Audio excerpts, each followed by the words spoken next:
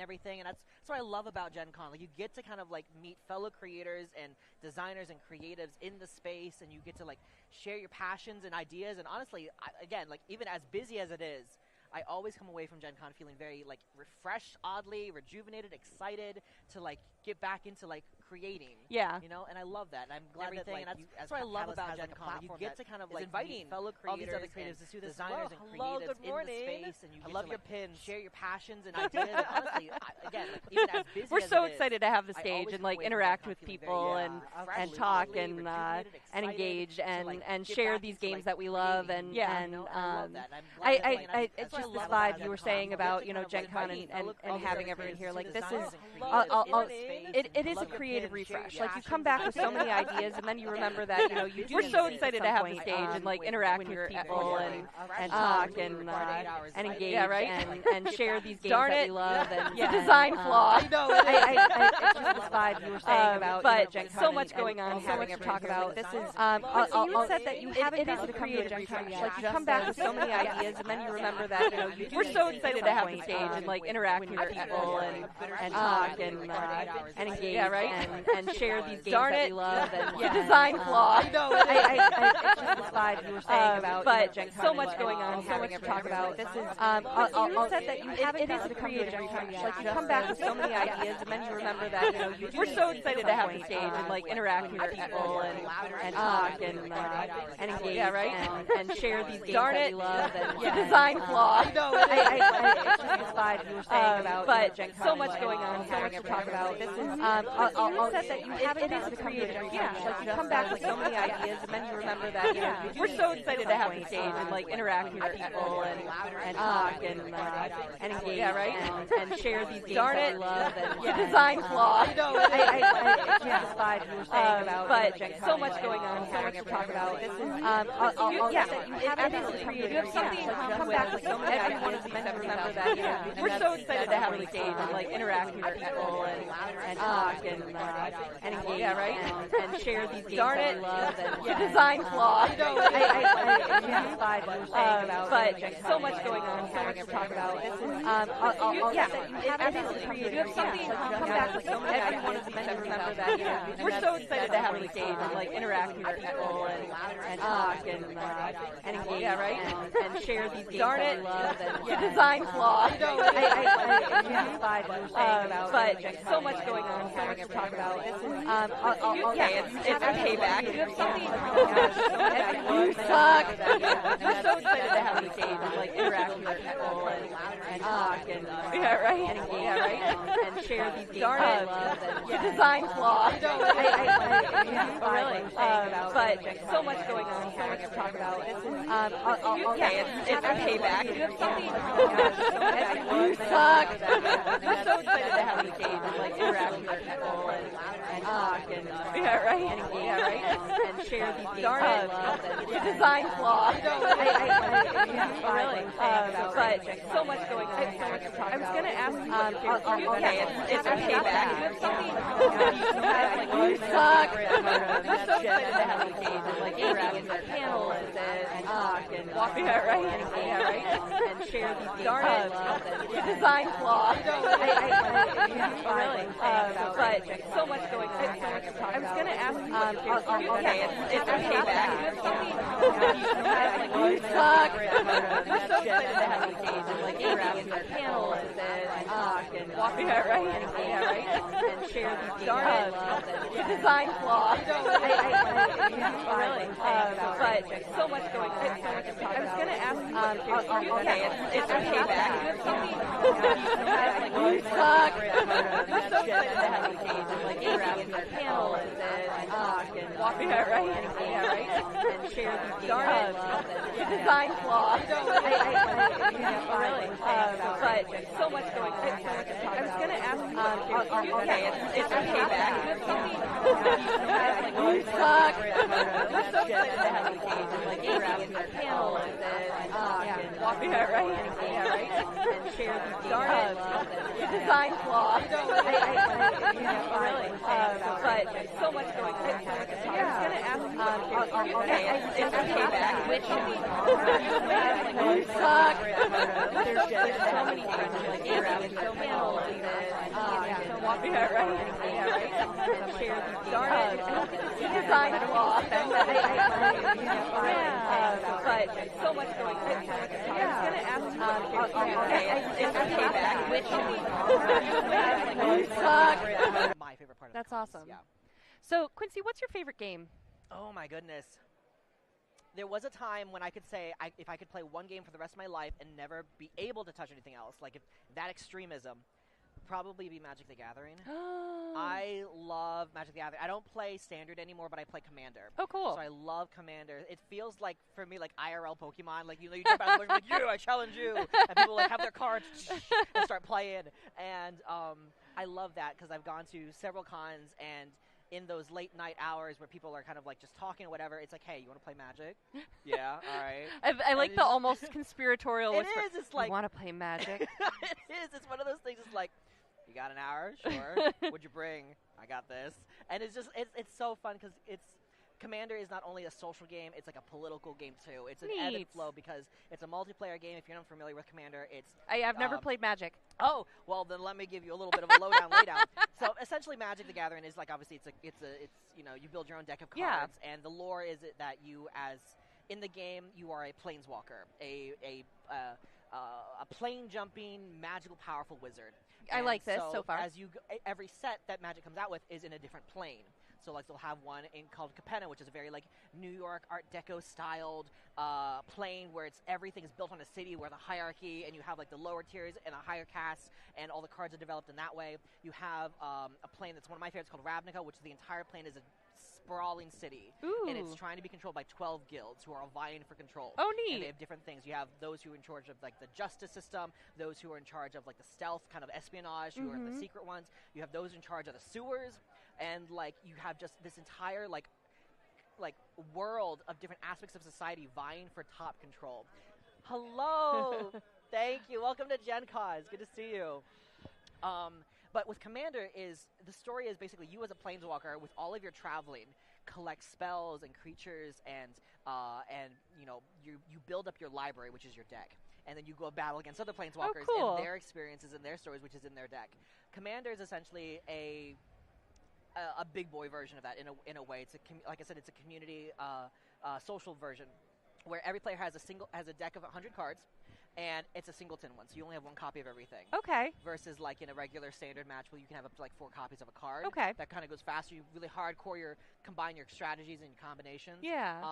Your deck in Commander really focuses around the strategy of who your commander is, which is like a legendary creature that like is your kind of signpost flag of like, this is what my deck does. So like my deck is it's a mono white, which is 5 colors of magic. You can kind of combine what it is, but my deck is all white magic. Ooh.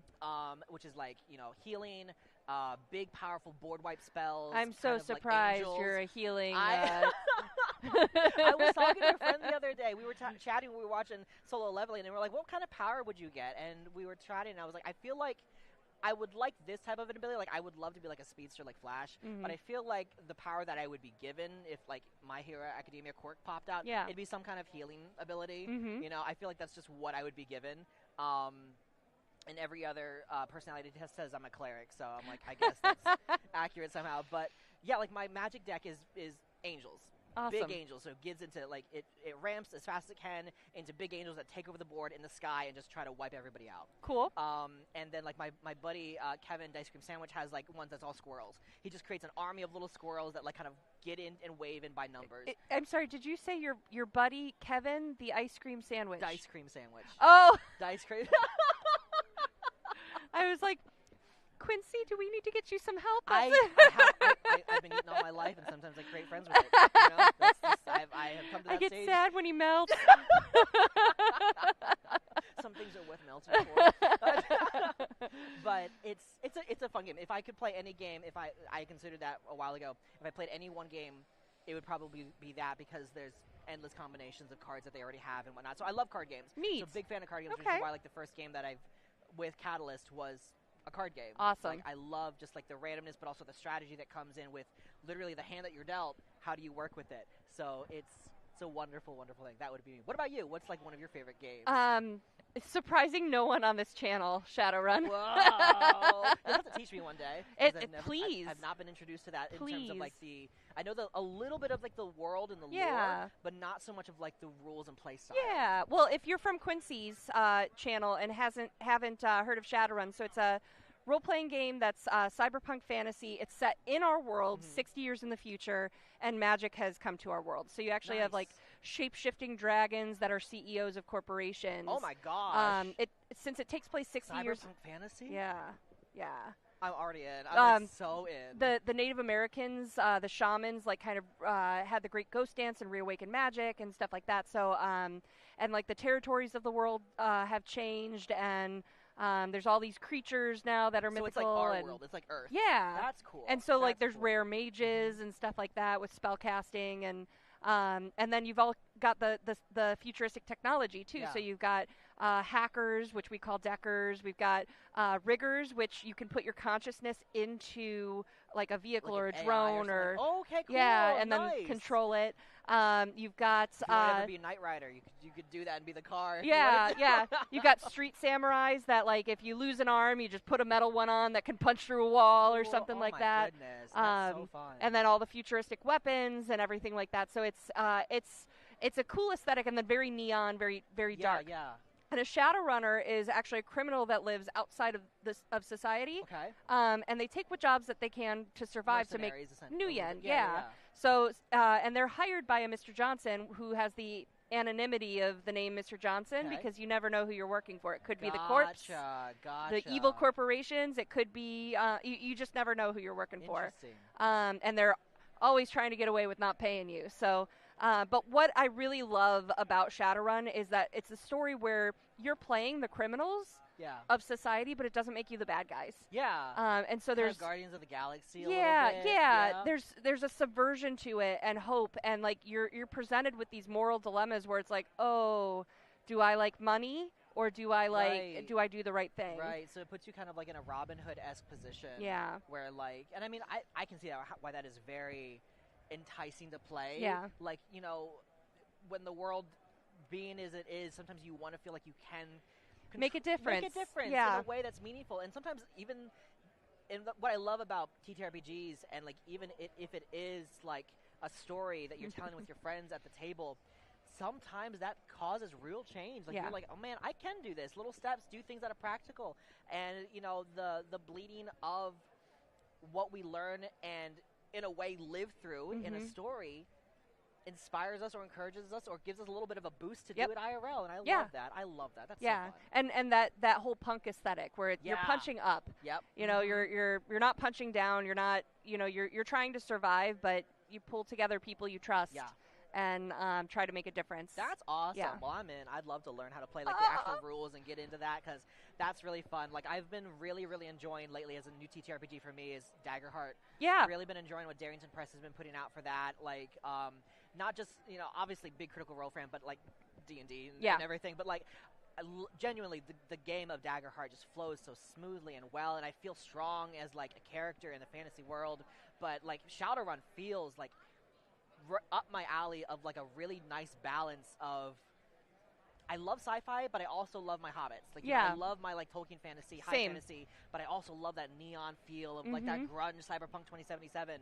But to combine that, I love that. That feels just like so crazy because not only you're going like against a dragon who's like a CEO of a corporation, but like his horde is his company, and he has like that. Just to me, sounds like the best combination of like going against the big guy, and everything, and that I'm in. It's great. I tend to lean more fantasy too, and I've told this story to our audiences before, but I'm a big hypocrite because I was playing D&D with my friend group, and this new player came in. We finished a campaign, and it turns out he wrote for Shadowrun. Wow! And he's like, "So I'd like to run this game for you. That's a cyberpunk fantasy that I write for." And I'm like, "That sounds stupid." Like cyberpunk fantasy? What? Sci-fi, well, sci-fi in general is like not always my first cup of tea either, because I'm just like, I want magic, I don't want blasters, you know. Right. I want dragons, I don't want spaceships. Right. With the exception of Firefly. For sure. Oh, absolutely. Yeah, you know, like I love Doctor Who. Yeah. Love Doctor Who, but Doctor Who is like leans much more into the fantasy of it all, and I love that. But like, I totally understand of like when you hear sci-fi, you're like, prove it. Yeah. Like, what's different, you know? Yeah. For sure. So, but yeah, it's become my favorite game, and my favorite aesthetic, as neon and bright as possible is. Yep, it's a vibe. Yeah. Who'd have thought? Yeah.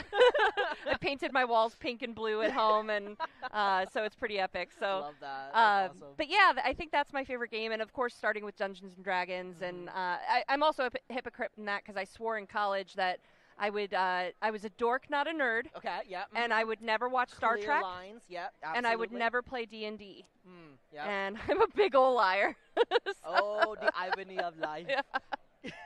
But that's what got me into D&D is I have a theater background, so I'm a theater Same. graduate. Yep, there we go. And like I was starting to watch Critical Role because I was like, first I was curious about it, but I'm like, okay, these are all actors.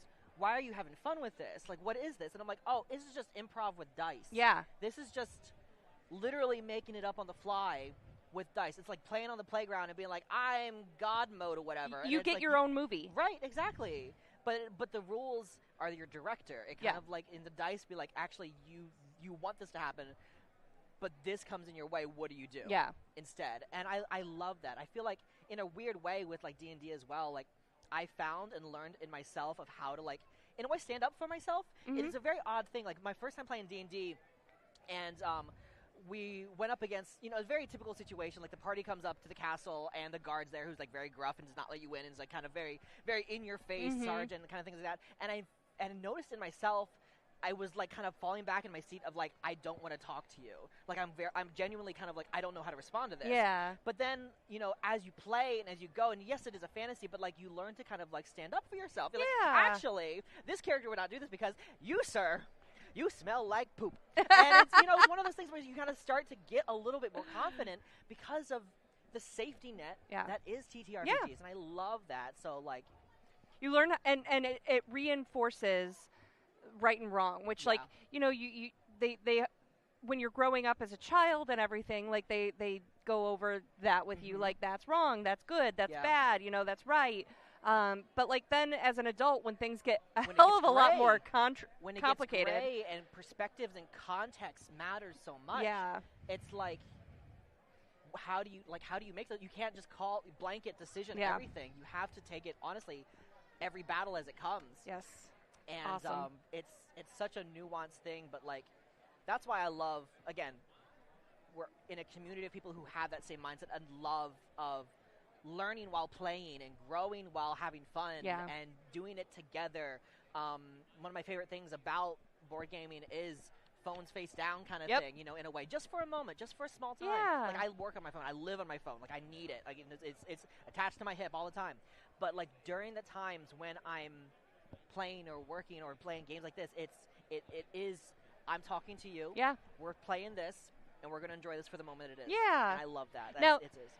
I've noticed because my I was diagnosed with ADHD a couple years ago, and I've noticed that like I fidget. Yeah. And so like having something for my hands or something, or even like I don't even know what I'm looking at on my phone, but I'm listening. Right, exactly.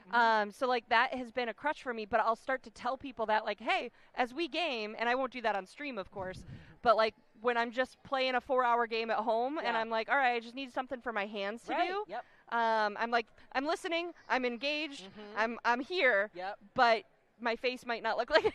No, absolutely, for sure. Like, I'm listening, but I'm, like, still building a stack of dice. Yeah, exactly, exactly. Well, I know I got a sign that we want to go through the schedule one more time. Let's do it. Because we get close to the end here. So, bring my schedule back up here. Just as we're, like, off the phones, and then we're both like... I mean, this is where all of the notes are, too. Yeah, they are. We kind of need that. So, live from Gen Con right now. Hello. With Quincy. With Ren. And then Tommy Rice, former NFL player, current actor, is in the Government Cheese show that just dropped on Apple TV. Nice. He's talking about his Partha Wars game with me that Catalyst is doing. Then we've got at 11 a.m. is Live with Adventure Forge and Jordan Weissman talking about his video game company. Live at 11:30 with XP Network. Then we've got at noon Live with Pinnacle. Noon 12:30 is Live with Piranha Games and Chris Lowry. Nice. They're the ones that produced Mech Warrior 5. I keep wanting to say Mech 7 because Randall's in a like Magnificent 7. Oh goodness. So bad puns. And then we've got a BattleTech Gothic chat at 1 p.m. with Randall and Marco Mazzoni, the art director. Nice. Then we've got Quincy back here with Mike Ritchie, who's the director of board games for Catalyst, doing a live play of your new game, Guardians of the Four Winds. Yes. Then we've got Live with Renegade from 3 to 4 p.m., Live with Green Ronin from 4 to 4:30, Live with R. Talsorian from 4:30 to 5, and then from 5 to 9, Shadowrun 6th World actual play with a developer from each edition of Shadowrun. What a finale on day one. That's exciting. I'm so excited to see that.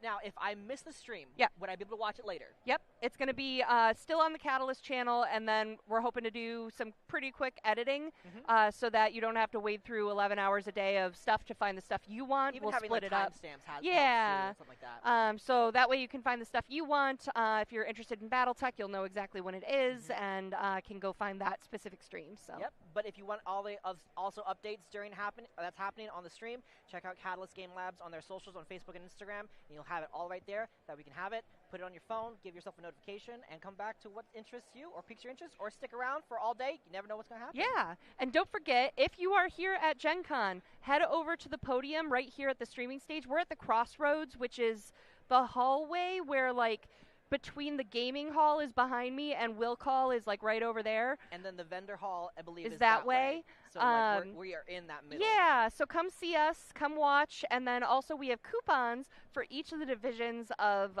Catalyst. So save your monies. Yeah, so you can buy more games. 10% off your board game or fiction or RPGs or Shadowrun or BattleTech. It's all here. So. I love it. Yeah. I love it. Anything you want to sign off with? We are getting close. We have 6 minutes. Oh my gosh, has it gone by that quickly? Well, thank you, Rem, for letting me yap with you for the first hour of Gen Con. This has been so much fun. It's great getting to know you. Thank you. I know we've kind of like talked distantly or like through interacting, like again, planets kind of circling, and then now we're finally getting to act together. And no, this has been so fun. Thank you for letting me chat and say hello to y'all's community and introduce you to myself. I'm so excited to be working with Catalyst and all the cool things we have going on. If I see you on the floor, I'll be wandering around. I'll also be hanging out quite a bit at Catalyst's booth 1603 there, but then you'll also see me back here at 2 o'clock today, tomorrow, and Saturday playing some games. But this has been such a wonderful time. It's so surreal, and I'm beyond grateful and blessed to be able to be in this position. So, but thank you for Did you letting think 6 years ago that you'd have a board game at Gen Con? Oh, absolutely not. Absolutely. Like, what is life? What? No. I make TikToks for a living. Like, what? Like, how do you go from that to this? I'm just like, all I can say is that if you have a passion that you love to do and you have something that just feels out of, like, just so far away, just enjoy what you're doing, enjoy the journey now. Consistency over quality right now is, I think, just the best, and you learn as you go, and it's just keep it going, and like just have fun while you're doing it, and I love it. Learn to love learning as you go. Failing is just learning with a hurt pride. Yep. And I like that. You know? Yeah. In a way, and so that's kind of those things, do what you got to do to tell yourself to keep going. But that's awesome. I'm so grateful to be here. So thank you for letting me share the stage with you, Rem. Of course, anytime. And we'll play Shadowrun. Absolutely. I'm so in. I have a new gamer friend who's Quincy. I get to figure out how to play like Cyberpunk Fantasy. 100%. Awesome. Absolutely. I love playing rogues. Hi guys. Hello. Welcome to the stage. So we'll go ahead then and sign off a little bit early so we can get set up with Tommy coming up next for the Partha Wars chat and let you get over to the booth. I'm going to get myself lost in the vendor hall. Yep. But thank you guys all for being here. Thank you for being here. Thank you everyone here at Gen Con walking by. And I'm so excited. Everyone looks so good. I can't wait to spend the day with you guys. So thank you. Be safe out there.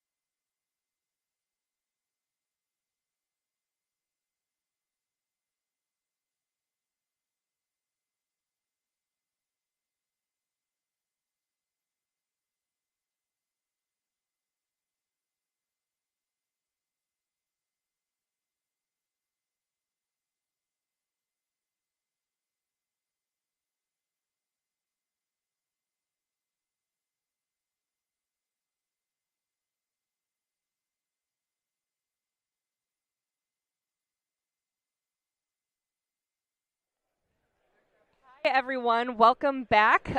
We are at our second session today. I am Rem Alternus. I'm the Community and Marketing Director for Catalyst Game Labs, and I'm here with Tommy Rice. Hello, Rem. Hello, everybody. Former NFL player and current actor. I just mentioned in the last stream that you were just on Government Cheese on Apple TV. Yeah, that went it was a lot of fun. A lot of fun. Despite how it looks, I won't spoil it. Yeah, he gets No, whoa, don't spoil it. Okay, I won't spoil it. Yeah. But nobody said I'm dead. Nobody said I'm dead.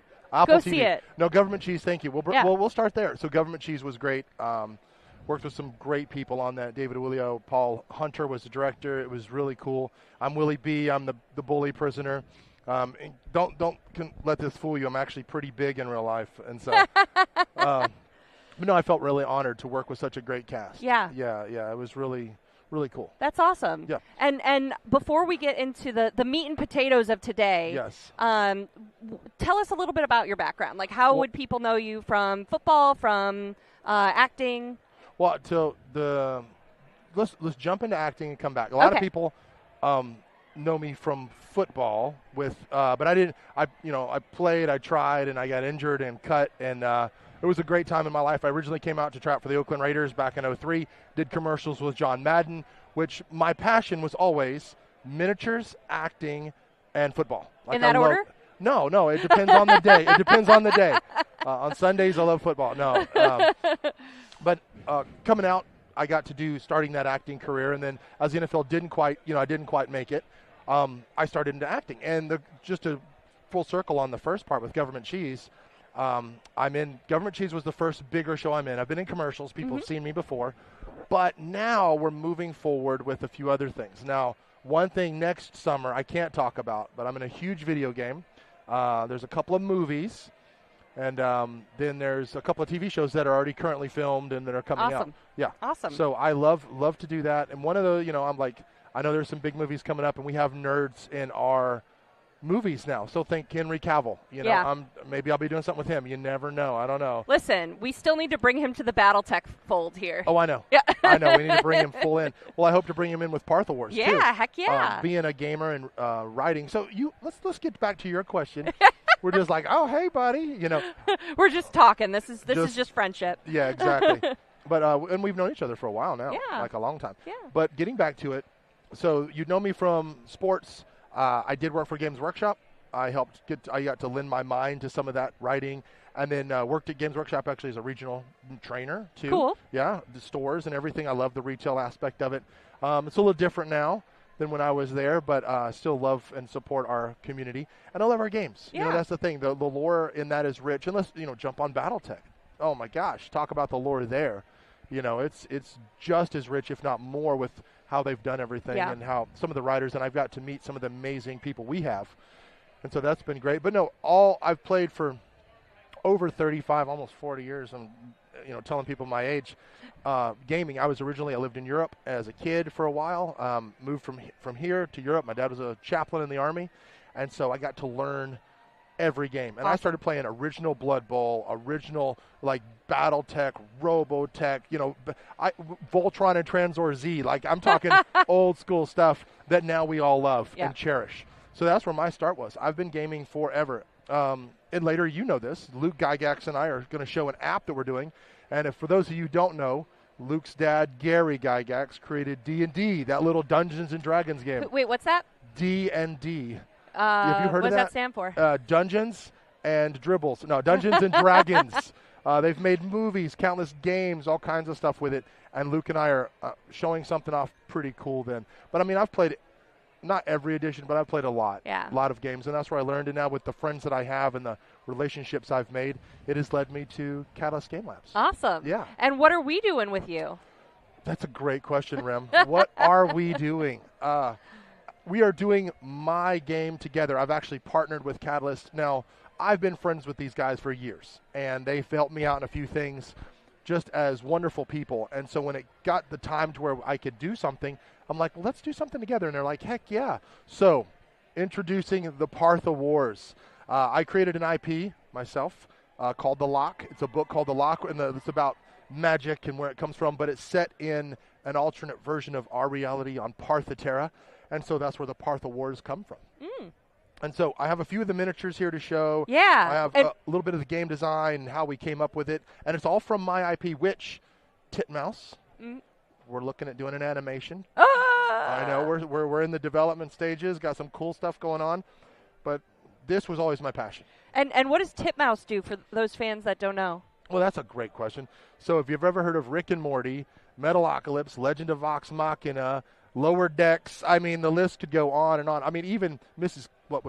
Clocks, I forget, from Loki, they did that. Like, Titmouse is the pinnacle of animation, just some of the best people in the world. And I'm lucky to have them as friends. That's awesome. And being able to work together, too. No matter what, though, the friendship part is a huge aspect. That's great. Yeah. And so we do have a new website for Partha Wars. We do. The Partha Wars site is live. It's very, very hard to get to. I'm kidding. ParthaWars.com. That's it. Go check it out. That shows you lore, shows you a lot of the art, the world building that we've done, and now we're going to get into the miniatures and later on, hopefully, the toys and, all the good stuff that comes with it. Awesome. So speaking of the miniatures, yes, you've got some to show that are here at Gen Con at the booth, yes, and we're going to show them to you right here on stream and on stage. Yeah. No. So I tried to go above and beyond with this. So my chief design officer, if you will, like head of design, CDO, Javier Urena from Spain, one of the greatest sculptors in the world, and he's actually jumped in with me. We started designing these. So I have a few here that are painted very nicely to show, but then the really, really beautiful ones are coming. We have Sergio Calivo. We're going to have him do one, and then Eric Swinson, the man himself, is actually helping. So thank you, both of those gentlemen. I really appreciate it. But also, here's some good stuff, too. And now this was from Jason Craze, right over at the Let's see what Pro we Acro can see guys. here. Pro Acro guys. He just did that for me, and Jason I've known for 20 years.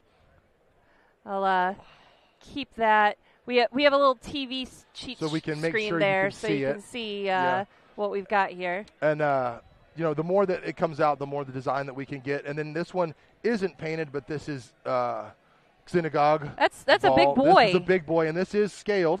So a normal Spartan or a normal Federation soldier. The detail on this is intense. Thank Look at you. those claws. I know. Just wait till see what he does. And the great thing about this is the gameplay is so different than pretty much everything we've seen. Yeah, tell me a little bit about the gameplay. And now, really quick, here's a couple of the mech suits. Now, okay, this is a Reseum soldier, and the Reseum soldier actually fits in this suit. What? When Javi designed it, he made it to where he could literally sit in the canopy, and as you look through some of the books, or what we call them, the war sheaths, where you put your sword, it's old sheath, right? So the war sheaths, that is an army-type book. So when you look at it, it'll have designs, it'll have specs, and you can actually see him in the cradle just... Oh, neat. Some other games, they are sitting in a baby carriage with arms, there's no way, as beautiful as the model is, there's just no way this dude could fit in the model. It's just not going to happen. They would have to, have extended arms and short legs. Yeah. And we made sure it was real. You could actually pull it off, and that's everything in Partha Wars that we're doing. Everything that we have with it, all the mecha suits and the huge roto cannons. And like I said, these are shown. This is Phil Hall, actually, Glacier Geek guys who painted these for me. He's awesome. And then in the ones in the case are actually from Chris Gorka, amazing guy. Thank you, Chris. Thank you, Phil. I'm falling behind here. No, you're good. I want to thank all the people. It's hard because I feel so blessed to work with so many people. From Gale Force 9 to Mythic and Monolith. Like, there's a bunch of people I've worked with, and all a part of the journey. That's awesome.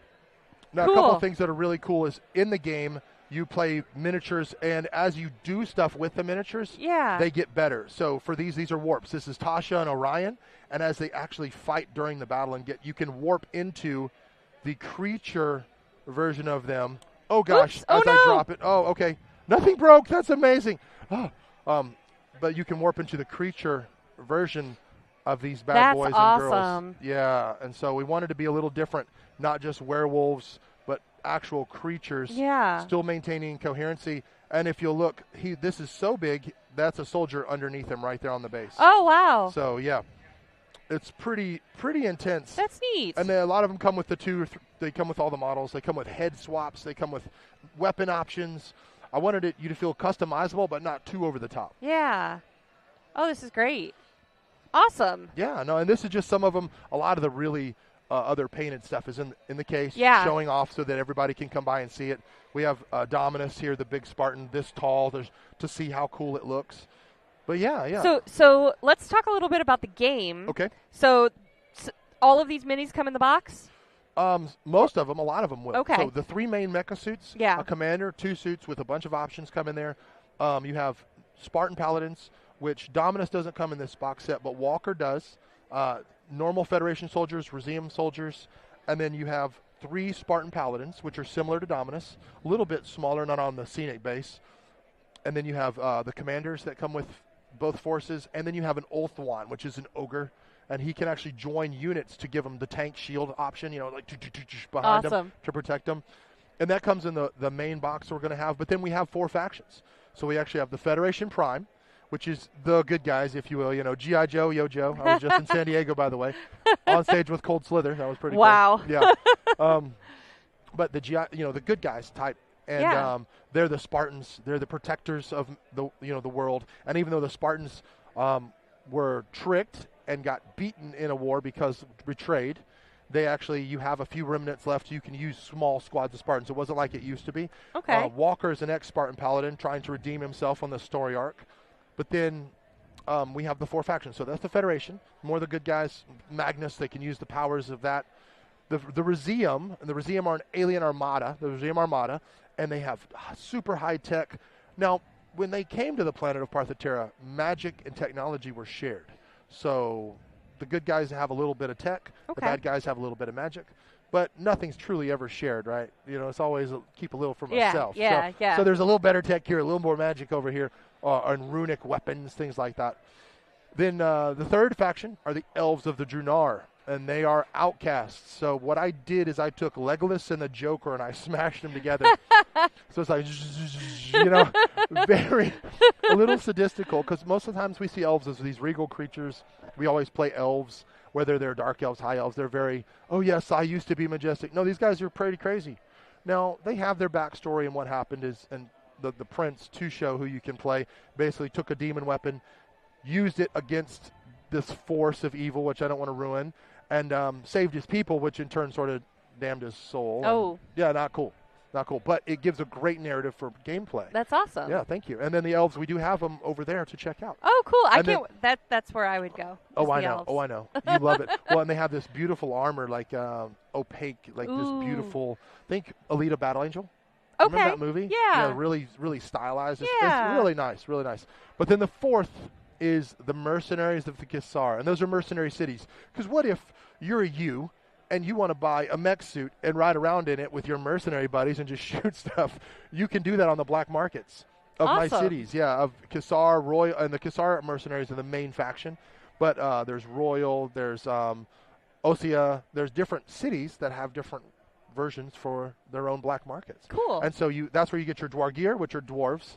You get more Ulthuan, which are ogres, and you get all kinds of trolls and all kinds of different races, classes, people you can be. Because I threw my net very wide. I wanted this I wanted everybody to be a part of it. And I don't want to use the word inclusive, but I wanted it to be inclusive. I wanted everybody to go, I like that, and have something they could commiserate with. Awesome. Yeah, so those are the 4. Federation, Reseum, Drunar, and Mercenaries. And representatives from each of those factions are going to be in the box, or do you have to get those factions separately? Actually, a decent assortment, but good. Mostly the main 2. Okay. But Mercenaries can be used in everything, so yes, they're technically, you can use those too in your other armies. Okay. Especially the Za and everything too. Now, Za are orcs in my world, and they talk like this, but they're not stupid. And I turned everything a little different on my world. Awesome. Yeah. So what else comes in the box? You got the minis, and you have some. I'm trying to lead to this other stuff you have. So let's break it down in the box that Rim is speaking of and the showing off. We wanted people to have 2 armies to get started and learn the game, and so that's the Federation and the Reseum, and it gives you some of the merc stuff that you can use on other armies. Then when you come to it, you can choose your faction. That's where you can buy more elves if you want. That's why you can buy more mercenaries. That's when you can buy more Federation, Spartans, Reseum soldiers, and then the Za bringing out what you want. Now, the elves mainly ally with trolls and gnomes, and they have some pretty cool creatures. Cool. Like that. So, but that'll come in other boxes and whatnot. Yeah. And she's waving everybody because we're getting waved. We're here in the middle of Gen Con. We're here for you and on the stream, but we're also here for anyone walking by the stage. So engaging with people as they're on their way to the vendor hall. The doors just opened, so the traffic is starting to move. I think 70,000 people, 80,000 people are walking in now. It's insane. Like just trying to get over here from the booth was like, wow. When I fall asleep tonight, instead of counting sheep, I'm going to count Gen Con attendees. That's right, badges, 1, 2, 3. So back to it. So there's that. Then you have the 4 factions, and it has tons of characters because that's the one I wanted to be very open once again with everything you could do with it. You can customize your force somewhat like the olden days, harken back to the old ways where you could customize your force, adding machine guns. A lot of people play Warhammer 40K, and so like that when you could really customize it. But I kept it very simple the way we are now, and it's easier to just jump on board, find out what people want to do, and I want it to make their own. You know, and somebody's asked, well, can I play these in other? Of course you can. They're very balanced to be in almost any game, not too over the top, but they do look. They're like the 32, a 28 heroic. So they're a little thicker, a little bigger than most guys, but we kept it more real. We don't have hands that are bulbously huge, except, that need to be bulbously huge. The big boy. Yes. Now, with the starter set, and I don't want to call it a starter set, but it's with that main set that we're coming out, because all that's going to be to where you can customize your own and buy your own as well.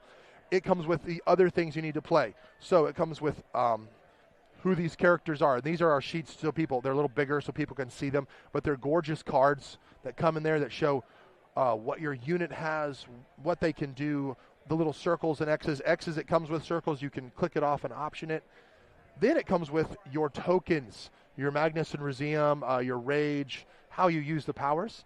Of course, lock magic and how you can open and lock the Labyrinthian to pull from the magic of the Labyrinthian. And then it comes with your order cards, which this is one of the coolest things because we all love card games usually. And it gives you a chance to customize your force even more. I want to see somebody break the game. Okay. I do, because I don't think it can be broken because I can counter it. And you'll find something broken, you will, but then someone else can counter that with something else. Okay. It's equally as broken. And things like orders are like move. Very simple, but the unit can move twice with no option. So you can actually go across the board, and you haven't even wasted any of your actions. Oh, wow. And it makes it tactically sound. Okay. So things like that make my game so different. Now, these are one use, so as soon as you use a boom, it goes to the graveyard. You're done. But you can use them to make and enhance your forces. You get to, when you start a game of Partha Wars, you get the mission, you get the terrain set up, and then you pick your cards.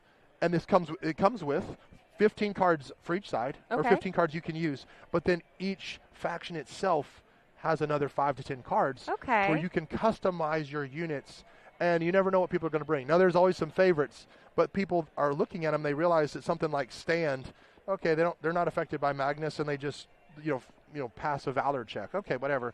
But then you realize how powerful it is later in the game when you get hit and somebody takes your unit and pushes it back 6 inches so someone else can charge it. Oh, so it's very collaborative in terms of like being able to kind of, if we're on a team, collaborate in terms of accomplishing the same goal. Okay. Yeah. Neat. And it's activations too. So let's say you have this squad and you want to shoot over there. The cool thing is you could throw an order. This squad could move here. You could throw another order. That squad shoots, and then your commander can charge in for his third action. And that's one action only. Okay. Like it went 1, 2, but you're using it's resource management because now you're using the special tokens, using this. Just know usually when those are gone, they're gone. Oh, okay. So you have to be tactically sound and use where you want to blow all your resources. All right, awesome. Now, the new website, I believe, is supposed to have the quick start rules on it, right? Yes, it has a set of quick start rules that people can look at, and it just lets you find out. And then after Gen Con, we're updating that with even more rules. Awesome. So that people can learn the game. Because it's hard to get, well, I won't say hard, but it's sometimes difficult to get out of the mindset of playing the way we've played. So if we play BattleTech move, turning your pivoting hexes. You know, if you're playing Warhammer or Kill Team, it's 3 inches, turn it 2 inches over here. You know, Warhammer's a classic move, and 6 inches, and it's punch, move, shoot, attack, like the classic. This is totally different. With these, you can use your actions. You can move, you can shoot, you can charge. If you have more actions, you can charge. Like, it's really cool because think about it. You have this mighty warrior, and if you're close enough, he can hit this unit and then jump to this unit and then use the power on that unit and then flip back. So it's very cinematic. Just know, as soon as his activation's over, Rim gets to activate and bring the pain. Murder you. Exactly. Well, wow, that's true. You haven't played with me enough to know that that's common. I know. Actually, I have. And in Shadowrun, I have been murdered. So there we go. but I actually completed a Shadowrun mission. Me and B-Dave, if you remember. Yeah, we did. Very well. We did very well. You guys were fun. Yes. All right, so and then what are these for again? These are resource management tokens. So what you're going to do is when you have your card, and obviously this isn't the final. And these are the little. That's what I'm referring to, since you guys can't see what I just pointed at. So a rage token is usually a red token because red sort of goes together. If someone like Xenagog actually goes and attacks a unit and destroys it, he gets rewarded because that's what Za do. They're warriors. They're mighty. And so they take down units if they get injured themselves. And there's a few criteria where you start building these resources up to a maximum. But then you can use them to flex and heal yourself, or to get more attacks, or to move further because you're just so enraged. You're like, I'm mad at the world. And then going back to the Magnus with the Spartans, it's based on estomagnetics, which, yes, I have a degree in science. And I based it on a real science, even though it's totally made up. But it's how magnets work and polarization. A Spartan can actually, much like Magneto, can use the power of the Magnus to push people to stop bullets. Just know this, if I was to get up and run over there, I would probably be tired. Yeah. I'll be breathing hard. The same thing with the Magnus. You can only use so much of it before you have to release it and let it go. Gotcha. Once it's released, then you can try to rest. But you're a Spartan. You're the highly trained super force of death and destruction, and you're in super tech armor from these guys. Sure. So it's, that's how it is. Whereas Walker is classic army, but he still has the Magnus powers and has the sword Havoc, which was painted pink to show off. Thanks, Phil.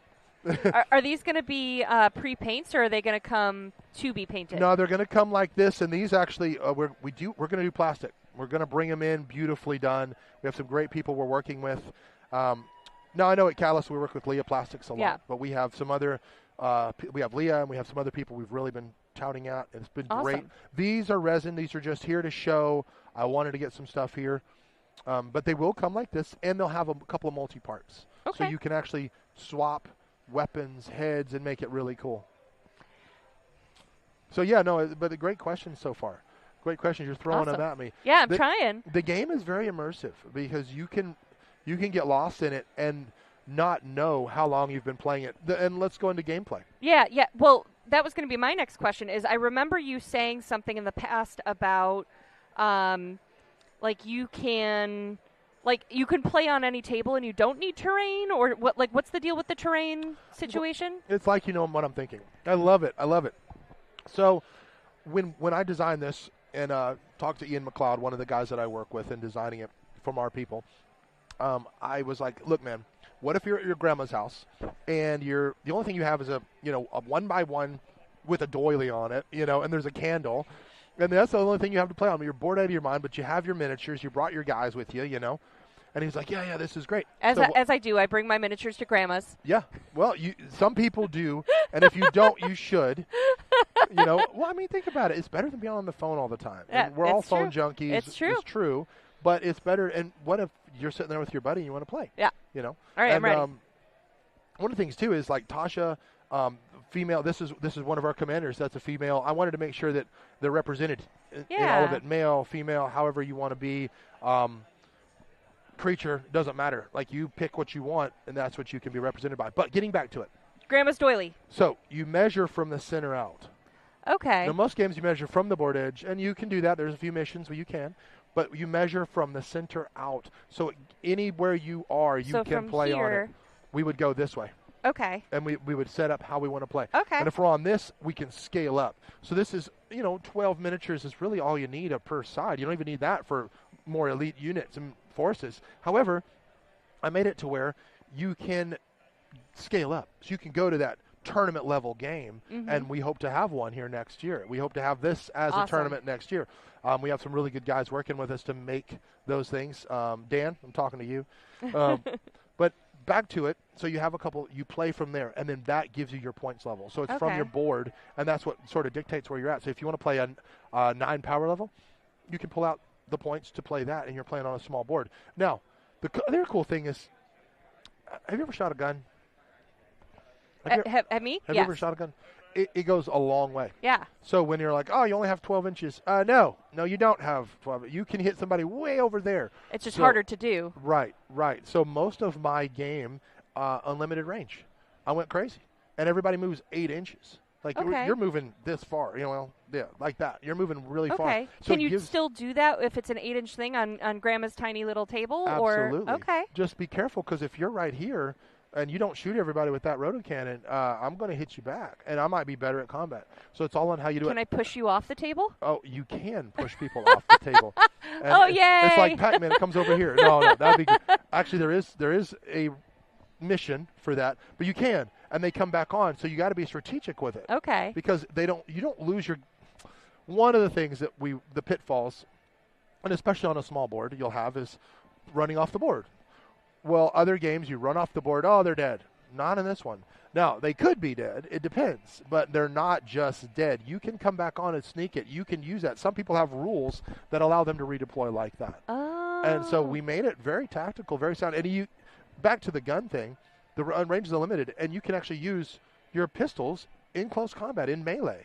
Like, there are people that do that. Okay. Knife and a gun, and I actually have trained for it. I act, but my dad was a chaplain. My uncles were all Army people, or Navy, or Air Force, or Marine. And so I wanted to make it realistic, but also cinematic, so that you can do that. Cool. Yes. Awesome. But it just little things like that, and the gun ranges are different, how the powers work. Now, there is a limit to things, but I tried to make it very open to where you unlock the world of Partha, not just stuck in this, okay, I'm on this. And if you are on the grandma, right, this big, you're probably only going to have him and 3 people, and Gotcha. I'll have 4 or 5 Okay. people. So it makes it better. Whereas you go, the more you get and the bigger you get, like, what is this, almost a 5x5? Yeah, something like that. We would have, I don't know, 70, 80 level, and it's just huge, beautiful war, very cinematic in how it works. So can we play pretend? Yeah, of course. I know we don't have the entire box set up here, like with the measuring tape and stuff like that. Yeah. But you said coming from the center of the table. So these mechs, if it's me versus you right now, right, like how would you divide these so that it's a fair fight? Okay. Well, so we'd have the 3 mechs. So this is actually a unit. This is a commander and two of his bodyguard. And then we're going to pull him out because he's very big. Okay. And he could probably wreck everybody on this table except him. Okay. And this guy almost can wreck anybody. But let's just put him here. We'll have 1 soldier, and then this would be pretty much what we'd have. 4v4, okay. Yeah, something like that for this now, level. Your guys are so much smaller than mine. So you think. Uh-oh. So you think. Let's do a little comparison here. Here's the captain to Dominus. Okay, like he's a pretty big boy. Yeah, he's a big guy, and there's he's on his rock here. So, and in the armor, almost 7 or 8 feet, like is what he would be. Okay. And then here you have, I don't know, I think he's 12 or 15, somewhere in there. So it's big. It's a mech suit. It can fit in it, but it's what he has. It's the power level. With his Magnus, he can actually. So let's just run through. Yeah, let's do it. So now, what you would have though is you would have a full squad of at least 6 of these guys, okay, at least. Sure. And you can make them bigger or smaller. We'll just say that a walker here is a sergeant. Okay, so we'd measure, we'd get our mission. Our mission is to murder you. Yeah, murder me. Actually, then that's the nice thing about this game. It's not about murder. Oh. It really isn't. And even the bad guys? We've played a mission where the guy was playing lost 4 models. I think we had, let's say 12 to 20, somewhere in there. He lost 4 total models, won the game, beat me, which is sad because I created the game, But he actually did amazing because he went after the objectives and he moved and stuck. And that's the thing about Museum. They have the best firepower in the game. Okay. And they can also move after they do something. For instance, we set the mission. The mission here is to actually get the Arcanium Orb and get it off the table. Okay. So you're going to go up, try to get it. You have to make a check to see if you capture it, and then just jump off your table edge. It's as simple as that. But for this one, we're going to twist it, so you have to jump off my table edge. Hey! Yes. So you have to go through me. I don't like that. Yeah, you do. Oh, you love it. Well, let's compare. Like, if I run into you, it's like running into a brick wall. Wait. Hold on. Mine are so much bigger than yours. Did I not just hear that? So, all right, I'll tell you what. So I'll take first activation just to show what we can do. Okay. So because of what we would do, we would measure out. Let's say I'm set up here, and we would put a little terrain. Now, the cool thing is we can use the monster can if we need to.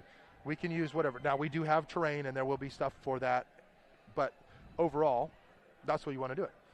Perfect. Yeah, you're like right I'm trying to make sure the camera can see each of the minis. Guys? Okay, perfect.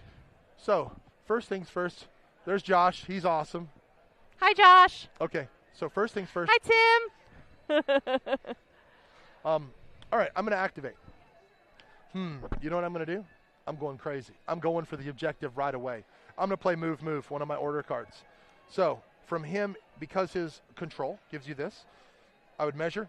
They run up, move, run up again. They're on the objective, and now I make my checks, which, if you look where we are, it's secure. So I'm just going to secure it.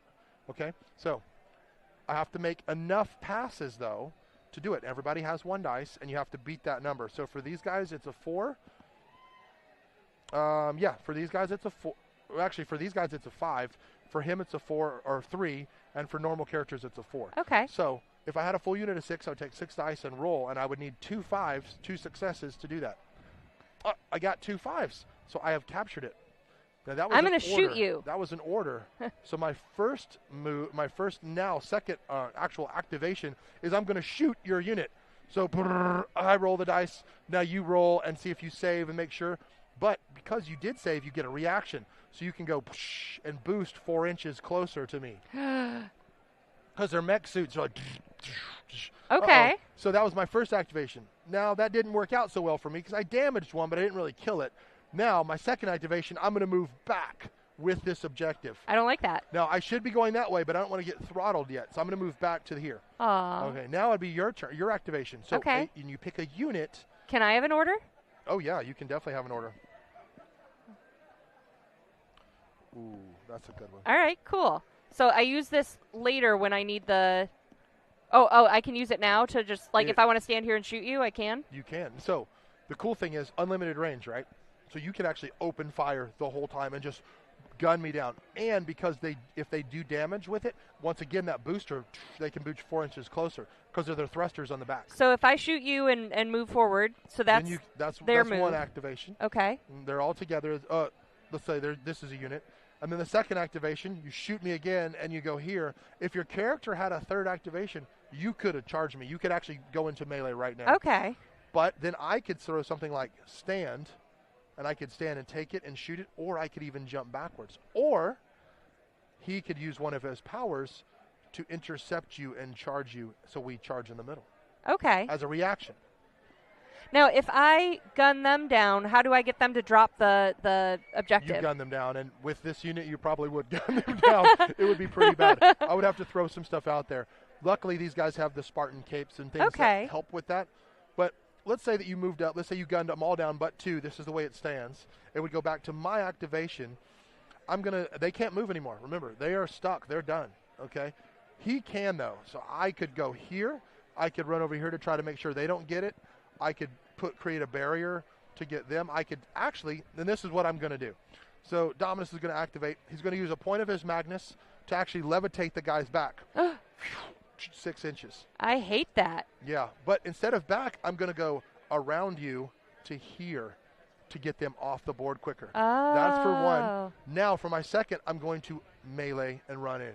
Okay. So I roll my dice, you roll yours, we see what happens, and then I get rid of one suit. He moves in. Now we're still in this is your captain. He's amazing. He's not going to run away from this little guy. So now, but I've kept you in melee. Now, one of the cool things, I really want to get into this, size matters. Size matters in this game. I don't know if you know this. Yours are bigger than mine. As big as this guy is, size 3, he's a size 4. Okay. So even though I won the combat, the melee, I get pushed back first even though I won. and then you move. Okay. And then I can follow up, but still I have to stay within 2 inches out. But he pushes me back. Okay. So that could be a detriment to me if he pushes me over here, and then he brings another unit in. Oh. Because I want to stay between these two. Gotcha. Now, yeah, because if I push you out of my way and then go continue to gun these guys down. Exactly. Okay. And meanwhile, I could be moving these guys in to be able to grab it and run. Right. Okay. I think if I was going to be tactical, and this is how tactical the game gets, why I think that there's no wrong way to do it.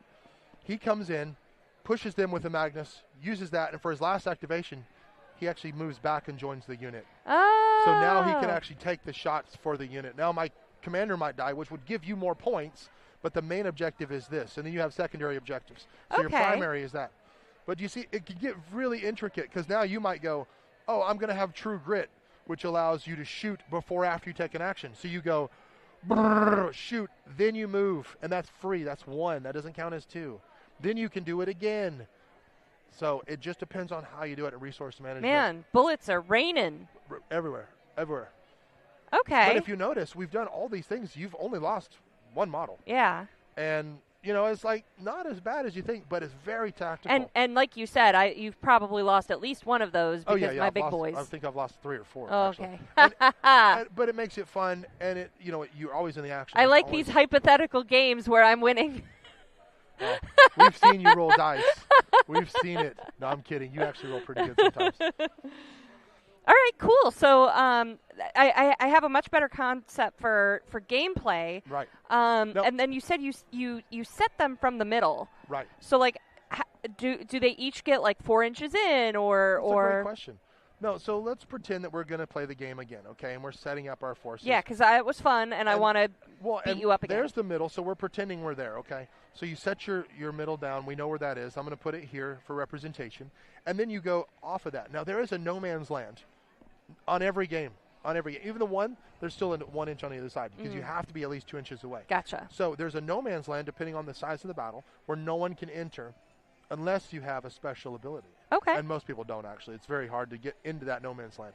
But the no man's land makes sure that no one can just smash you in the first turn. Now, you can still hit somebody in the first turn. Don't get me wrong. It's pretty easy to do.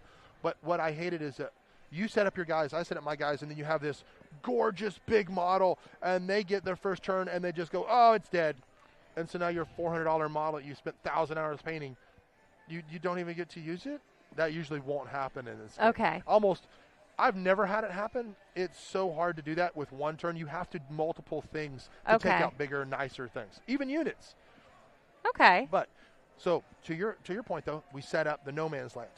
Then your deployment zone, depending on if it's alpha, omega, where you're at in the deployment, if you're deploying back here, if you're deploying here, and then from there it's pretty simple. Now we might have the quarters, you might have halves, you might have thirds. It depends on the mission you get. Okay.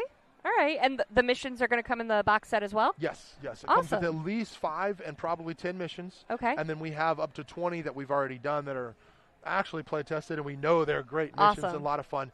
And they're objective based. So you actually are searching for something. You're trying to do something. You actually can capture the Reseum emissary, and you have to take it with you throughout and you're trying to keep it, or you're keeping a diplomat safe. Something like that. You're rescuing someone. And of course, there's the classic just beat you in the face, but even that has objectives. Awesome. So how is the replayability in terms of these missions or these campaigns? Is that what we call them? Yeah. Like if I wanted to maybe play different faction or something like that with different guys, but replay that capture the flag kind of thing. Yeah. Like, how does that replayability hold up with what's in the box? Oh, no, that's a great question or a great thought as well. It almost is different every time. Okay. Because you can customize your units, and what you're trying to do is you play the mission, you go, man, I should have used this. If I would have had this in my army, I could have really gotten well in that. And this comes into tournament play, because you and I can just play for fun, but then when you're playing for a tournament, and which I want there to be both. Yeah. And the narrative as well. We want to play a narrative. But you're playing for the tournament, and when you make your list, let's just say that we're playing a 1,000-point tournament, okay? You make your list at 1,250 to 1,300 points. And you pull from that each game. Okay. So it behooves you to have the miniatures, because in one you might need dwarf tunnelers, the Dwargear tunnelers, where they can pop up behind you. One you might need mecha suits. If I'm a mercenary commander and I have normal troopers, because I love classic guard type stuff, I love the army giving orders, so you have all these great order cards and all these cool things, and there's just a bunch of infantry. You might want a tank. You might want a couple of mech suits to back you up, and so you bring in a mercenary unit. And that's your big point level. But then when you're playing, you pull what you need to for that game. Okay. All right. That's pretty cool. And Rim, the other thing is, it's not always on this beautiful green pasture or in a city. I mean, sometimes you're playing in snow, in the mountains. Reseum, per lore, are naturally resistant to cold. So they're not going to have the penalties that other units would. So when you build your army and you walk up and you sit down and you go, oh man, this is a winter world, it helps the Reseum do better for the negatives compared to other factions. It's all built in there. Well, and I think you said something else about, like, let's go back to Grandma's table here. So, like, this is basically the perimeter of Grandma's table. And what if I have a cup on it? Doesn't that interact as terrain or something? Absolutely. We completely skipped over that. I'm sorry. That is terrain. Use it as a tower or what will you. Because of the height of it, that's what tells you what it does. Okay. And it tells you the armor factor of it, so you can actually destroy buildings in this. Oh. I literally had a Spartan move, leap in the air, use a Magnus tectonic punch, and punch through the floor, fell through the floor into a unit of Reseum. All of them took damage, and whoever was left was in melee. That really happened. It was amazing. Neat. Yeah, it's That's very pretty epic. cinematic. Yeah, no, it is. And it can look like a cup. Now, of course, we're going to have cool buildings. We're Right. going to have terrain, and we want to bring my world to life, which is that old, World War II, World War I feel, but with nowadays. Awesome. So you'll have not really a Starbucks, but you'll have a coffee-looking shop there and patio and stuff. But then you'll have a war in the background with these huge, castles and whatnot. Yeah. Yeah, that's cool that you can not only play with the terrain that's going to come with the game, but you can use also anything. So okay. if you are at Grandma's, literally, you probably only have a couple of paints and your guys because you're just going to paint them, right? And why not use a cup? Why not use, flip the candle upside down? There's a little block in the corner, and that gives you what you need to play with. Okay. But we want to make it, of course, we all want to make it super epic, gorgeous, painted That's awesome. scenery. So we talked about the box itself, and then, like, some of these aren't in the box. So how many, like, force packs, for lack of a better word? Yeah, there's a few, and we wanted to make sure, because it seems like, 20 or 30 different things. Well, we wanted to make sure that people, it's not really somewhere in there, but we want to make sure people have their options. Okay. Because if you need another Federation soldier squad, if you need, Orion, who's an ex-Spartan paladin who actually can use the Magnus, but can warp into that wolf when you need it, a bigger creature, and lope around and trash stuff. I mean, just a killing machine. You can bring him to the fore. Okay. So it gives everything we're showing here, and then all the elves, all the dwarves, all of the Oni type stuff, which are like trolls. Mm-hmm. We made it to where you can have all of that, and we're expanding. Well, I mean, we're just releasing the game, but we have what we're doing for version 2, what we're bringing out for next, what we're bringing out for next. And I think the rules are going to stay for a while. We're going to tweak them, but they're pretty solid. So we're not going to have version 25.7 coming out anytime soon. Cool. Awesome. Yeah. This is so exciting. Thank you. One of the biggest things for me is actually telling the stories and seeing them on the board. Yeah. It's so rewarding to working with people that are like-minded in what we do in gaming, understanding concepts, understanding amazing rules, and then being able to bring stuff to life. Yeah. Because I've had this in my head forever. I wrote it years and years ago, and then when I got the book, I published a book called The Lock, and The Lock did pretty well. It sold, I think, 5,000 copies, or an indie book that's pretty good when it came out. It sold more since, but as we go through this and as I got to create that, I did it with my dad. And that she knows, you guys don't know, I no longer have my dad. And this gives a way for me to connect with him, because he would have been here with us gaming and having just a great time. That's awesome. Because it's really, I love to go, hey, look at all the cool stuff I'm doing, acting and all this. But it's about people. Yeah. It's about us, and it's about having people to play with and talk to. So it's great that I can go, yeah, this is awesome, but I like the showing part. I like people that go, yes, we want to do this with you. Well, and all of this conversation and like how all this works is kind of a precursor for this weekend because Tommy is actually going to be playing the game here on stream. I am? Yeah. No, I am. It's going to be great. Read your email. No, I'm kidding. I know. Check your stuff, man. No, I'm super excited for that, to show off how it works and the rules, and because really that's what it is. Everybody knows miniatures are beautiful. Yeah. We love, and that's what brings you to the game, and that's why mine are, I would put them against anybody. Yeah. I really would. You've seen them. They're pretty nice. But then it's the rules that are going to keep you playing and keep you having fun, and we have a pretty good rule set. That's awesome. Yeah, super excited of. When Randall Bills and Lauren Coleman go, oh, that's pretty good. Because they don't say that, and that's really nice. I feel very honored. So you're going to be playing actually tomorrow from 10 to 11 a.m. At this time? Right here. With B. Dave Walters and Thor Nye. Yes, two of the coolest people ever. If you don't know who they are, go look them up. They're amazing actors. D&D in a Castle, actors, influencers. Thor was in Rebel Moon recently. Yeah, really cool. And B. Dave's done a ton, so check them out. Well, and I'm like 6'5", and B. Dave is like 6'9", so he's like this much taller than me. I don't have any boots on either, so he's tall. You both should wear platforms to try it out. God. Well, the other day I was like 6'7" with the boots on. I'm like, towering over people. Yeah. And then we've also got you playing on Saturday. Yes. At 5 to 6 p.m. Yeah. And that's going to be with Beth the Bard. Beth the Bard. And we might actually have Grant Lyon, too. Yay! The comedian. Yeah, Grant might come on. We'll see if we're going to make that work. He has a busy schedule, but he opened up some time for us. That's awesome. Yeah, he's a great guy, and so that'd be great. And Beth is amazing because we're doing Runefire with Beth. Yeah. And Thor. Yeah. Yeah, and that's going to be fun, too, because I'm doing some Shadowrun and some Runefire as well. Yeah, Tommy's also going to be playing. So Saturday from 4 to 6 is Runefire. So that's the collaboration board game we have with Paizo for a Pathfinder skinned game. Great stuff. And so that will be with Tommy, Thor, and Beth the Bard. Yep.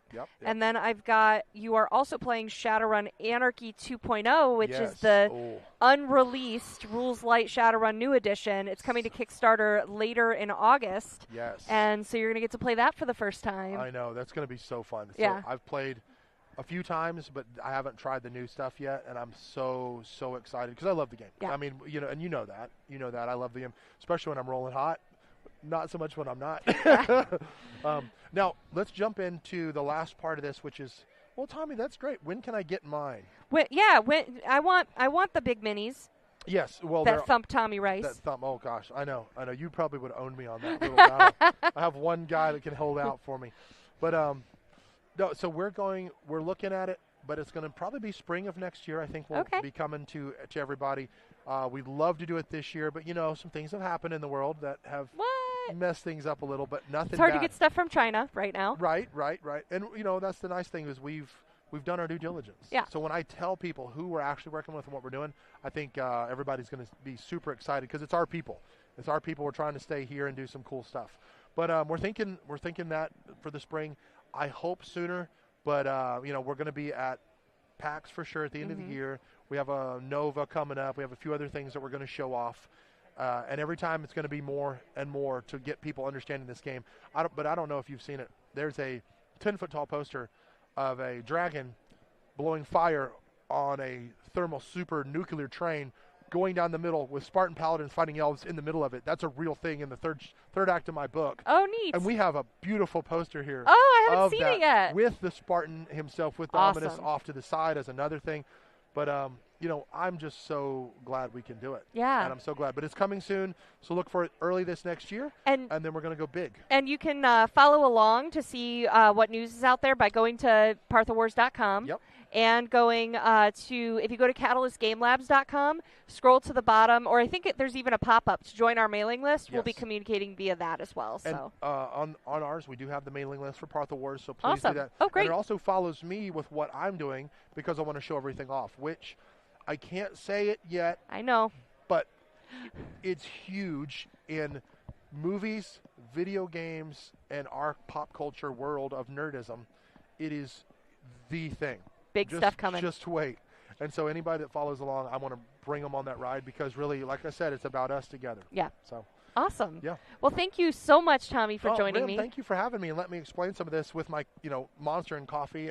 Yeah. It was great. It was great. Where can people find and follow you to learn more? Oh, great. Well, the Tommy Rice is very easy on social media, and we'll be doing some more stuff. But Partha Wars has its own stuff now too, and then of course Catalyst Game Labs on what we're doing. But the Tommy Rice, very simple there. But come and check me out on the site. Sign up, please. Go look at that new QR code, find everything, and just enjoy. Because for me, it's been a joy bringing it to everybody out there. I'm like, what do I say? Because it's so much. It's so cool. It's great. Yeah. Thank you so much, Tommy. Thank you, we'll see you tomorrow. Yeah. Awesome. Yeah. Later today, I'm going to go back in, talk to people. Awesome. You will see me later tomorrow and most of the day tomorrow. Cool. Like a few times. And I'm looking forward to it. I'm looking forward to getting stomped and stomping. Awesome. Well, thank you guys for joining us. Coming up next is our founder of Shadowrun and BattleTech, Jordan Weissman. Jordan himself. Talking about Adventure Forge, his newest undertaking. So don't go anywhere. We're going to be back in about 10 minutes. Catalyst Game Labs.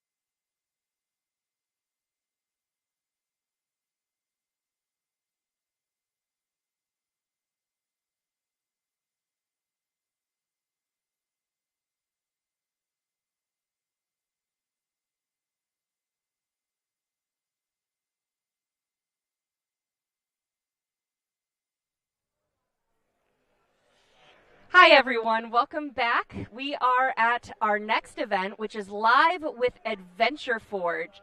I'm Rem Alternus. I'm the Community and Marketing Director of Catalyst Game Labs, and I'm here with Jordan Weissman, legend, as you start you're beyond starting your next adventure. And I can't wait to see where it goes. We've talked about it on Catalyst channel in the past, but I want people to get to know and hear it from you, so we're going to talk all about it.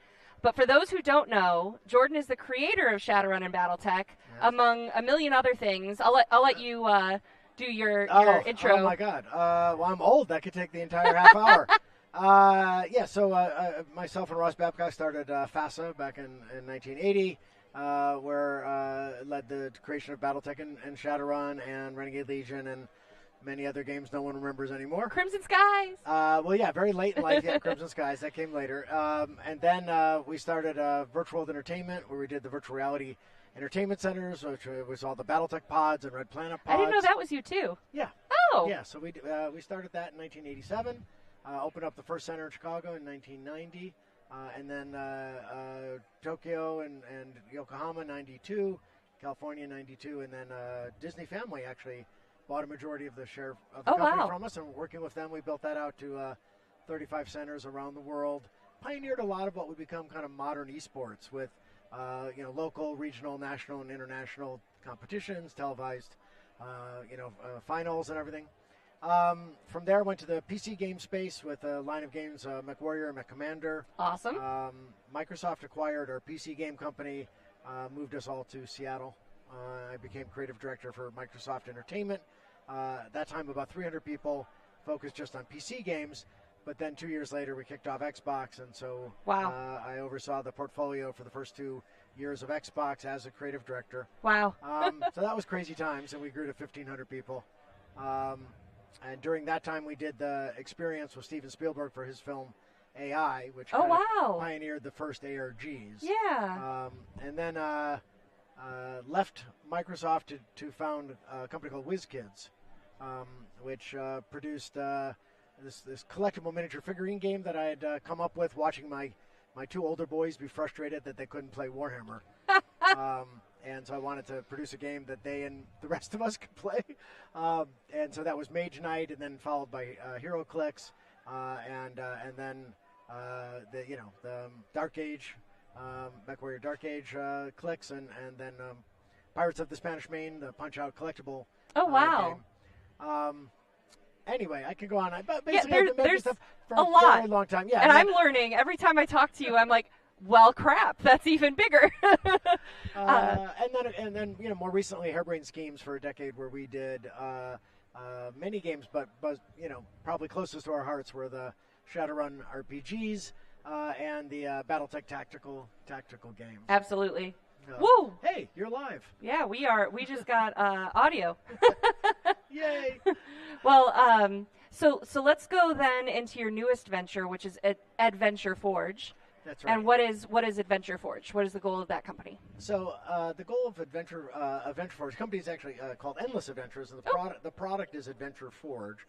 The goal of that is to take the privilege I've had for all these years of being able to tell my stories and through video games, and empower everybody to have that creative medium available to them by getting rid of the expensive engineering component. I mean, every other art form has had a real democratization over the last decade, where it's really accessible to be able to make anything from high quality board games to film and television, all sorts of different types of arts that you would find on Etsy with the things like laser cutters and 3D printers and all these incredible tools that really allow you to kind of create a cottage industry, a true creator economy in all these different forms of art, except video games, right? Because video games have always had this very difficult and expensive software engineering component being so critical to it.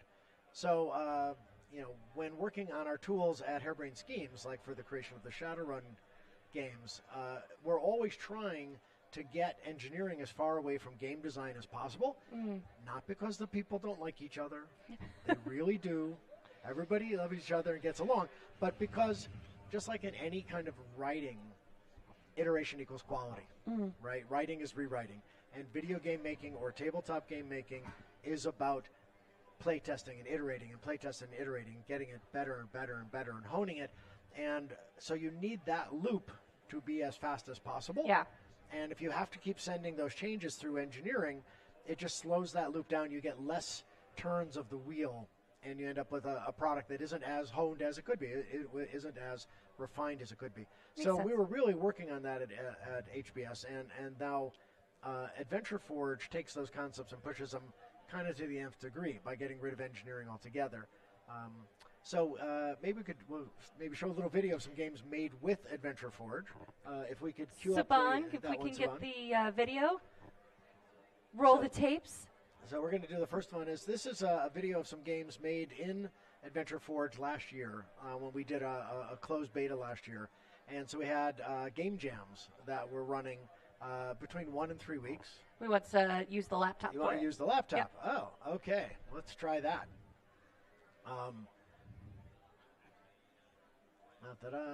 Hold on. And how do you want me to position the laptop? Turn it around? We can either turn it or we can lay it flat. Yeah, Okay. that works. Okay. As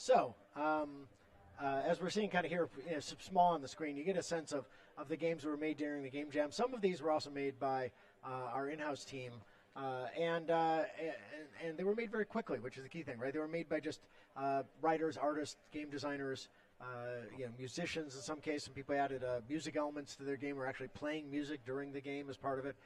And you can make a very wide variety of narrative games. When we got rid of engineering, replacing it with these drop-down menus I'll show you in a minute, that allows you to construct English language logical sentences. We also realized we needed to be able to be able to create tools that are much more genre specific.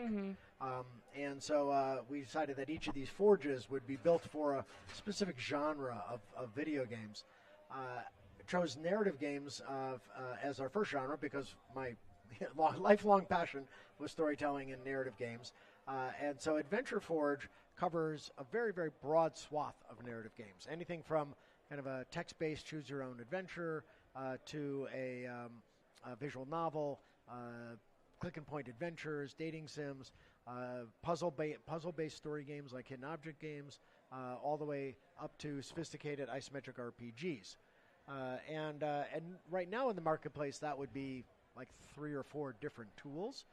But we wanted to put that all together in one so that you had a lot more creative breadth of how you can mix together various forms of storytelling experiences, like hidden object games like this one is on screen there, or creating very puzzles or interfaces as you would want to do in a narrative game or in an RPG. Anyway, you get a little sense of the kind of things that can be built with it here. That's awesome. So you're creating your own video games finally. That's right. Awesome. It is all about creating your own video games. And coming away from the game jams we did last year and the closed beta, we had a couple of key learnings. One is people really love the power that we were giving them. But they really didn't like the way that the content sharing hierarchy was built. Okay. So we had this concept of a universe, and then you would put adventurers inside of a universe, and you would put up all these assets at the universe level, and the adventurers would inherit them, right? Very much how we think about it from a tabletop standpoint, right? We have a base game, and we have expansions, and people just didn't get that. They were like, why do I have to make a universe before I make my game? And then why can't I combine universes together, right? Oh, I like that fantasy stuff. I like that science fiction stuff. I'd like to mix it together. May sound familiar. What? And the system wouldn't let them do that. So we took a big step back and realized that we had missed the mark. And so we re-engineered to create these incredibly powerful things with the very uncreative name of content packs. And so a content pack now is a complete game. So you can take any game you're working on and you can save it as a content pack. And then other creators can install those content packs into the game they're creating. So if Charlie made a fantasy game and Sally made a sci-fi game, and they both saved them at content packs and gave me access to them, I could plug both of them into mine. And not only could I use the assets from their games, like the imagery, the environments, the characters, portraits, things like that, but I could actually use their game mechanics. Oh. So if Bob had done like a really good combat system, and I really liked the logic that he wrote for his combat system, I could just use that. Okay. Right? Or if Sally had done this really cool conversation system, I could just pull that in and use all of that. So it allows me to mix and match, combine, and mod. Without having to recreate the wheel every time. Exactly. I get to build on top of all of those strengths. And I think that gives you ability to really build sophisticated content quickly. The other big thing we learned in the game jams last year, again, was that one of those, everything you learn is one of those you go, well, of course. Of course. How didn't I know that? Just because I'm old, you think I'd know this stuff. But no, you can be old and stupid at the same time. So the other part is that, people wanted to work on the games as teams. Okay. Right? But our tool, just like every other UGC tool out there, was built for individuals. Right? And they wanted to collaborate in real time on it. And so, like, well, that is a really cool thing, and we should figure out how to do it. So it took a long time, but we have now done that. So you can now invite your friends, and you can collaborate on the game in real time like you would on a Google Doc or a Figma page or Notion page. I like the idea of that too, because like you have different game designers that some really like writing the rules, and some really like writing the story and the narrative and the dialogue. Exactly. Or do the art, the animations, the music, and being able to contribute all the different forms of art that it takes to make a video game. Together means that now it doesn't rely on just one person to do that. Or like what they were doing in the game jams before was they were hot seating. Like only one person could be in the game at a time. Yeah. And that's near as much fun or as social as being able to collaborate on it in real time. So yeah, that's those are the two biggest things. And I can show a little video of what it's like to make a game in Adventure Forge, or try to here on the TV. So this is a little RPG that was made by Kevin, who is our intern that wears 1,000 hats and is now the entire marketing department. And so he recorded himself making a game. And this is one using one of our standard content packs. So he didn't have to create all this art. He just had it available in the content pack to be able to bang it together and create the environments he wanted for his little sci-fi game. It's like the best part of The Sims, where you build your house and yeah. Well, exactly. And building environments is really fun. And this is an example of how logic is created. So you just have to kind of envision what is the English language if-then statement you want to make. And then you click your way through the menus, because everything you've created in the game appears in the appropriate menu. Okay. So you just click to make the, if Bob does this, then Sally should do that. Okay. So this is where, like, if you're thinking of some of these games where, like, you react in a certain way text-wise and they get mad at you, that you make those options. Like, if you say this, they're going to get mad. Exactly. If you say this, they're going to like you more. That's right. Or if you say, light a match and throw it, the barrel blows up. Yep. Cool. Okay.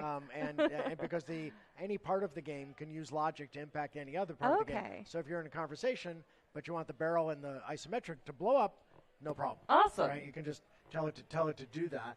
And you see some of the conversation engines. You see some of the 2D interfaces. So this tool specifically is a really powerful one.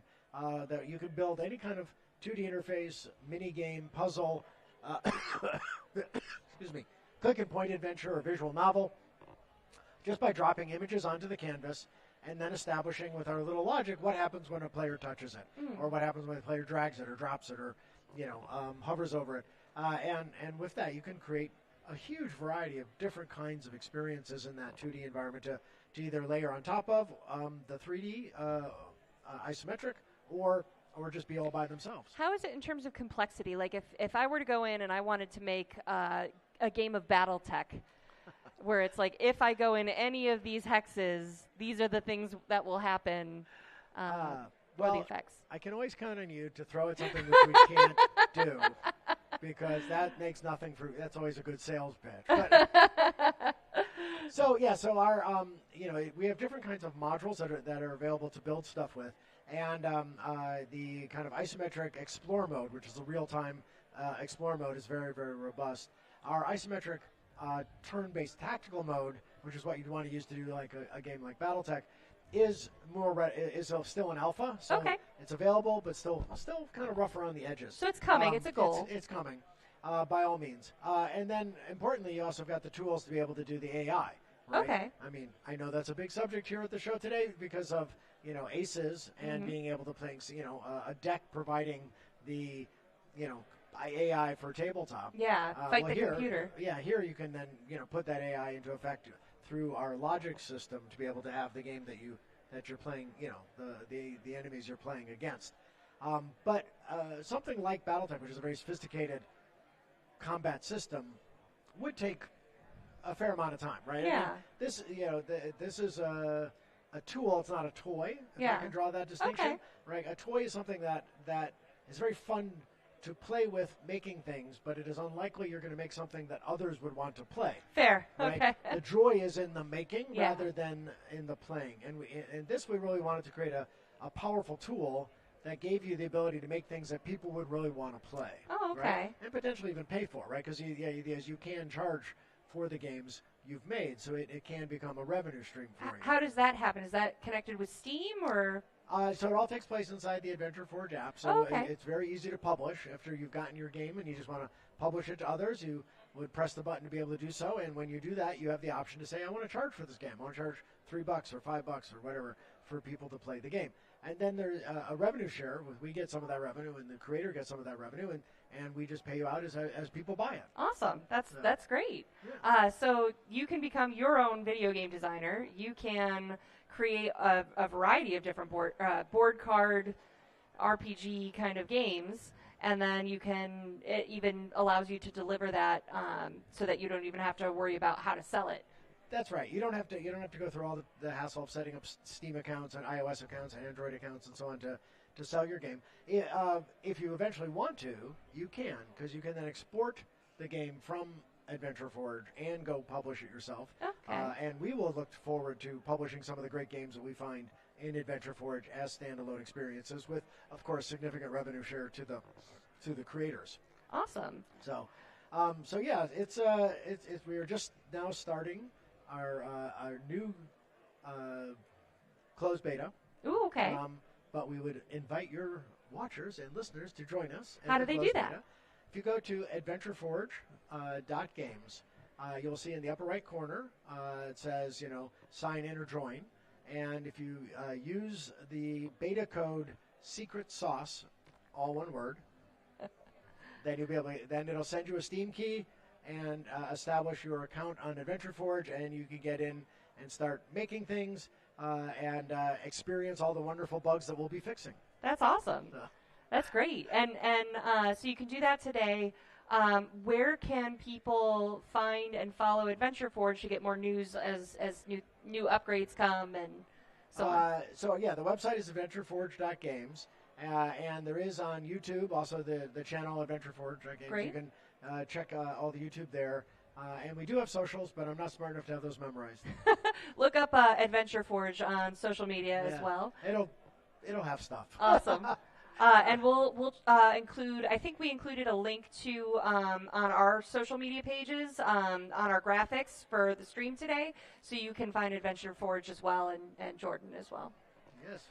Anything else you want to share about Adventure Forge or stuff that you're working on, things you're going to do here at the show before we say goodbye? Yeah, so I think a couple things. I think, my hopes and dreams for Adventure Forge are that we're going to see a lot more diversity in terms of point of view, life experience, and storytelling techniques than we've seen in video games, right? That's really my hope. I think if I look, half my career has been on tabletop, half of it has been in digital, and they've really been fundamentally different, right? In digital, it's mine and the team's story that's getting told, and the players navigate within the bounds that we've established for that game. On tabletop, right, with Shadowrun or BattleTech, it's kind of like we design the place setting, right? But we don't make the meal. Mm-hmm. The players make the meal. The players tell their story. That's neat, right? Through in the context that we've established, and then they make it theirs, right? And so it can very much reflect their life, their points of view, their experiences, right? The cultures that they come from, the cultures they want to explore. All of those things are available to take the place setting and make it into what you want. And the goal of Adventure Forge is to bring that incredible breadth of creativity to video games. Awesome. Right? And because I've seen it so dynamically wonderful for decades now on tabletop, and I really think video games could use that injection of just unbridled creativity that gets filtered out by so much of the giant corporations and the millions and millions of dollars it takes to make these things. To be able to make your own indie game that really has those points of view, I think they'll be really refreshing, and I think they will find markets that bigger companies never knew existed. I still hear a little bit of Shadowrun in there. After all this you time. mean me versus the Megacorp? yeah, okay. There's a little of that in there always. I mean, I have worked for some of the world's biggest Megacorps, and I have learned a lot there and enjoyed my times there. But they are not places where new ideas really get seen. Agree. It's just they're just it's not that they're bad people in any way. It's just structurally it's very difficult to get new ideas to see, in those kind of environments. And that's what it's the role of indies and those of us on the outside, in our garages. That's always been our job. Our job is to through passion and just damn the torpedoes, we're going to make something that other one's ever seen before, and that's what ends up changing the cultural landscape in its own little way. That's awesome. Thank you, Jordan.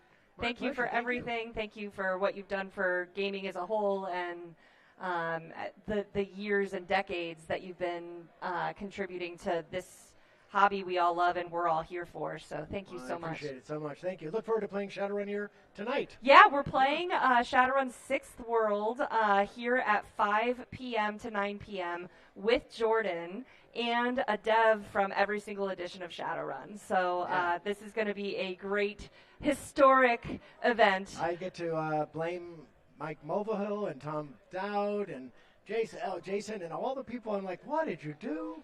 To my game. Oh we already have a plan for next year to do Edition Wars. So tune in. Don't go anywhere, though, because coming up next, we are live with XP Network. So we'll see you then. Thank you. Awesome. Thank you, Jordan. You're cool as hell. I just want you to know. You've done a million amazing things, and it's awesome. Comes with the gray beard.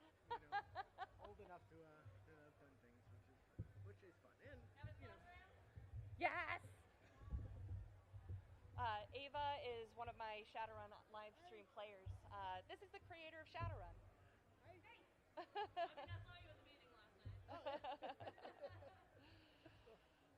Thank you, Jordan. Oh, my pleasure. Thank you, Remy. I'll see you tonight. 4:45. 4:45. And then I need to run yeah. I'll come back. Yep. Cool beans. Hi, Jody.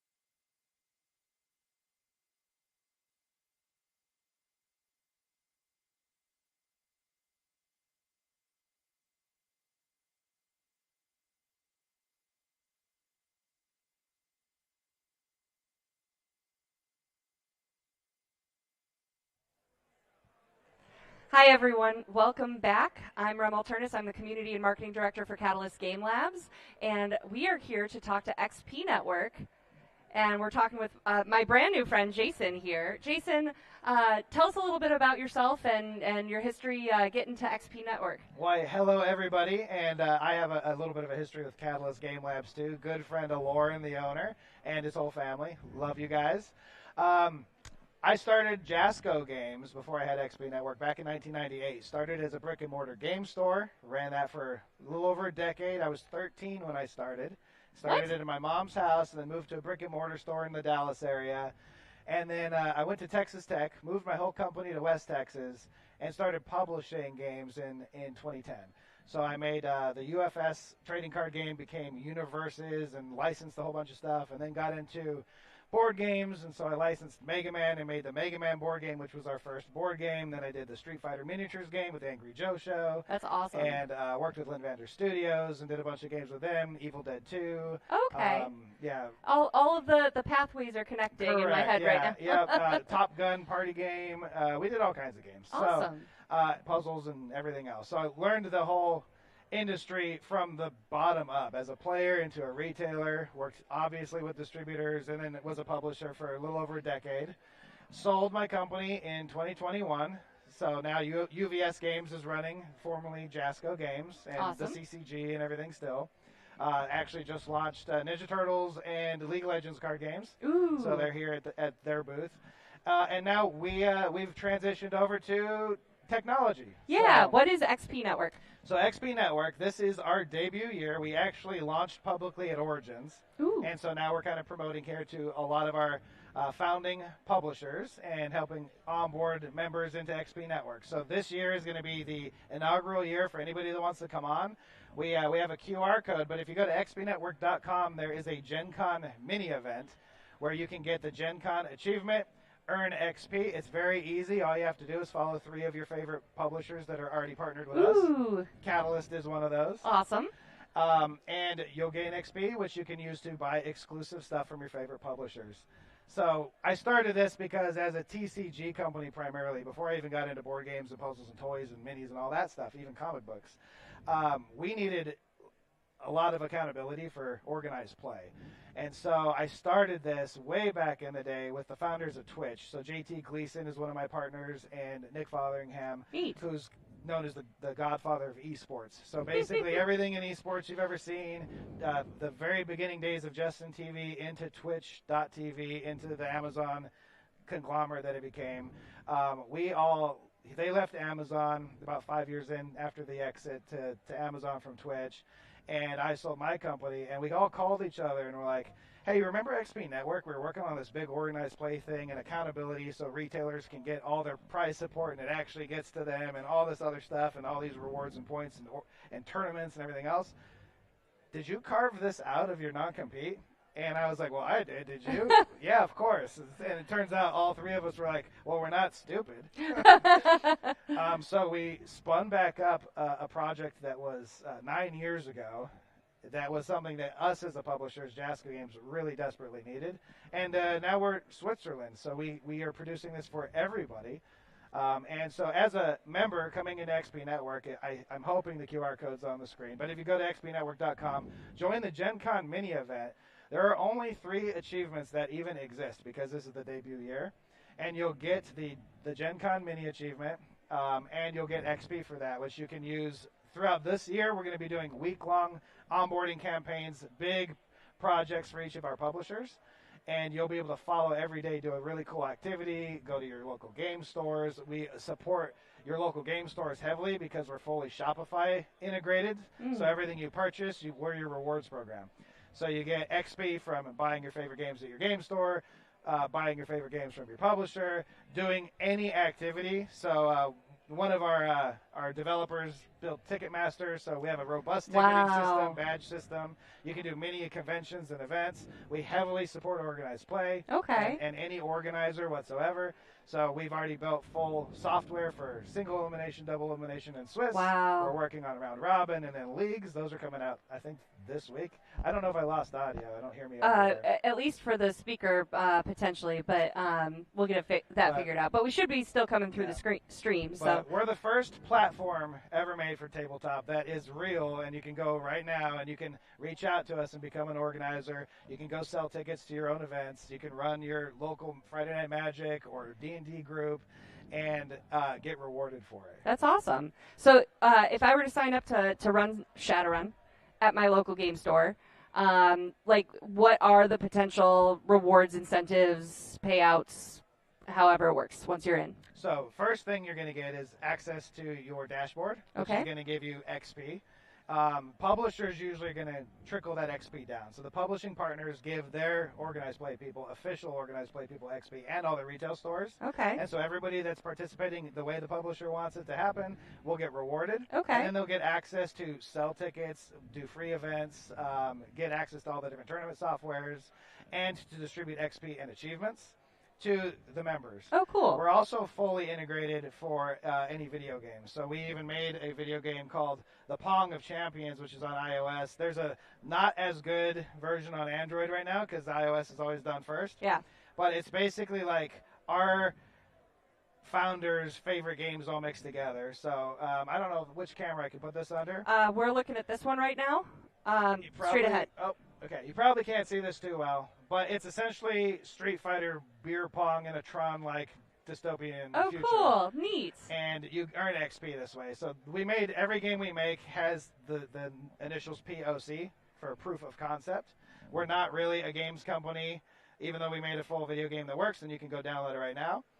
I just took a shot and missed this cup, but you can play multiplayer and all that stuff. But it is fully integrated. So you go in, you click the XP button, you'll get 3,000 XP automatically transferred into your account, and then you can use that on the XP Shopify stores, either on our official one, which is where like your centralized store is, or you can earn XP with your individual publishers. So if I run those games, I can essentially use that XP to either get Catalyst swag or go to your store and maybe get Pinnacle swag. Yeah, we have like this kind of stuff. We have hats and hoodies and cups and balls for the game. Neat. Okay. It's very thematic XP stuff. Awesome. And then every month you'll see the publishers may put out a really cool one item from each publisher on the centralized store. Oh, cool. But if you want to get, like, for instance, Catalyst XP, you use the Catalyst XP only at the Catalyst store or our store. You can't. Awesome.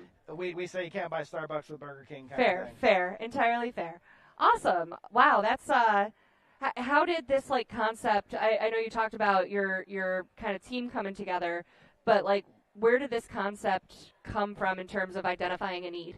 Oh man, so as a publisher really, knowing the retail struggles we had, trying to get price support, trying to contact distributors to say, did the distributor get the price support that the publisher sent to them to get to me as a retail store? And then publishers also going, are these stores giving their product out to the players? Yeah. Or are they even getting it? Huh. And there hasn't been an accountability chain ever. So that was like the big one. Obviously, as a CCG company, we needed tournament software. So we built that. That's all totally free for any user that comes in and wants to become an organizer. The ticketing and the tournament software is just part of the experience. Yeah. If you want to run events and be like a GM or run your local Magic Night or Pokemon or any of those. Neat. We do have an official CCG partner. The game Alpha Clash from Rising Empire Studios actually just signed on. They just got added to the platform today. So you can now favorite them and follow their game. But that need, and then one of the things as a game store owner is we had a lot of prize support that would come in, and we had huge events. We would hit fire code capacity where we'd have to set Warhammer tables and card game tables up outside because we would hit capacity. Yeah. And this is in the Dallas area. We had a big parking lot, thankfully. But we actually gave away the prize support. Then we would see, the internet started putting more and more products up on eBay and things like that, and we'd be like, that store isn't even real, and they're just selling their prize support kits. Yeah. And so for some people that can't go to a local game store, that's great. But knowing to support the stores that are really supporting the game in a larger fashion, and actually having like this many users are in that tournament and they're real, and this is their XP and this is the achievements they've done, as opposed to like I had probably 20 different DCI numbers because I just like back in the day because I just lost my DCI card every single time, and so like I wasn't 20 players, but now I know Jason is Jason in whatever game I'm playing. I'm caveman on the platform, by the way. So. Awesome. So you said you kind of just officially launched at Origins, and you already have a bunch of publishers as part of this. Who do you have? Okay, just so I don't forget anybody, I actually had it pulled up. It's at the bottom of XP Network's site. So we have Ares Games, Catalyst Game Labs, Chaosium, IT, which is Incredible Technologies. They make Golden Tee, the arcade game, if you ever played the like shoot golf game. Neat. Level 99 Games, Looney Labs, Modifius, Rising Empire Studios, Ulysses Spiele, Wise Wizards Games, and Weird Miniatures. So those are all official partners. Wow. We also have a directory for every publisher and every game we can possibly think of, so you at least can find them on XP Network. Great. And if they want to partner and do the whole XP reward system and have a way to manage their global organized play, we make that available for them as well. That's awesome. Awesome. So you and I were talking before we went live here about you have some big things coming up that you're rolling out. You want to talk a little bit about that? Yeah, so every one of these partners, because we publicly debuted at Origins, obviously the entire platform is not populated yet. So this is your chance to get your exclusive Gen Con and Origins and Founders achievements. That's going to be a big deal one day, I promise. If you ever watched Twitch swag back in the day when Twitch set up, it's very similar stuff. That's why we have purple as our main theme and all that stuff.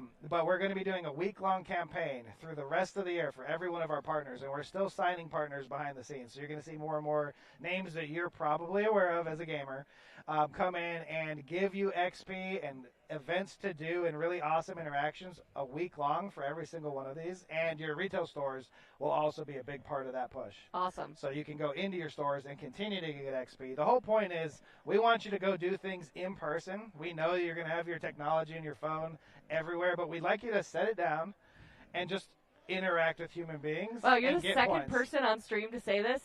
Quincy was here this morning, was like, the thing about gaming, you just sit down. I live on my phone, but I need to just set it down and be present and play a game, and that's awesome. Yeah, community is what everything is. So everything in XP Network is about building community and you promoting your own community and growing it and getting rewarded for doing it. Awesome. So every event you get XP. You get more XP from going to events like a Gen Con or your local game night than you do from buying things at a store. Neat. So how far does the XP go? Like, I don't know much about the Catalyst partnership. So how would that work in terms of how much do you have to run these games in order to get X of this swag? So every publisher has their own ecosystem. Okay. So they can adjust however much XP is going to be worth in their own store. Okay. The XP Network centralized store, full disclosure, the really rare stuff, like we are just loading a whole bunch of Comic-Con exclusives because we just did the whole Comic-Con thing.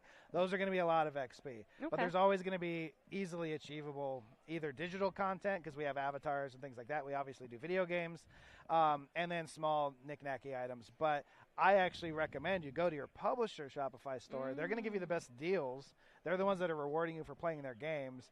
And their XP is going to go pretty far.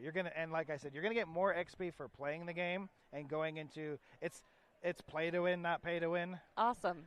So, that's exciting. So, like for instance, Catalyst might say, "Hey, for this many games, you can get a PDF. For this many games, you get a force pack or a rule book or a whatever," and they can keep that growing. Exactly, and they're already planned. Anyone that does an RPG has a rollout schedule of monthly scenarios that are exclusive to XP Network members. Cool. So you can always go through and play your favorite games that way. There's a lot of really cool digital content that's going to be easy to achieve in your XP. Neat. Awesome. So you talked about the QR code. Savan, are we able to get that QR up? Look, he just wrote me a sign, and I just read his mind. So the QR code is coming up.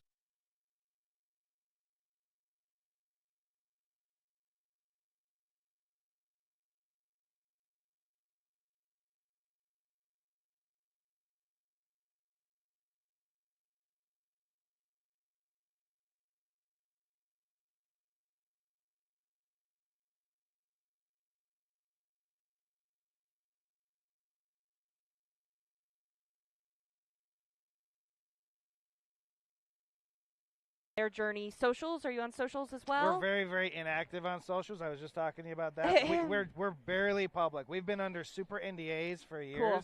We didn't even give our business cards out without an NDA. Oh, wow. Up until Origins. Wow. So when you go onto the platform, you're like founding level members right now. That's awesome. You're not going to see a whole lot until you start this. It's about 3 weeks. You'll start seeing the publisher campaigns, and then it's going to get really crazy, and you're going to be able to get tons of XP, and those stores are going to populate. So right now, I recommend save your XP for a little bit because it's going to get cooler and cooler and cooler. Awesome.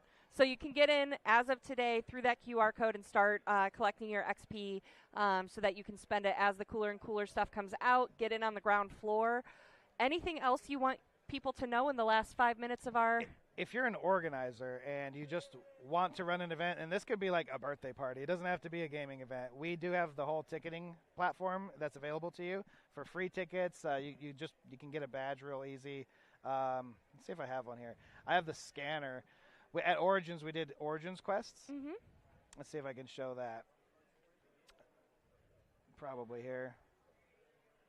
Ares Games Quest. So it would... everyone at that convention, we had 2 booths. It was like Chuck E. Cheese. You go do a quest. In Ares' case, it was, I think, sign up for their newsletter.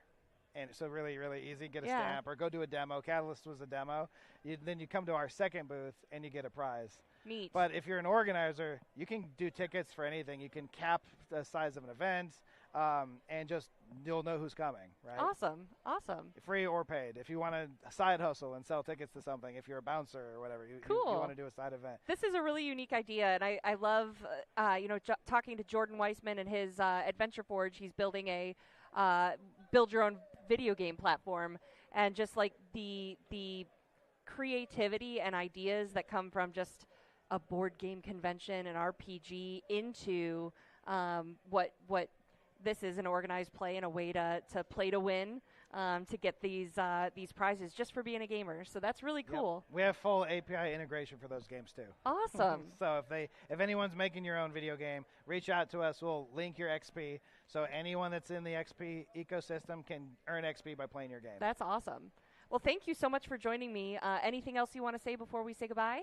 Thanks for having me. Have an awesome Gen Con, everybody. It is the best show. I haven't missed one other than COVID, I think, since 2009. Awesome. Well, really nice to meet you. Thank you guys for being here. Thank you, Gen Con, everyone walking by. Oh, my gosh, there's a pupper with a ball in his mouth, and I'm just very happy about that.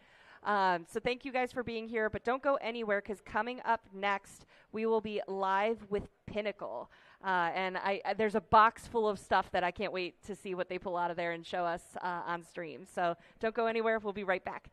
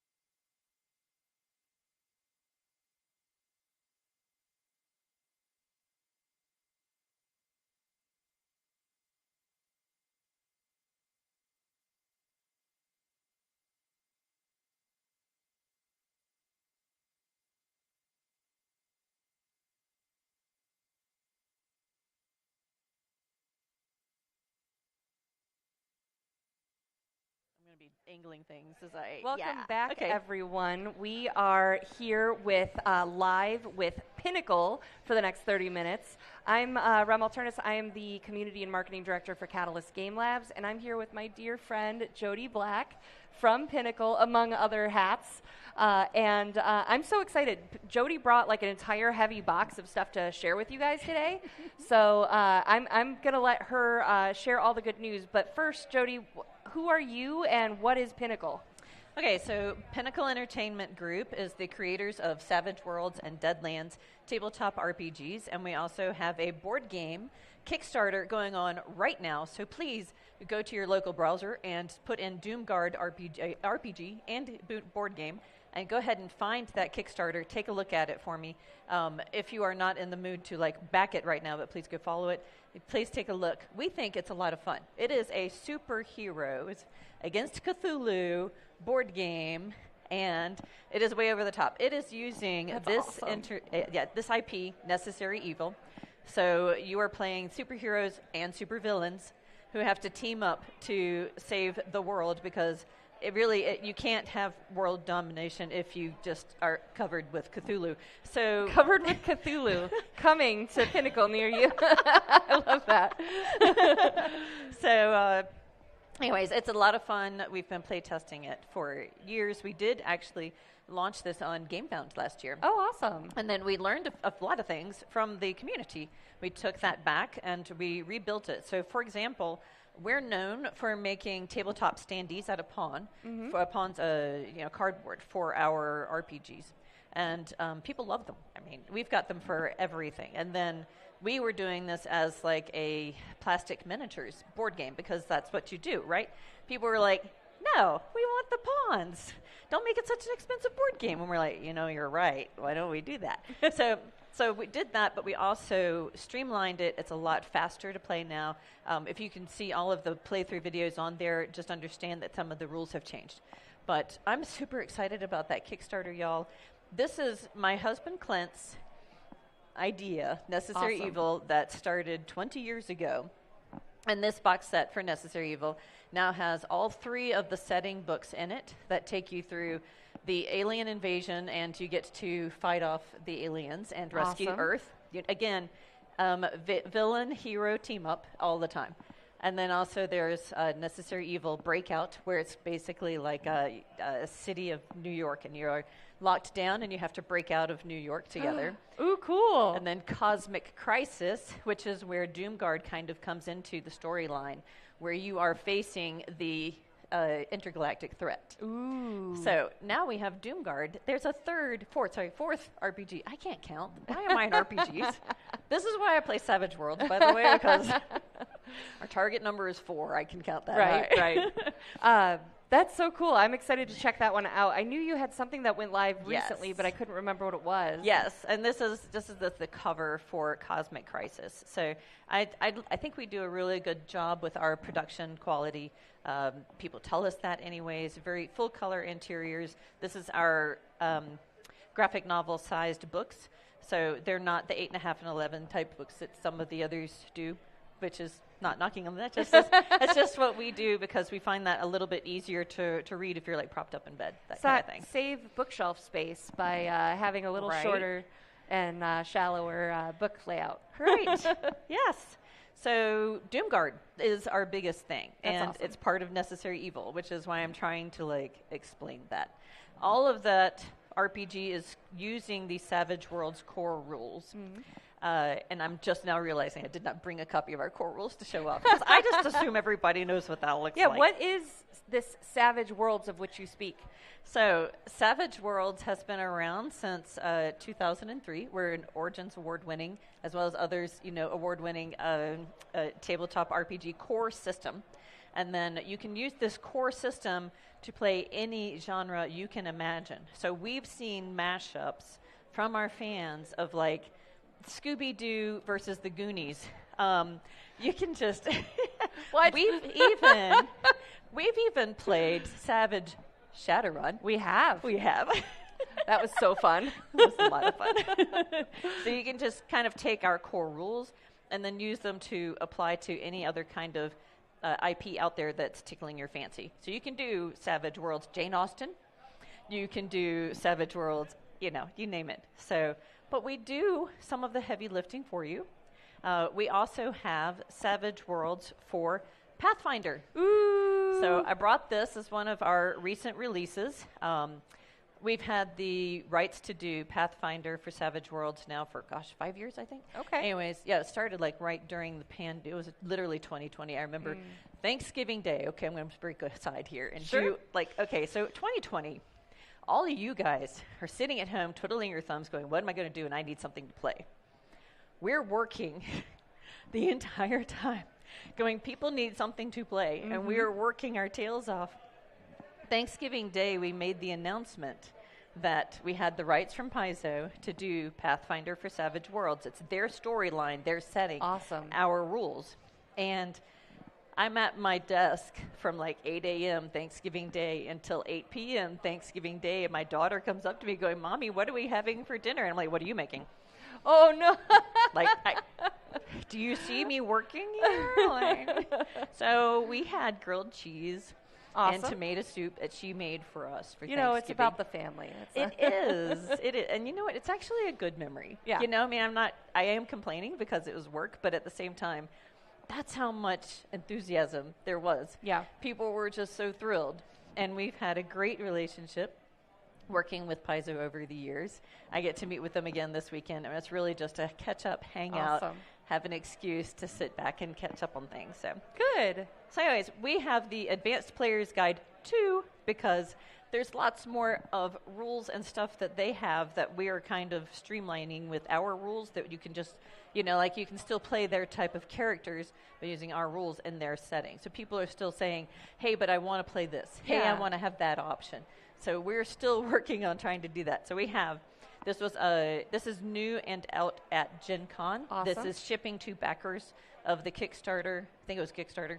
We have different crowdfunding campaigns, different platforms, So this is shipping to backers right now, which is why it's out at Gen Con. This is fresh off the presses.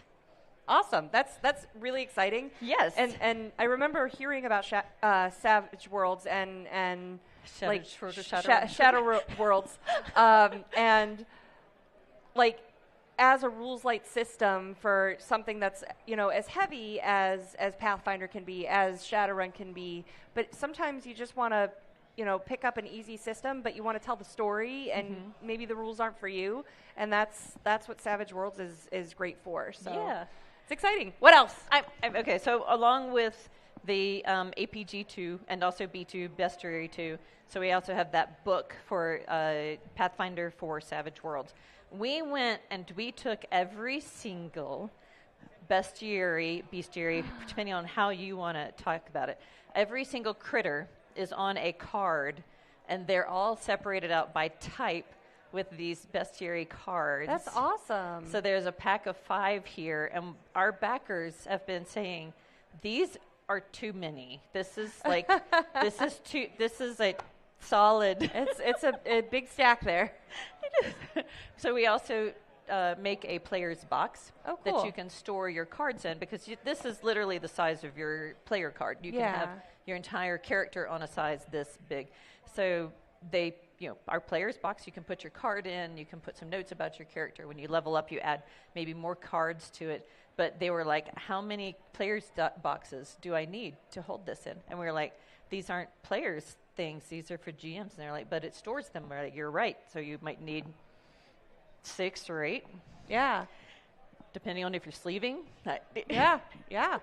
Awesome. So anyways, this is, I think, variety. Yeah. This is also something people have been very excited about. Each one has full color art, which you can't see actually unless I break it open. I don't really want to do that. But then all of the stats are on the back. So that's awesome. I'm going to have to go get my copy. I'm excited about the Pathfinder skin. Yeah. That's exciting. That is just, it's such a fun, they have such a cool world. Mm-hmm. And we don't have a fantasy world. We don't need to. There's so many fantasy worlds out there. We'd rather focus on things like Necessary Evil, quite honestly. Awesome. So, yeah. All right, what else do I have here? So, also kind of hot off the presses, new for Gen Con at least. This is out in retail. We have our new science fiction companion. So each time we do our core rules, I should say each, but we have a core rule book, lets you homebrew anything that you can imagine. And then you can take you can take each of our different main genres, and we give you more rules just to be able to give you some options. And we also have ribbons in the books too, which this one doesn't really want to come out. Pretty ribbon. I know, right? I love these ribbons. Aren't these beautiful? They're pretty. They mark your spot. So with the science fiction companion, you can play alien worlds. You can create your own race. Awesome. Anything that's got high-tech gadgetry. And what's really cool to me is you can take some of the rules here for creating your alien race, put that into the superpowers companion with a few rules there, using the core rules. Now you're creating like an alien that's in the superpowered setting. Neat. So you can use both of those together. Awesome. You can also use our fantasy companion.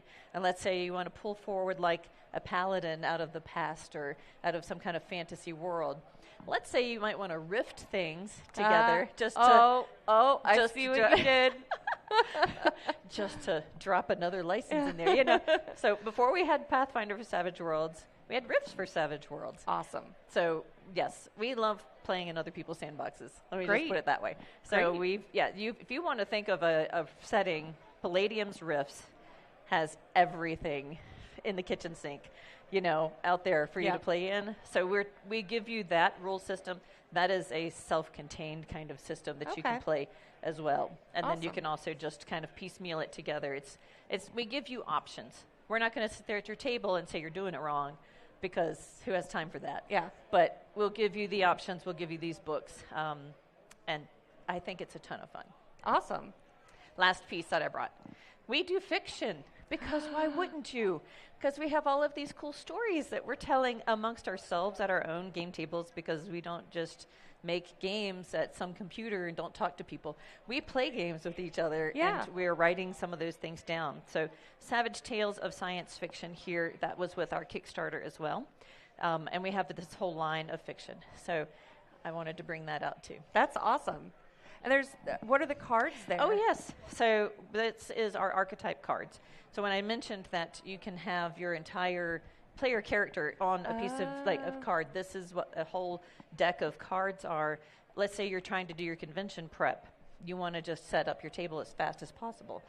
Look through the archetype cards. This is your archetypal character for science fiction. Like, here's your pilot. Here's your mercenary. Here's I'm sure you can think of a few. Yeah, yeah, for sure. Street samurai, your fighter, your decker. Right? Just, the robot, basically, like the brick, or like but in robot form. It's like, these gives you some options that are already fleshed out with your hindrances and your edges, give you some role-playing hooks. Everything's on one piece of paper cardstock that you can use, and it has some level ups that you can lean in towards too. Great. So this is a whole box full of those archetypes, and we have that in each of our genres. So science fiction, fantasy, horror, and I'm forgetting one now because I'm on live stream. That's fair. That's why we have a website. Go check out the website. Well, I'm a fan of Deadlands. Is there any news for Deadlands here at the show? Yes, I'm so glad that you asked. So our next Kickstarter will be for Deadlands Dark Ages. Ooh. Yes. That's exciting. That is the big news. When is that coming? In September. And I've already done the first editing pass on that. It's so cool. That's amazing. I can't wait to see that. That's my. You might have me on both of your Kickstarters. I mean, that would be great. Thank you. We appreciate your support. I'm just doing like a little bit of play testing. The Danes are still kicking everybody's asses, so we need to fine tune a few things. Yeah, fair. But yeah, just to be able to do that level of low magic. Deadlands, you've got the paladins in that world of Deadlands in the UK. First of all, we're leaving the Weird West because it's not. It's in the UK. It's not in the American Southwest, but it's still the world of Deadlands. They're wearing 6-shooters on their hips. there's a plot reason for that. It has to do with the Morgana effect. So, wow. Yes. Oh, that's exciting. Morgana effect. Yes. I like the sounds of that. Yeah. Neat. Morgan Le Fay. Have Yep. you heard of that? Yep. Mm-hmm. Yep, that's where I was hoping that was going. Yep. Awesome. So some Arthurian legend in there, which is going to be great. Yes. Man, I am excited for that. I can't wait to see more. Yes. Is there anything at the booth for Deadlands that people can get here at the show? We have a ton of product out for Deadlands right now. Awesome. So we've had the Deadlands Night Train box set come out. We've got Horror at Headstone Hill. These are some like encapsulated campaigns that you can play. Now, Night Train, I will warn you, and there's a lot of GMs who just enjoy this sort of thing. If you want a TPK, go for it. That's what Deadlands Night Train is supposed to be. Now, my husband threw this at me in our Deadlands duet game because we're doing a 1GM 1-player game at home. Cool. I can talk about that. It's so much fun. But he threw that at me and I didn't realize it because he's just that good. But I managed to survive. So there are ways that you can survive. Good. But it's meant to be a TPK, and he did soften it up for me. Oh. So because he's a softie. Well, and anyway, like you're running your own games, and that's part of with this system, a narrative system. It's what your table and your players and the story that you want to tell. Yeah. So. And you can take it to like there. We started out with a tabletop skirmish rule set.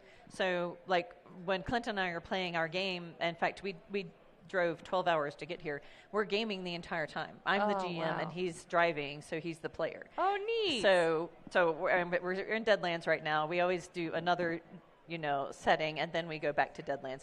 So I'm running it for him. He's playing, but when he was running Night Train for me, instead of it being very theater of the mind like we did for the driving, obviously, and pausing when there's, traffic and rain and stuff like that. But when we did Night Train, it's tabletop. Like I wanted to have that kind of combat focus of, okay, I've got line of sight to this person.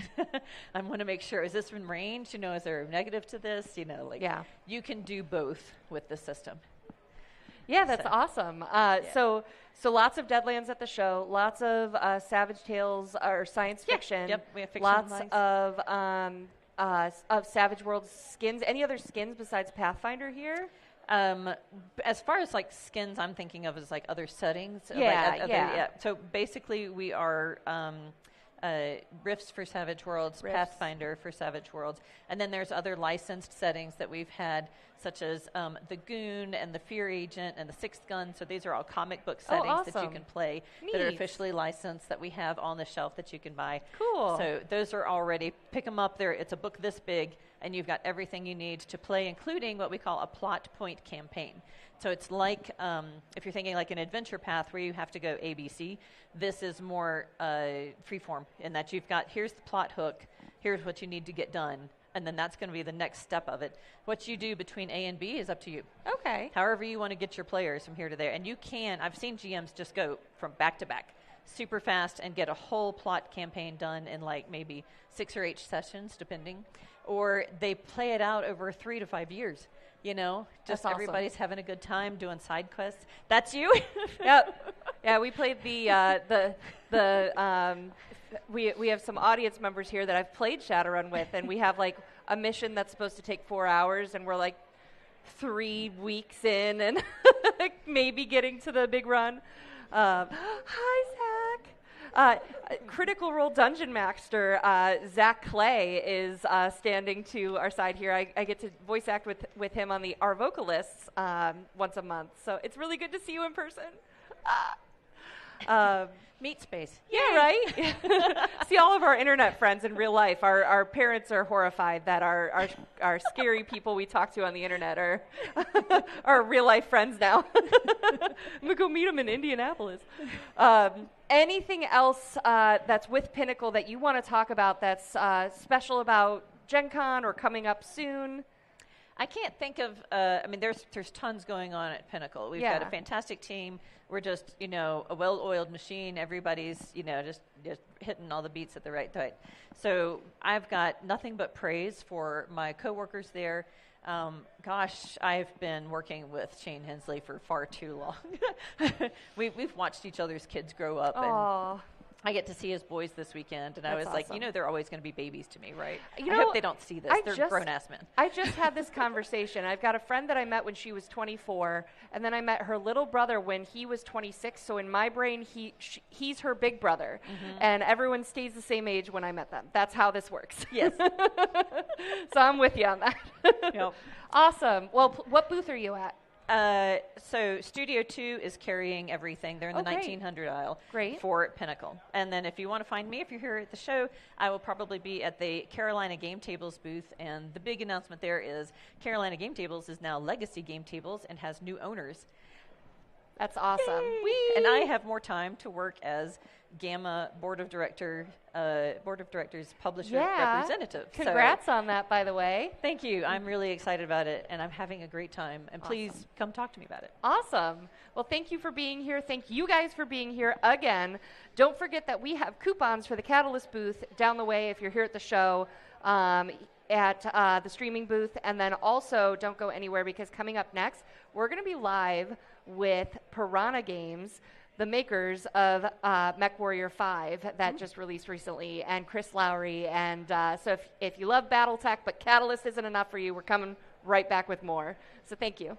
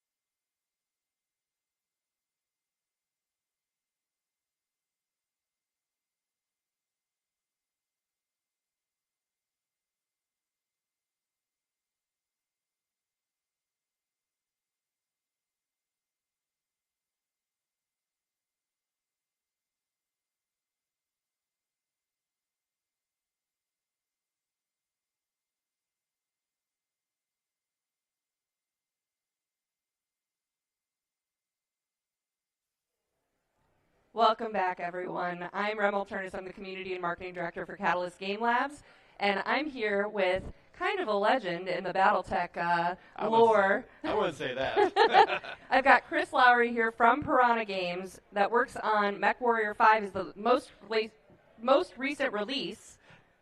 We have two products for MechWarrior 5. Oh! We have MechWarrior 5 Mercs, which has been around for about 5 years now. And our latest release is MechWarrior 5 Clans. In fact, our first expansion from MechWarrior 5 Clans, Ghost Bear Flashstorm, just recently released probably about in May. So, okay, yeah. Awesome.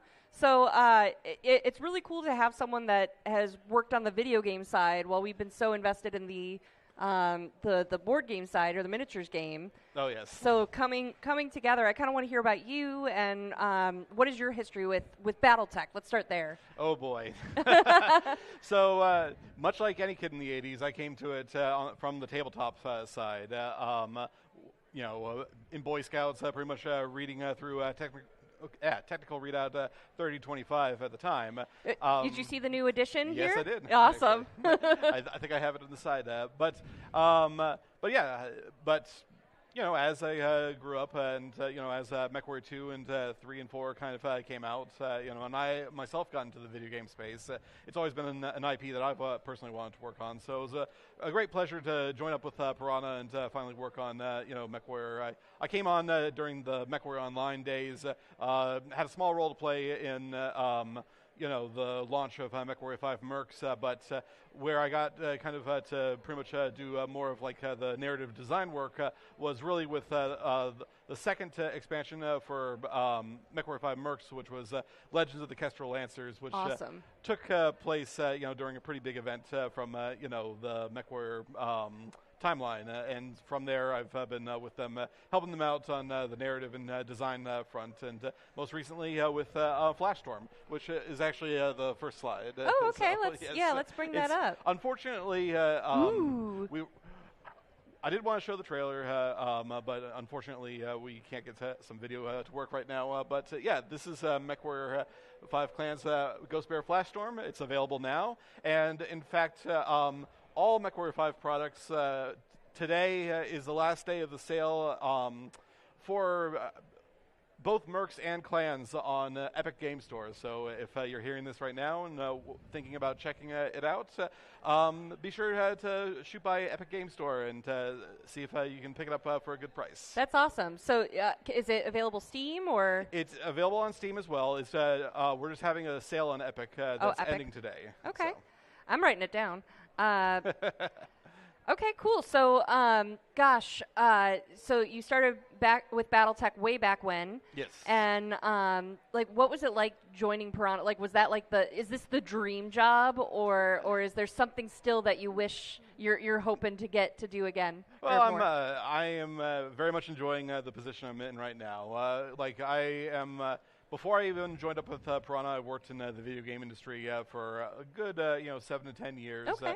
So working on many other licensed what have products. You worked on? So probably my biggest title prior to like the MechWarrior stuff is actually way back in the Facebook game days. So, if you say Farmville. Cityville. Oh my gosh! so yes, I worked on Cityville way back in the day.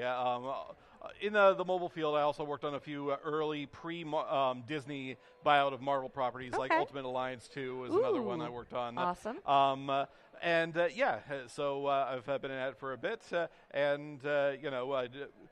but I was never into comics. I was never really into Pixar and all the other kind of properties I worked on. But I was really into BattleTech, MechWarrior, and stuff. So this is like one of the first IPs that I've actually worked on that I've really had like a passion for and a familiarity with. Sure. As well. So what do you do for video games? Like what is your job behind the scenes?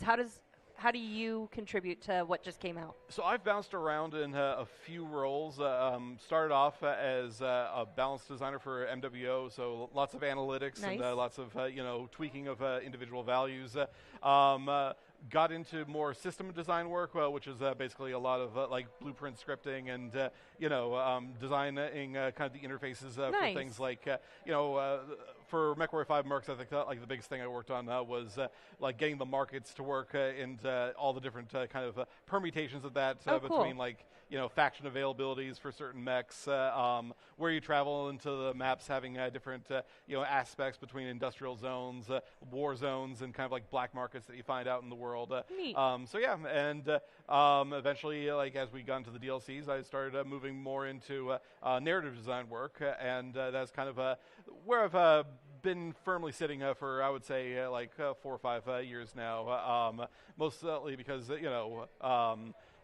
one of our expansions that I worked on, Legends of the Castrol Lancer, was really well received for pretty much immersing players in the very, very deep lore that is the BattleTech universe, and we have been continuing to try to again bring more people into the universe, which admittedly is very dense and very complex to people who might not be familiar with it. Awesome. Okay, cool.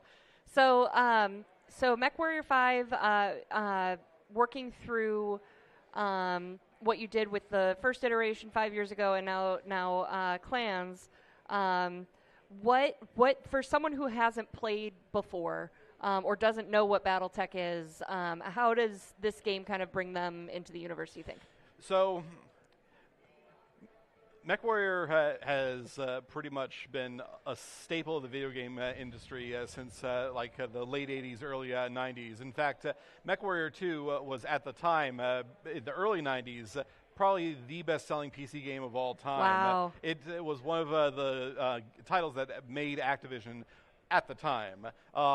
As MechWarrior 3 and 4 came out, it's added on to things, but ultimately MechWarrior 4 came out, and unfortunately there was a 20-year gap in MechWarrior titles from them. There was other kind of adjacent projects to the BattleTech universe, mainly the Mech Assault titles, but no actual core MechWarrior title, like for a good 20 years. And so when we developed MechWarrior 5, we really had an aim, because such a long period of time had passed, of really bringing things back to the beginning. So like MechWarrior 5 Mercs really brings you back to the earliest era of BattleTech, which is the Succession Wars. Yeah. And we allow players to kind of experience that throughout the core of the game and all of its expansions.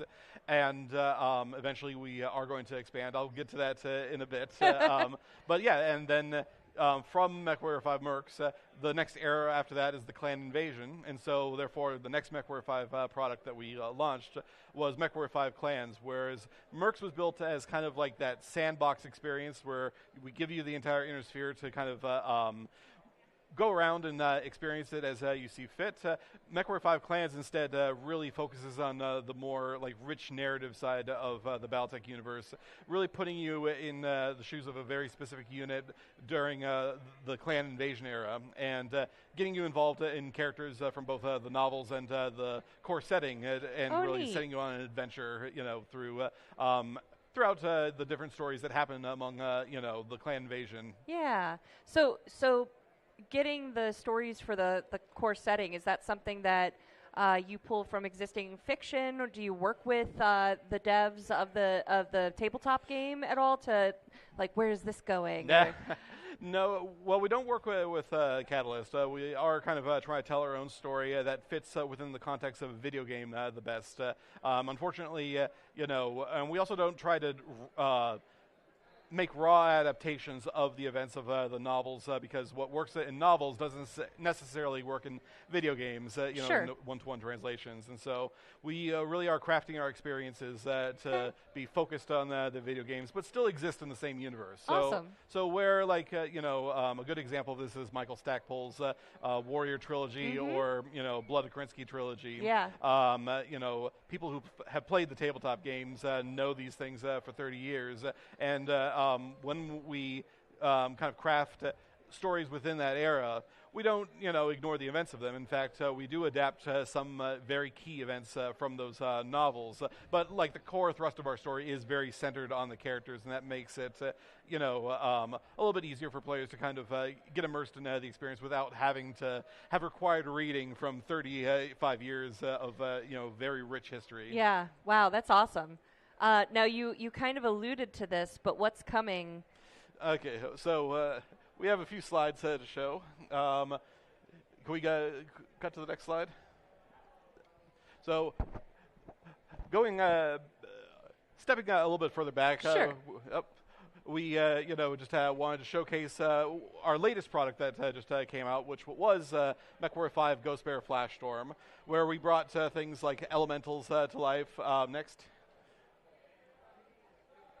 Switching the next one. Switching the next. We're working with tech delay, so don't worry. Yes. And this is Rook, one of our elemental characters that you encounter in the campaign. Awesome. Next. For fans of the novels, this is Theodore Kurita. Ooh. Next. This here is Letha Kabrinsky, Sakon of Clan Ghost Bear, and the main CO character for the expansion. Next. And this here is Bjorn Jorgensen, Khan of Clan Ghost Bear, and another seminal character from the tabletop setting that we're adapting in the stories that we are telling. Awesome. And on the side, you can see like some of the reference that we had, even from like the old MechWarrior RPGs that really established like the uniform for these characters years ago. Next, this here is Ulrich Krinsky, who is a major role in the books. And I think that all of these images that we're showing here are also available in the digital collector's version of MechWarrior 5 Clans as well. Next. So next, so to talk about what's coming up, we have three major MechWarrior products that are kind of within our studio. MechWarrior 5 Clans is the latest product, and Ghost Bear Flashstorm is the latest expansion for it. But we also have other MechWarrior products, so with MechWarrior Online, which is a PvP multiplayer game, as well as MechWarrior 5 Mercs as well. The next thing coming up is actually going to be for MechWarrior Online, which is a new mech. Ooh. This here is the Shadowhawk 2C, Clan medium 45-ton mech. Very Gundam-like in many ways. Yeah. Alex Iglesias did the artwork for this as usual, and I think that this is going to be coming out around the August period. Ooh, okay. But pre-orders for that mech pack for our online crowd is available now, so awesome. feel free to check it out. MW5 Mercs, MWO MechWarrior Mercenaries.com, I think it was. So MWMercs.com. Mercs.com. Yes, sorry. It has been a bit since I've really worked on the MechWarrior Online stuff. Sure. But stay on MechWarrior Online. I have been told to also say that, we currently have a Summer Beach Party Loot Bag event going on right now. The MechWarrior Online comp season is starting in August with packs that are available to support the tournament players. New Legends 2-pack coming in August. Annual rewards programs are going to be announced in September after the Shadow of Kerensky launch. And we'll also have a Trick or Treat event coming in October for awesome. Online. Wow, that's great. That's busy. Yes. We should definitely have you on so we can promote your releases as they're relevant and stuff like that. And that would be great. Yeah. So, next slide. So, the big thing coming up. Ooh, look at that. So the next big thing for us is going to be the Shadow of Kerensky expansion. This is going to be the 7th DLC expansion for MechWarrior 5 Mercs. And this is actually going to be a big one because not only is it going to be kind of bringing in new content for Mercs in the sandbox and everything, but it's actually going to be taking the era of the game into a brand new era because up until now, MechWarrior 5 Mercs has really been focused on kind of giving you keeping you grounded within the context of the succession wars. Yeah. To really kind of like have players, see BattleTech, at its beginning and kind of get those very foundational level events, represented into the story as well, which then feeds into pretty much the story of the clan invasion. So where MechWarrior 5 clans basically allowed you to participate in the clan invasion from the side of the clans, this time around we are actually going to be allowing you to kind of experience it from the other side as the clans invade, and you are pretty much a lone mercenary company trying to survive the events of the invasion. Awesome. Oh, that's exciting. And when does this come? This, I believe, is coming out in September. Oh, cool. So you got, I think you've talked about an August to September and an October release? Yep. Wow, you've been busy. It is very busy. That's awesome. But, and that is going to be kind of like the next big thing. Unfortunately, we are not at a stage yet. We are actually in the middle of rendering out some of the cinematics that we're going to be playing with MechWarrior 5 Shadow Kurinsky. So I unfortunately don't have anything else beyond the splash art to show at this point, but I do want to say for those of you that are familiar with our development cycle, we are hoping to have more to share around the period of Gamescom. And the stuff that we have announced online, I just want to kind of hint out there that there is more to come. This expansion is probably our largest DLC expansion yet, and there are some surprises coming that we haven't announced on the webpage just yet. So keep an eye out around Gamescom for not just possibly a new trailer, but also for some new announcements for some of the content that's coming with that expansion. That's awesome.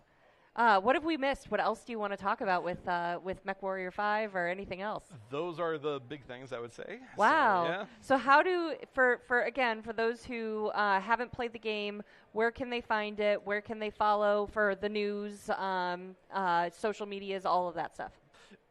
So we have 3 different products, which unfortunately have 3 different websites. Of course. There's MWmercs.com is going to be for MechWarrior Online, which is our PvP multiplayer. There's, I think it's MW5mercenaries.com for MechWarrior 5 Mercenaries, which is more of a PvE co-op experience in kind of the sandbox of the Inner Sphere. And then there's MW5clans.com, which is more of a narrative experience from the perspective of the clans. Awesome. Okay. And we are going to have you back on tomorrow to play the mashup of Gothic and Aces, which is going to be a lot of fun. I believe that's 12 to 2. I need to double check that. But where can folks here at Gen Con find you? So we are not showing here at the con. It's mostly just me arriving. But yeah, be sure to check out Catalyst Game Labs with all the other BattleTech products, and be sure to check out any of MechWarrior 5's products. So on the MechWarrior 5 front, we are available on Steam, Epic Games Store, and a few other markets. MechWarrior 5 Mercs is also available on all consoles, whereas MechWarrior 5 Clans, because it's a little bit more of a robust engine, it's available again on Steam and Epic Games Store and all next-gen consoles. Awesome. Awesome. Well, thank you so much for joining us. You will be back tomorrow, 12 to 2, to play some tabletop BattleTech with us, which is super exciting because you're also going to be playing, I believe, with B. Dave Walters as well, who's a D&D in a Castle, actor, internet personality, all kinds of stuff. So fun times. Yeah, that'll be great. So thank you for joining us, Chris. Yep. Thanks for having me. Yeah, and thank you all for being here. Thank you. Thursday at Gen Con, we are already at about 1 o'clock, right? Am I messing that up? Is time? Yep. So coming up next, we are going to have BattleTech Gothic chat with Randall Bills, and I believe Marco Mazzoni. I don't see anyone here yet, but it's still 10 minutes before, so here's hoping. But thank you guys so much. Don't go anywhere. We'll be right back.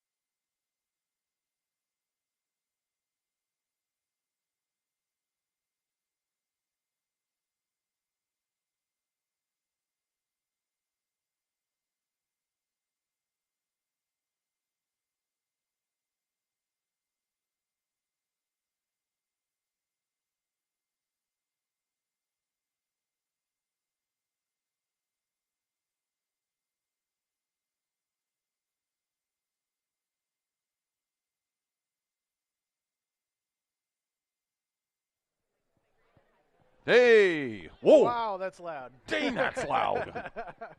Wow. Got to use my inside voice. I didn't realize it'd be quite that loud. Wow, it's not often I have to tone my voice down. Is that the normal loudness? Just making sure. Oh, it's REM loud. Yeah, you got to turn it up for REM, but not for me. My wife will tell you that I'm a very loud speaker. See, I'm a very quiet speaker, so this is actually good for me. It's the first time I've heard my voice.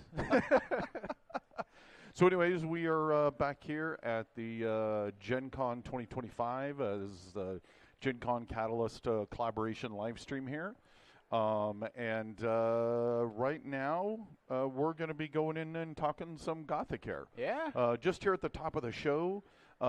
Next after this at 2, we're going to be having Quincy from Quincy's Tavern, who's been gracious enough to come out and be a guest with us. Him and Mike will be doing some board games. We then have live with Renegade Games, and then live with Green Ronin and Artal Sorian. And then at the to send the day out from 5 to 9, they'll be playing SR6. So really cool stuff going on there. But right now, we're going to be talking about BattleTech Gothic, which is pretty much the star of Gen Con for us. And we tried to make it the star of the entire show because we've been sharing some banners. Have you even been to the booth yet? I haven't even seen it yet. No, I just got in. I'm fresh off the boat. That's glorious because he hasn't seen the ridiculously giant banner of Marco's art that's and this in is our my booth. first time even seeing this box. This is my first time seeing these in person. These are my babies. That's pretty cool, right? Yeah.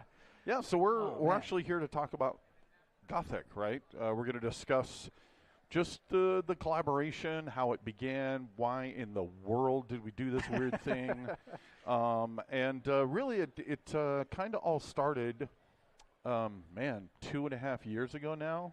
It started before me. You brought it to me. Yeah, so I'm not sure it's when like the origins were. 2.5 years ago, somewhere around there, and we were heading towards the 40th anniversary, and Lauren came to me with this crazy, wacky idea, and he's like, what about an alternate setting? We've never really done an official BattleTech alternate setting, and after 40 years, why not give it a try? And I fully admit I was not on board initially. He kind of had to talk me into it, and really it was just the collaboration of talking it through, talking with Ray Arastia and Aaron Cahill, and I really then I got the vision of what Lauren was talking about these new, what we eventually termed the continuum, which is, kind of the universes beyond, or it's just our way to describe that this is part of these alternate settings. And it was really impossible for us to not go Gothic out of the gate, right? I think that was the great one to start with. Yeah. I mean, I'm excited about the next ones we're doing, but yeah, this is the one that just got me so jazzed up about it. Yeah, and ultimately, just the Gothic aesthetic, even outside of the king of Games Workshop, obviously, and 40K, which I have shelves and shelves and shelves of all their games that I play.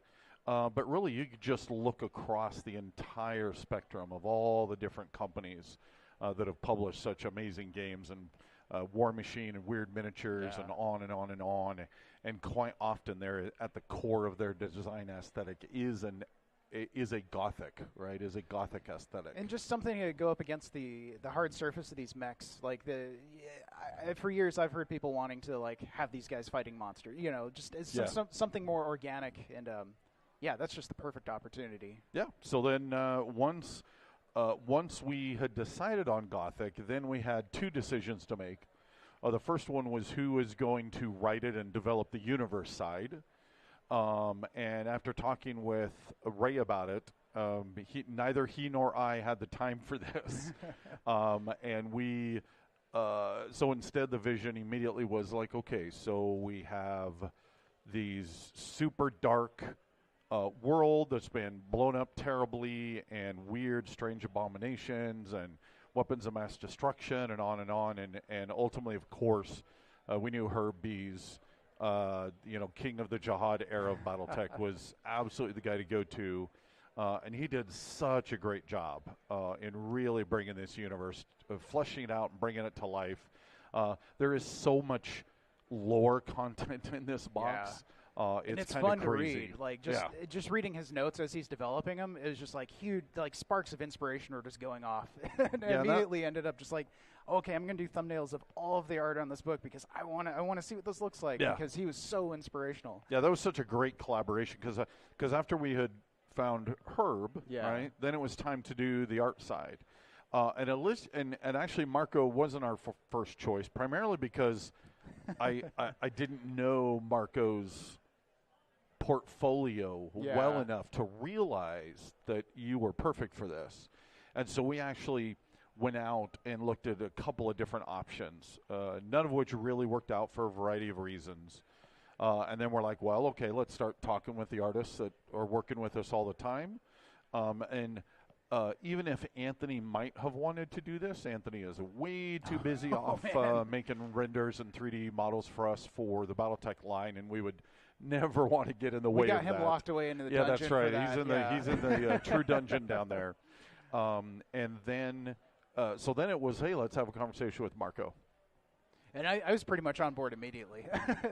Coming from a video game concept art background, I love like redesigning things. I love taking something that's already established and then just trying a different version of it. Like that just always tickles my brain. So somebody who's already loved BattleTech and loved this sort of gothic aesthetic, immediately I was like, yeah, okay, yeah. I don't think there's any hesitation. I just jumped on immediately.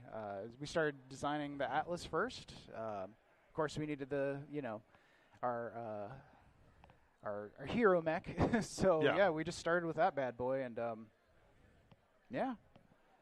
Well, I remember the first conversation we had, and you're then talking about the fact that you have taken these other IPs. Oh, right. And you have run I already off. had a couple to show. Yeah, he immediately came forward. Well, hey, I've done something very similar with this and with this and with this, and as soon as I saw some of the art that you were sharing, because it was just a long Skype call, and so it was just kind of mind blowing. I'm like, oh man, we should have just come to you right at the beginning, because it was months and months of trying to find the right artist, and the whole time you're just sitting there.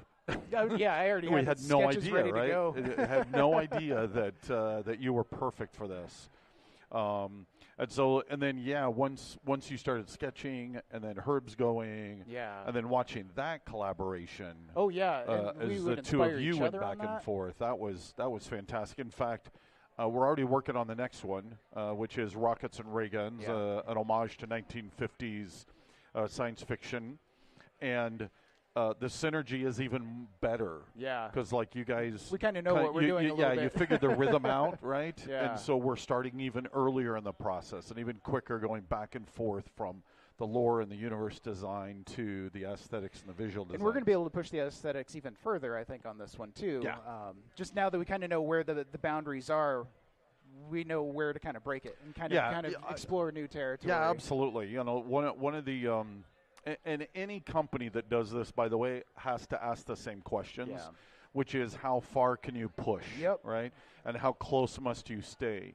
And even though on the surface, like when you first look at it, just like I did when I first saw some of the sketches were coming in, you know, my 40-year BattleTech brain was like, oh, we pushed the boundaries so far.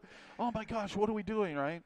And then it was actually my eldest son, Bryn, who... As we were looking at some of it, he's like, "This just looks like a Periphery faction, or a Solaris 7 stable." And it was actually very cool that you said that, because that was in the back of my mind as I was designing these. How can we reuse these outside of Gothic? If people wanted to use these for regular BattleTech, maybe Solaris mechs, maybe Periphery mechs, Pirate mechs. Like I feel like I wanted these to do dual purpose. You know? And you know, that's exactly what I've seen people as they've talked to us about it. Yeah. They've had that same thing. Now, obviously, some of them actually want to play in the Gothic setting, and that's awesome. Ultimately, we could have just released the mechs in a force pack. Yeah. We love world building far too much for that. We had to go whole hog. Exactly, right? We had to go all in. And I really think that I'm not sure the mechs would have ended up being quite as cool if we had not had the lore. They're very purpose-driven to push it. Yeah, it was definitely something that as we're sort of developing this aesthetic, and we're talking about the abominations and how they play into this, and how the mechs were sort of, so the abominations in this universe came first, and the mechs are basically designed to sort of counter that to a degree. So, yeah, we start armoring up the joints. We start putting all these little spikes on them so that these guys have some sort of defense against these things climbing against them. So it's sort of, they feed into each other. Yeah, I'd actually kind of forgotten that part. Yeah, well, I mean, maybe I just mostly kept that in my head. No. Once you've brought that up, I do remember that conversation of the first couple of sketches came in, and then as the abominations were really coming out. And so for those that don't know, I realize I should have done a little summary. Oh, because, sure, you know, just jumping into art. Yeah, so of course we are. So as with any great alternate setting or alternate fiction, we very much follow the Harry Turtledove mode of operations with these type of alternate histories, which is there's kind of a pivotal moment that changes. And so almost up through the Star League, it's mostly the same universe. And then it is at the end of the Star League and then coming out of the Star League where things radically change. And it's really about biotechnology that gets out of control. And it starts killing off tons and tons of worlds. And then the various armies realized how much more powerful these abominations can be, which are basically biotechnology, almost like creatures that are engineered and have... They can be controlled, too. They can be controlled, and they have giant guns, bolted onto their skin, and it's creepy and gross and awesome. But yeah, you were designing that part, because the other thing we wanted to do is like... this is classic BattleTech. This is straight up classic BattleTech rulebook, but we wanted to add the extra bit in, right? And that extra bit then is the abomination. So, you might think of them as like part proto-mech, part battle armor, part infantry, almost part VTOL, right? There's some cool mixture of things. And Herb did all the rules on it. It did a fantastic job on it. But as then Marco's developing these abominations, it then went back to, if you have these crazy, insane things that can crawl up your leg, maybe you would have armor and things to protect yourself. And unlike, say, when the clan invasion first began and the Inner Sphere had no idea about elementals, right? Yeah. And so there was no development of how do we protect ourselves against elementals because of the sheer breadth of the abominations, how many different sizes and how all the factions had embraced it over several centuries. Then that design aesthetic comes into play to protect yourself against that. And that was a great way to justify calling it Gothic too, because I pulled from a lot of Gothic architecture, and a lot of that has these like repeating sort of like ribbed shapes, and just we have a lot of these sort of spires, and so that's like, how do I justify that on these mechs? And so they sort of like perfectly aligned to just be like, oh yes, okay, this makes sense. This is why we're doing this now. And so yeah, it just kind of worked out, especially on the Atlas, the first one. I think we just kind of used that as the waypoint for the rest of the designs from there on out. Well, yeah, we had to get that one right, and there was quite a few iterations on that one. Luckily, it was. I think we had a walking castle at one point. We did have a walking castle. As always, you. I'm not saying you can't do it. Yeah. Almost everyone I've ever talked to that does something similar to this, it's a lot of iteration and concept sketching to get it right. And so at one point there's 5, 6, 7, 8 iterations of that Atlas out, and then we get on a phone call. We had an Atlas abomination at one point. And an Atlas abomination, that's right. And so we're like, well, I like the knees on this one, and I like the shoulder pads on this one. And then once we would reach a pretty good place, then it would be time to take it to Ray, of course, get Lauren's input, take it over to Brent Evans, and then they would provide that input, and then Marco and I would go back down into our hole and keep going. And this was an incredibly cool collaboration to be able to sit here and just go, hey, do this, right? And then he'd send it in, and I'd be like, well, what about this? Or what about this? It was such a positive experience, and push back too, and be like, hey, well, what about this, right? And I think the last time I had such a glorious experience of working really closely with an artist to develop a new look was with Doug Chafee and Leviathans, right? That's my benchmark, right? That's my my hallmark. Doug Chafee on that. And so we got very close with this, right? Because I can remember when I was doing Leviathans with Doug Chafee, and he's thanking me for letting him come and draw these wonderful ships and play with robots and ships and so on. And the whole time I'm like, you concept sketched for NASA before there was a NASA, right? He had a giant Marine One in the White House for a while. There are so many generals and Navy officers with his art in their houses. That's and amazing. He's thanking us for letting him do that. And I'm like, no, it's you. And this he's is like, the fun no, stuff. it's you. Right? This is the fun stuff. This collaboration really reminded me of that and how much fun it was to just do something new. And this is the push most fun boundaries. for me on that same thing. I will also thank you for the opportunity because, you let me really just get my hands on every bit of this too. This is my first time I've been able to get into even the graphic design. Like if we open up the books, a lot of the design elements, I gave them to Dak to actually make them look good, but I got to touch everything. The logos, some of the little punch outs, they just let me go ham. The logo work was super fun as well. Was, now I want to do more logos. Great. I know. I'm a logo guy. That was now. cool. So let's actually kind of get in here and open some of these. So what we have here and what we'll be releasing, it's releasing brand new here at Gen Con, and obviously will then be coming out in stores. I don't know if it's in August. Certainly by September these will be available. So then this is the core box. Of course, obviously we do salvage boxes because everyone loves them. To clarify, these are not new sculpts. These are simply the 8 sculpts that are in the box. However, you do have the 5 atlases with the 5 different heads in here. Oh, if you get an atlas, it'll have all the heads in it? Well, no. If you get you might pull an atlas, and it'll be the Combine Atlas. Okay. And then you might pull another atlas, and it will be the Davian Atlas, fully assembled. Nice. Okay. Right? We'll actually get into, once we open it up, about the fact that there's some different heads and so on. And then as part of the Clan Invasion, as part of the Mercenaries Kickstarter, we did the 100mm Timberwolf. And we got a lot of great response. We loved having the larger model. I'm so excited for this one. So we decided, you know what, we're going to do a 100mm. I was about to say Centurion for some reason. It's because it was C it does scale. Have some Centurion elements to the it. Davian one, definitely. 100mm Gothic Atlas. And I think from here on out, the plan is to do one every year, 18 months. Okay.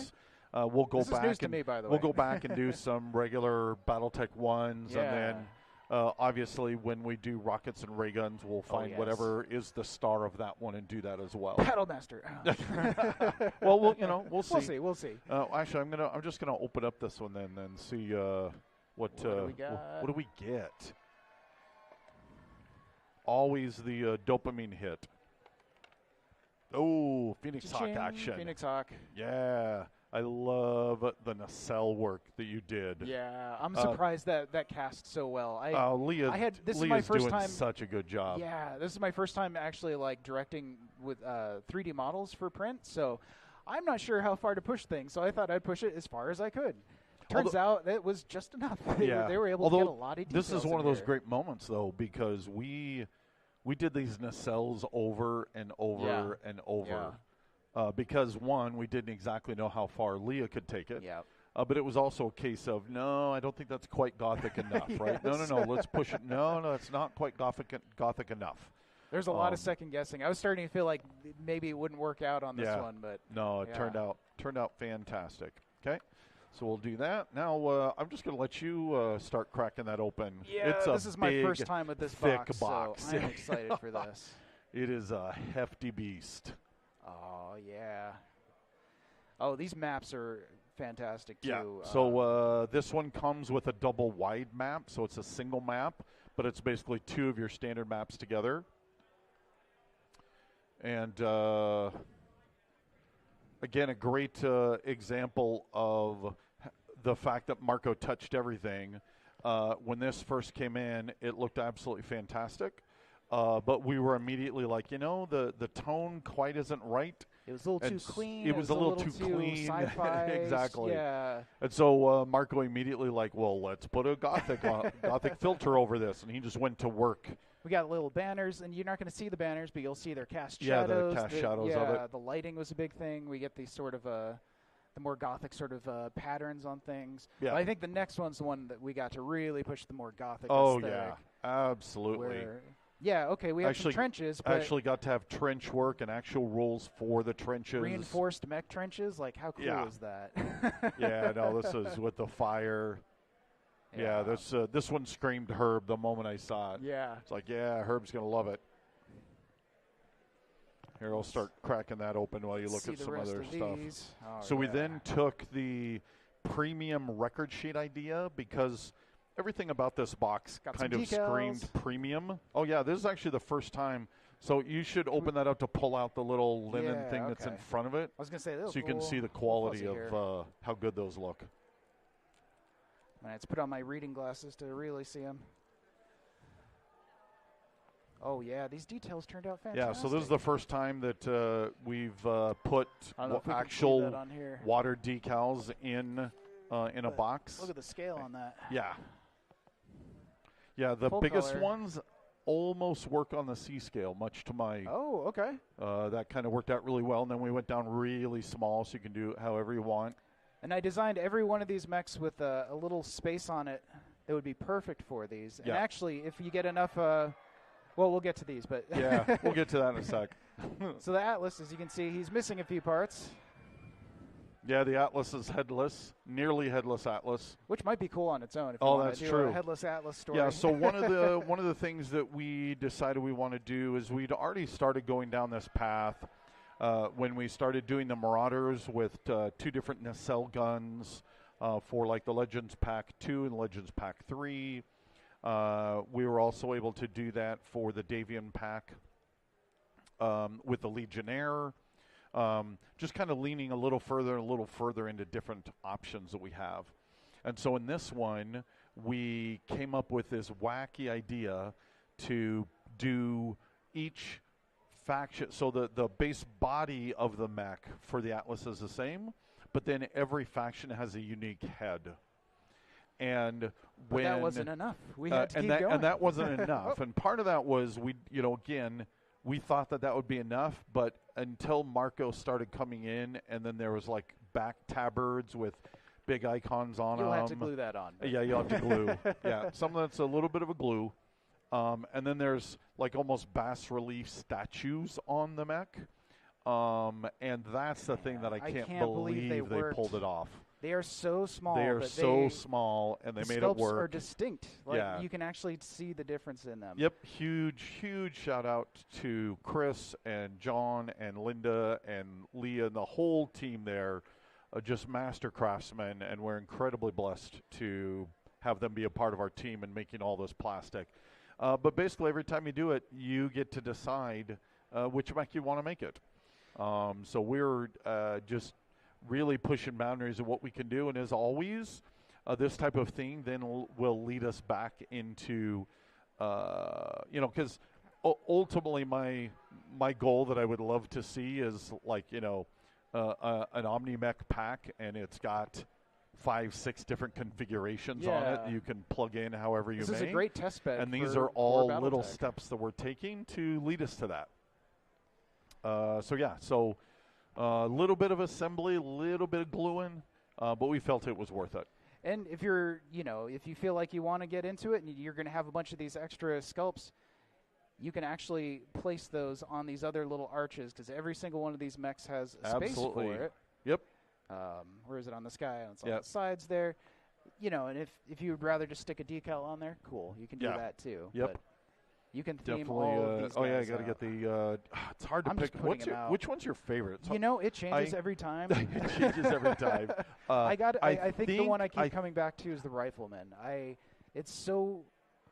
The sort of grading on the cockpit is so distinct. When you see... So the Mini like this looks great. Yeah. But when either you see the Mini painted, or if you see Marco's illustrations where you then have that gradient on it, it looks fantastic.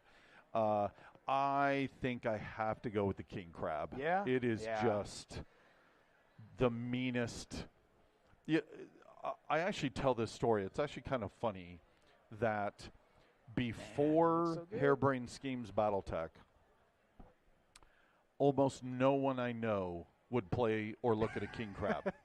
He was pretty derpy, let's be honest. The old illustrations were pretty derpy. And don't get me wrong, powerful mech. Yeah. But there's plenty of powerful mechs, right? There was nothing to really set it apart.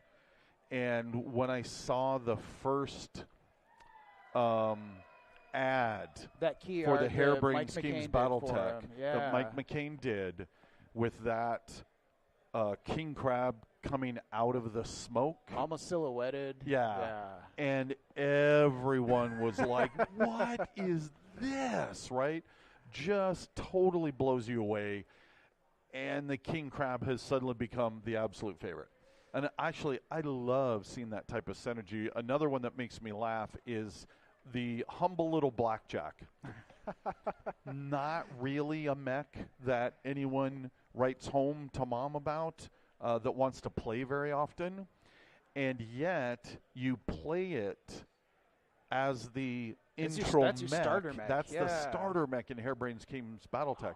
So then we were getting so much ask for that when we did the Wolf's Dragoons Force Pack, we put in an alternate variant blackjack in there. Oh, I didn't know that, actually. Yeah, and that's one of those that, like, it just never would have happened if it wasn't for Harebrained Schemes and so many people falling in love with that game because, of course, Jordan and their whole team, Mitch, everyone involved, so many hours into that game, absolutely fantastic. So I love that type of synergy back and forth. So he's so you'll notice. Yeah, I'm just sort of flipping through this because I'm excited. It is a big stinking book, full color, of course, 120 page rule book. Now, a big chunk of that though is at the back is just a really cool TRO for the Abominations, so you can see all of those.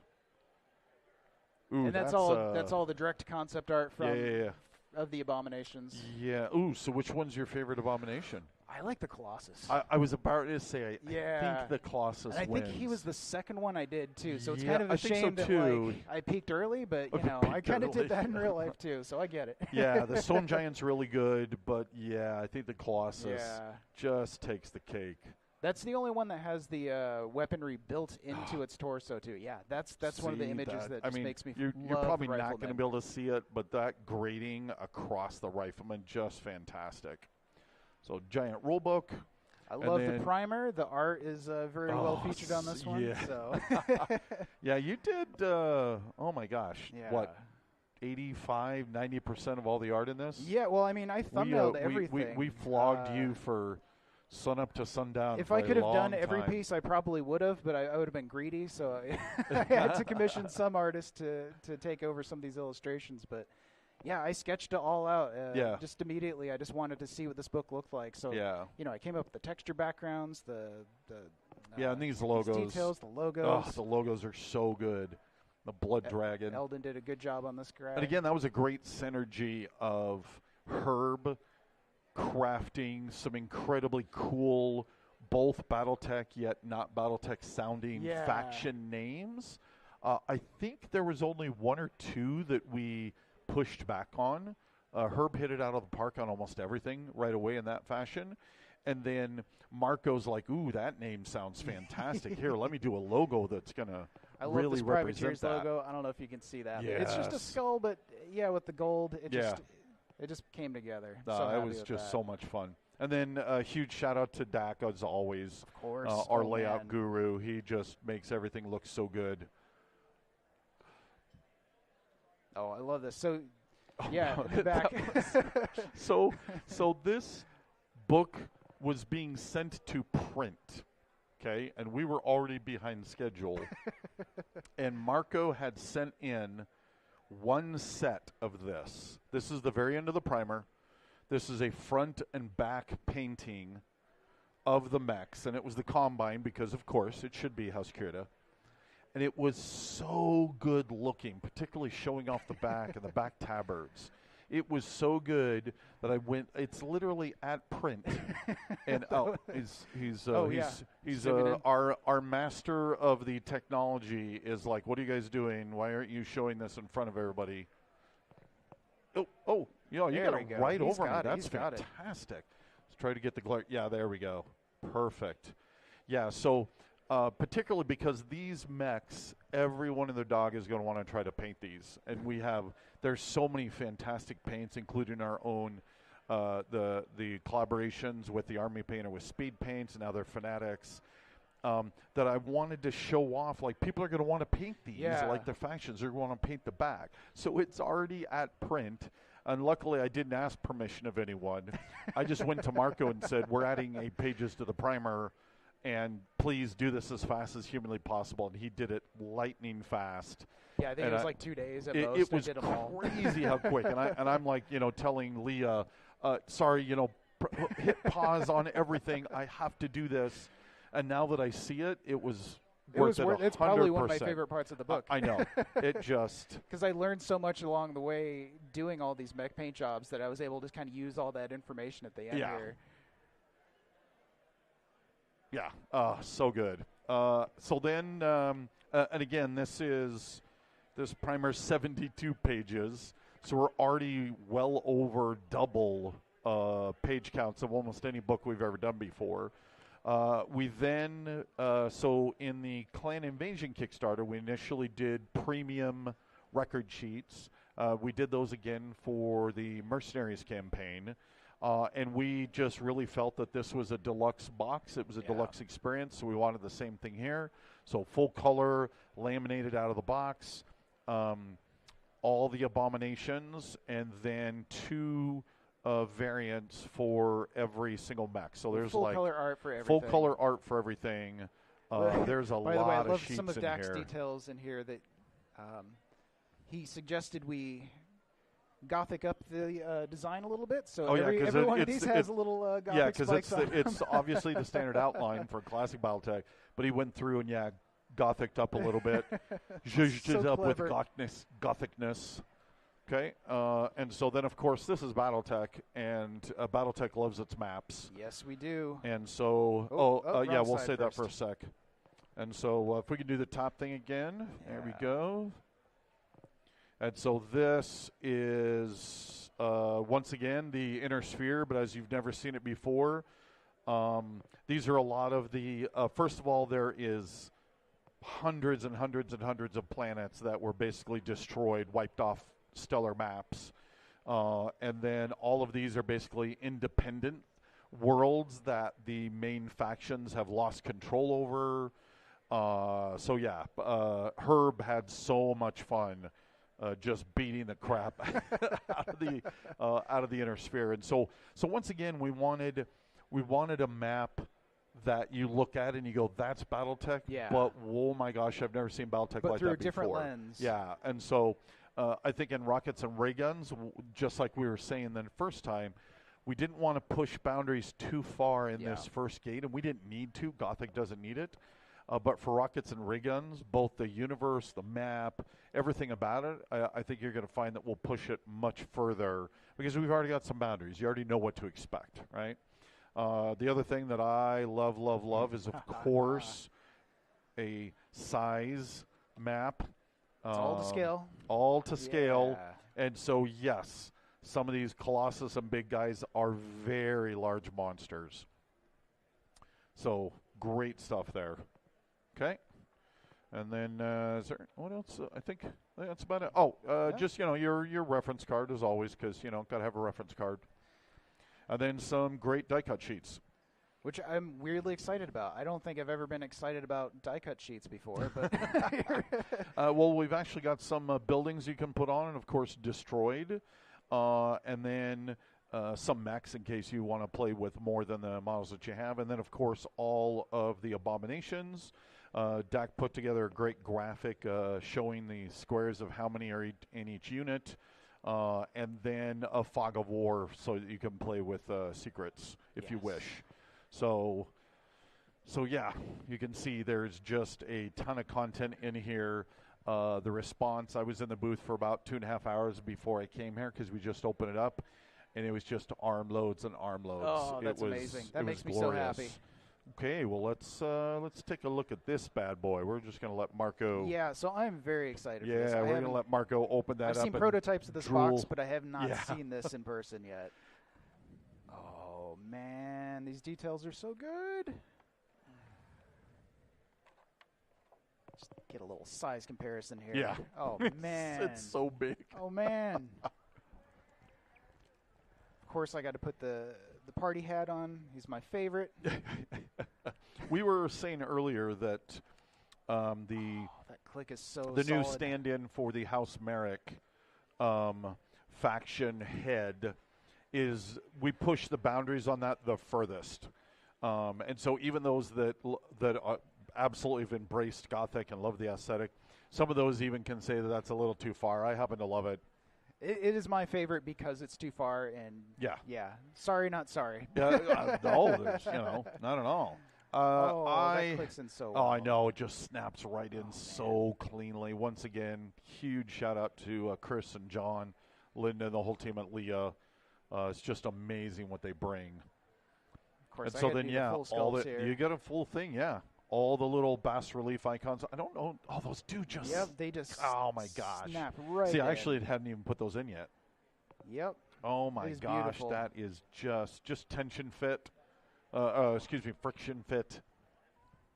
Yeah. Oh man, I am so happy with that. And then that back, we just had so much fun coming up with what do we do that's different, right? Yeah. How do we do each one of these? that fits the factions, that fits Gothic, that makes it feel a little more unique and different. So you can see some of the differences there. They're very, very unique to the factions, and they fit with their own themes.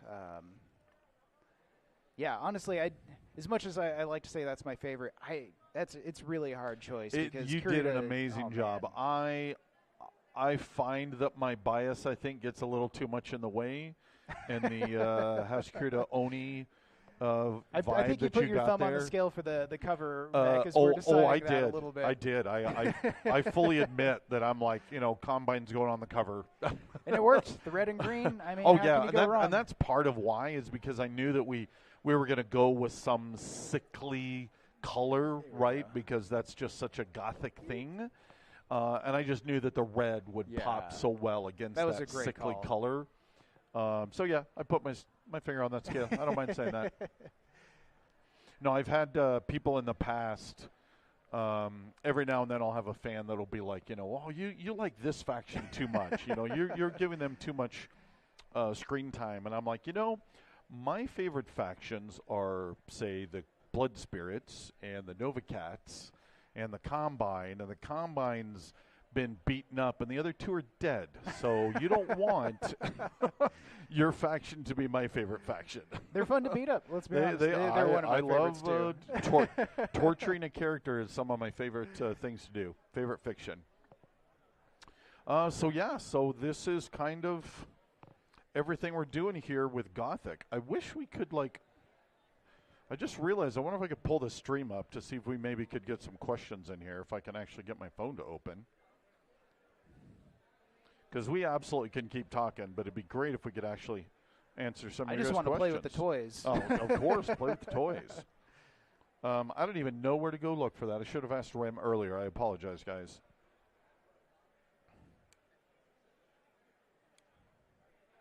Give it just a sec here. See if I can jump up here. You can tell that this is the first day and we've been sprinting like crazy. Live at Gen Con. See if that pulls. Oh, I should turn the sound down so I don't cause any crazy things. Novacat won't be kept down. That's right. And someday I will actually finish that novel. And seriously, for all those over the last year and a half that keep asking very nicely about the Novacat novel, it's being worked on. It's just been a heck of a 2 years with the World Tour and then all the games we've been working on, this and Aces. my work on. Oh, I'm so excited for Aces. We're going to have several streams about Aces later. This is incredibly cool from a artistic perspective to do something new and different. Aces has a chance of being transformative. It's going to change the game quite literally. It can change the game. It can potentially bring in a whole new type of player that's always been a little intimidated with the versus. Well, that's the one I want to play with my daughter. You know, exactly. I mean, she wants to play co-op games with me, and that's it. Exactly, and that was that moment where I, just to wax eloquent on Aces for just a moment, that was a moment where, I mean, I was always all in, right? Tommy Gofton and I fought tooth and nail for years to make this happen. So huge shout out to Tommy and Josh and their whole team that just really put together something brilliant. But it was that moment of when we announced it, it had been out there, the playtesting documents are out there, and we had people coming up to us like, thank you, because I'm now playing Battletech with my spouse or my kids, and they've never wanted to play a versus. Because versus is icky because they're board game players, right? Well, and you're dealing with all the rules and everything on top of being, the versus. It's a lot to kind of deal with for some people. Exactly, and for me, of course, versus. I love seeing all these people I know very well walking by in front of us. It's awesome. Actually, one of my favorite parts of Gen Con is all of these people that I've known for years and years and years that I love seeing and catching up with. This is my first time here, so I'm just like, have you never been to Gen Con before? No, I've never. I did not know this is my first day and my first time, so I'm just like, my gosh. Yeah. You haven't even been down to the exhibit hall. No, I haven't even seen the exhibit hall yet. See, I'm almost a little jealous now. It's kind of like when you do the whole, I wish I could see my favorite band for the first time again, or reread that first novel. And you can just follow me around and sort of like see through my eyes vicariously. Yeah, see, this is my 31st. Oh wow, Gen Con. Yeah, I'm old. Well, so Ace is going to be awesome. So let's just really quick see if there's any questions that anybody has. Let's put those out there. You guys did the stream to upstage my video. Yes, we did, Big Red. Actually, I meant to mention that, and then I got lost in exploring this. By the way, Big Red, Brent Evans sends his regards. No. Sorry. So we actually already had some videos and reviews that have been going out. Speaking of people that I know and love, Nick, go man, Prop Wash. Gorilla Miniatures a couple of weeks ago put up multiple videos talking about it. Big Red has just started to release some of his videos, some great community content and reviews. So if this doesn't immediately have you sprinting towards grabbing it, but you're still intrigued, absolutely. Please check their videos out and see if this is something that's for you. And if it's not, that's awesome. We have so much BattleTech coming that, this is not distracting us from the main line whatsoever. Well, and again, that's to be clear, that's very clear. Anthony, beyond going to him to get a little bit of advice and a little help because he's the master. Oh, I definitely needed his help. Just like, how do I art direct sculpts for mechs? I got a crash course on that. So we got some input on that, but we were very careful that we did not get in the way of that stream. We wanted this to just be this incredibly cool other thing, but not get in the way. Now, what I do say, because I keep getting asked this all the time, is, where's my Celestials? Where's my Ares? 2 years ago at Adepticon, I leaked a multi-year list of models. And then Aces came along and blew it all up because we believe Aces is so going to be just utterly transformative for not just BattleTech, but I really do think for tabletop miniatures as a whole. That was like, okay, this is coming right in. Eight minis a box. And after I played it at Adepticon this year, I'm a believer. All the other things that we announced, they're coming. I want Celestials as much as anyone else. Speaking of Celestials, before we had done this, the last time I had such a great collaborative experience was actually doing the Celestials with Brent Evans. Back during the Jihad and trying to okay, if somebody's crafting these from the ground up to be a series, and particularly with the Word of Blake's overarching aesthetics that are so like, this is our vision, this is who we are. Can't wait to filter that into our new aesthetic. And that's exactly, Brent said the exact same thing. Oh, what is Anthony's team going to do with this? And luckily, this isn't like some of them where you just got to blow it up, right? That's what we describe it when we have some of the mechs, like the Night Sky in the Kellhounds pack. I still think the Night Sky might be one of the most blown up designs. And yet, I look at it and I instantly see a Night Sky. It's recognizable. That's why I'm kind of surprised you said that. Yeah. But it is. I mean, if you compare them side by side, wow, it got really blown up. So yeah, that's actually really cool as well. Okay, so we're going to do a quick little look here, make sure I didn't miss any questions. But why, Randall? That's Big Red 40 Tech. Just upstage you, Bonteques deserves to be huge. I do as well. You guys are fantastic. Again, I am trying to get in here. And, when can I purchase Gothic so I can put my Dazzle camo on it? Excellent. As again, I believe it's releasing in September. Please don't hold that to me. I think I have a Dazzle camo example, by the way. I'll look up while you guys are talking. Oh, you should. The C scale will be later. These were literally flown in at the last second. But Gothic is sitting in our warehouse. I'm pretty sure September is when that's going to be releasing. When we get hands on the new 3025 on digital, the digital, I'm not sure. We've usually tried to be pretty close to releasing in the street date. It'll be releasing in September. So I imagine the digital is in September as well. And we could have done a whole stream just talking about 3025. That's actually another reason why some of the force packs were delayed. Like we had the 2 curative force packs nearly done. And then Ray came to me with the idea for the commemorative edition of 3025. Like, hey, you know what year this is, right? Yeah, this is 1,000 years from right this year when 3025. Yeah, 1,000-year pre-anniversary. But to do it, it means we had to do every single design. So yes, we've redesigned the 12 aerospace fighters. And I think this was April when we this started was like that? April. Yes. I mean, it was nuts that we pulled it off, and it's here, and it looks so good. Again, I can't give a big enough shout out to Ray, and on the continuity side and all of that.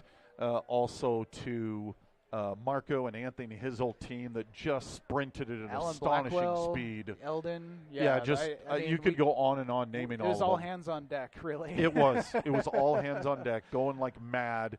And you knew, regardless of what day or time it is, if an email comes in, you're answering immediately because the lack of your feedback might slow it down. And it, we had to have it at Gen Con.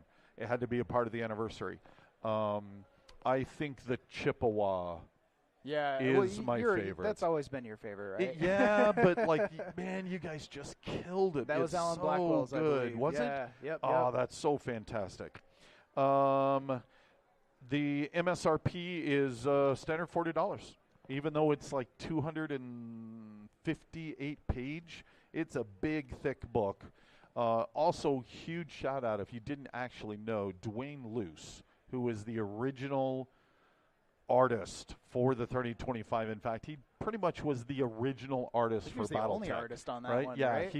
he's the only artist, but it also that was the book. Yeah. That everyone, all us old people, right, fell in love with that.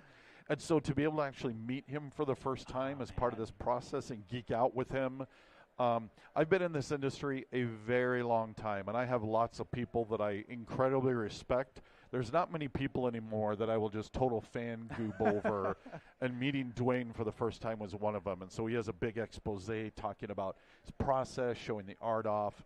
Oh my gosh, it's it's fun to read that too. And he kind of took some of the new artists to task a little bit there too. I loved it. That. I know, yeah. And he was like, "Is this okay if I do that?" I'm like, "I'm pretty confident please. Not a single artist is going to complain."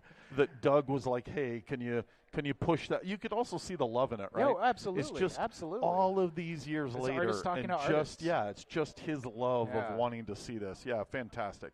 Let's say Randall couldn't decide which side of the American Civil War your beard was going to support. Jeez. So in reality, so I did a pink beard last year to some fun to support Rem. And then right after that, I did a purple one that looked fantastic. And then, of course, the question was, do I go clockwise or counterclockwise around the inner sphere? Because, yes, I'm that much of a BattleTech nerd. And so then we did a blue one. And then it's I a thought, Russell hug and then I said, well, let's do a green one. And we were thinking that it would either be the bright neon green of Catalyst, or maybe House Lao green. Yeah. And it actually came out a really green blue, like a almost aquamarine. It's got like a turquoise. Now part of the problem is I'm super old, and so it's actually all white, so it doesn't hold color for anything. In a week, this will almost all be gone. Are you but using, when like, it was Manic Panic on that, all of it, right? But when it was super bright, and I actually said this on the Tuesday Newsday, it looked exactly like Deku Izuku Midoriya from My Hero Academia, like his hair. Oh, okay. And I'm like, oh, that's apropos. Yeah, that's I was going to say right? that actually. Whereas now it's kind of a little Free Wrestling Republic, actually a little Raven Alliance. Yeah, I can see that. So yeah, some fun in there. They're one of my new favorites now, by brand the way. new to the hobby. Sounds like a fun time to be involved. Awesome. Thank you so much. Be on top. His shirt, it's the Warhammer. Yep. Our brand new convention T-shirt. Looks fantastic. Let's see. Rana, we at Bungatech are obsessed with rules beyond the abomination of specific rules in Gothic, adding any new narrative classic specific rules. That was the only new thing that we added. Yeah. And then Herb took some experimental tech like the blazer rifles and brought that in. Stuff. They're not new, but he brought those in because it just felt really Gothic to have those in there. So again, we didn't want to push boundaries too much. I think there's an excellent chance that we will now push the boundaries now that you guys have seen where we're going to go with this, and we feel comfortable. We're kind of hearing we may push the boundaries even further the next time we get that chance. I got a quick 25 question looks for you. absolutely awesome. Yep. Was there a mech that you didn't see in here that you would like to see in Gothic at some point? Oh. Or not at some point, but that you kind of wish made it in? Well, I will say that my youngest son, so we started playing MechWarrior 5 The Clans when it came out. Okay. Huge shout out. Chris Lowry was just on before is he us. Here? Yeah, he's here. Huge shout out to them. That game is freaking amazing. Yeah, gorgeous game. Right?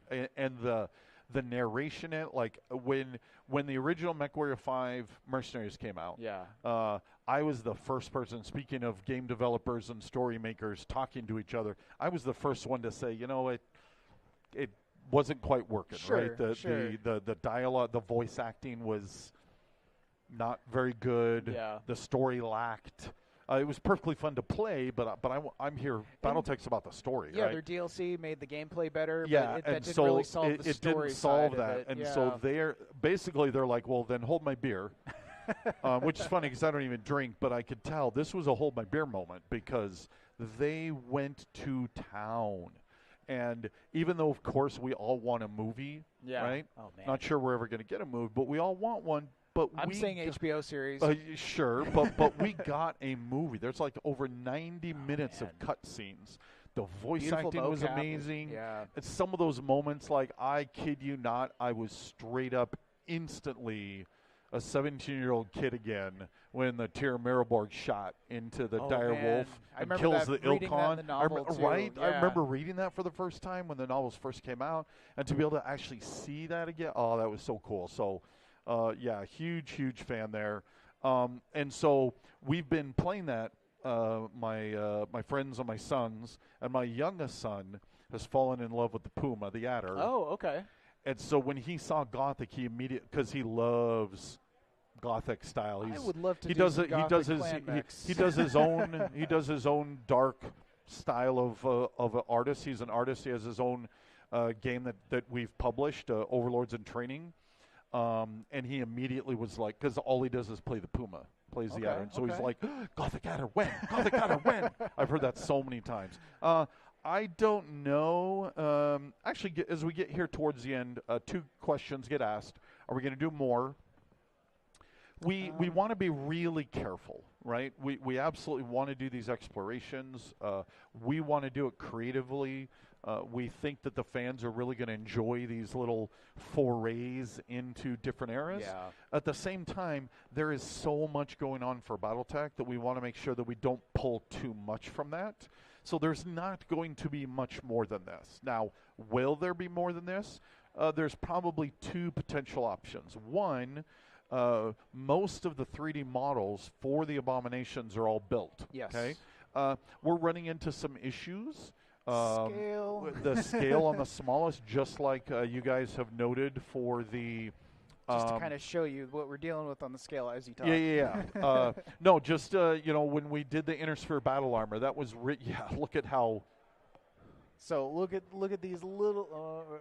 There we go. Yeah. These little guys. Yeah. So we're to scale. We're running into almost technology There's a lot of issues. detail there. If we can solve those, I think there's a better than even chance that we will do the Abominations in plastic. Yeah. Beyond that, there's maybe the possibilities of like one set of plastics for the clans. There may not be. To be perfectly honest, we may be like, you know what, we could do that, or we could already be working on the plastics for the next Rockets and Ray Guns. Right. So I would give a pretty decent chance that Abominations would come out, particularly when for the display case, just to show some of the scale and stuff, we had some of our own 3D prints made and put in there, and oh man, they look good. I got to see it. I can't wait. Jared Saunders, one of my good friends, painted them all up. They look fantastic. I would definitely lean on something Mitch Gittleman would always say when people would ask for new additions to HBS BattleTech is never say never. Yeah. But yeah, I always take the long haul on that, right? Mm-hmm. Like the computer games wax and wane, right? Before Harebrained Scheme, again, huge shout out to Piranha Games that have had a BattleTech / MechWarrior game out for decades at this point. HBS BattleTech wouldn't have existed without them, yeah, right? Absolutely. But at the same time, they were kind of the lone holding it up, and then Jordan was able to bootstrap off of them, and then suddenly we had this renaissance, of the BattleTech Harebrained Schemes game, all the incredible DLCs that they did. And now we're back down into the trough again, right? Yeah. And so never say never. I feel very confident that in 5-8 years we're going to get another slew. It'll be time again. There'll be enough interest, and we'll get it again. I doubt any of us are going anywhere anytime soon. After this many years, you can't get BattleTech out of me yet. So we're coming here to the end. Just let me look at the last couple of question: which Gothic fashions listen to which goth bands? Ooh, that's kind of. I mean, what is the most goth? I haven't assigned themes to them yet. Yeah, that would actually be really fun. Yeah, I'd have to think about that. Yeah, that's a great, fun little question.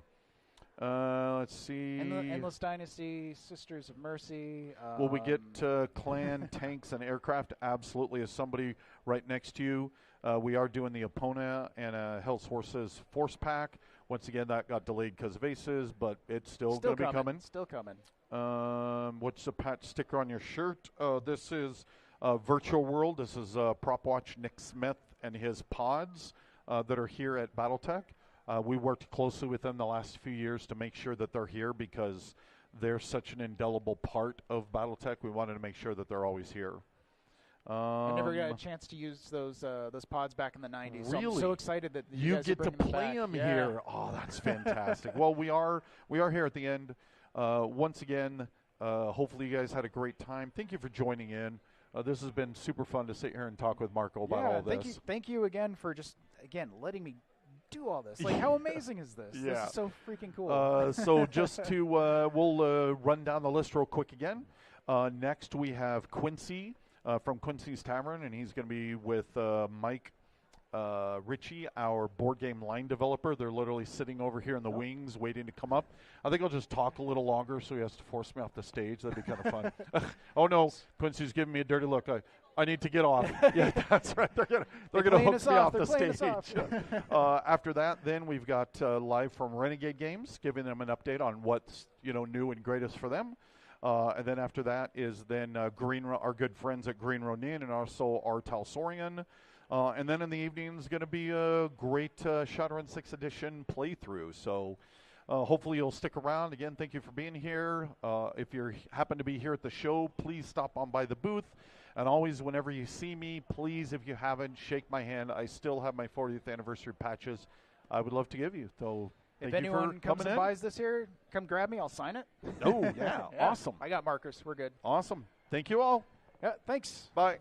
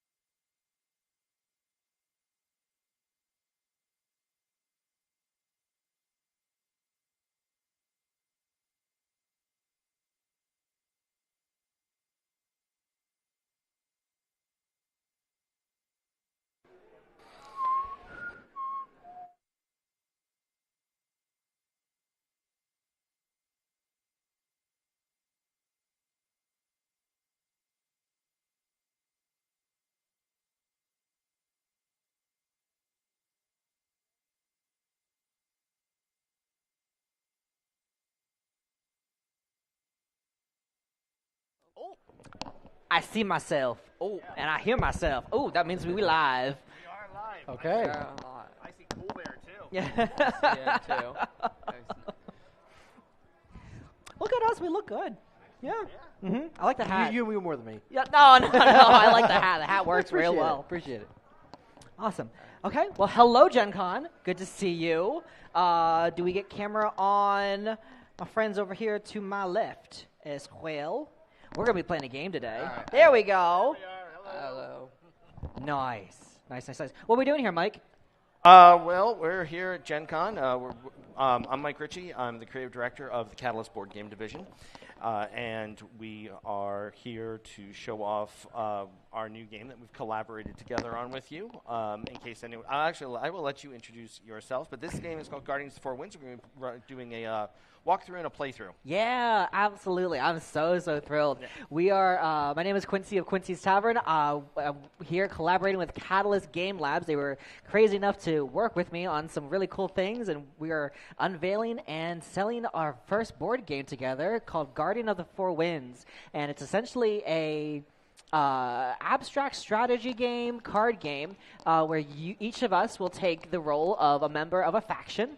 Like a fantasy guild tavern faction, and we vie for control on a board, creating patterns of like elemental sigils, essentially, and we try to capture each other's our own patterns and try to stop other players from doing the same thing, and the first person to get all 4 of their elemental patterns down is the winner. So conceptually very, very simple, but very deep. So, yeah, there's a bit of strategy to it that is that's kind of a lot of the Catalyst Game Labs or board games is that like you learn them very quickly, but then you're like, oh, there's more here. There is a lot more here. Like I was playing the one that you guys are really, really fun game you have over there at the booth, Parachute Panda. Oh, yes. That one is that has a lot more depth to it than I realized, but it's fun. That Looney Tunes style humor, I mean, it draws everyone in. Yeah.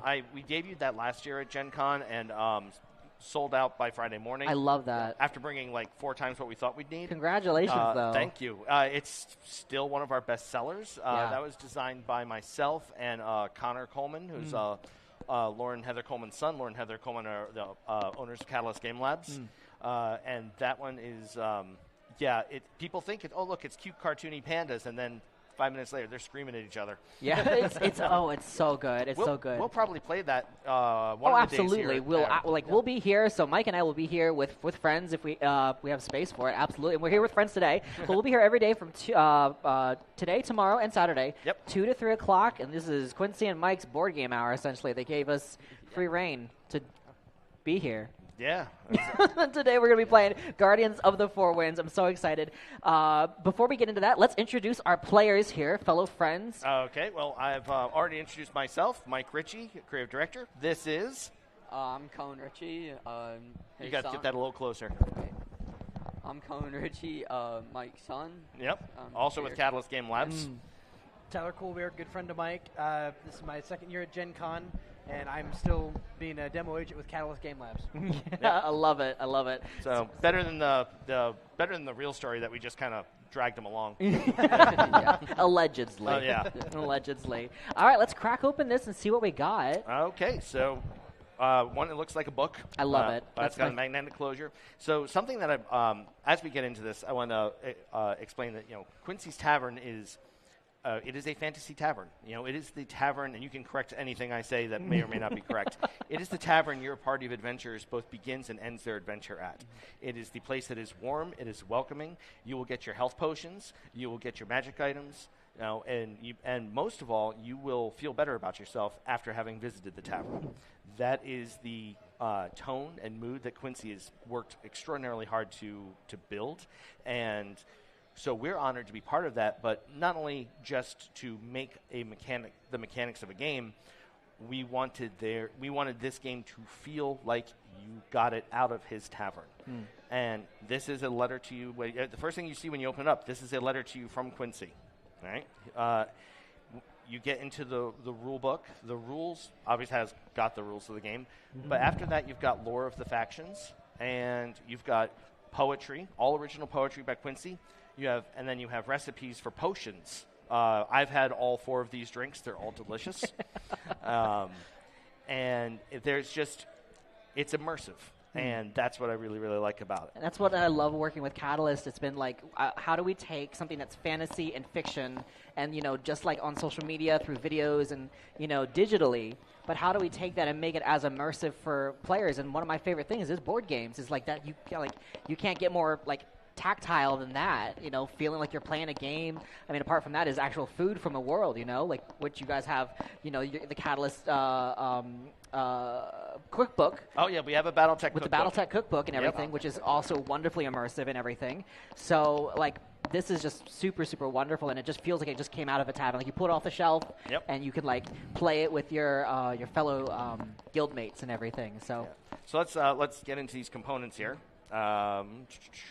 The very first thing is there is a start tile. So we have a start tile here that has all 4 of the faction symbols, and each faction denotes a particular element in a way that the Spirit Guardian represents. You have your Griffin up here, which represents air, the Phoenix is fire, the Dragon is earth, and your Kitsune is water, respectively. So this is a domino-style pattern-creating game. So we will all be getting one of these tiles. There is a side A and a side B. We will be working with side A for an introductory game. The side B is just a little bit more advanced. And everyone is also going to... I'll let Quincy choose first and pass around. I feel like I need to take the Griffins. I kind of thought you were I'll take the Griffins, though, but you guys are free to fight over the other remaining. I'll grab the Dragon. All right. These are our spirit seals. Yeah. All right. We also get matching faction tokens. Good pieces. Good chunky all meeples. Wood. Yep, all wood. Solid wood pieces. And I just love how they feel. They just look real good. It is recommended when you play to place all of your little tokens outside of your player board. So you realize which of the symbols you need to create. So the goal of the game is to create all 4 of the symbols that you have on your board. So you'll have a row of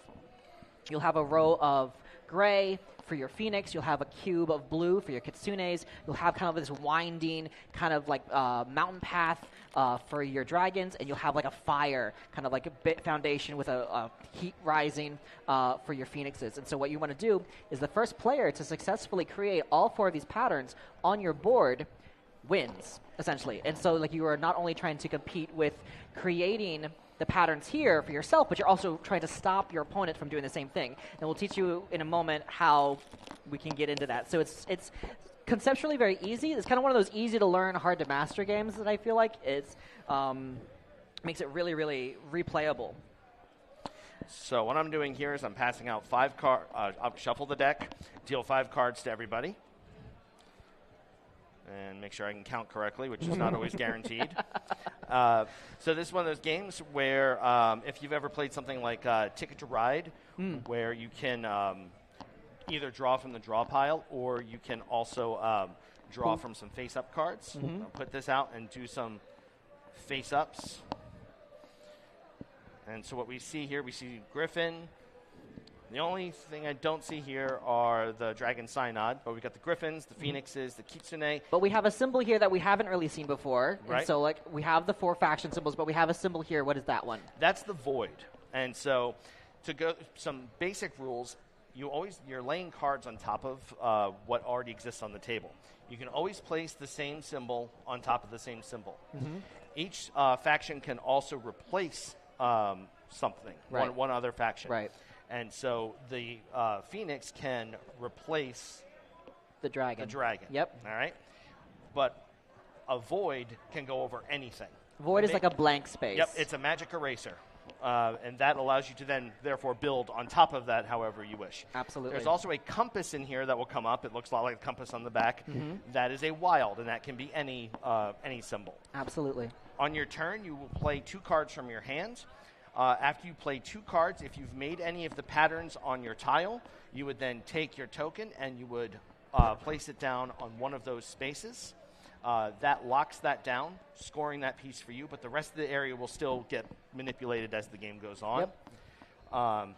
You also always place your Spirit Guardian seal, and that can go anywhere. That on any of the 4 factions. So I've essentially turned that into a Phoenix until it gets moved again. Yep. It can be beneficial because it is a Phoenix, but no cards can be placed on Correct. top of it. So it's both a benefit. You're trying to help have it benefit you and hurt your opponents. Yep. So we'll go over the rules as we play as well, in case you have any confusion. If you also would like to demo this yourself, we'll be here all weekend at the Catalyst Game Labs booth, 1603. You might find me over there. You'll find Mike and wonderful, wonderful people who will be happy to sit down with you, teach you how to play, and yeah. So let's just jump into this. Sure. Why don't you go first? All right. So you have 5 cards in your hand, and you'll play 2 of them down. How you play is you'll always cover one symbol with another symbol, however you would like. So, for example, I'll place, sure, why not? Let's place this one down. The Kitsune is going to cover the Griffin. Because if you look on your board will also help you. It goes in a clockwise pattern of what will cover what. So if you, to kind of show you briefly, really quickly here, so you'll have the Phoenixes will be able to cover dragons. Dragons can cover Kitsunes. Kitsunes can cover Griffins, and so on. It kind of goes in a weird, like, elemental rock, paper, scissors in a way. So, but like Mike said, you can cover the faction that you're superior to, the one that's directly clockwise to that faction, or a faction of the similar symbol. I played 1 card down. I will do another. Let's move us in. I'm going to do this like this. I'm going to cover the dragon with another dragon because I want to go this way. And I moved my 2 pieces. I played my 2 cards. I'm going to grab 2. I'm going to grab this one and replace. Yep. Actually, I will grab that one immediately. Okay.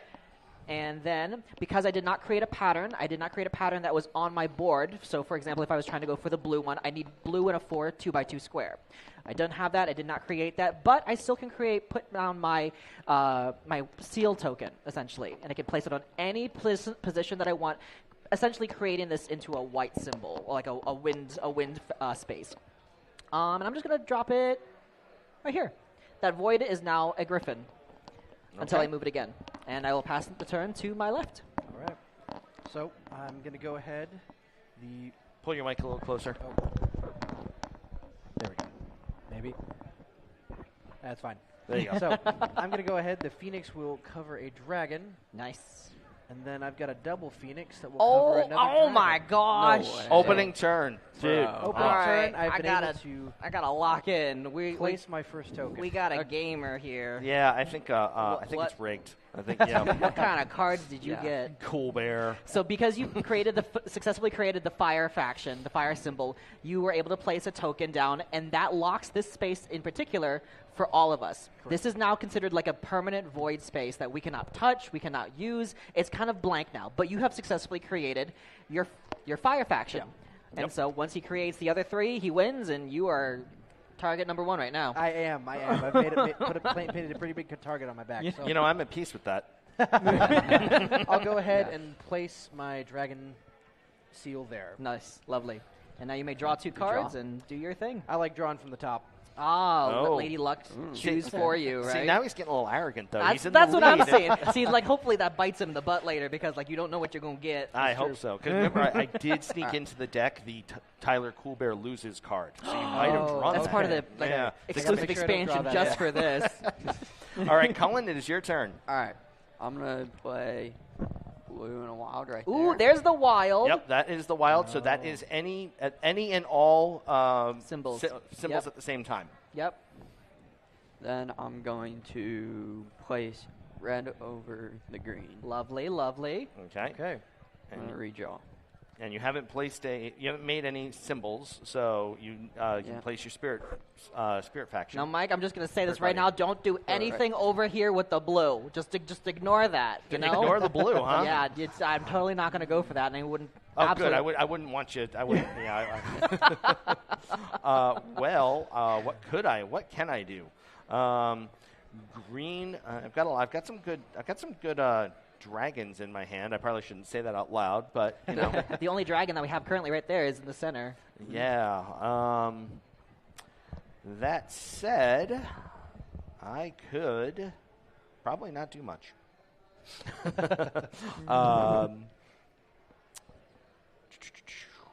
I am not happy with my choices right now. That's good news. That's lovely news. I love that. That sounds wonderful. Well, let's try this. So I'm going to take my I'm going to take my... Don't you dare!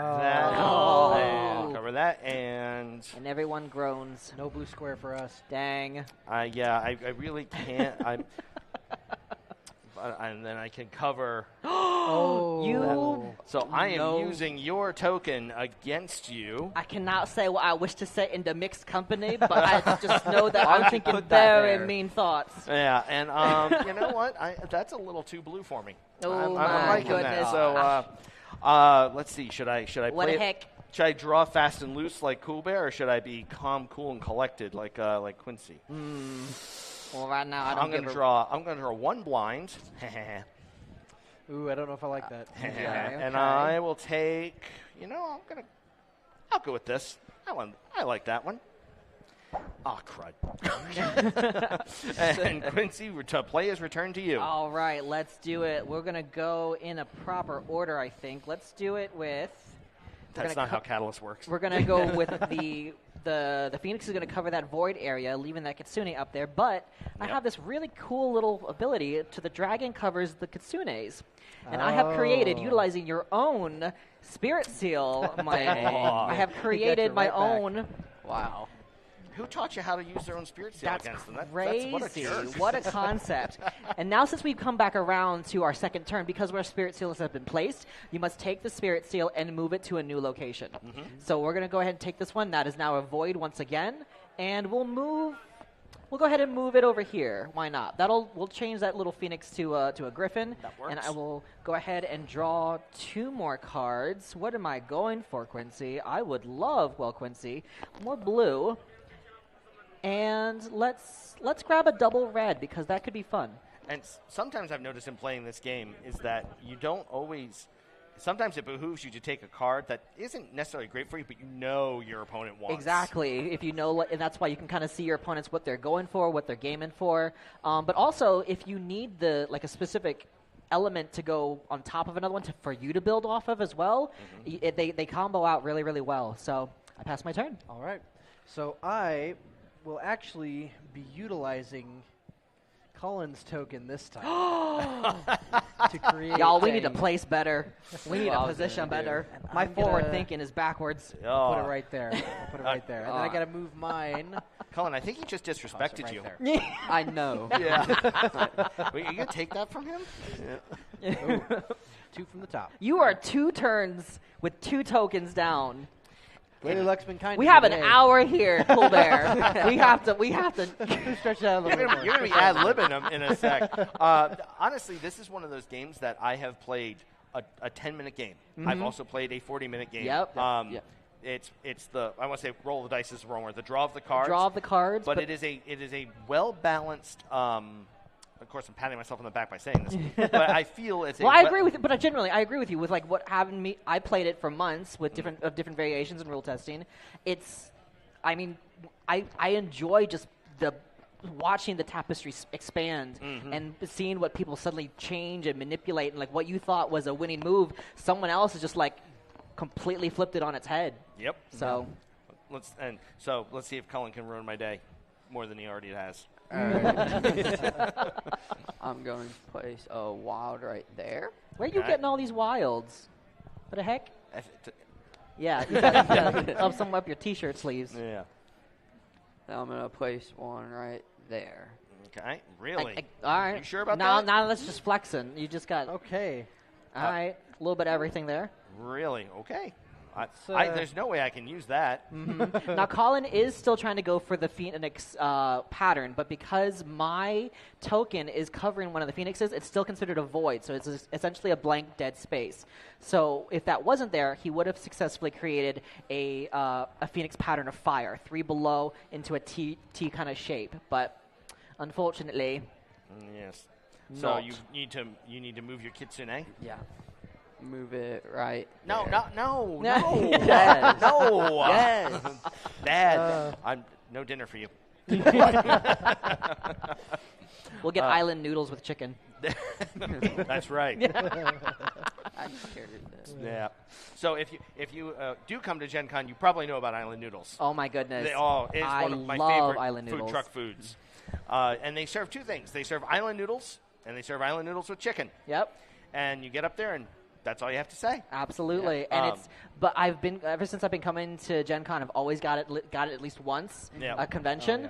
And my friend and I, we were going to go out and go get some, but we were like, that smells so good. But then we looked at the line, and I'm like, I got to be here at the booth at like 2 o'clock. Right. I'm sure if I was in there, I'd probably still be waiting there for my island noodles with chicken. I probably. How long did it take you? Like 45 minutes, about that. All right. So the head of Catalyst Game Labs, Lauren Coleman, decided that we had a good runner to go get him noodles. But they're good noodles. They're good noodles. Well worth it. Well, I hate to blow my cards because I have some really good cards here.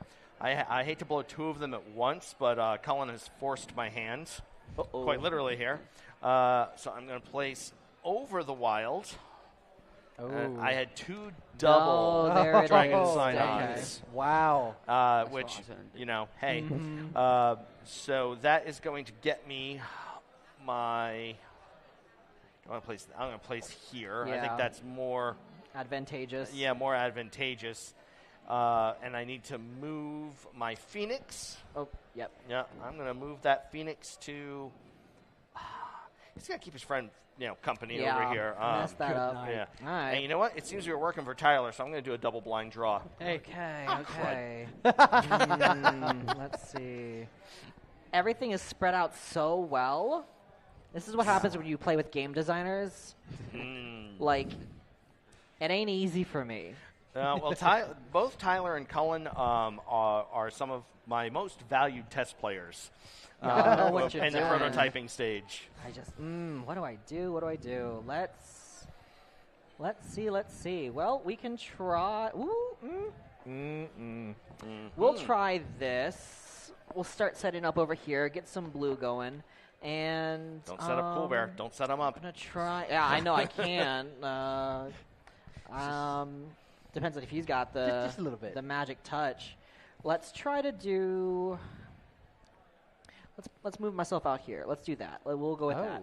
Not really a setup, but kind of just a way for me to get new cards. I don't like anything that's available now, so I will blind draw off the top 2 and call it there. That is a little thing, though. Sometimes you just got to get some cards out there to get new things in hand. Right. You kind of just need a refresh, so I pass my turn. Griffin. Oh, I do get to move. Thank you. I will move this over there.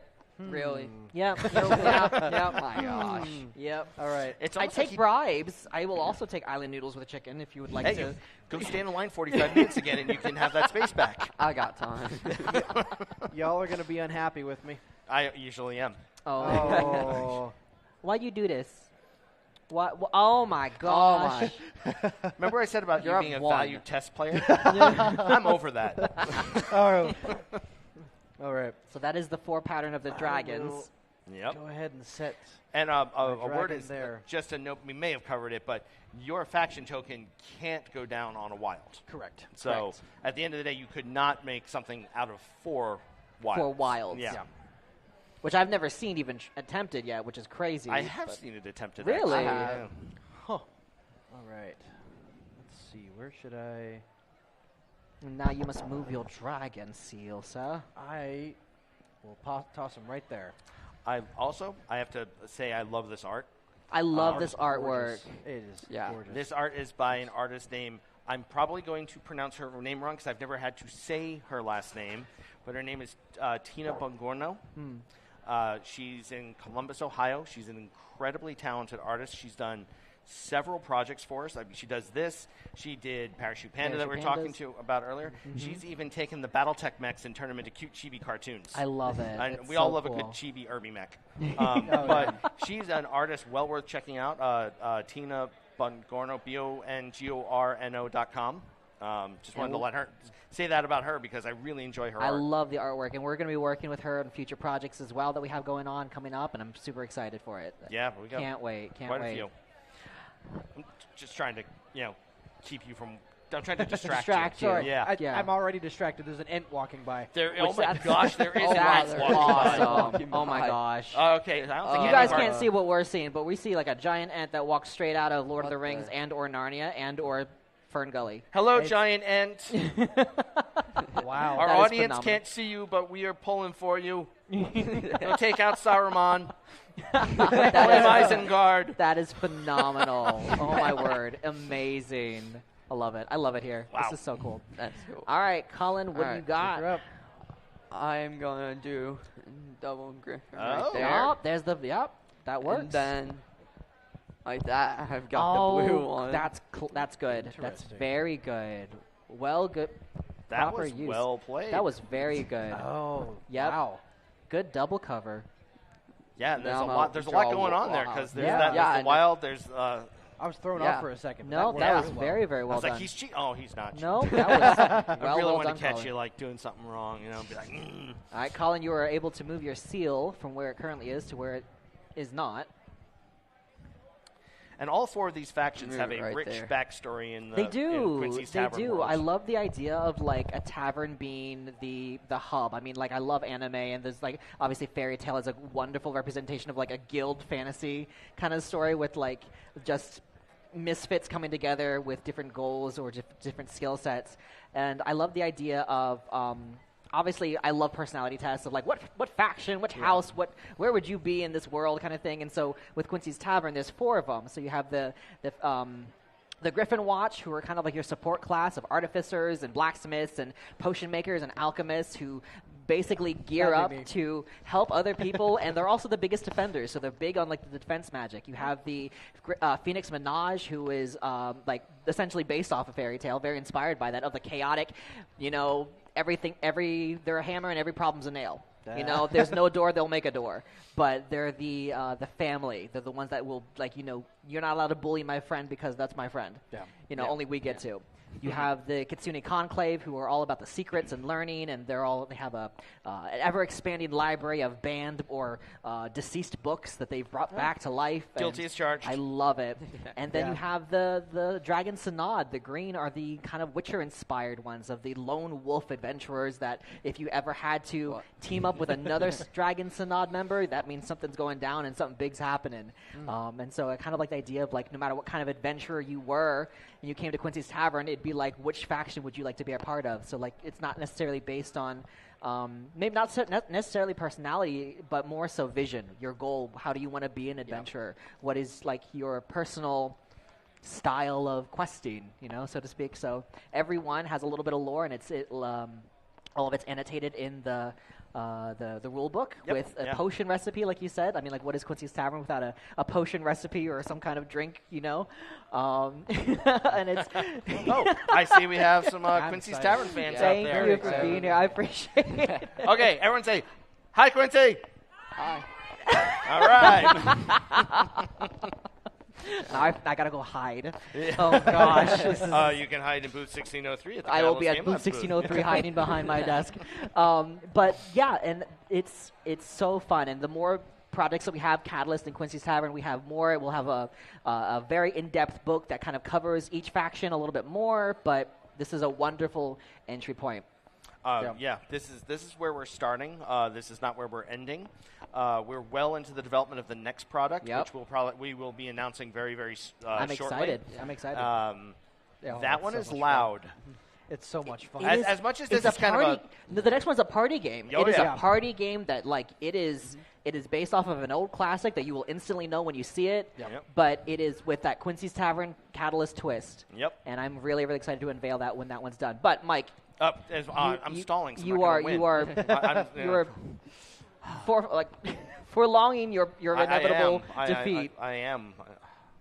I'm just waiting for it to get back to Good Bear over here so he can just win. Well,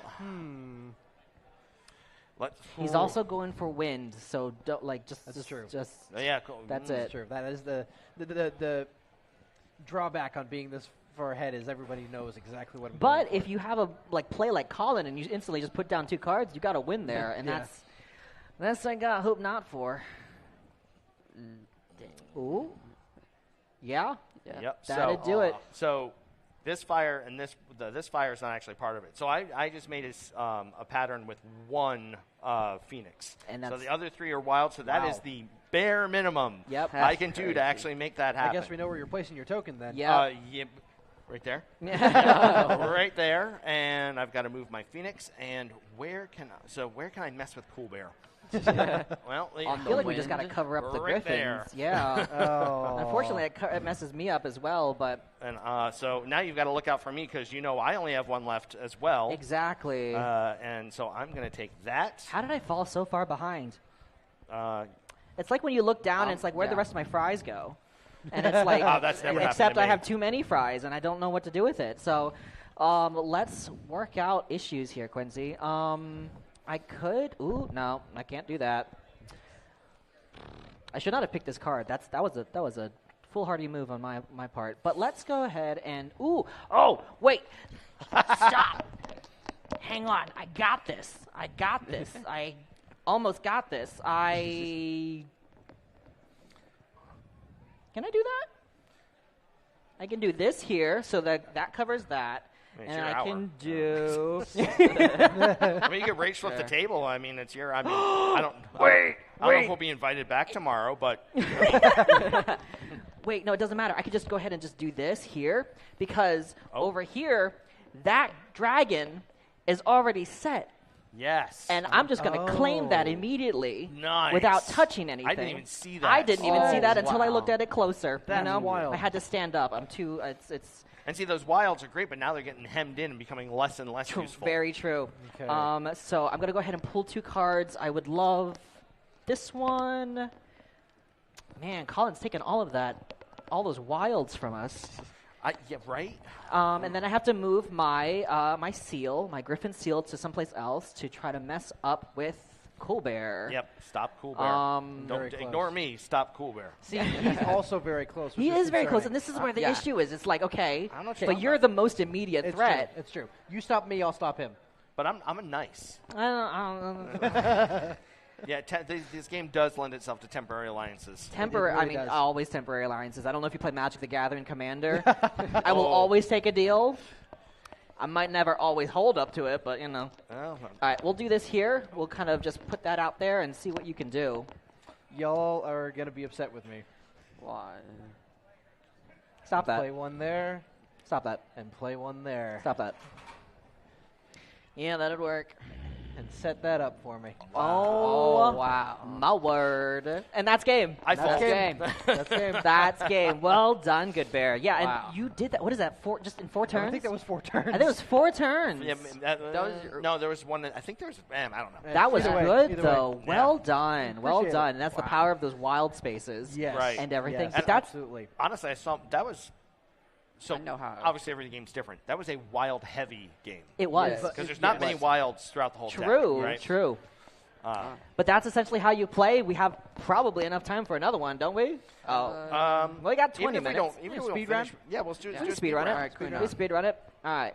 So once again, this game is located, if you'd like to demo it for yourself, at booth 1603 Catalyst Game Labs, right in here at, which hall is this? H. Yep. Right inside Hall H. Can't miss it. And you can test it out, demo it out if you'd like. We also have some really other cool Catalyst Quincy's merch if you'd like. I'm here to hawk. So Those are Yeah. amazing. forgive me for hawking. That's- We have these really cool mugs, Quincy's Tavern mugs, with the emblem on front, and they're just wonderful ceramic mugs. I love my hot chocolate, love my coffee. Very big tea drinker. So if you'd like to collect one of these are available as well. My favorite item that we have currently available is the wax seal coin. Can I crack this open? Please do. I will crack it open. So it's a little envelope, says "Be safe out there" with the Quincy's Tavern wax seal on the front. But one of my favorite things with it is like I love trinkets. I'm a little Kenku. I just need something in my pocket. I need something that keeps it with me. And it is a gorgeous enamel-topped wax seal coin with the compass of the crossroads on the back, just like the symbol on the game here. And it comes with, not only does it come with that, but it comes with a kind of a little bit of a good luck incantation or spell. And I'll read that real quick for Hugh. And it's, if the dangers of adventure be more than one can bear, or the long and lonely road lead to places most unfair, if you need a hearth and home, flip this coin into the air. Then you and all your carry will then vanish, disappear. Into the lucky griffin you'll be safe and sound at last, with room and board, and then, of course, a full and hot breakfast. But no matter where the road may lead, we await your return. So be safe out there, adventurer, till you're back in my tavern. And so you can get one of these kind of like a good luck charm that Quincy's Tavern gives to every one of his adventurers before they go out on a particularly dangerous quest that you flip it in the air, magical item, you will be teleported straight back into the hearth and home of the Lucky Griffin. So if you are a DM or a dungeon master or you want to bribe your dungeon master, be like, hey, I got this from Quincy's Tavern, and he says, I can do it this way. You're allowed to. You can do that. That's your legendary item. Your go. So we have all of these available at the Catalyst Game Labs booth. You can get the board game, the mug, and if you get the mug and board game together, you get the coin for free. I didn't authorize. Oh wait, I did authorize. You that. did authorize that, and I'm sticking to it. I'm sticking to it. So I'm really excited. But I love this, and this is absolutely wonderful. So let's jump in. All and right. see what we want can to visit Quincy's Tavern more. I would love to as well. You know, I can't deny that. It'll happen. It'll happen one day. I hope so. I really hope so. That'd be that would be wonderful. All righty, let's get back into this. I'm actually going to flip over to my other side. I'm going to do the B-side. I would love to do the B-side. So B-side, the stuff doesn't match. It doesn't. So, like, our symbols are all differently shaped in terms of our patterns again. So we are doing – that just kind of changes it up, mixes up the way it goes. It's a little harder to predict what your opponents are going for. Absolutely. So we probably won't finish this game because this makes it a bit more of a strategic thinky game. But you know, they'll kick us out. That's okay. If you want to find us, I'll be over at Catalyst. Yeah, come at us. Let Good Bear, you start. That way we can mess you up coming around. Sounds good. That sounds good. Well, hold on. Let me make sure I'm not doing this wrong. Probably are. Right. Probably. I swear. Definitely. Don't you dare. No. You butt. So, what the heck? I happen to draw some good cards right off the bat. Okay. This guy. Wow. This guy. And then I will toss that right there. Okay. I want new friends. Who needs enemies? Oh. All right, Colin, it's your move, friend. All right, I'm going to put one right there. Yep. And then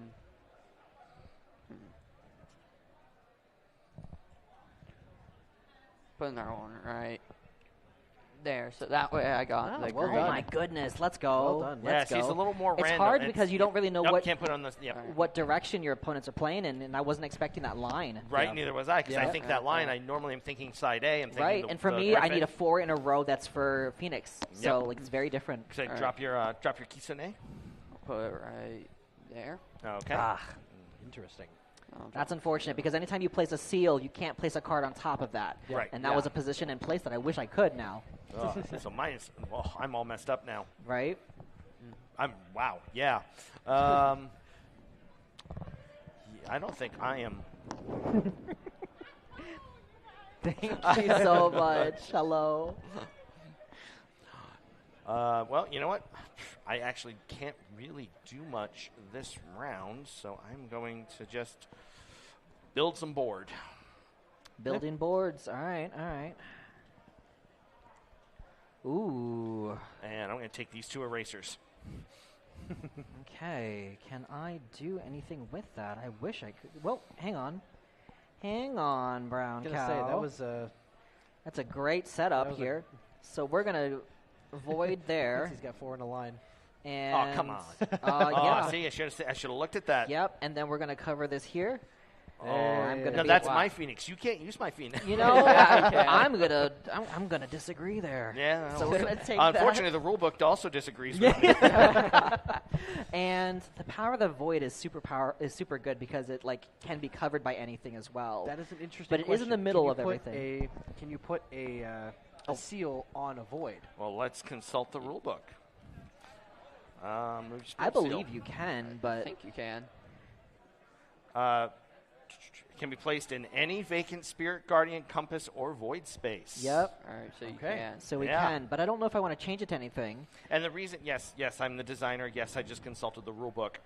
Something a lot of people don't understand is, as a designer, you have something called like designer whiplash. Or I don't know if that's a real name because that's just what I call it.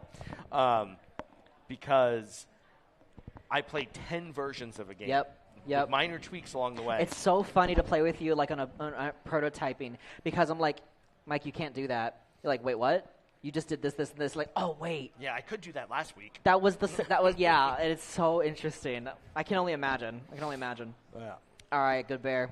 All right. You got another one? I'm trying to see if I got one. now it's just expected. Now it's just like part of. You just have to show up. Oh, you know? man. Let's see. I don't know if I got it this round, but I hope not. let's see what else we got. Okay. Come on. Ooh, can we play Arcadia of Seasons too? Seasons of Arcadia? Seasons of Arcadia. Absolutely. I That is a love good that one. game. Yeah. I think I would love. I mean, we got 2 more days of this. Yep. We could show off, Parachute Panda. Yeah, I think that'll be a definitely really needs to quick, easy, fast one, fun seen. one. Flippin' Ninjas fast. That's and, also and true. certainly Yeah. Seasons of Arcadia. Seasons, I love Seasons. I mean, I think I played I'm just that going to do something chaotic. 7 to 8 times at Origins. Yeah. I love that game. Did you not? Nope. First turn. Ooh, good. All right. Heavens be, you All right, may Cullen. move your All right. dragon Oh, before you I do pass need to on. move my dragon. Yeah. Let's see. Wonderful. Colin disagrees. Dang it. All right. Well, I'm going to put one right there, Okay. and then one right there. All right, a setup is being made. Move my token right there. That'll be Wanda. it. Interesting. Okay. Huh. Okay. Not nearly as helpful for me as I wanted.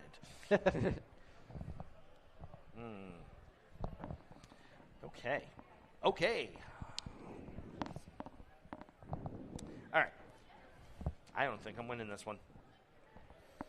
Which I think everyone else is okay with. Hello. Everyone loves Welcome to Quincy. Gen Con.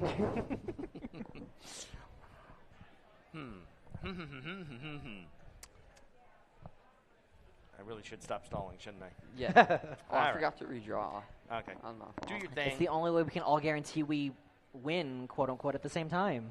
We run out of time. Yeah, no kidding. All That right. totally counts, right? But we will be back here. Quincy and Mike will be back here tomorrow at 2 to 3, and we have a wonderful lineup for the rest of today, going until like 9 o'clock tonight. So Oh. stick around Yeah. with the stream Okay. and everything. Tonight at 5 p.m. here on this table is a big Shadowrun game Oh, Yep. with Oh, like that's all of the with a dev from like representing every single like edition. Yeah, I think we Essentially. may have one missing, but yeah, pretty much. But it's from essentially, first, yeah. first edition all the way up to that, that Jason Hardy guy. It was our, current. Yeah, I mean, I'm done. So Amazing. Okay. All right, let's see if I can do something with this. I can't. Oh, actually, no. I can't. I'm a liar. I'm a fibber. I'm an untruther. I apologize. Wow. I hate when I think I see something and I realize I've gone backwards. You know, right? That's exactly what I'm going for here. I was just like, what the heck am I doing? I can do. Can I do it this way? Colin's probably going to hate me, but I'm going to do it this. And then I'm going to do a void here. But so he can't do that. I'm just going to put that there. Oh, wow. Oh, wow. Oh, Yeah, that's a. I feel kill. daggers. This coming in this direction. The energy is Druids and bards aggressive. typically get along, but I'm going to grab probably this one. I'll just Alright. grab this one. Okay, End come on, my turn. come on, Cool Bear. It's a lot of setup right now. Oh, I got it this time. So I'm Stop gonna it. do that Stop it. and toss that out there Oh. for a Ouch. white square. Oh, Oh, man. goodness, go right. Yeah, this is harder. This is Yeah, a lot this harder. is a lot Very harder. interesting. Side It B is. is a lot harder to predict. Yep. All right. Yep. And then I'll take that and toss it in that corner. Wow. Wow. Why me?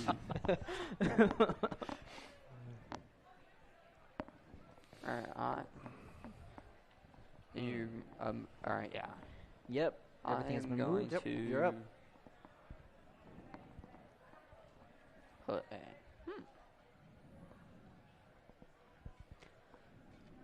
going to put a right there, Ooh, okay.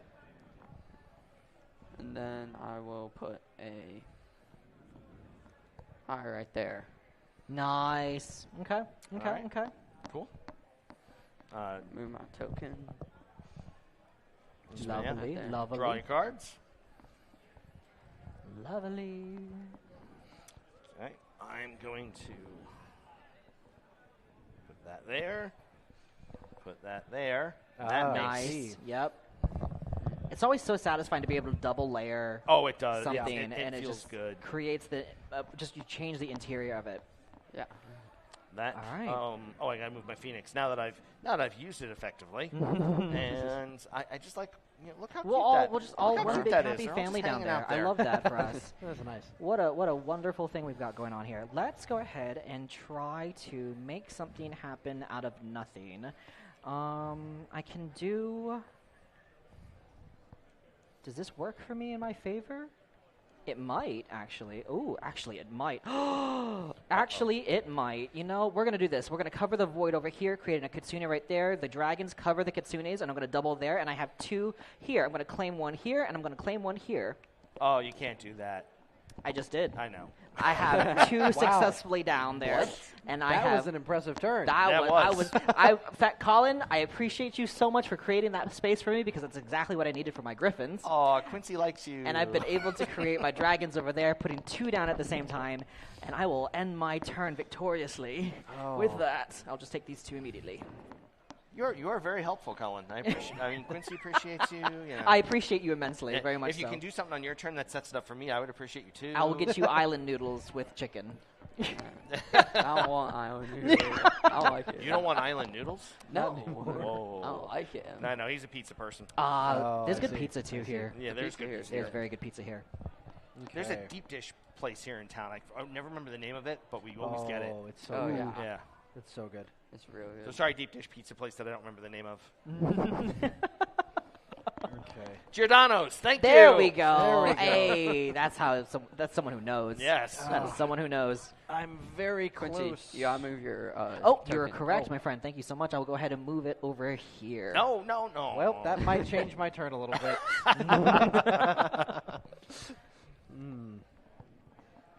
Let's see. Yeah, we really might get through the second game. Especially if Quincy goes. keeps dropping, I mean, if you guys keep setting me up like this, I'll be able to tee it out. Quincy's cranking 90s. That's right. I think I might just be a little chaotic today. Today? No. Don't call me out like that. All right, yep, just get him out just to get something new. I get you. Down, move your dragon. Ooh, I do need to move my dragon. Let's see. Put it right Lovely. there. Okay. We're lacking a lot of blue on board. I see that. Yeah. Okay. And in hand, it feels like. Yep, a little bit. I'm going to put 1 right there. Okay. Like that. And then that, which Well gets done. me the... Ooh, very Well nice. done. Yep. Like that. Well That'd done. do it. And I'm going to just redraw, too. And move my spirit token to... Right there. Cool. Awesome. Yeah, there's a disturbing lack of blue. That's what I'm saying.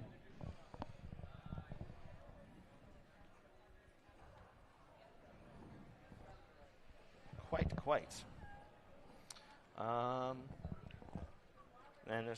there's no blue I can really capitalize on either, which is frustrating. I do have a goodly amount of green, and well,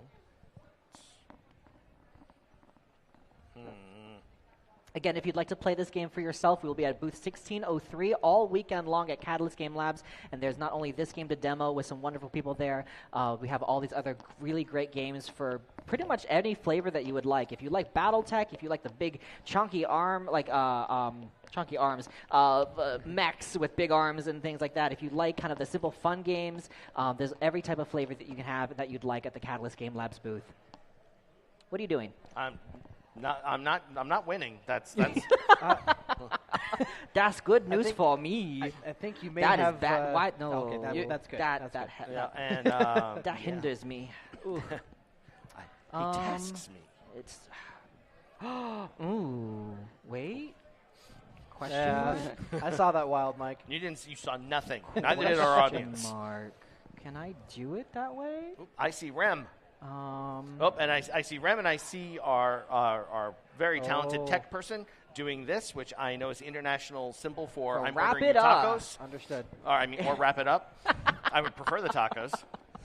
I was unsuccessful in creating my last pattern. I will cede the victory to Quincy. On account of that really wonderful move that Colin set me up with. Yeah, good job, Colin.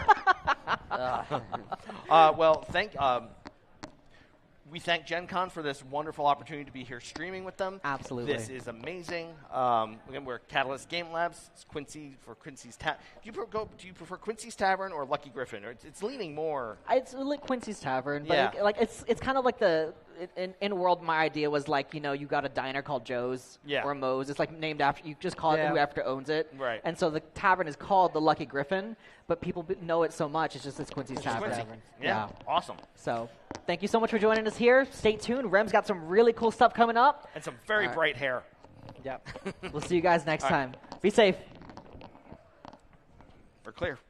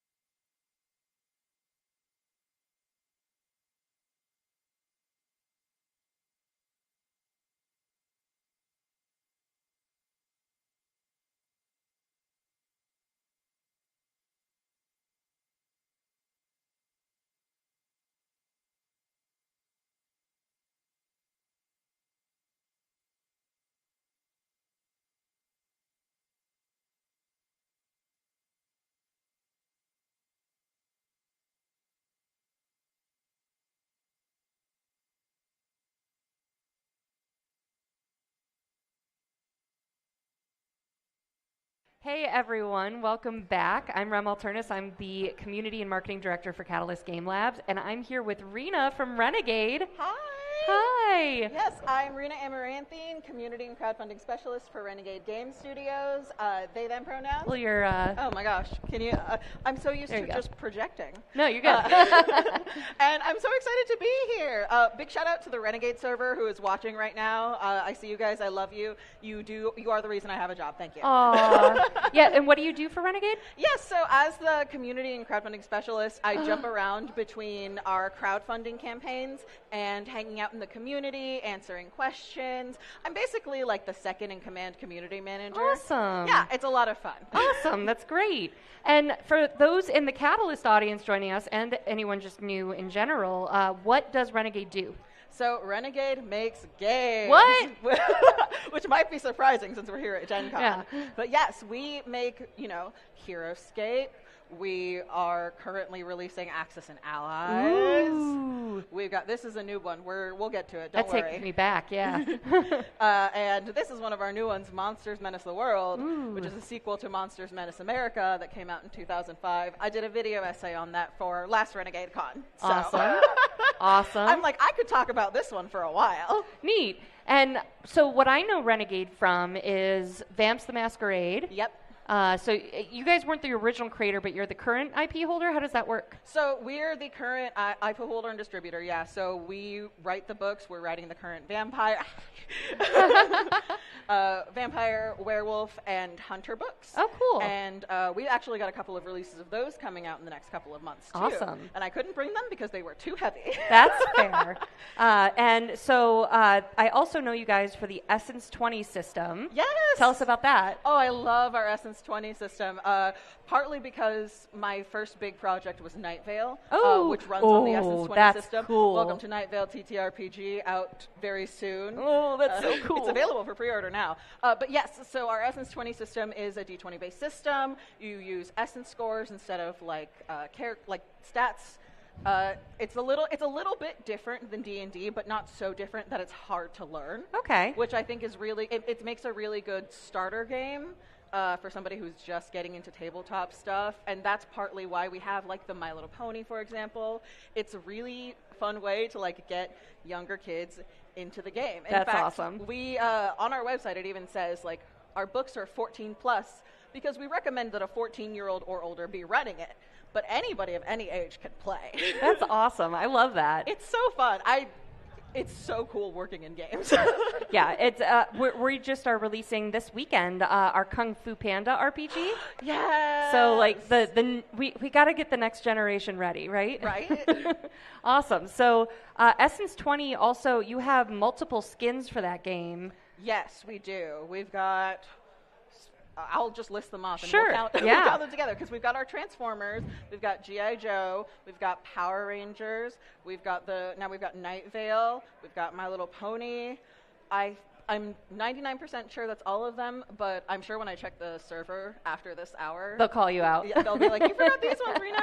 I'm sorry, guys. I've been running around Gen Con all week. It's only Thursday. You have awesome. no idea. Awesome. Yeah, I know. I got in Sunday, so it's like day 5 of Gen Con for me. Yeah. This is a 10-day event for us professionals. We're so happy that like the excitement keeps us going. It really does. Yeah. I just like the energy, having everybody here. We joke a lot about like these are my 80,000 closest friends. Yes. And I'm so excited to see them every year. That's awesome.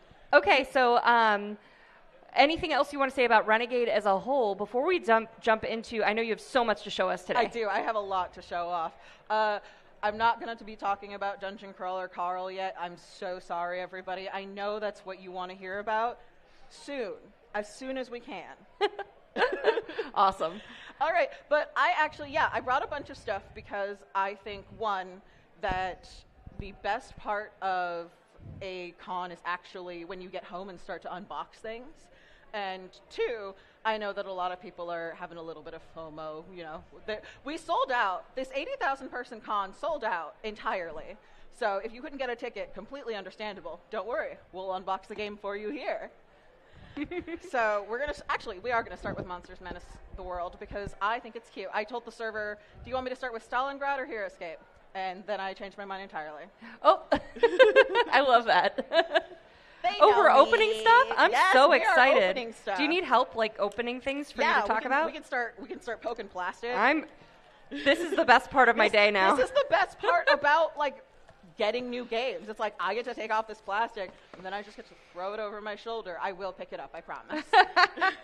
I also did ask my manicurist, can I get sharp nails for like cutting my packages in plastic? That's smart. And they said, no, it's unsafe. Aww. Aww. But yeah, I want to start with Monsters and Menace the World, mostly because it's one huge favorite of mine. Shout out Marcus. I don't know if he's online watching this right now, but he worked really, really hard on this. It is a sequel to Monsters Menace America, which came out in 2005.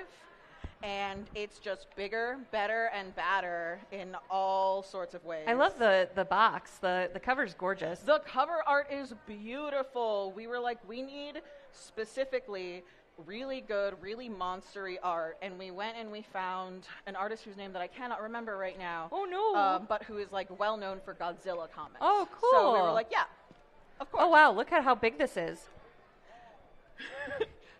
Wow. We don't make small games, folks. That's the world, all right. Yeah. Awesome. So how does this game work? I've never played the first or second. So we'll just lay that. Yeah. Perfect. So what you're doing is you and your friends are each picking a monster. Okay. To menace the world. Oh, great. We get to destroy it. We get to destroy it. Oh, I love that. And along with the monsters, you're also in control of a military, and you can use your military to attack the other players' monsters, send them back a couple spaces. You're trying to, get the most points and be the biggest, baddest, scariest monster. I love that. And my favorite part is that it is like a canonical timeline of sorts. Like you can start building a universe around this. Because this one is literally 20 years after the monsters mysteriously just walked away at the end of Monsters Menace America. Awesome. Awesome. And I have to pull out my favorite figure. They always come back. Who is Conk. Oh, that's gorgeous. Wow, look at that detail. Yeah, the detail on these minis are beautiful. And I plan on painting them when I get home, but I like that you don't have to. You can just have these really beautiful detailed miniatures hanging out. Here, we'll put Conk there. I'll help. Oh my god. Yeah. Oh, he's cool. Okay, go ahead. Yes, yeah. I'm gonna pull everybody out, and then I'm gonna grab the rule book so I can read their names off correctly. Because if I read them off wrong, again, I'll get roasted in the server. What do gamers love? To roast. And who do gamers love to roast? Me. Yeah. That's awesome. Here, I'll hand you the king. Yes. Awesome. And they each have these cool little player cards. The inside of the box is pretty too. It's not even just like the black box on the inside. One of the things that I love about us is that we right? we put a lot of work into all of the packaging, including our inserts and things. Every Renegade game you'll open, you'll see there's some kind of design on the inside because we love it. Awesome. Every aspect. So, our monsters: Nessie, Strigoi, Chupacoloso. Chupacoloso. I love that. Yeah, he is based on the Chupacabra, but he's bigger, badder, and scarier. That's awesome. And a cat. And a cat. There we go. Zorb, who is another fan favorite, who's back from the original game, a giant alien space robot. Ooh. Because it's not just organic matter in there for some reason. Conk, of course. Everybody knows Conk. Yeah. He's Conk. Conk. He doesn't look like anybody else. He's very original. Tomonaji, who is also back from the first game. Awesome. And, that is everybody. Oh, yay! And then these are the military cards. So you've got your coalitions on the back. I love this game, truly. And I love also, we've got sidekicks for the monsters. Ooh. And our representative one here is Baby Tomonagi. Oh. That's cute. Yeah, he's the cutest little thing in the whole world. But there's Mecha Monster, there's Gargantus, who is also in Monsters Menace America, Captain Colossal, who's a military man who got really big. There's the baby boy. Pollen Dust is a giant moth. Trima, 3-headed monster. Awesome. Frosty. Terror of the Skies, Paterror. You do have to... Paterror. Paterror. I'm a little mad about that. Swamp Monster and Ishipla, who is also, I can't call all of them my favorite, but I think I will. They're all my favorite. I love that. But yeah, it's a beautiful game. Like, it's wonderfully illustrated. It's a lot of fun to play. It's one of those games that you can, like, just kind of bring out and throw on the table for even, like, your friends who don't know, like, much about gaming, who are new to the hobby, or who are just like, I'm bored of Monopoly. Good. Play this instead. Awesome. Yeah, it's like Risk, but with monsters based on the map. It is. It's very similar. That's awesome. So I'll put this to the side for now, and we'll clean up the games afterwards. Sounds good to me. Plus, we may end up with extra time, and then I'll be like, show me around. Yes. Demonstrate. Yeah. Okay, so next I will keep my promise, and I will show everybody Stalingrad. So Stalingrad is coming out later. I was going to say this month, but it's still July. So later in August. It was a hugely asked for game. This was by Matt Hyra with Larry Harris.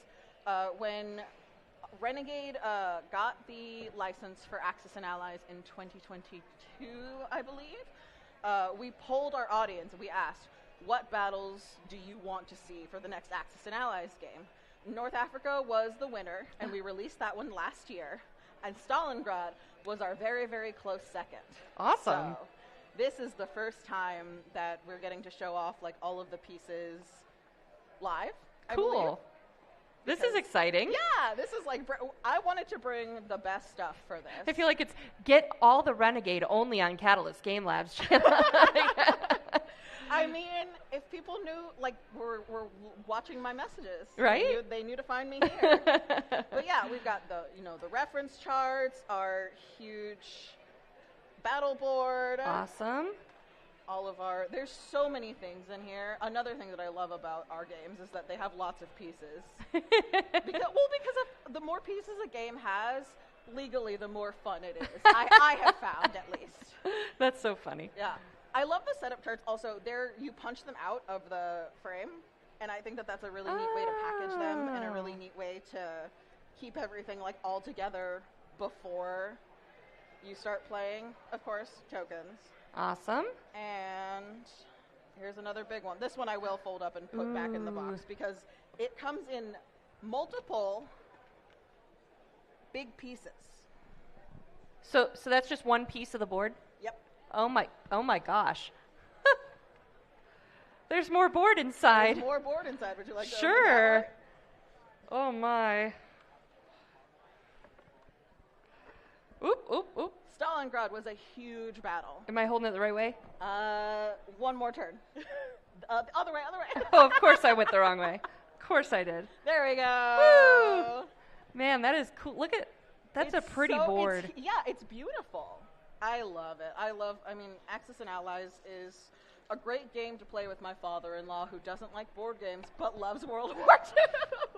There you go. And if you're like already playing Axis and Allies and you're like, this easy, I could do Stalingrad, no problem. There are optional rules to make it harder or easier, depending. That's awesome. And of course, currency. Everybody loves money. Everyone. I come from Canada where our money is color-coded. You got the fun money. Oh, of course.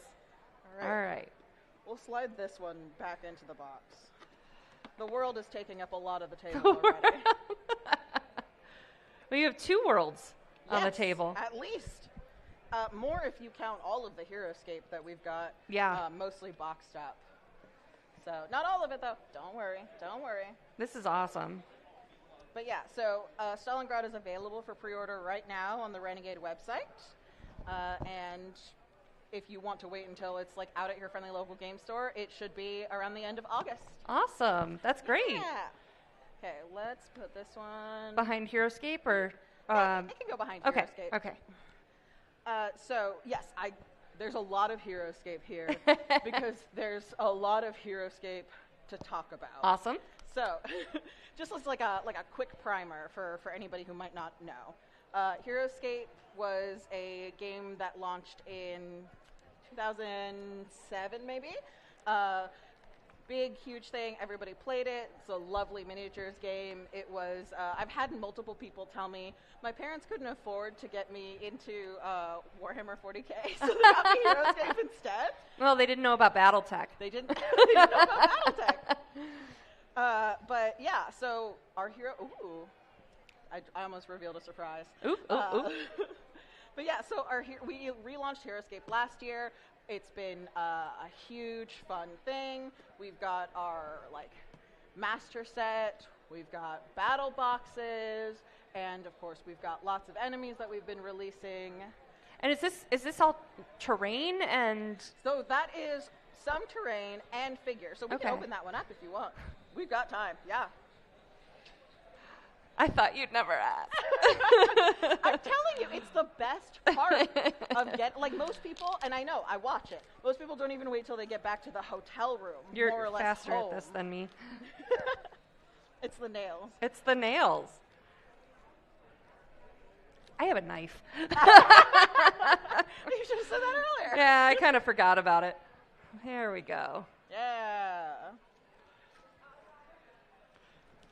But yeah, the master set is huge, but there's a good reason for it. It includes 20 of our highly detailed, fully assembled, pre-painted miniatures. I'm reading off the back. 20? I'm sorry. 20 of them. Wow.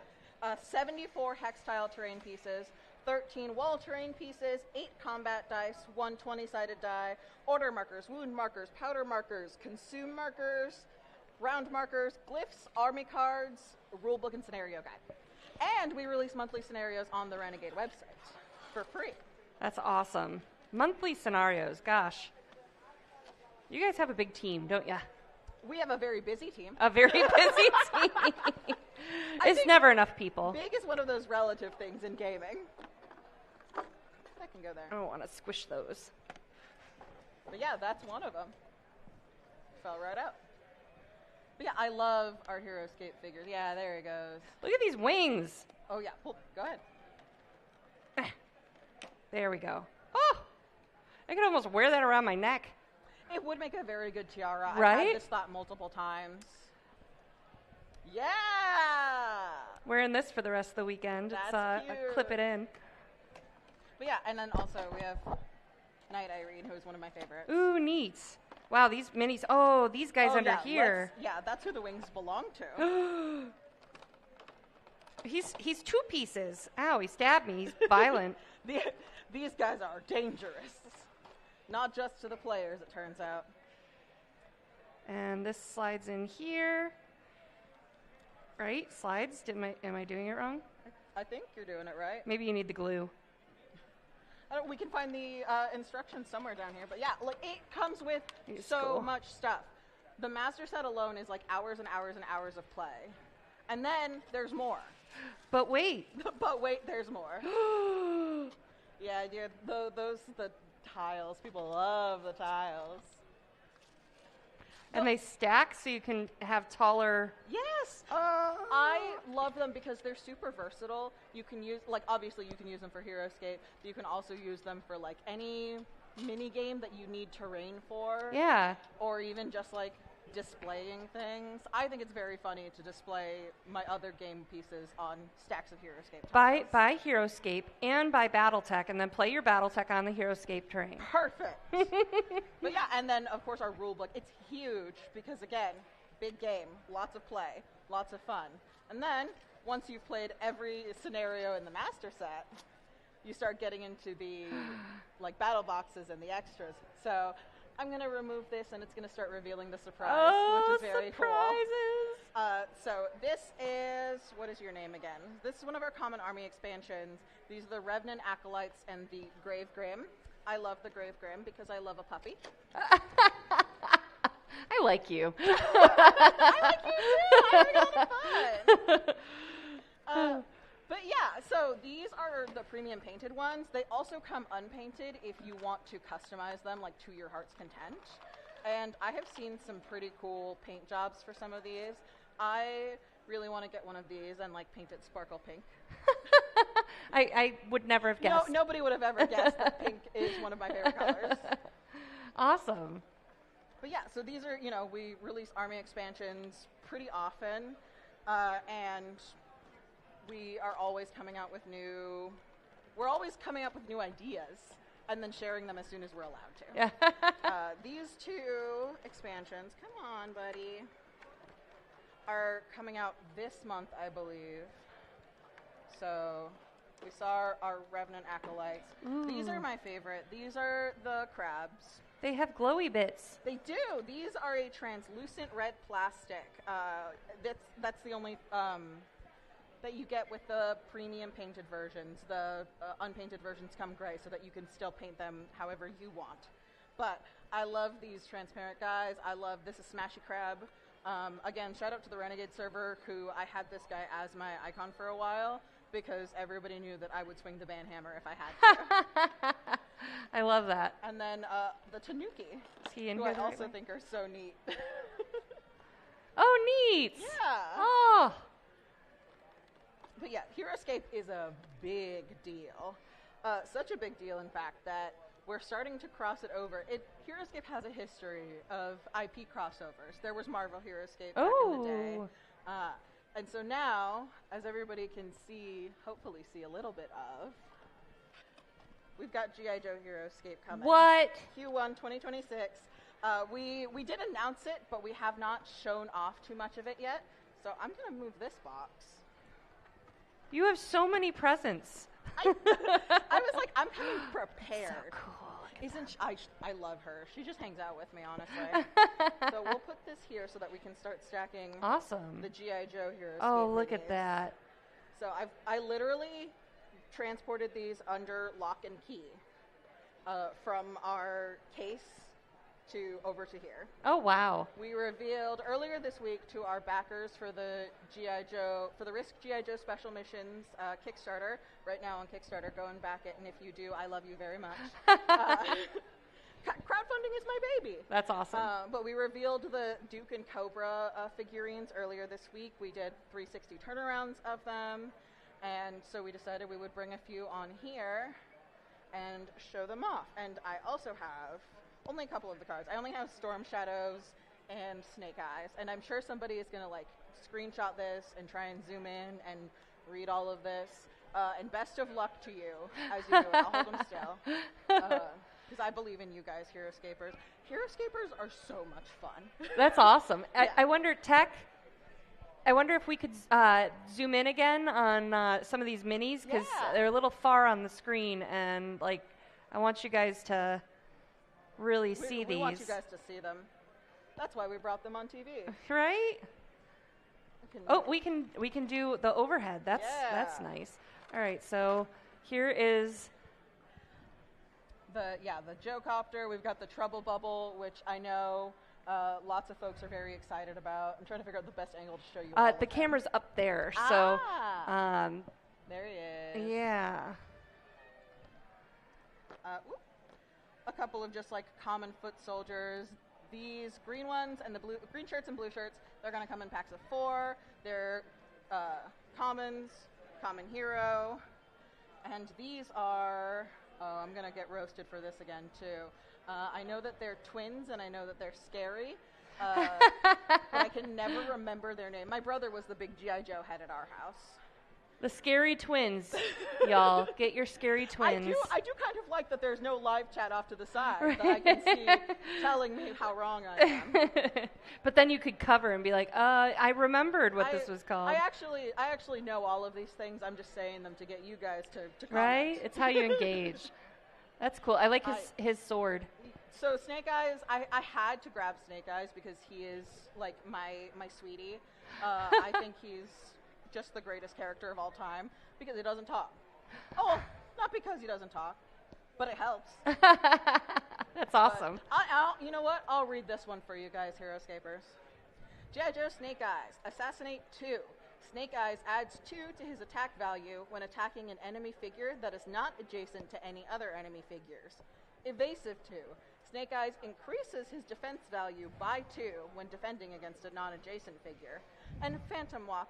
Snake Eyes can move through all figures and never takes leaving engagement attacks. Ooh. Yeah, he's going to be real fun on the field. That's awesome. I got his butt in finally, and I'm very pleased about it. There we go. Yeah, That's a I cool was model. like, we can just set up HeroScape and potentially, I don't know if, well, no. I'd say we could set up and play, but in the half hour we have left, we might not even finish setting up. I love HeroScape Fair. because you get so caught up in like, you take like a day. Yeah. You spend the afternoon building the terrain, you go and have your little bit of dinner, and then you come back and you play, and then you play for hours, and then it's bedtime. This is all awesome. There's just so much. That's why babysitting a life hack. Get them into board games. But yeah, we can also open our Battle for the Wellspring battle box. You're a more expert plastic opener than I am. Do you want the knife? I was like, you have the knife though. Yeah. There you go. There you go. Yay. But mostly I just like, I love talking about HeroScape. I love that we're here. I was like, the premium painted. It's on the plastic. I even like our packaging for it. It's a little silly, but I like that you can see like the tiles through it. You kind of know what you're getting. Where does it opens on this side. But yeah, this one will be a little quicker to set up because it is not as big as the master set. This is also exciting. There's just so much stuff. That's the best part about games. It just got a lot of little stuff. So these are the Wellspring water tiles, which have like a shimmer to them that I really like. I've been roasted before by our HeroScape friends for talking about how obsessed I am with just like the hex tiles as a whole. I just love that they're hexagons. I love that you can stack them like that. It's one of my favorite shapes, and people think it's silly that I have a favorite shape. I love that you can keep building your terrain. Like there's just more and more and more. Yeah. If anybody is here this weekend and swings by the Renegade booth, we've got like huge tables set up of HeroScape. I remember, I think it was at Gamma that I saw you guys, and there was this giant thing of terrain with different levels and all the minis set up, and it sells itself. You see it and you kind of just stop and stare. It's the ultimate game for people who love to build little battles and then fight in those little battles. There's plants. There's plants. Yes, there's trees. I love that. And we've got creatures. Everybody has names, but they're underneath the plastic thing. Oh, this is like a wolf with goat horns. This is great. But yeah, and we've got even like, these are like our huge terrain pieces. Yeah. So you could literally, like we could probably fill this table with an entire map. Wow. But yeah, we can do hold that for you a little bit of a thank you. I was like, we'll grab the character cards and we'll go through.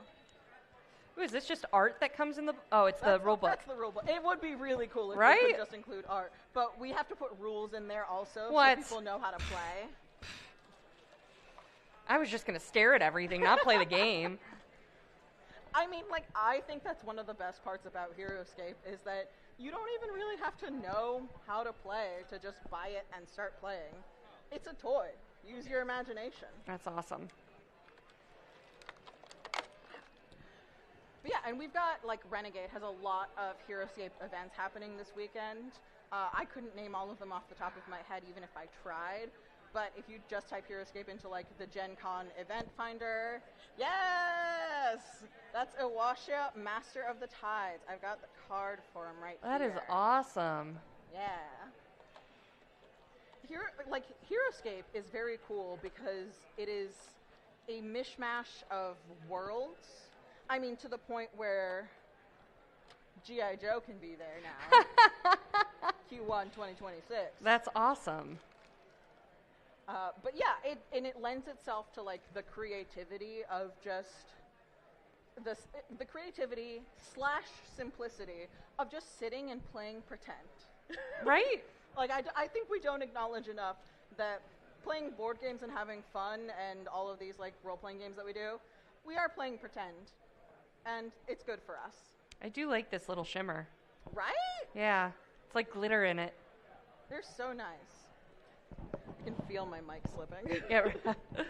They aren't the most comfortable things, but I mean, I like it a lot better than having to wear like a full headset thing. Or I used to do theater, and they would tape them like to your forehead right there. I remember that. Awesome. All right, so all of this stuff. Anything else we should know? I mean, almost all of this is available at the booth, right? All of this, except for the G.I. Joe stuff, is available at the booth. You can look at the G.I. Joe stuff, except for the ones that I have with me right now, because I got to take them back afterwards. But yes, besides that, everything else is available for purchase at the booth. And if there's something that you wanted from the booth, but it sells out, we've got like free shipping codes and stuff like that. And honestly, it's just fun. It's a fun little space. That's awesome. We've got it set up so that like our storage is in the middle, and you get to kind of walk around instead of walking into like a store. And what booth are you at? We are at booth 1619 1619. Awesome. I love your whole vibe. Your energy is just phenomenal.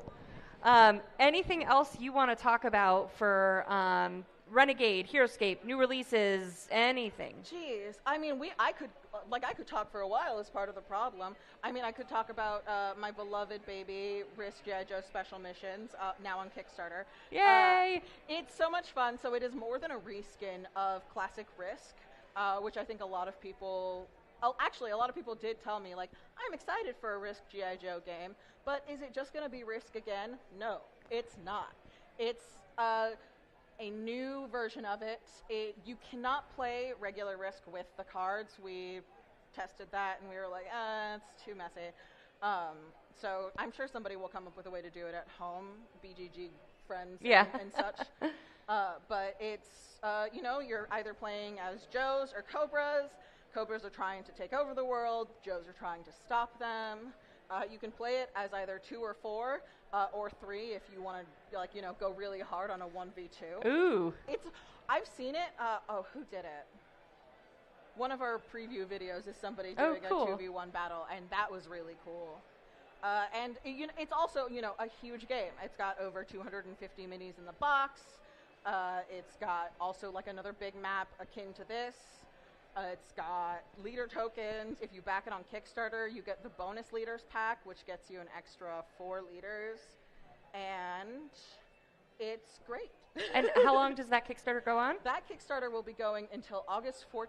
Okay, awesome. Yeah. So it's not too late. It's not too late at all. We wanted to make sure that anybody who found out about it at Gen Con and couldn't back during Gen Con for whatever reason, had time to go home and still be able to back it. We're also dropping weekly backer bonuses. Ooh. Our first weekly backer bonus was a 30% off coupon for any Risk or G.I. Joe product in the Renegade web store. This week's backer bonus was the first look at the G.I. Joe Heroescape minis. Next week's backer bonus... No? No? Mostly because I haven't written the really very fancy copy for it yet. Fair. I've been a little busy. There's just an 80,000 person con and the 80,000 person birthday party. Yeah. Oh, Matt Hyra's birthday was yesterday, I think. So everybody say happy birthday to Matt Hyra. Hi, Matt Hyra. Who's Matt Hyra? Axis and Allies. Oh, yay.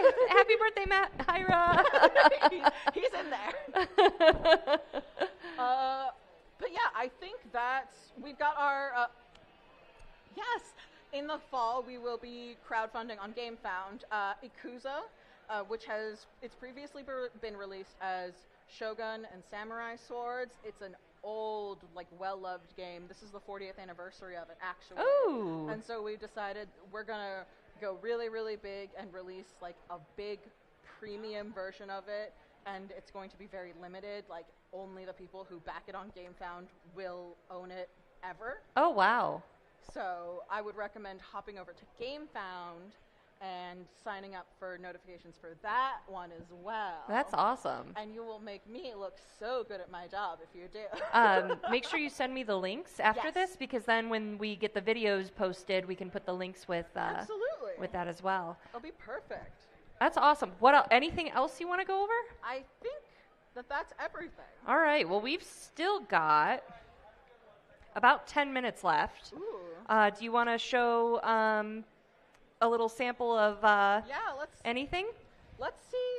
Actually, let's do one of my favorite things, which is see how high we can stack all of the tiles before they give up on us. I like you. I'm so excited for this. It's so fun, like unreasonably so. And while we're stacking, where can Catalyst followers hang out with You Find Renegade folks? Oh my gosh, if you want to come and hang out with Renegade anywhere ever, the best place to start is our Discord server, which is linked, on our website. We'll send the link over so that way you can drop it in the description as well. You can also sign up for our newsletters. We drop a lot of first previews and pre-release info in those. You can find us obviously at cons that we go to. We were almost just attacked by a Sith, by the way. Goodness. I did see the lightsaber swing and I was a little worried for a second. Sorry, keep going.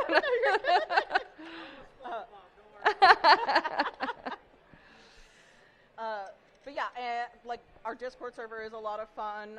We're very active in there, not just our community manager and me, but also our designers, our volunteer GMs. We've got looking for game channels for everybody. And if you already love Renegade games and you kind of want to take it to the next level, these are the other water tiles. Look at them, aren't they pretty? They're pretty. I just want the water tiles. Right? I don't know what I would do with them, but they're pretty. But yeah, you can sign up for the Renegade Heroes program, which we just started earlier this year, officially. That is just about, bringing Renegade games to your community and showing people how to play, building up these spaces, because community is the heart of board gaming, there are lots of very fun solo games. I'm the first to admit it. I play a lot of them. But there is more than a little to be said about the fact that playing a board game is sitting around with your friends and having fun. And sometimes, you're fighting with a giant monster monkey. Sometimes you're fighting with Cobra Trooper. Awesome. Oh, this is so cool. Community is very important to me, in case you can't. I love it. It's great. It's great that you've got your Discord server over here watching and cheering you on and teasing you when you get it wrong. Oh yeah. That's part of the fun. My Discord notifications are gonna be blown up after this. Amazing. Well, did we win the game? I think we did. Okay. I think we could. Awesome. Well, let's see if we can get the tree up there. Oh, that's the real test. Yeah. I don't remember what regulation height is, but I think it's not that. Awesome. Well, Rena, thank you so much for joining. I know we've got a lot to clean up here, but it's really great meeting you and having you on our channel. Everyone, thank you so much.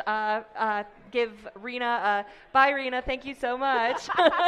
Thank you so much for having me. Of course. It was also so much fun to hang out and talk with you. You can find me on all of our Renegade socials, Renegade Game Studios.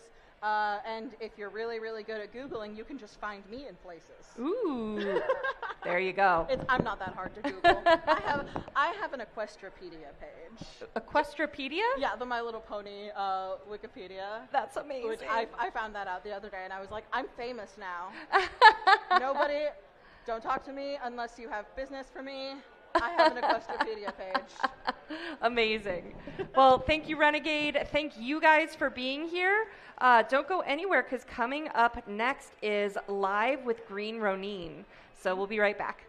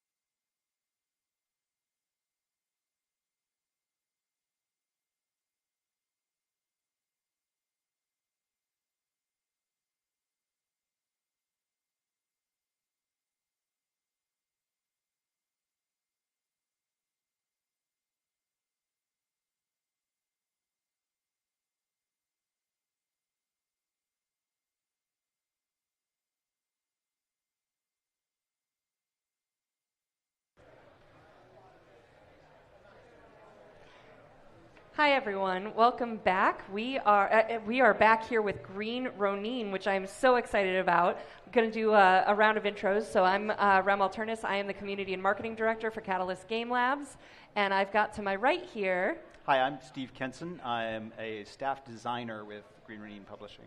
And has written for Shadowrun. Yes, indeed. Back in the day, I wrote a lot of Shadowrun. Welcome back to Catalyst Land, buddy. Thank you. Thank you. And to my left? I'm Troy Hewitt. I'm the community nerd from Green Ronin. Awesome. And I'm Alex Thomas. I am a line developer for Mutants and Masterminds at Green Ronin Publishing. We're going to talk a lot about that. Yeah. I just got done running my first 4E game this morning. So Ooh, it's so good. When I saw that announcement, I'm so excited for you guys. Thank you. Yeah, me too. So first thing I want to do is just what is Green Ronin the company? What are you known for? What have you done over the years to get to all the new stuff before we get to all the new stuff? So this is Green Ronin's 25th anniversary. Ooh. We got started in 2000 with the open game license and the release of the Orc RPG, which we have the second edition of at our booth. Nice. And the Adventure Death in Freeport, which was Chris Pramus's first licensed D&D third edition adventure when the third edition of D&D released that year. And those two products at Origins and Gen Con that year pretty much launched Green Ronin. Awesome. Yeah. Oh, cool. Yeah. And Steve, you know, he's the originator of Mutants and Masterminds. We like to call him the Mutants and Master Daddy. Well, Troy does like to call me that. I love the energy of you guys. It's great. I've had a lot of one-on-ones today, so it's really fun to get a glimpse behind the scenes of like your favorite games and the game companies and how the personalities work together and stuff like that. So, and you guys are one of my favorites. So, thank you. By the way, I got some exciting news. You guys can go to the Green Ronin website if you're not here at Gen Con and can't get to the booth. And they made a coupon code for the whole weekend called We Love Rem. That's right. Because we do. You get an extra 10% off your 25% off. That's right. And that's how much we love. That's 35% of love. That's right. Is that a lot? 35% more off love. The cost of love, maybe? Yeah, more yeah, love. Yeah. I think, yeah. It's a good thing. It's 135% love. The more love there is, the less it costs, I guess is what we're saying. Awesome. Awesome. So Green Ronin, I think, there it's back. Green Ronin is, for me, I learned about you through Mutants and Masterminds. Mm-hmm. So that's been on third edition for quite a long time now, right? 14 years. Wow. Yeah. Yeah, Alex, you want to talk about... I was 20 when I started playing Mutants and Masterminds. Wow. And now I am 34 and falling apart. That's awesome. So... not that you're falling apart, but... Why, after 14 years, a new edition with fourth? I think it's time. I think we've learned a lot running the game. We've learned a lot from people playing and telling us things and providing feedback. And I'm very excited for the things that we've done that really make the process more approachable for new people and reward people who know the depth of the mechanics already. So that there's... Awesome. I had to convert 30 of my pre-gens for this convention this weekend from 3 to 4E.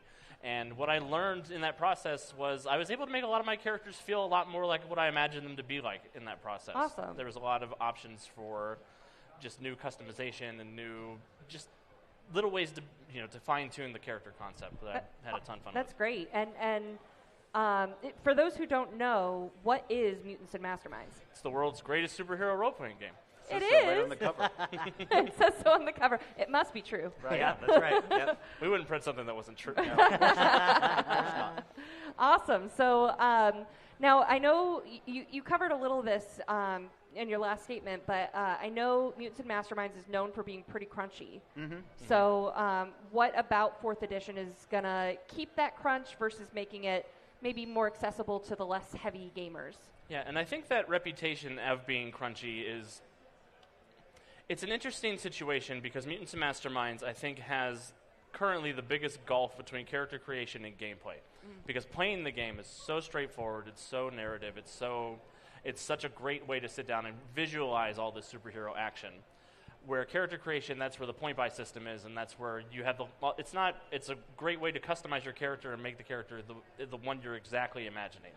So part of the process for 4E is sort of helping with that learning curve, I think, for people getting on board. Okay.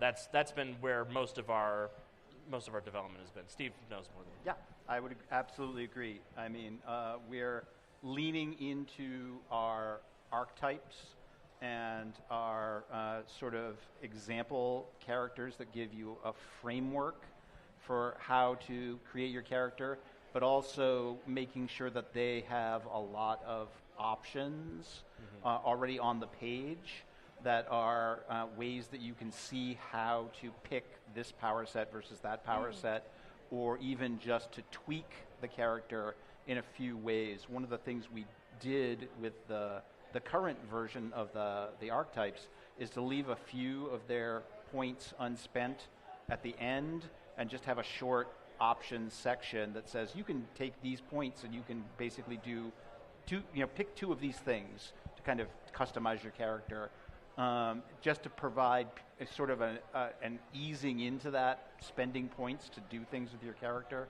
process.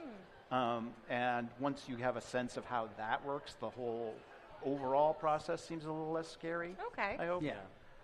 Okay, that's awesome. And when can we expect M&M number 4? Well, here's the deal. Right now we're doing the playtest editions, the Origin edition, and we were so close to getting it here at Gen Con. So close. But you can come to the booth, you can order it, and we'll give you the PDF for free today.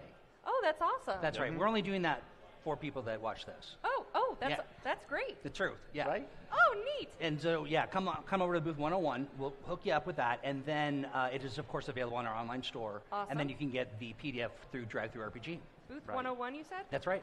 Man, you guys are at the very beginning. We corner. are right by the right front across door. from the bathrooms. It's like that's it's great. prime. Yeah. I'm going to jot down too, so we can make sure to get that out on socials that That's people great. can get the PDF. Yeah. And it's the playtest edition, you said? It's the playtest edition. Yes. Yeah. Now, Steve and Alex has worked really closely with our community to date. This has been play tested already, and so it's got through the community. This is and technically our beta play test. That's right. We've already done an alpha play test. That's right. Awesome. Okay, great. Well, you guys brought a ton to share with us. So We did. anything else you want to say about M&M number 4? I don't want to cut you off.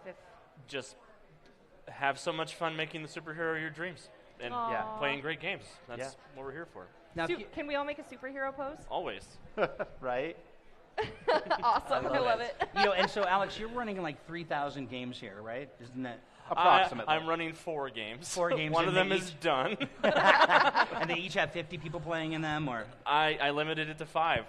But I kept my secret 6 ticket for people who couldn't get in because of the system. So if they want to come and play, they're more than welcome to come hang out. That's awesome. Right? Nice. So if somebody was interested in one of your upcoming games, they could potentially be your secret 6th player if they were watching this. They could we're be. giving all of our secrets out here, Right? It's because of you. You I bring love it out in this. us. You bring it out in us. All the Green Ronin news here at Catalyst Game Labs. That's right. Yeah, I'm running one tonight at 8 p.m., although Troy's supposed to be my secret 6th player for that.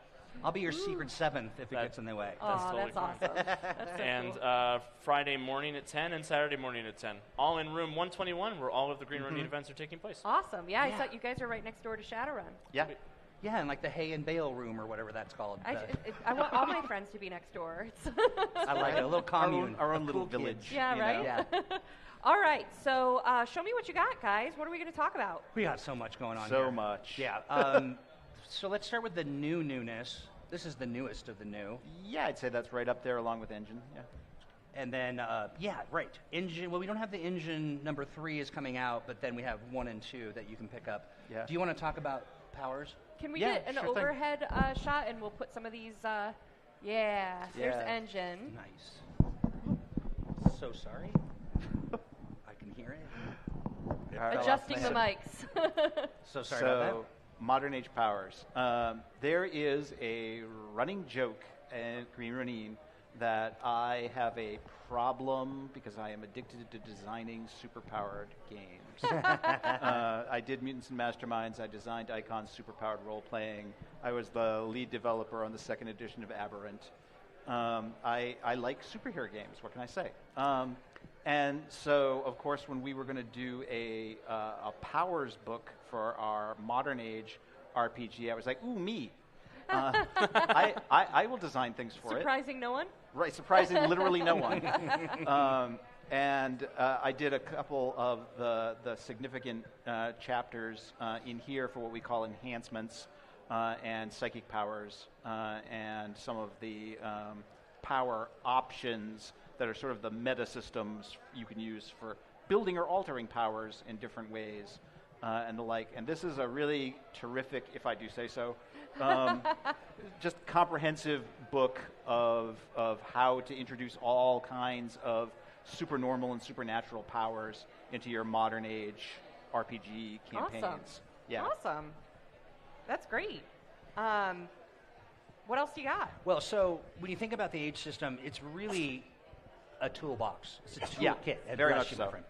And this is our new Endeavor engine, because it's powered by the Adventure Game Engine. And awesome. inside it is some of the most interesting, fun tools. There are monsters, there are NPCs, there are adventures. I mean, do you want to talk about that a little bit? It really reminds me of the I'm going to be dating myself here, but really reminds me of the heyday of RPG zines. Oh, yeah. When companies used to have, a house magazine or a house publication, or like subscribe to our like literal newsletter that we will send you in the mail kind of thing.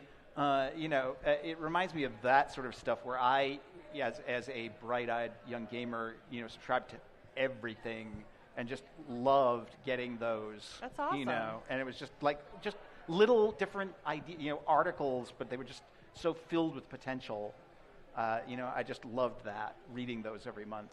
So, as the community nerd, one of the things that I love is that inside is a secret for people who love the age system to submit to the magazine. Oh, cool. It's a paid gig. Yeah. Oh, neat. Yeah, indeed. Oh, that's incredible. We've already found some great writers just working phenomenal. with folks. Yeah. And now the third edition, or the third issue is coming out here very, very soon. You want to talk a little bit about that? So that's our Sage issue, if I'm remembering. I'm sorry, I think in editorial time. So for me, like projects were like Sage. done ages ago. Yeah. No pun intended. So the upcoming issue of Engine is a really interesting experiment where I put together a set of rules that's a really scaled down, simple version of the age system that we call Sage, the Simple Adventure Game Engine. Oh, cool. That is the system like in just a handful of pages. And then Malcolm Shepard, who's the developer and our editor for Engine, took that and made it a little more accessible and got together a bunch of our great authors and said, hey, here is a whole core rule system. I want you to go wild and just make up settings for it. And so we've got a double-sized issue of Engine that is basically a complete game and 4 whole complete settings for it. Yeah. And all fit in just this like magazine-sized That's great. product. It's awesome. Terrific. I can imagine like if you're sitting at the dentist's office or something like that and you break out your Engine Seriously. magazine. Yeah. Right. Exactly. Yeah. That's awesome. Stuck waiting for someone in the car. Just open it up. Yeah. Give it a read. Reading on the subway. Yeah, right. Absolutely. Yeah. All right, we've only got 10 minutes left, guys. Well, so we've got this pile of stuff. These books are great. Buy them at the booth if you're there, or go to the online store. So we've got, this is Lost Island of the Pirate Queen. That's new-ish. Yeah, that is our new campaign for Fantasy Age 2nd Edition. Ooh. Cthulhu Mythos for Fantasy Age. Oh, nice. Yep.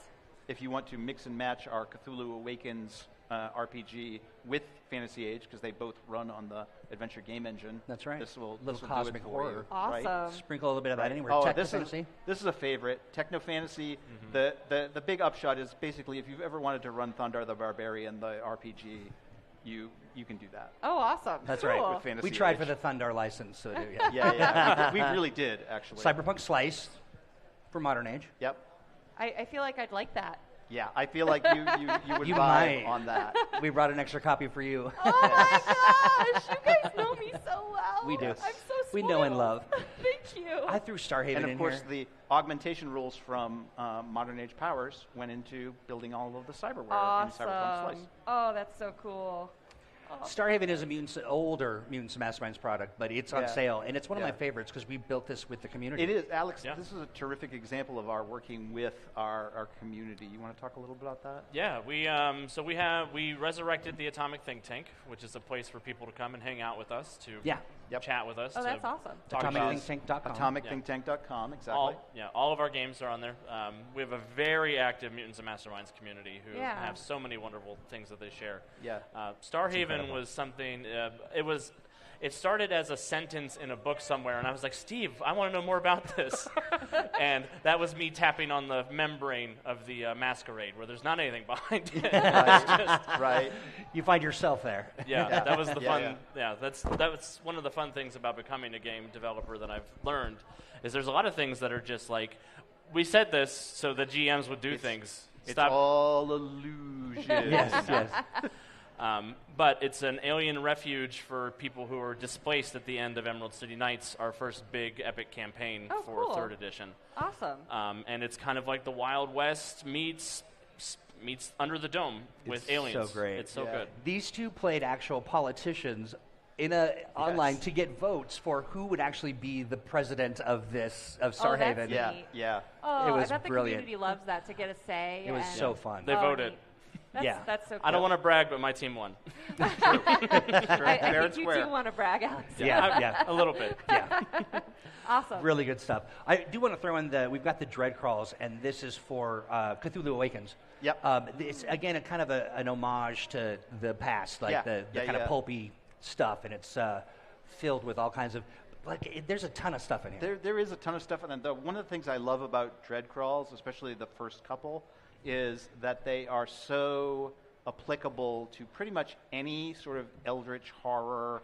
You know, sort of like there's a whole article basically in there on non-Euclidean geometry and building like tesseract structures and things like that you could use for anything. You know, if you want to do that sort of weird spatial anomaly sort of thing. In one of these, didn't we write up a bunch of texts of is it called expurgated text? I'm saying the word wrong. We did a separate booklet on the occult texts. Yeah. Which is also a huge amount of fun. But great stuff. Yeah, really it's good a stuff. tremendous amount of stuff, especially if you're into any of the sort of Lovecraftian style gaming. One more thing to talk about, and now Alex has got some new stuff coming out. You've got your the Titan City Chronicles shirt on. Talk a little bit about what we've got cooking there. So that is a setting for Mutants and Masterminds that we're working on. It's a fantasy noir sort of vibe. Cool. Basically, in 1908, the entire world found out that magic and monsters are real, and we've been doing our best to deal with it in a J. Edgar Hoover sort of way for the last 20 years, give or take. That's awesome. Yeah. It's lovely. Yeah, it's wonderful. It's magic, monsters, and mobsters, and everybody just sort of bashing heads together.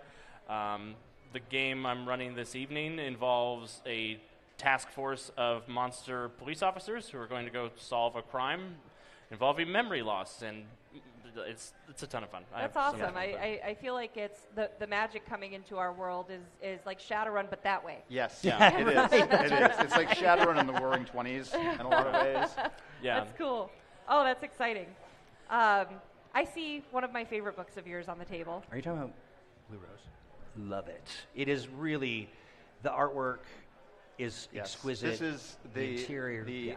Absolutely impeccable, incomparable Stephanie Puman Law. Just incredible. Gorgeous book. Yeah.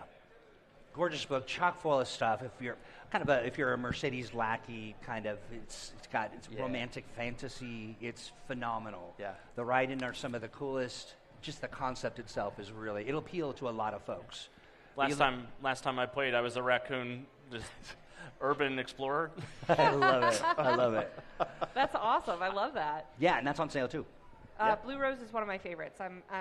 So every time I see it here, I'm like, yay. You know what? You are one of our favorites. Yes, it's true. Which is proven by the coupon. It is. Don't forget to go get the We Love Rem extra 10% off, 25% off on the Green Ronin web store.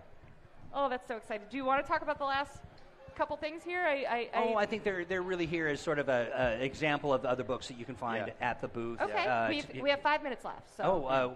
Let's just shoot it. Do it. Well, we've got the Book of Fiends, which I don't know if people are aware of, like Rob Schwab. He is honestly, brilliant. if people aren't aware of Rob, they should be. It would be criminal if you weren't. It's just amazing work, and I don't know that I want to open it up and look at it. I was going to say, I don't know how much of it is appropriate to show on camera. There's a few in here that might be a little unnerving, but it's basically just like a book of hell. Rob is well known for his Shadow of the Demon Lord RPG and his new Shadow of the Weird Wizard game. Awesome. And Rob is the absolute master of heavy metal style fantasy. That's definitely great. And so this book is just not for the faint of heart, but if you love good, if you love some evil, it's in there for you. And this is for 5e? This is for 5e. That's right. Yep. Wow.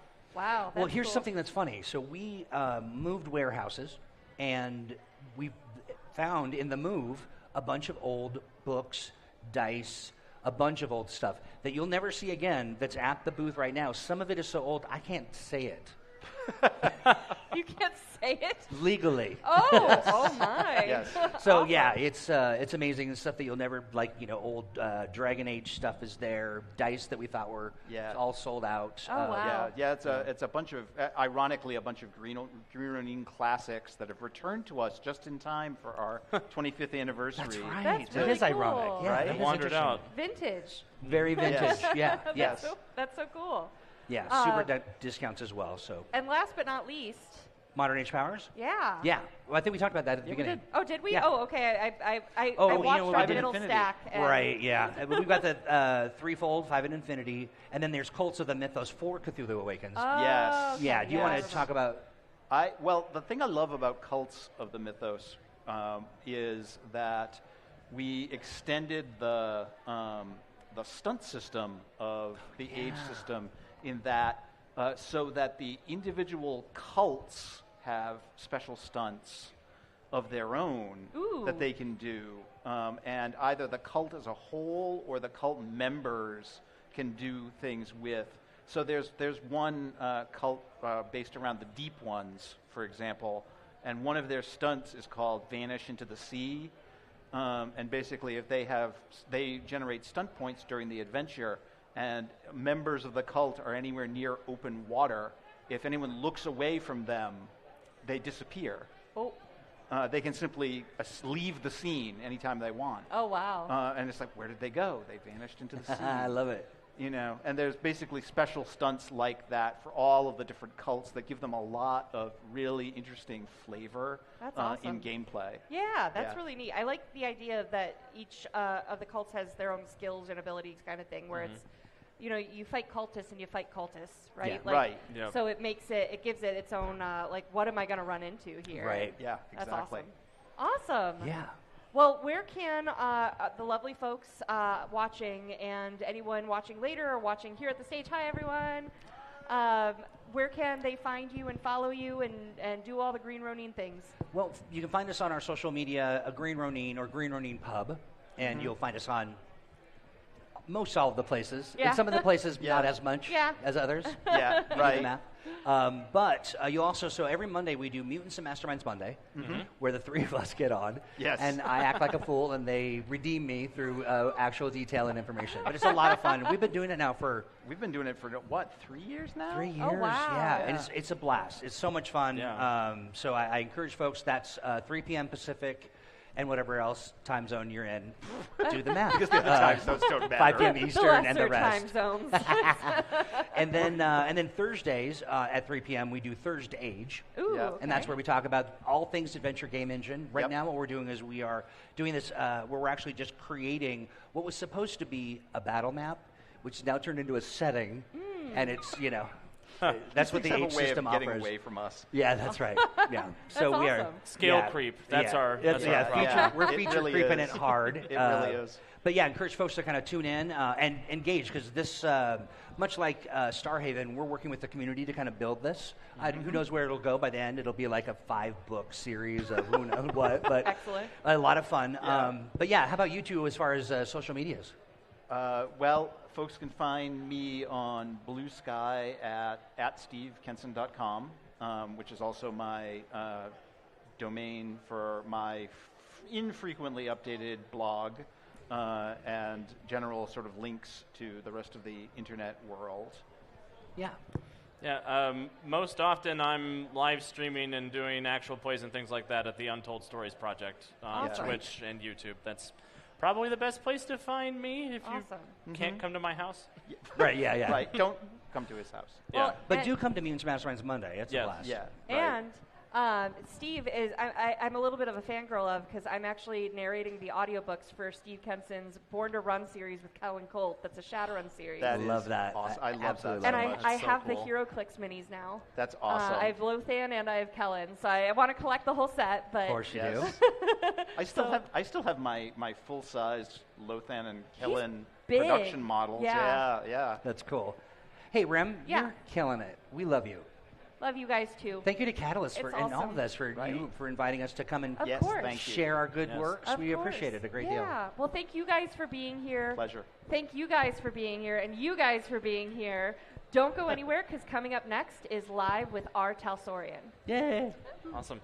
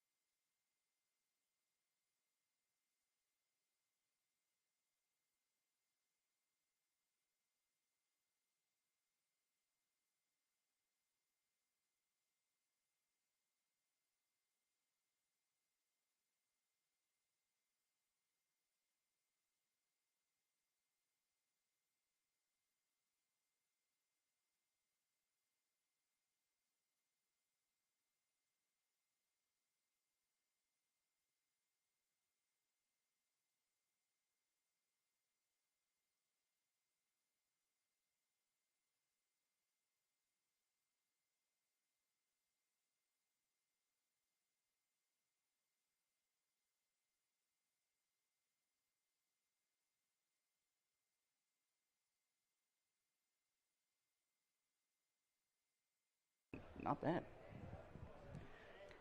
Hi, everyone. Welcome back. I'm Remel Turnus with Catalyst Game Labs, and this time I am live with Rob from Artalsorian. Yep. How are you? I'm doing good. It's been a very busy first day. Yeah? I mean, we have been completely slammed at the booth, nonstop with the demos. It's been a crazy Gen Con day one. Yeah? Oh, my. Does it feel different than previous years, or is this usual? Honestly, just the general air from people going past, positivity's through the roof. Like, there's no feeling of tension from the crowd. Everyone's coming through. Everyone's smiling and happy. It's been very busy, but everyone's in good spirits. Awesome. That's great to hear. Well, I want to hear everything about Artalsorian that you've got going on, especially here at the con, but new in general. But the first thing I want to do is start with, for those who don't know, what is Artalsorian Games? All right, so Artalsorian Games was started by Mike Pondsmith and Lisa Pondsmith. God, I think we're now approaching 40 years ago. Wow. Still mom and pop run, same company. We started with Teenagers from Outer Space, Mechton, which pretty much led the line until the creation of Cyberpunk. Mm-hmm. The Cyberpunk box set 2013, which then progressed the next year into, of course, Cyberpunk 2020, Mm-hmm. which is the game most everyone knows when it comes to us. Right now, we are still pretty much family run. I mean, Wow. the majority of the Pondsmiths, Cody, Dolan, Lisa, Mike, the whole team is half of pretty much the whole family, and then there's the rest of us that they somehow tolerate. Nowadays, we pretty much have main lines of, we do Cyberpunk Red, which is the current version. We launched that in 2020, which is, trust me, that pun in of itself does not do any justice for how crazy things have been since then. We also run the Witcher TRPG. Yeah. Which I'll tell you a little bit about that later on. There's a lot of announcements that we've not released yet to our fans. I ain't got no problem letting you in on that for this. And so if any of them are watching, if I start seeing a bunch of people pinging me, we're going to have issues. And also, we are now seeing the launch of a brand new IP. Yeah, Cody Pondsmith has worked on a game since he was 11 years old. Oh, and my gosh. he is finally, in the past couple years, like putting, the pen to the paper to really pull it together. It's called Shadow Scar, which we can get into that, too, in a little bit as well. Oh, I'm so excited. Okay, I got to write this down because I don't want to miss I've got a thing. more. Trust me. There's even another line I haven't talked about. It's been, for us, this Gen Con, it has been absolutely crazy because it's all announcements for what's all coming up from PAX on. That's amazing. Yeah, we've been so busy. Now, I have to compare notes real quick. What? How old is Cyberpunk at this point? Ooh, I think we released the 2013 box set in '86. I want to think. Okay. It's just a little bit older than me, like about 1 or 2 years. I can't remember if it's 85 or 86. All right, so it's definitely older than Shadowrun by a couple years. Shadowrun just turned 36. It's around there. I want to pull up my notes and see if I have it, but I'm pretty sure it was like they were released like within a year of each other. Yeah, yeah. And a lot of folks are like, well, why not Cyberpunk? Why not Shadowrun? We play each other's games. We like each other. Yeah, Don't fight over it's it. great. It's fantastic. So I've gotten to play Cyberpunk once now, and I teased at the end of it. I was like, needs more magic. But now, so about magic and Cyberpunk, I'm going to give you a little bit of a laugh. So what we do for Cyberpunk Red is every single month we put out free content. Mm-hmm. And I do believe it was for April Fool's this past year. We did, because there's an MMO in Cyberpunk 2045, which is Cyberpunk Red, that's called ELO, Elflands Online. And we finally released a magic system for that MMO. And people were like, wait, is this like, no. No. Don't say it. Don't say it. Don't cross the streams. That's awesome. I'm going to have to check that out. Yeah, I didn't know about that. James loves his ELO. Like, That's awesome. He goes wild with this stuff. But, yeah, God. So where do we start? So Artalsorian, known for Cyberpunk. Now Cody has something. We've got Witcher. Anything else in general before we get into all the news you've got? So there now is a line that we've had for a bit. It was originally called 5 by Infinity, and it was our indie publishing line where we actually would take games from the public, and we would help them publish their games. Okay. We now are taking that and tweaking it a bit, and this is one of those things that I said that are announcements that we haven't put out there yet. We are changing the line a little bit, and we're calling it Talsorian Presents, which is going to be our little spot where we can make the weird stuff and have some fun with it. Okay. The first game in that line is going to be Fossilized Violence. That is, we're hoping for a Q1 2026 release. Okay. Hopefully, because art is always the fun time. Yep. And after that, we already have... What is fossilized violence? Oh, that's James Hutt's baby. Okay. He literally just wanted to make a game where, when you're a kid, you're sitting in the sandbox, you want to play with your plastic dinosaurs. So he just built a TTRPG around basically cavemen fighting dinosaurs. And any single plastic toy will do. The movement system is the length of your hand. It does not matter the size of anything else. It's how long your hand is. What if you have smaller hands than your opponent? If you want to use a general rule of thumb, the distance, the size of James Hutt's hand is in the book. If need a hand by proxy, you actually can just use James's hand for online play. Does it come with a hand in the box? Unfortunately, he only had 2 to spare, so those are limited edition. Awesome. Yeah, I used the knife myself. It was a great time. He didn't like it. I did. He drives me crazy enough just. But that is. We have been demoing that now for about 2 years. Okay. And I remember seeing dino toys at your booth. Yep, okay. That was all James. And we're even demoing it right now over in the exhibit hall here, Exhibit H. Which was this one? I think, D. Yeah. So we've actually got that going on. It's one of those games where people sit down and they go, where can we get it? And we're like, not yet. Be patient. So that will be Q1 2026. Awesome. Hopefully, if everything works out. Artel's always been careful about release dates because anything can happen. Yeah, we do the same thing. We're like, we think Q4 maybe. Yeah, Q4 maybe, so us it's Q1 2026 maybe. And then tariffs happen, so it's, now it's 3 quarters later. It broke my heart from how much that has messed everyone up. Yeah. We won't go into it. That'll get me tirade. It'll make us sad. So Shadowrun Presents has that cooking. We have a secret project in that I am not discussing whatsoever. There's something that'll be released, information will be released soon. We're having a lot of fun lately with secret projects. Okay. Everyone's busy in the company, even me. We all have our own little thing. Awesome. And there's something we'll be sneaking out soon. Other than that, we're already eyeballing the next game in that line. But for Shadowrun Presents, that's pretty much it. Okay. What else do you want to know about? You've got picks. What do you got? I wrote down Witcher. Yeah. So that is actually going to be fun. We've actually had the Witcher tabletop game on hiatus. It was on pause for about 2 years. Mostly as we were smoothing out lore, which now people know why, because people now see Witcher 4 is on the way. Yeah. We had to make sure things lined up. And we work very, very, very close with CDPR, CD Projekt Red. Yeah. And so now that that's going, but Cody was on Shadowscar, Mike Pondsmith himself stepped in to take the line, and he's currently working on the next book. Oh, wow. Yeah, this is we are now actually just beginning to get information about this out.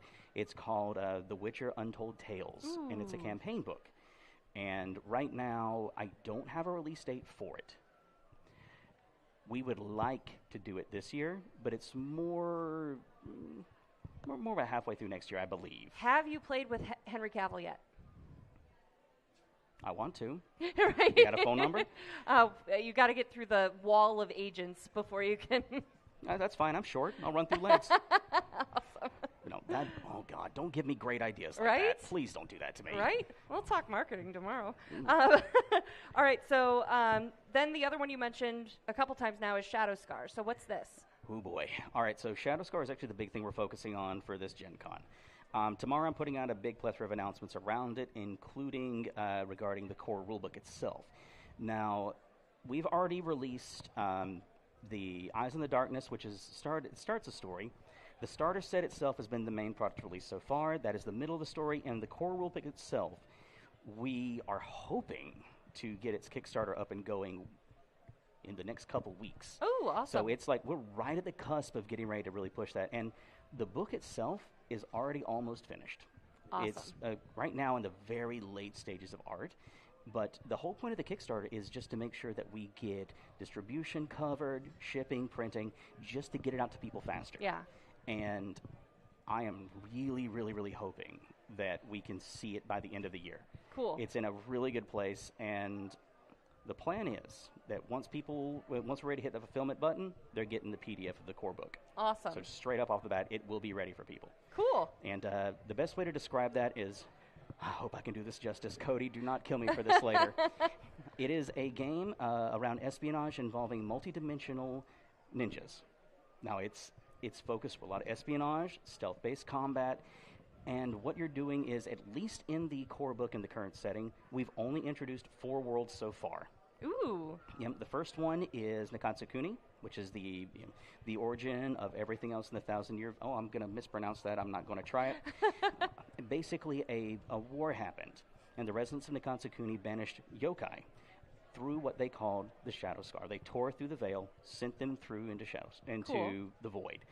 That caused them to trickle into 3 other worlds so far that have been shown. One is Steel Court. Steel Court is just a world of Victorian era, but you have these steam titans, these huge machina that are controlled by people, and it's right there at the verge of the Great War. And everything has just got that tinge of steampunk to it. Then you have my personal favorite, which is 5th Street. Now, it is quite literally, people will say, think of 1920s noir movies, silver screen. This actually is that. Okay. To the point where there is a mysterious force in that world known as the narrative. Imagine everything lining up to be perfect for the next scene over in a movie, to where even if the rain falls a certain way, it falls and begins to turn into the score of a movie during every single scene. Ooh. It's got a soft spot. It really has a soft spot. The art for it's beautiful. And then we go into the more high-tech Refuge, which is where the world in that world, the Earth itself, has been destroyed by the yokai. And the only thing left is it's the Selene colony. We're releasing DLC for it tomorrow. Oh, cool. Free stuff for it tomorrow. Awesome. It's either Selene or Serene. I think it's Selene. That's what I get for not bringing notes. And that and the space station above. And so it's very high-tech, cybernetics, flying cars, space travel. And all of it comes around what's called the Shadow Scar Agency, where agents actually travel between these worlds to interfere with and stop the activities of these yokai without breaking the secrecy. So it's kind of Men in Black-y. It's kind of... God, who put it the way they did? The whole point is to not ruin the secret. Ooh. Mm-hmm. And there are many out there who push against the agency. It's based on what we call the Mosaic system. And that is a dice pool system. And it is very free when it comes to creativity. Okay. But the main focus is not to go in direct combat, but actually assassinations. Okay. And it hit a soft spot with me when he started to describe things, and it reminded me of Tenchu Stealth Assassins, which I wore out as a kid. Oh. So I think that's a good bit about Shadow Scar right there. That's awesome. I have way too much more to say, but it's been a day where I have things together. Entirely fair. So what else do you have? Like those were my 2 notes from what you were talking about. I have one more note, but I'll wait and see if you cover it yourself. So the only thing left really to talk about is Cyberpunk. Yeah? Yeah. So Cyberpunk is about to have a very busy year. Oh. So first off is what's coming next. As of today, we announced Cyberpunk Red single-player mode. Ooh. And what that is going to let people do is, of course, solo play with the Cyberpunk Red system. We've always had people, ask us about this. People have been curious about if there's ways to do it, because a lot of people, the 2 biggest problems in tabletop is 1, scheduling. Yep. Or 2, just finding a group. Yep. So we currently have a single-player mode ready to not only fill that little hole, but also function as a set of GM tools. And we are looking to have that out, hopefully within the next 2 months. Awesome. So it's right on the cusp of it. After that, it's a toss-up between 2 products, which is going to be 1, Interface Red Volume 5, which is going to feature a special article in it, because our Interface volumes are free content. We pick the ones from the year that we like, and then we actually print them, because all of the digital, the free DLC is digital only. This lets people be able to actually get it printed. Okay. But to make it worthwhile, because that does help fund the DLC project, we have an exclusive article in the back of each one of these. Interface Red Volume 4 was Martial Arts Expanded, Cyber Fists of Fury, which that thing was a beast. Yeah. And before that, we had full body conversions, rip the brain out, stick it in a robot, go blow things up. Yep. So for Interface Red Volume 5, we are doing Solo of Fortune 2045. For fans of 2020, they'll remember the Solo of Fortune book series. This is going to focus on military-grade weaponry in Cyberpunk Red. Awesome. We've already had to tell people there's no APCAs, no powered armor. There's a robot staring at us. It's not my fault. Does it have a human brain? We're just talking about those. It is looking at me with. Its winking eyes just at me turned now. red, and I don't think it liked that. Yeah, no. Oh, look, it's got a razor okay, blade. you can put that blade down. Okay. We're good. We're good. No, don't start with me. He says no. I will punt you across the hall. That's awesome. Yeah, it's either going to be Interface Red Volume 5 or what we're expecting to be one of our biggest books yet, which is Night City 2045. It is our source book for Night City in Cyberpunk Red. And we had a fun challenge because a lot of what's in Red, of course, pops up in Cyberpunk 2077. Yep. And bridging that gap, I even had a hand in writing that because I actually wrote Pacifica for that book. And we have so many folks involved with it. Some familiar faces, some new ones too. We're really looking forward to see what people think about that one. Awesome. That's a lot to cover because every single district, and to kind of tease and prepare for it. Remember how I keep mentioning the DLC? Yeah. We released the Night City Atlas, which is a free version already. Every single location that's been touched on in the 2045 era is actually just in the Night City Atlas. Description there. People can just download it and see it on the map, plus the map that we'll be using for the actual book. Okay. So we've been busy with that one. Whew. And so they're keeping you busy over at Artel Saurian. Yeah. It's been fun. It has been a wild time. And then I think I could talk about this a little bit. Ooh. There's also the Cyberpunk 2077 campaign book. So we've talked for a while about getting out there and going. We can finally say what it's going to be. It's going to contain rules for playing in 2077 setting. Awesome. But it'll also have a full-on campaign to show people how to play in that setting in and of itself. Oh, that's so cool. So it's kind of a 2-for-1. And that's the most I can say about it without Jay hunting me down or me being attacked by CDPR. Okay, fair enough. Gosh, that's a lot of stuff. I warned you. Now, you also have a partnership with Monster Fight Club for miniatures, right? Yes, we do. Can we Combat talk about Zone. that? So right now, over in the demo hall with Monster Fight Club, so Combat Zone in itself is a mini skirmish game. So you actually can go through, build your own teams. Most people go for gangs itself. Arasaka's in there, Militech, there. Like, so much stuff that you'll see in Combat Zone pops up in our games and back and forth. Like, even with their max tax set, it's, you build your team, kick each other's, oh, I'm on YouTube. I can't swear. I had to stop myself. Nice you know catch. you know what I was about to say. Yeah. Fun game, and one thing they go deep on is setting as well. Like, if you go in there, I wish we actually had a picture to show folks, but imagine, like, I think we're almost a 15-foot long table of just constant buildings and stuff. They're preparing Metropolis 2. I think they just ended the Kickstarter of that, or at least are prototyping it, but it's in there fully painted up. They went wild with it. Awesome. And other than that, they're the main source for minis for us. I'm sure folks have seen the statue of Adam Smasher landing on top, spoiler, called The Moment. Yeah, I always got a kick out of the fact that the business cards I was getting actually had the mini version of that. Yep. And I still have that on my counter right there painted up. But Combat Zone is done by Monster Fight Club. We're in a tight partnership with them. They also, we have the Cyberpunk Edge Runners Mission Kit, which is our first little time people can actually play in the 2077 setting. They actually did the acrylic standees for that. Because we do have, the normal standees in it, but they actually did acrylic versions. So swinging by their booth, they have just a plethora of things you can go in on. And you can either buy with, I think they actually just have straight grab boxes, or you can just straight up get a set of what you want and what you need. Okay, cool. I want to say they're about to have, I don't want to say too much. Because I don't know what they do have back there right now. There's something they're working on too. And I have to avoid getting beat up by John. Okay. Yeah, right. I'm under constant threat of violence. He's a tall guy. Yeah. I'm short, and I have to go by and I say, "Hi, how you?" Yeah. Awesome. Cool so guy. we have 4 minutes left. Anything else you want to cover about Artel Saurian and what you guys have coming or out, or anything else? Well, right now, one thing we are doing for Shadowscar in itself, we had intended to get the core rulebook of that out last year. Yeah. And to make things actually a little bit sweeter for folks, we actually went ahead and put the character creation out for free. Ooh. We have put the armory out for free. And now Cody is at the start of every single month doing the same thing that we're doing for Cyberpunk and Witcher with the DLC, but at the start of the month we kick it off with Shadow Scar. And like I mentioned, like tomorrow we're releasing the Selene Colony. I'm pretty sure it's the Selene Colony. Hold on here. No, I'm not going to show it on stream. I'll get yelled at. Yeah. Just peek, get a camera back here.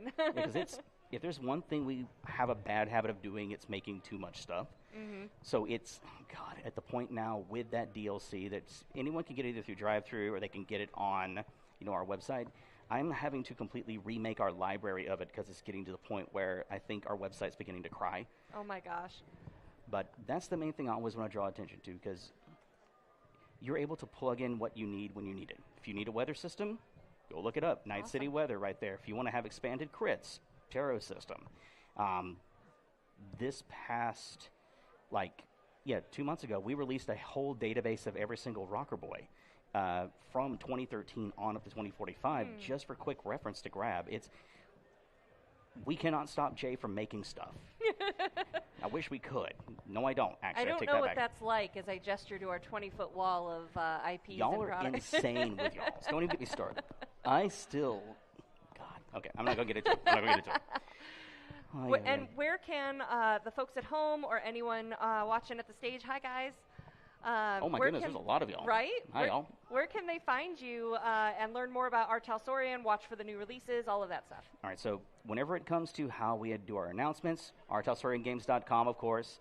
The majority of our news will always be on our website first, then our YouTube channel, which Art Talsorian Games on YouTube, easy to find. That's what they brought me in for. They found me on YouTube. I don't know why they put up with that. But also, of course, on our socials, Art Talsorian Games, our official Art Talsorian, pretty easy to track down. We have a social media page on the website that can take you everywhere. Awesome. Well, thank you so much, Rob. Thank you, it's really for nice having me to on. get to know you better and chat about all of the different things you guys have going on, and there's a lot of it. And I barely scratched it if you only knew the secret stuff. We have secret projects, like I said. So many things I can't wait to talk about, but they won't let me. What booth can they find you at? Oh, 249 this year. 249. Pretty sure it's 249. Head on over there, head to the website, follow everything cool that they're doing. I feel like we're sibling companies. We've been around a long time, and our IPs have been around forever, and so that's great. So thank you so much. You're welcome, and thank you again for having me here. This has been nice to actually just sit back and talk with you and talk with the folks here. Awesome. Well, don't forget, guys, that we got a coupon from Green Ronin's. So if you go to Green Ronin's website all weekend, you can get an additional 10% off of 25% off by using the code WeLoveRem. That was so sweet. Okay, that's actually kind of sweet. Right? Green Ronin are good people. They are such good people. So don't forget to go there, do some shopping, and we will be right back for my favorite stream of this entire weekend. It's going to be a busy one. I already see what's coming, too. We are going to play Shadowrun 6th World with a developer from every edition of the game. So that's, we're going to have Jordan Weissman. We're going to have Tom Dowd. We're going to have Mike Mulvihill. We're going to have Jason Hardy. We're going to have RJ Thomas. Our GM is going to be Aaron Dykstra, who's the missions developer for Shadowrun. And then I'm going to play and try to wrangle all of them. So good luck wrangling all those cats. Right? But thank you guys all for being here. Don't go anywhere. We'll be right back. Take care, y'all.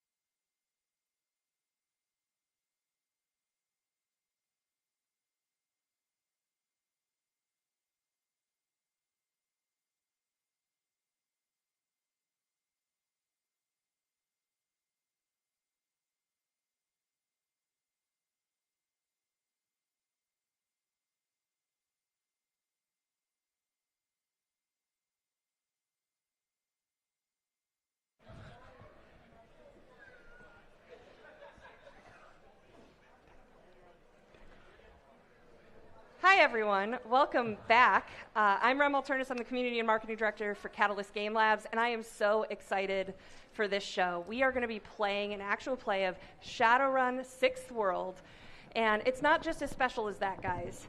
We've got for you a line developer from every edition of the game playing, in addition to the creator of Shadowrun himself, Jordan Weissman. Woo! Yes, yes. Yes, I don't know if I'm excited or scared. Probably more on the scared side. This is a historic occasion. This has never happened, and I'm hoping that it goes at least not disastrous enough that we could do this every year, maybe. That would be really cool. We're already planning, just so you guys know, to do edition wars, so you guys each get a character from your edition, and we finally find out which one is best. I get 2. You do get 2 characters. That's awesome. So okay, we all gang up on Jason first. Hey. I do want to introduce our illustrious GM, who is Aaron Dykstra, who is the missions developer for all of the missions you're playing in the Shadowrun room. Yay! Thank you. And he is a very well-balanced person that will be able to manage the cats that are trying to wander off. By inference, that means the rest of us are not well balanced? Yeah, correct. Yeah, you created Shadowrun. I don't think you get a say. But a couple of very quick things. First of all, we got Chessex Dice. So thank you, Chessex, for donating dice for the stream. I now have, 32 D6 or something like that, which is still not enough for Shadowrun. But they're gorgeous, and they match my hair, and I'm all about that. So thank you, Chessex. Also, we have coupons down at the podiums if you're here at the show for 10% off of Shadowrun or any of the other lines that Catalyst runs. So please go pick up your 10% coupon. So when you fall in love with this game, you can go get your copies and do that. And finally, we have a really special coupon from Green Ronin. If you go to Green Ronin's website anytime during this con and type in promo code WeLoveRem, you get an extra 10% off of the 25% off they're already giving this weekend. So go get all the Green Ronin stuff. Mutants and Masterminds Edition 4 is coming soon. Whew. All right, let's do intros. And I'm going to bounce around here a little bit because while Mike still shops for his character. I'm good. I got one. So what I want to do is, who are you? What was your edition? What do you love most about Shadowrun, and who are you playing? So let's start with Jordan Weissman. Sure. So I'm Jordan Weissman. A little closer to your mouth. Okay. How about that? Yeah, that's better. All right.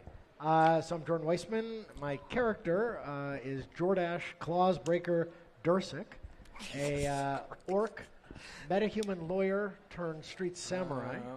And the Clawsbreaker will be known to occasionally use some highfalutin legal jargon in the midst of running at the bad guys. In addition to just yelling "spoon" for general. Spoon? Spoon. Okay. You got it. Absolutely. You have it to. started already, guys. Yeah, you have to yell "spoon" anytime you charge into combat. I don't see any blue antenna. Yeah, well, that's because I'm an orc. You know, Don't allow blue antennas in the courtroom. That's just etiquette. Exactly. Jordan, what's your favorite thing about Shadowrun? What's my favorite thing about Shadowrun? The incredible stories that have been told in it for 35 years now. I mean, from all the talented people here at this table and the many hundreds of more, that little thing of preformed blob I made then became inspiration for such incredible works. That's my... We don't say that about first edition. Oh, that it was an unformed blob? No. It was an unformed blob before I gave it to Tom and Bob and Paul to help make it into something formed. Awesome. And how many editions did you work on? Well, from their point of view, probably none. But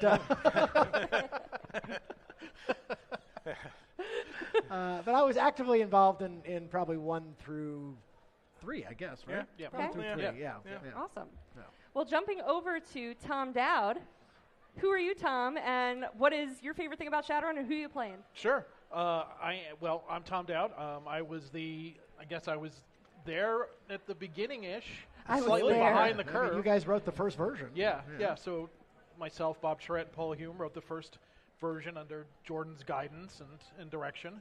And then after that came out and it was crazy successful, Sam Lewis basically went to me and said, "We need somebody in-house to manage this chaos." It was almost literally the quote. Awesome. So I came aboard, and a year and a half after or so, we did second edition. Yeah. And then I moved over to the digital side with FASA Interactive. Awesome. Back long in the day at this point. So how many editions? Second, because Mike, who we'll get to in a second, took over for third. Awesome. Yep. Okay, and who are you playing today? I am playing Slide. He is a combat mage who is known for dressing up pristinely and fashionably. But if you look really close, it's like the Tebu version of all the hot fashion clothes and whatnot. And it's not quite what he likes to progress. But don't tell him that.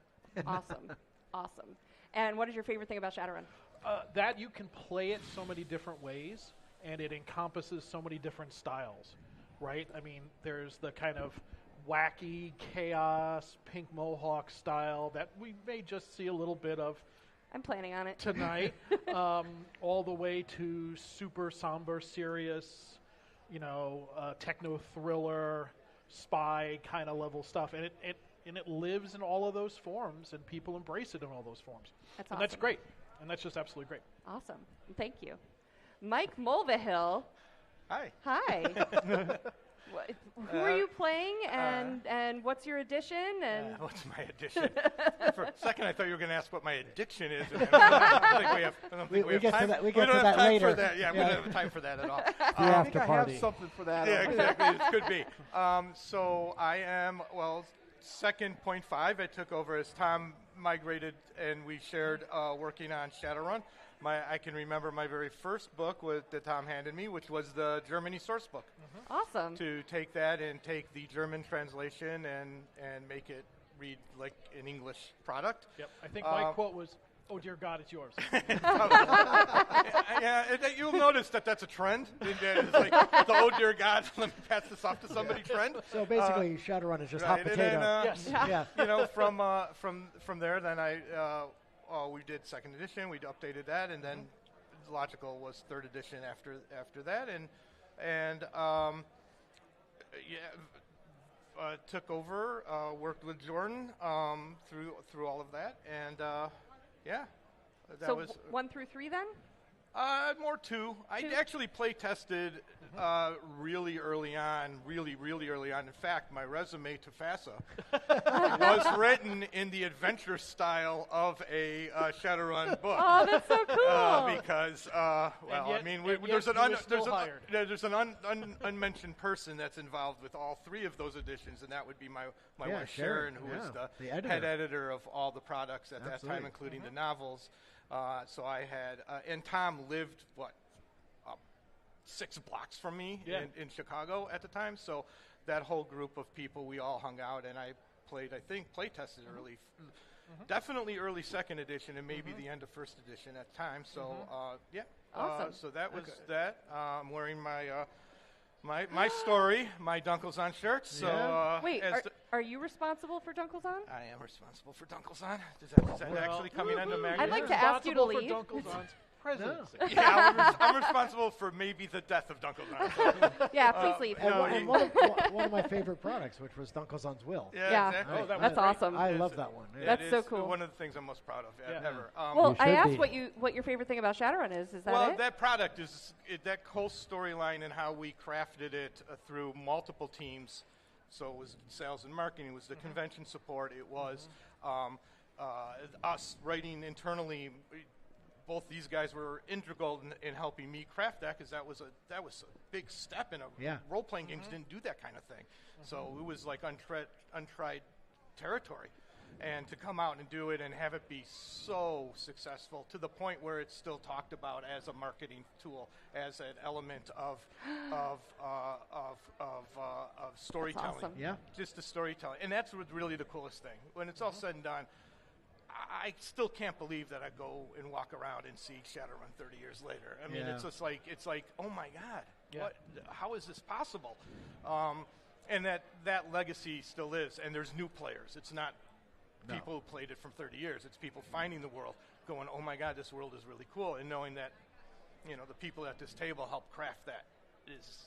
That's just the best. It's people still whisper about Dunkelzahn's assassination. Oh, yeah. But I want to talk one short aside, because now that you mentioned neighbors, you guys are going to talk about your other famous neighbors who might have taken your Shadowrun books and make a movie out of it. Oh, yeah. So I can't prove this. All right? So it's just not. It's always going to start a story now it's going to that be way. It's not going to be on the internet. And luckily this isn't public, so you're fine. I'm going to be hunted down. One day I'm coming home from work, and it's an apartment building. It's a threeplex, so there's 6 buildings. On the porch on the first floor is two gentlemen at the time, and they were reading. They had like hundreds of Spider-Man comics, and they were just taking notes. Well, I worked in comic books before I worked so I'm like, hey, wow, what are you guys doing? I'm a big comic fan.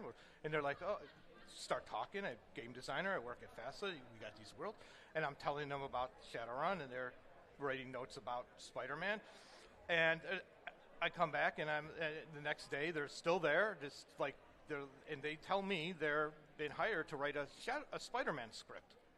And I'm like, oh my God, I've never met anybody who's written a script for anything. Why are you guys in an apartment in Chicago? I don't know, but that's really kind of cool. Bring them some Shadowrun product. Have them sit down. They're like, oh my God, this is so cool. This is so cool. And then all of a sudden, one day they're gone, and I was like, hey, whatever happened to those 2 bros who lived here? And they're like, oh, they moved to California. They got something sold. Oh my God, that's really cool. Spider-Man? Is it going to be a Spider-Man movie? I love Spider-Man. This is going to be great. Come to find out that those 2 people, in theory, were the Wachowskis. Dun, dun, dun. And all of a sudden, their first movie's The Matrix. And all of a sudden, I'm thinking, maybe they really like the books really you gave like them on the Shadowrun. books I gave them on Shadowrun. I'm taking credit for this forever. But the odds are, I don't know if they were really the Wachowskis, but the timeline and everything played out. So I mean, I never knew that. You never asked them their name. Okay. I may have. I don't remember. That's the funniest thing. They were just. They could have said their first names, and I would have been fine. I'm Mike. It's not going to mean anything. And then, times changed and things happened, and I was like, man, I wonder. And I remember going in when it came out, or the preview came out, and I'm like looking at it going, what is happening? Because then we got all the people saying, oh, is this Shadowrun? Is this Shadowrun? Is this Shadowrun? And I'm like, no, it's not. But I don't know. So there's a radically vague brush with greatness that may or may not have to be true, but Now, who are you playing? I'm playing Bugs Germain, Rigger. Awesome. Only known as Bugs. Only known. No one knows Bugs. Germain. Okay. I know it's Germain, so. But it's Bugs Germain. Awesome. Human Rigger. And jumping over to 4th through 5th and 6th edition, even Jason Hardy. I only did the tail end of 4th, but I did 5th and 6th edition. Yeah, I'm Jason Hardy, RPG creative director for Catalyst and longtime Shadowrun developer, and I will be playing Till Strickland, a cult investigator, and that would be one of my favorite things about Shadowrun is you can be Philip Marlowe of the future who asks ghosts for help in your investigations, and how awesome is that? Awesome. Yeah. I love that. That was fast. I'm very efficient. He's trying to make up for us. He really is. Yeah, I'll talk all day. Yeah. And RJ. I could tell a story about Mike, rejecting my novel proposal if you'd like, or. And did that really? That was it. You were done. That was it. Your career never recovered. Yeah. Me? Did I do that? Yeah, apparently. Yeah. No, my favorite line though was when I gave the proposal and you met with me and you said, "This is a good proposal for 2 years ago, so we're going to help you get caught up." Wow. Now that you say that, that actually sounds like me. Yeah. And then FASA closed down, so I shut the whole thing down. Oh, has it ever been published? No. Oh, okay.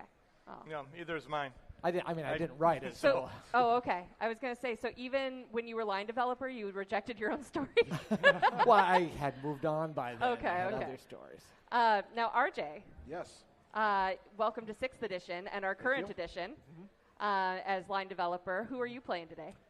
So I am playing Whiskey Tango. He is a grizzled swamp rat of a combat medic who is going to look at everyone in suits and go, "Oh God, what did I get myself into?" Excellent. The long suffering. I am patterning him after my own days as an EMT and working with a lot of combat medics for many, many years. They were some of the best people I've ever known, but they were also some of the most overworked and extremely disgruntled, and I can only hope I can capture that kind of energy in this game. Awesome. And you were a freelancer for for Shadowrun for how long? Over a decade. I think I started about, 2011, 2012? Yeah, you came in fairly early. And ironically, I stalked Jason at a convention.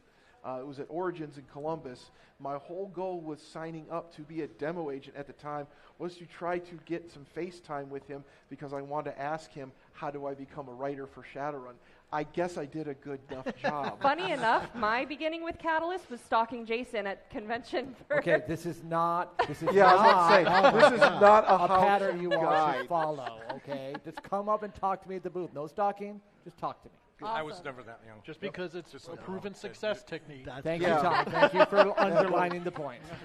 And what's your favorite thing about Shadowrun? So, my favorite thing about Shadowrun is at the time it broke the mold of what I knew RPGs to be at the time. My high school into college years is when I first got into RPGs, and I was a big science fiction nerd. Okay, I like Star Wars, Star Trek, all that fun stuff. I was one of the kids who were like, I would watch 2001 unironically.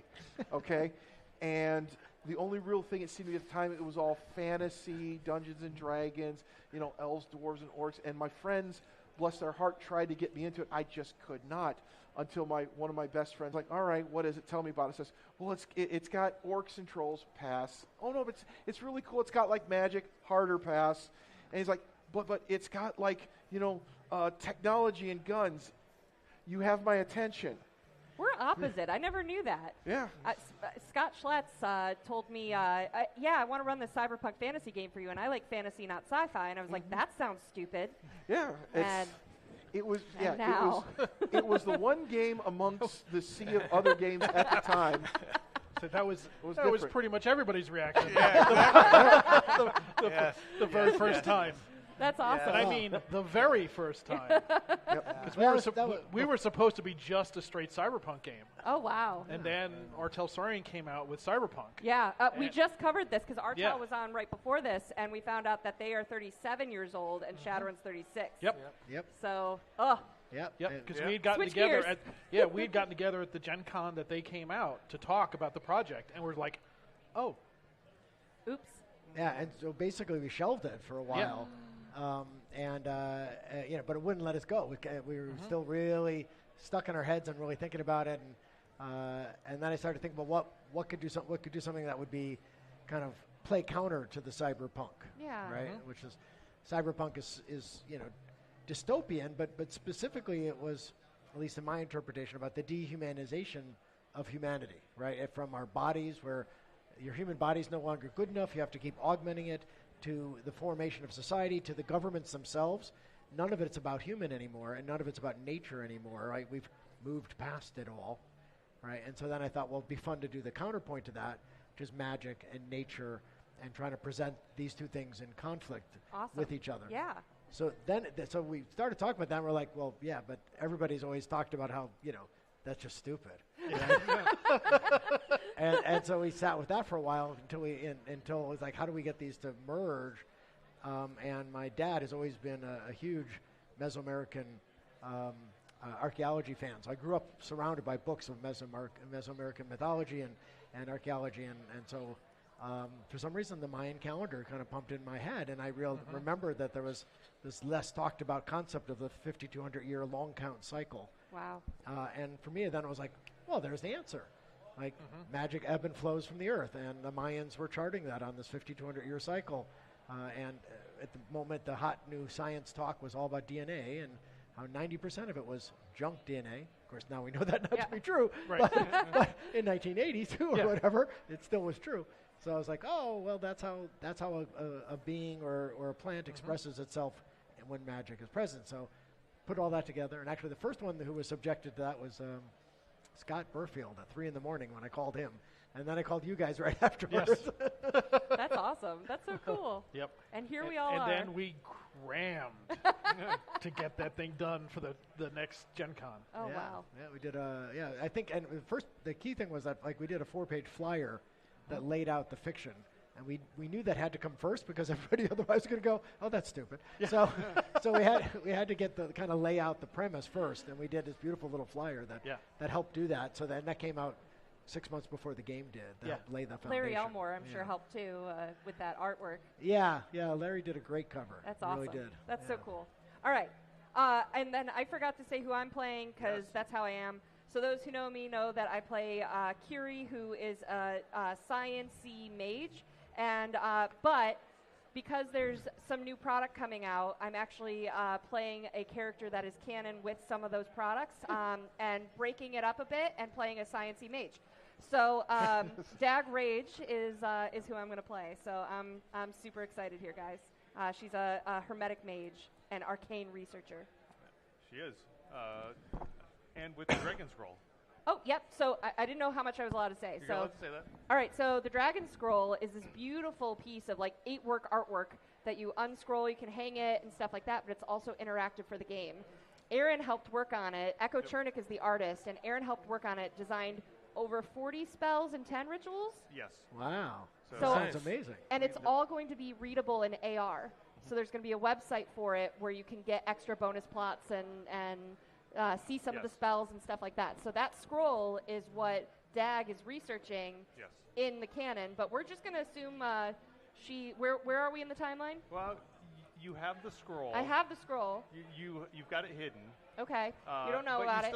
You're still working your contacts, and you need money to be able to do further research. And that means taking some jobs, maybe in New Orleans. All right, with these weirdos. Let's do it, guys. All right. Let's get into the game. So, it's a hot New Orleans night. Muggy, kind of like Indianapolis, say, a couple days ago. And you're sitting there at your favorite bar, drinking a cold one, enjoying Urban Brawl, and all of a sudden, like, you get all your comlinks go off. You just happen to be at the same one. Am I not a little closer? Is this better? Yes. All right. So you're at the bar. You're all sitting around. You don't know each other, but all of a sudden, all your comlinks go off, and it says M. Johnson, as it usually does. Oh, friggin' do what now? Do we know each other previously? You're familiar with each other in the community, but you've never run together. Like, okay. So you've seen each other's faces. You're aware of reputation, but beyond that, no. Do you guys answer the call? I guess. You bet. Yeah. So I'm almost out of beer. Yeah. So on the video feed that pops up in your vision, if you've got contacts or goggles, or if you've got your comlink, you can look at it the old-fashioned way, and you see this troll with horns that have been carved very intricately with these symbols that seem to be pervasive within the communities of New Orleans. And he's got this ornate sort of shawl around his neck. And he's like, I need a team. I need a team right now. Can you meet me at Chitamacha's Talismonger shop within 2 hours? I just need your help. Are you guys okay with that? On my way. You want to name a figure? I could probably put together 30,000. You want to name a different figure? Not right now. No, like I just need help. Like, I can give a discount on some of the talisman. We'll talk. I'll be there.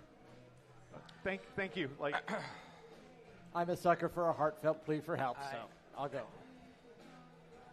My bar tab's getting kind of high. Sure. I don't verbally say anything. I send a thumbs up. I don't verbally say anything. I send a thumbs up image, and then I watch to see who actually leaves the bar before I leave. So we basically end up sitting there, while they all get up to leave. No, because you're waiting. I'm doing the exact same thing. Well, at this point, I don't care. I down a shot, turn it over. All right, and then I'm also monitoring. I have my drone is flying outdoors, the bar just up there, just to see. So, do they all get in separate vehicles? Because I'm also calling my van over to I would imagine pick they all me got up. in separate vehicles. Mm-hmm. Wow, nice. All right. So, en route, I've got some contacts at the DA from my time as a lawyer. Try to have them do a reverse comm lookup, figure out who this guy is. Yeah, and you give him a call. He looks at the comm number. He's like, "Yeah, I know who it is. Like, he's a community member. Like, he's not really deep in the shadows. He's one of those voodoo practitioners. Has a shop down just off of just outside of the French border. So it keeps his nose clean. For the most part, like he hasn't been.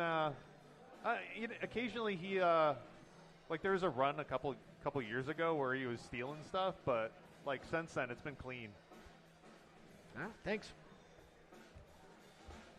Anybody else have any questions about any legwork you want to do about the Mr. Johnson?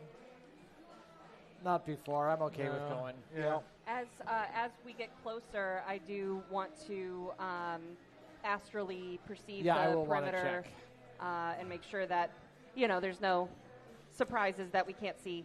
So you park your car like a couple blocks down and just pop out. Pop out, pop back in. I do the same type of thing, although when my van gets close, the drone pops out the back. Again, just overseeing and then parking so that it's got a view of the front door of where we're heading in. Okay. I'm not going to leave my body. I'm just going to go quick visual. vision and then. All right. So if you're doing a vision check, I would love a perception check. I would love to be able to tell you what I need to roll for that. So you'll be looking on your sheet, and you have a skill that is perception in the skills section.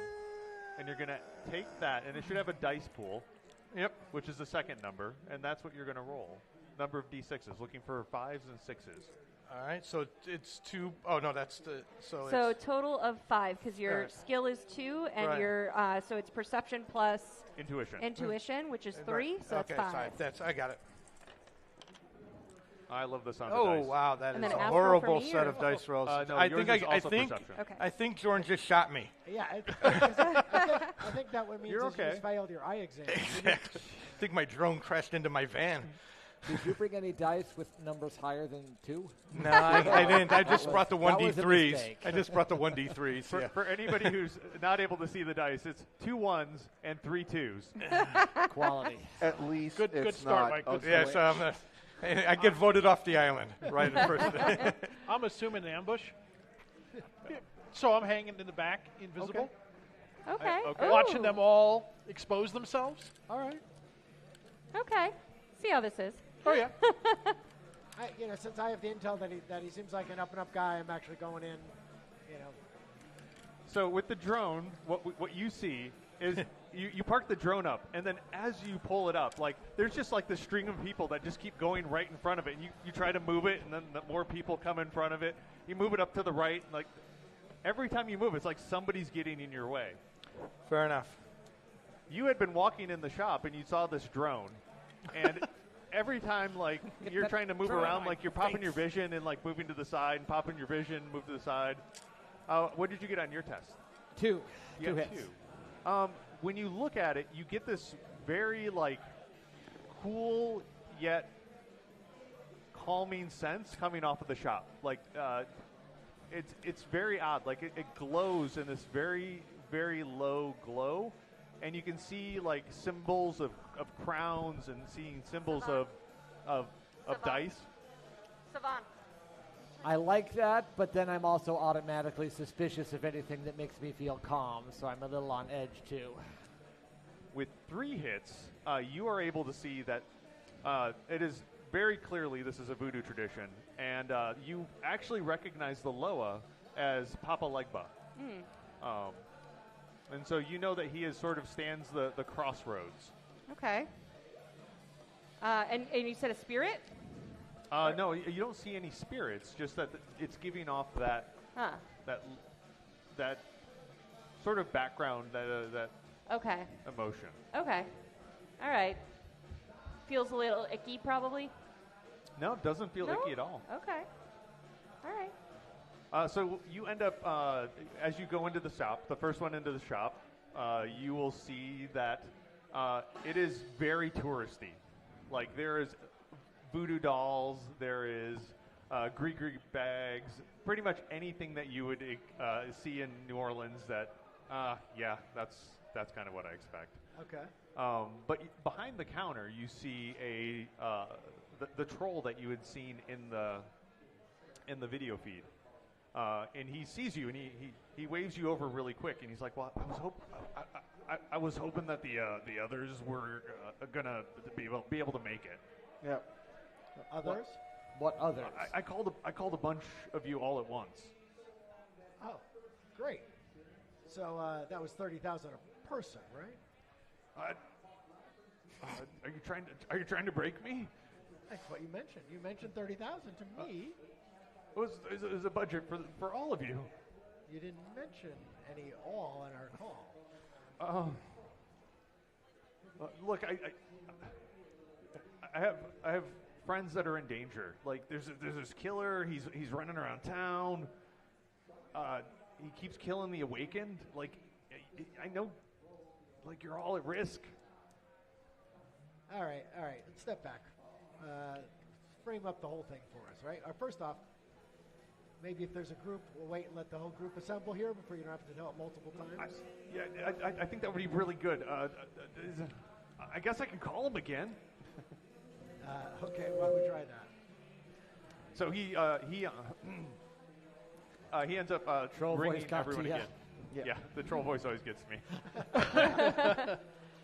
So yeah, he rings everybody's number again. I'm right here. What? Are you coming? I'm in your shop. Right. Oh, I was gonna say, Yeah. his phone rang.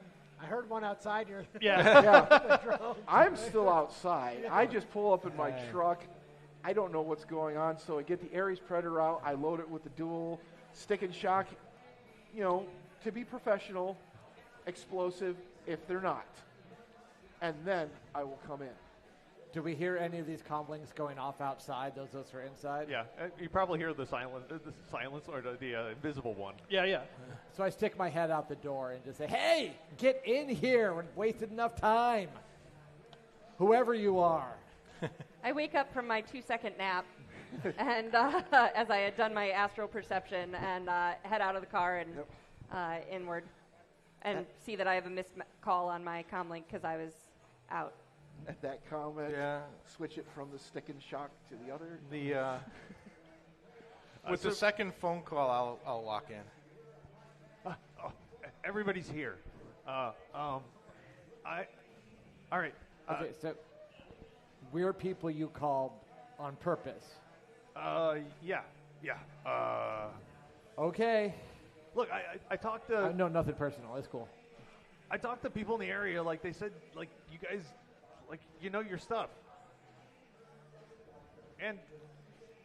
Okay. I've dropped invisibility. I'm over by the magazine rack, and I'm reading something, listening.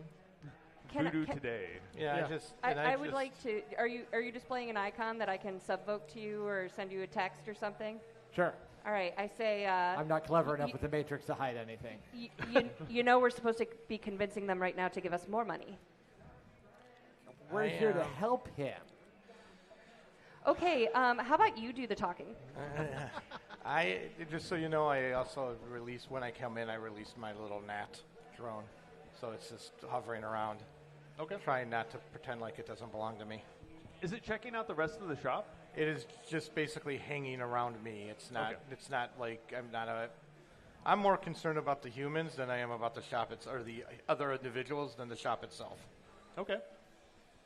So he looks at each of you and he's like, "All right, we've had a lot of murders within my community. And it's always one of the Awakened. That's doing the killing or that's getting killed? That's getting killed. We don't know who's doing the killing. I've contacted the police. The police are no help. Is that surprising? Sometimes they do help. Like, it's just not this time. Maybe I don't know. I'm not gonna guess. Like, either way, like I've got good intel that came in that like one of my I've got 3 community members that I'm really worried about. There's been somebody lurking around in the dark over by Club Mambo, and I think one of the people over there's an artist. He does a lot of street art. He's awakened, and then there's a couple upstairs on like the 3rd floor, and they have a daughter, and all 3 of them are awakened, and I'm just worried about them. So define for me community. How are you defining that? It's like what makes them a member of your community? Jordan, a little closer. Have you heard the League of Laveau? No. We're just a group of voodoo. We pull together. It was started like 20, 30 years ago.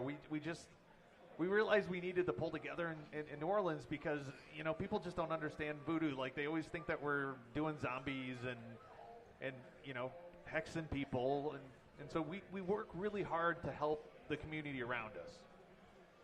And these are active members of your community? They're all active members of our community. And tell us about the ones who've died. Sorry, say again? The ones who have died. We lost. There was a woman. She was really helping out at one of the soup kitchens, and she was walking home one night, and she was pulled and off the street. We found her like a couple hours later, and she was missing body parts. And that was the most recent. Like, there's been others. Interesting. Which ones? There was a guy. Which body parts? It was like the left little finger, and part of her nose. Just part of it. Yeah, just the very tip of it.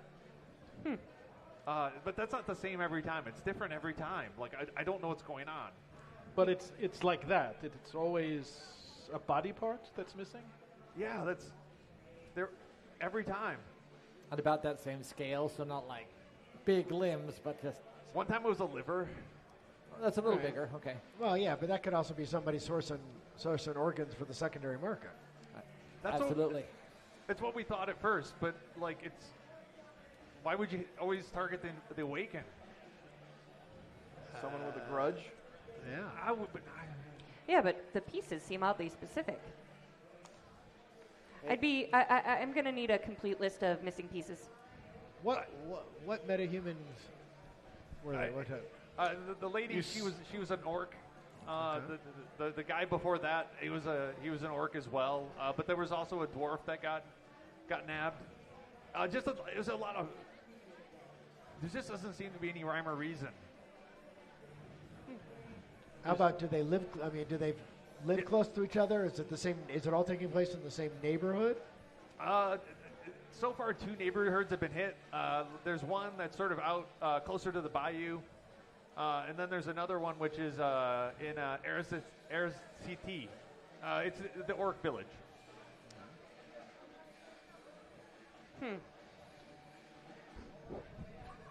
Is there anything else that connects their deaths other than the body parts? No, that's why the cops just mark it as like not important. Like they just can't figure out rhyme or reason. They think it's a different person each time. I think it's the same person. What makes you think that? Is there something left behind? Some? Because it's our community every time. But in New Orleans, there must be 1,000 deaths a week. Yeah, there are. It's just call it a feeling. A feeling worth 30,000 new yen. We pulled together to get a fund. Speaking of which, is that the best you can do? Negotiation roll? Yeah. What, a negotiation roll? Just so you know, don't care anymore about the people, and now I'm going to send it around the shop, if that matters, so I can roll more 1s and 2s, just to make sure we're all good. Excellent. But yeah, So you do know that there's a back room when you send it around, and in the back room it's totally different. Like there is very clearly a lodge that has been set up with a central pole that has chalk outlines of the different voodoo sort of symbols, but also like different food offerings as well. But very different feel for that versus what you see up front. Okay. Yeah. It means nothing to me on any big level, but it's data that I may need to find out more about. So it would be a good time for negotiation. And it seems like everybody's been helping. So who's leading the negotiation? Not me. Not me. I'm not trying to shake this guy down. That's your job. It's one of these two, I think. I'm yeah, you Jordan. started it. Yeah, both of you. I'm just adding to it. Look, we can start with the bullet points, then we'll negotiate the long form. Okay? Yep. So, all right. So I think last time we talked, it was 30,000 a person. So there's 6 of us. That'd be 180, right? So, I think maybe we could do a bulk discount, right? Knock it down to like 150. I was thinking maybe 45 together. So Jordan, when you make your roll, I just rolled my assist. You get 3 extra dice. Yep. So it will be negotiation and influence and charisma or logic. Charisma or logic? Yep. Logic is. I don't see logic. I have charisma. Logic and it would be at the top attribute row up as top. your attributes. Okay, gotcha. They So come you're out to C. be the same. C then. or Sorry, I'll L. do So 5 plus 3. Yeah. I'm just wandering around the shop looking at the souvenir trinkets. And you got the extra 3 from me? Yes. Good. All right. So what do we only get to count Cute. sixes? Yeah, that's a good correct. one. 5s and 6s. 5s and 6s. 5s and 6s. Much better. So I have 5 5s. Nice. 5s. So at this point, I've got 1 success, and We're going to take one of this guy's horns, aren't we? Here's the title of the place. Yeah, I was going to say, we now own a magic shop. Exactly. here's my shirt. Yeah, exactly. Will this do? How much do we have to pay you to put your shirt back on? Talismonger for life. He's like,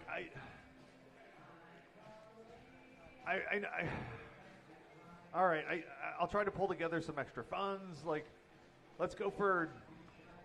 I can do 90,000 total. Like that's triple what I was originally intending, and I'll put 10,000 up front. Already posted on Indiegogo and. How about some magical assistance? I can do that. Okay, let's talk specifics. I've got some premium reagents if necessary. If you need ritualistic help, I have a circle.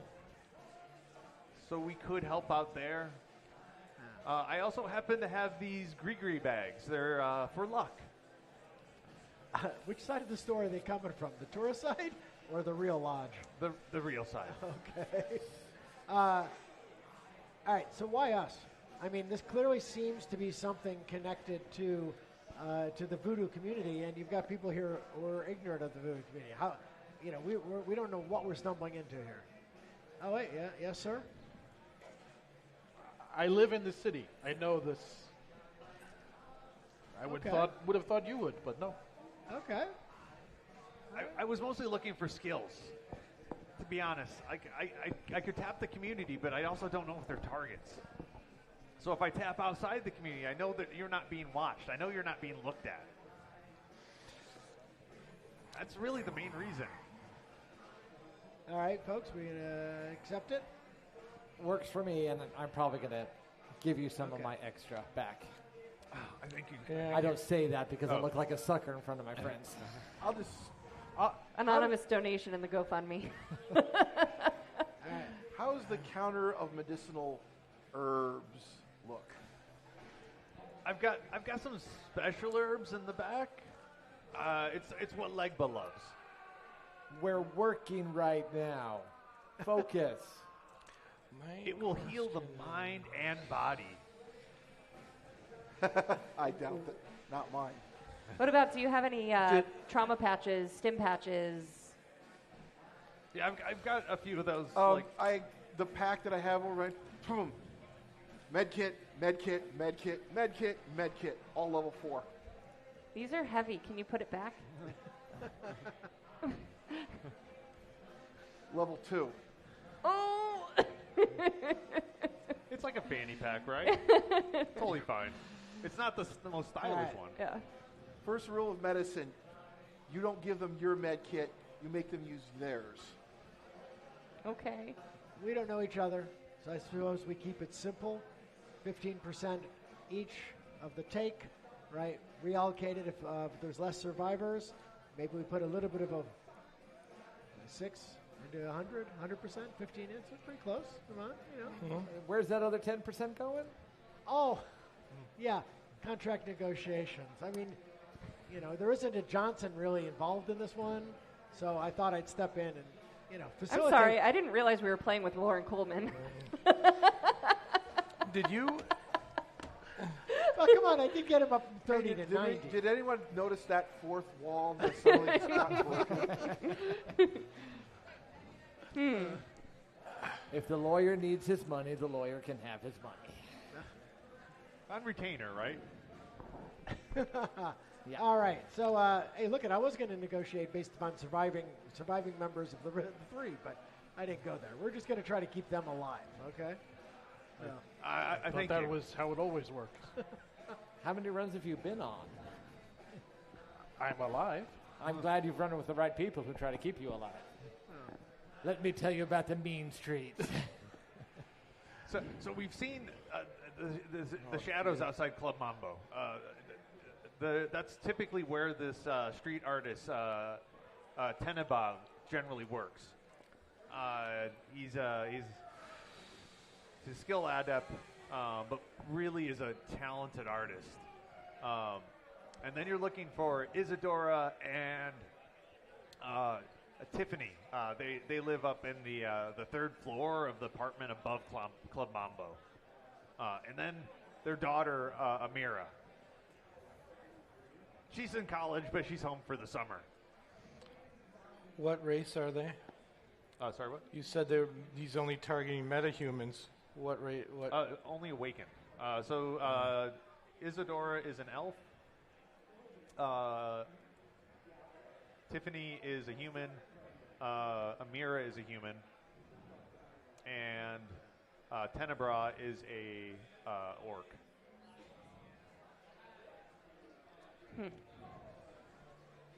You know of any free spirits that are around this club with any regularity?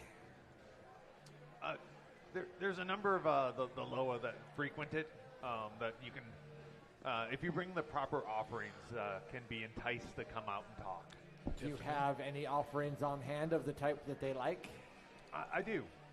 Could I have a little bit as some of the magical payment you offered? Yeah, so he goes around the behind the counter, he reaches underneath, and he pulls out a bottle of rum, and then pulls out a loaf of white bread.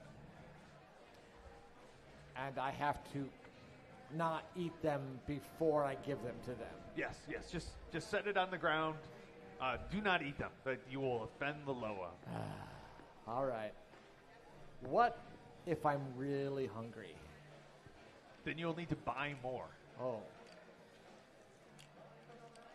What if I don't want to? Okay, never mind. I'm just surprised they were able to find real bread. It smells really good, actually. I know. Well, it looks like our lawyer had to step out for a client call or something. So an important client briefing. You know what I mean. Mm-hmm. So, any other details now that we've agreed that you can give us coordinates of like where the bodies have been? We can investigate crime scenes if we need to. Any of that. It's interesting that these have taken place over months. It's not like it's like one after another. It's like I see. There's like 28 days between each of them. Exactly 28 days? Yeah. How long has it been since the last one? 27 days. You kind of buried the lead on that one. That would have been good to mention. Yeah. So we think it's going to happen tomorrow night. Yeah, that would have been a good That would have been nice to know 24 hours ago. Is there any knowledge of time of day where, at midnight the phone or the comlink lines get cut and blah, blah, blah? We don't know. They disappeared before sundown, and then they're not there in the morning. Before sundown. Yeah. Mm. So we probably need to go to this place. All right, let's head out. Fine by me. I noticed you have a big vehicle. I do have a very large vehicle, yes. May I ride with you? Yes. I have some questions for you. For me? Oh. Honestly, I think it'd be a good time to sort of describe what your character looks like. Okay. I would like to start with RJ. Okay. So right now, pretty much looks how I'm dressed right now without the gear. Just simple black T-shirt, green, OD green shoes. I do have the Predator on a very obvious hip holster, just in case. So the rest of the gear is in my truck. This is business casual. But, wears the glasses. However, you can definitely tell his ears are, if you look just inside, they look very metal, indicating obvious cyber ears. Awesome. Jason? I got a white shirt and a suit and a loosened tie, all of which have been my favorite that I've been wearing for maybe 15 years or so. So there's definitely some sweat stains around the collar. The tie is always loosened, and the suit, I usually take the jacket off, which helps hide the shiny and threadbare elbows. And I've just kind of got the weathered, slightly tired face, even though I'm, barely 30. It's hard years, though. Very hard years. Tom? Come to me last. All right. Me? Sorry, Mike. So I'm very thin.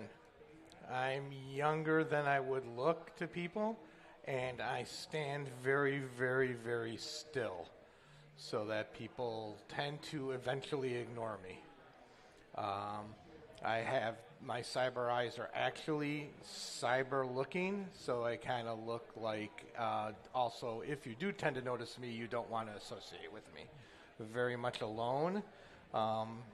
Almost always constantly rigged up, so I also have that kind of look like I'm looking at you, but I'm not seeing you at all. So don't talk very much, very, very much all in black of various kinds of things. Could be a t-shirt, could be a button down, it doesn't matter, it's just black. Nice. I have a really cool write-up of what I look like from the designer of the character, so I'm just going to read that. A poor academic with an older model set of AR glasses perched on her nose. She's often seen in conservative dress, wearing fashions that are years out of date. She often tends toward pantsuits instead of dresses. This doesn't mean she skimps on protection, wearing Secure Tech skin shield underneath the baggy, low-fashion outfits. Her thick, curly hair hangs down, framing a face that lends to her Chinese and Australian Aboriginal heritage. Thank you. It's going to be really hard to wear this on the tip of my nose. Just following on what I had described earlier, just fashion forward, impeccably dressed. If you look a little too close, doesn't look right. Doesn't look quite right. I mean, at a distance, the fit is perfect. You get in there, maybe the shoulders a little off, a little, a little scratch or maybe baggy. Yeah, I mean, and tends to stand around being quiet like this gentleman, except everybody pays attention to him. Or at least he thinks so. All right, so I assume that you either go to Club Bombo or you want to do some legwork. I think we're good enough of a team, I would hope, that we can do some research along the way. And how far is this place? It is on the north side of the French Quarter. So it's probably maybe 15, 20 minutes from where you're at up there. All right. So first thing I do is I call my drone in. It wasn't giving me any info, and also the Wasp fan, to recharge its battery, make sure it's up to speed. Second thing, though, I want to show you, who asked for a ride, and I say, it sounds like you know magical things. Correct. Okay. I show her video of the back room. I don't know what this is. It's weird looking. Seems magic. Is it? I have no idea. It is. If this is a community of awakened mages, then this is a safe space where one holds up and does their study and their practice. Okay. It makes sense considering. I have no idea. That's a little alarming that someone has invited us right outside their safe space, but it happens. Fair enough. When just moving forward, and then other people can do stuff moving forward, when we get near the bar, tavern, building. It's a jazz club. Okay. When we get close to the jazz club, I will make sure that I release my drone into the sky again, mainly to monitor, at this point, to monitor the front door. I don't know where. No, actually, I'm going to have it look around and then park it so that it's monitoring the back door. Okay. If possible. Yeah. I look around as everyone's getting to their vehicles and stuff and go, I take it you are our most technically efficient friend here. I believe so. I don't know what everybody does. So then I open Google and look up Club Mambo. I mean, I guess I don't have. You probably do have the skills. So electronics ends up being the skill that you use to search the matrix. Electronics, yeah, I'm good at that. Really, really good at that. Yeah, so you'll use electronics, the ranks in it, so the smaller number, with your intuition. So your dice pool, I think. My dice pool with electronics is 8. Yep. So. It's cute. He thinks he's really good at it. Beats me, so. 8 dice is good. Wow. 2 successes. That checks out with the dice rolls. Okay. So, yay. While they're doing that, I'm going to get in touch with one of my other contacts who is also a fixer. Since I don't have a direct contact with anybody on the local law enforcement provider, I'm going to send just a quick text to my fixer. Hey, on a job, can you get me? Do you know anybody who's on the local PD payroll, and see if you can get me any police reports on the murders that we're asked to investigate. Okay. Kind of a roundabout way of doing it, but that's what fixers are for. Yeah. What connection is your fixer? Connection rating 4. And then your loyalty? 3. So you get a hold of your fixer. Your fixer is like, hey, I'm really, really busy right now, but all right, call. Well, yeah, give me a name then. Remy LeBeau. Remy LeBeau? He's a detective. He's been working. Oh, come on, dude. I know that guy. He just, why I got to be dealing with him? Sorry, Remy LeBlanc. I was watching the cartoon. Sorry. Remy LeBlanc. LeBlanc, okay, good. I've heard of him. He's all right, but that other guy, I hear he's just some sort of weird prima donna hanging out with this really weird group of people. He had the spiky hair, maybe. What's up with that stupid staff? Anyway. I have a question. Yeah. Since we're together, I did notice I do have a bit of an electronic skill, so can I use his hits to help my own since we're together? That's what I assumed, yeah. Absolutely. All right, so I get 2 extra dice. That's some hits. 2 hits. So the exact same result. So you would know, Club Mambo is it's a jazz club. They have live music every night. There are apartments that are located above. They're not really apartments everybody wants. It gets kind of noisy, but it does tend to be rented out by members of the League of LeBeau. Tonight's show is being done with a little jazzy number called 16th Beat. 6-key? 16th Beat.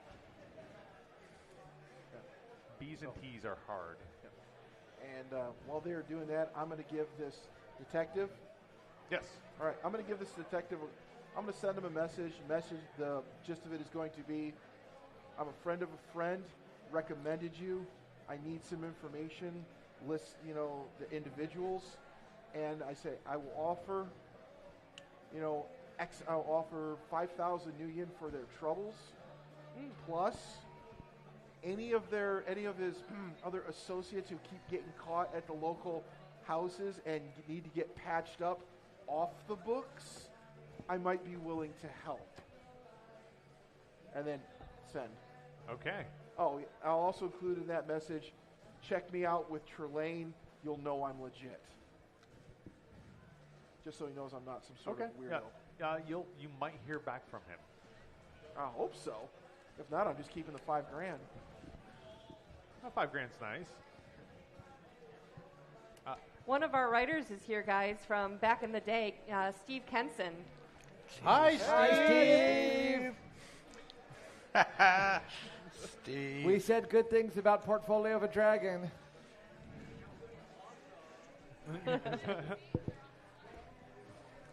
Sorry, guys. I had to take an emergency deposition in a highly violent separation of a couple, shall we say. Didn't I say it was hopefully not at gunpoint. That's lawyer ease for I had to go get a drink at a bar. I talk a man about a horse. So yeah, you're on your way to Club Mambo. There's drones in the air. I'm going to let them deal with the mundane world. Okay. I'm going to sit in the back of the van, astrally project, and I'm going to scout Club Mambo. Are you letting us know that that's what you're doing? Sure. Okay, good. So if he does it, then I don't have to worry so much about the astro. Or you worry that he passes out. Did he drink that much? There's what, 4 it's mages? Probably nothing more than I'm going to go look. There's 4 mages here, right? So we're all like, but that's what I do. we are a little And meanwhile, I see someone collapse. Poke, poke. Stim patch it is. I'm glad to see that from 2nd edition all the way to 6th, the first thing you do is go in the astral, check out the place. All right, so let's see, which one do we want to start with? The drones or the mage? We'll start with the drones. Yeah, just I want to make sure it's finding if there's a back entrance, I assume there's an alleyway or something, and then just having it there so that I can get the feed if there's anything happening in that, because I assume we're going to walk in the front door, or at least I am. It's a good door to walk in. I'm with you. What? It's a good door to walk in. I'm with you. Yeah. So when I set that up, I've asked my questions. I don't know what your research came out with, but 6 Keith B is playing tonight. Oh, okay. And so, is there? Wait. Is it? I assume there's not a line. There's not a bouncer. I assume we can walk in. It's not something where we. There's a line, but there's no bouncer. Just sort of like people milling in and out. And it looks like a line, but it turns out it's just people out for a smoke break. Okay. All right. So then, are you joining me? Are we walking in together, or are you still doing your research? Yeah, I'm good with that. I would like to. I mean, you could stay in the van. I don't care. I can lock it remotely when you leave. So I'm gonna get out.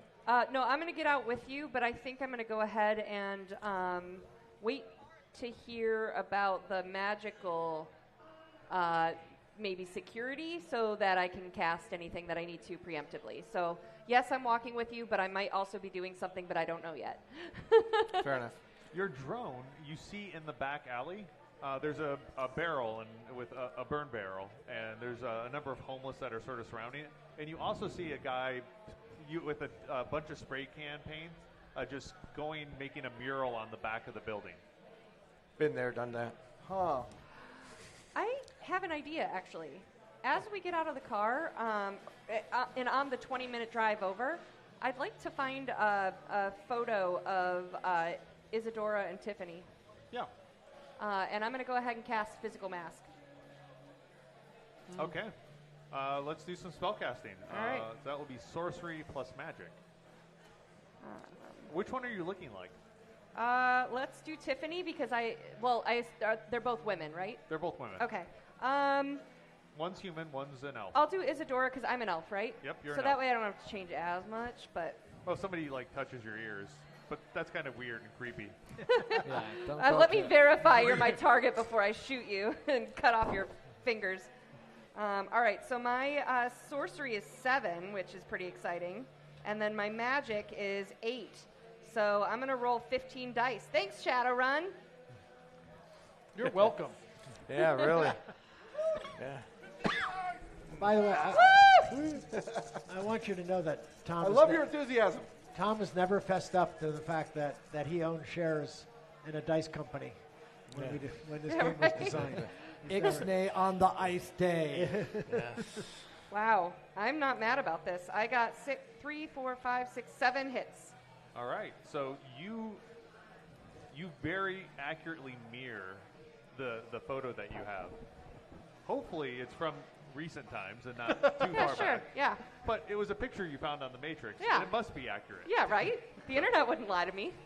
So yeah, you look like a mirror image. If somebody were looking at you, they would not be able to tell. What? I do send a message to everyone. Hey guys, I look like Isadora. So if there is an attack planned, then maybe we can subvert that. So please don't let me die. I apologize catching up, though, but in the alley, don't we have the artist painting the wall? We have the artist, and we also have in this building is Isadora and Tiffany with their daughter on the 3rd floor. So all of them we're looking out for and checking in on. So are we just going to try to bodyguard all of them at once? Well, I'd like to hear from both the rigger continued viewing and also All right, I guess at some point he tells us what he just, sees. I'm going to seize narrative control.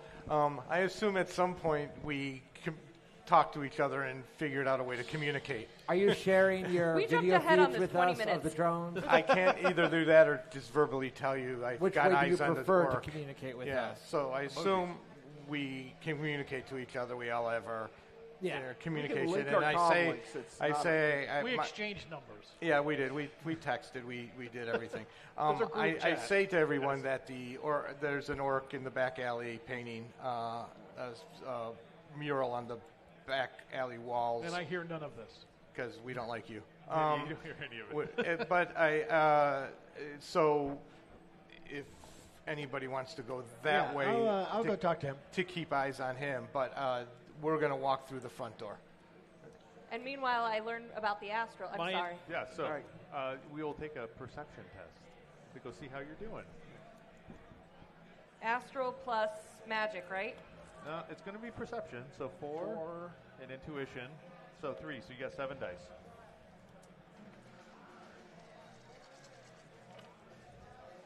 Fives and 6s. That's a whole lot of skulls. That's a lot of skulls. A lot of skulls, but luckily not enough skulls to glitch. Yep. So 2 successes. So my plan is to spiral in, and what I'm doing is I'm looking for somebody who's looking. Okay. Right? So I'm assuming that whoever our killer is stalking and hunting. Yep. So I'm looking for somebody, and I'm probably also keeping an eye out for anybody who is dual-natured. Okay. So you start spiraling in, and something catches your eye. You see these sort of dark, almost alive shadows sort of tucked into the corners at the outside edge of the club. And they just seem to be lurking, and you just get this bad feeling off of them. Would you like to inspect their aura? Yeah. That will be an astral plus intuition. Oh, I see. And so astral is going to be 4, which is the same dice pool. Same dice.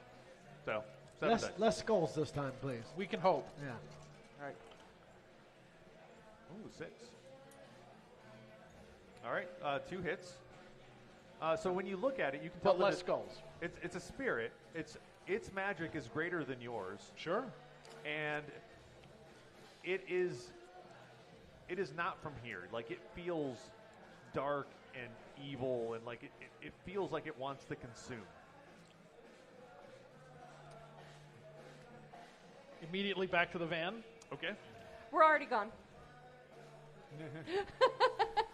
uncom. Did they just leave me? Even though we didn't put wireless in the game, somebody later did. So come on.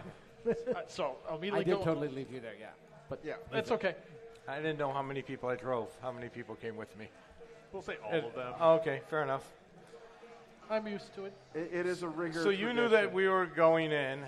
Wait. Last I knew, I was in the back of the van as we were driving.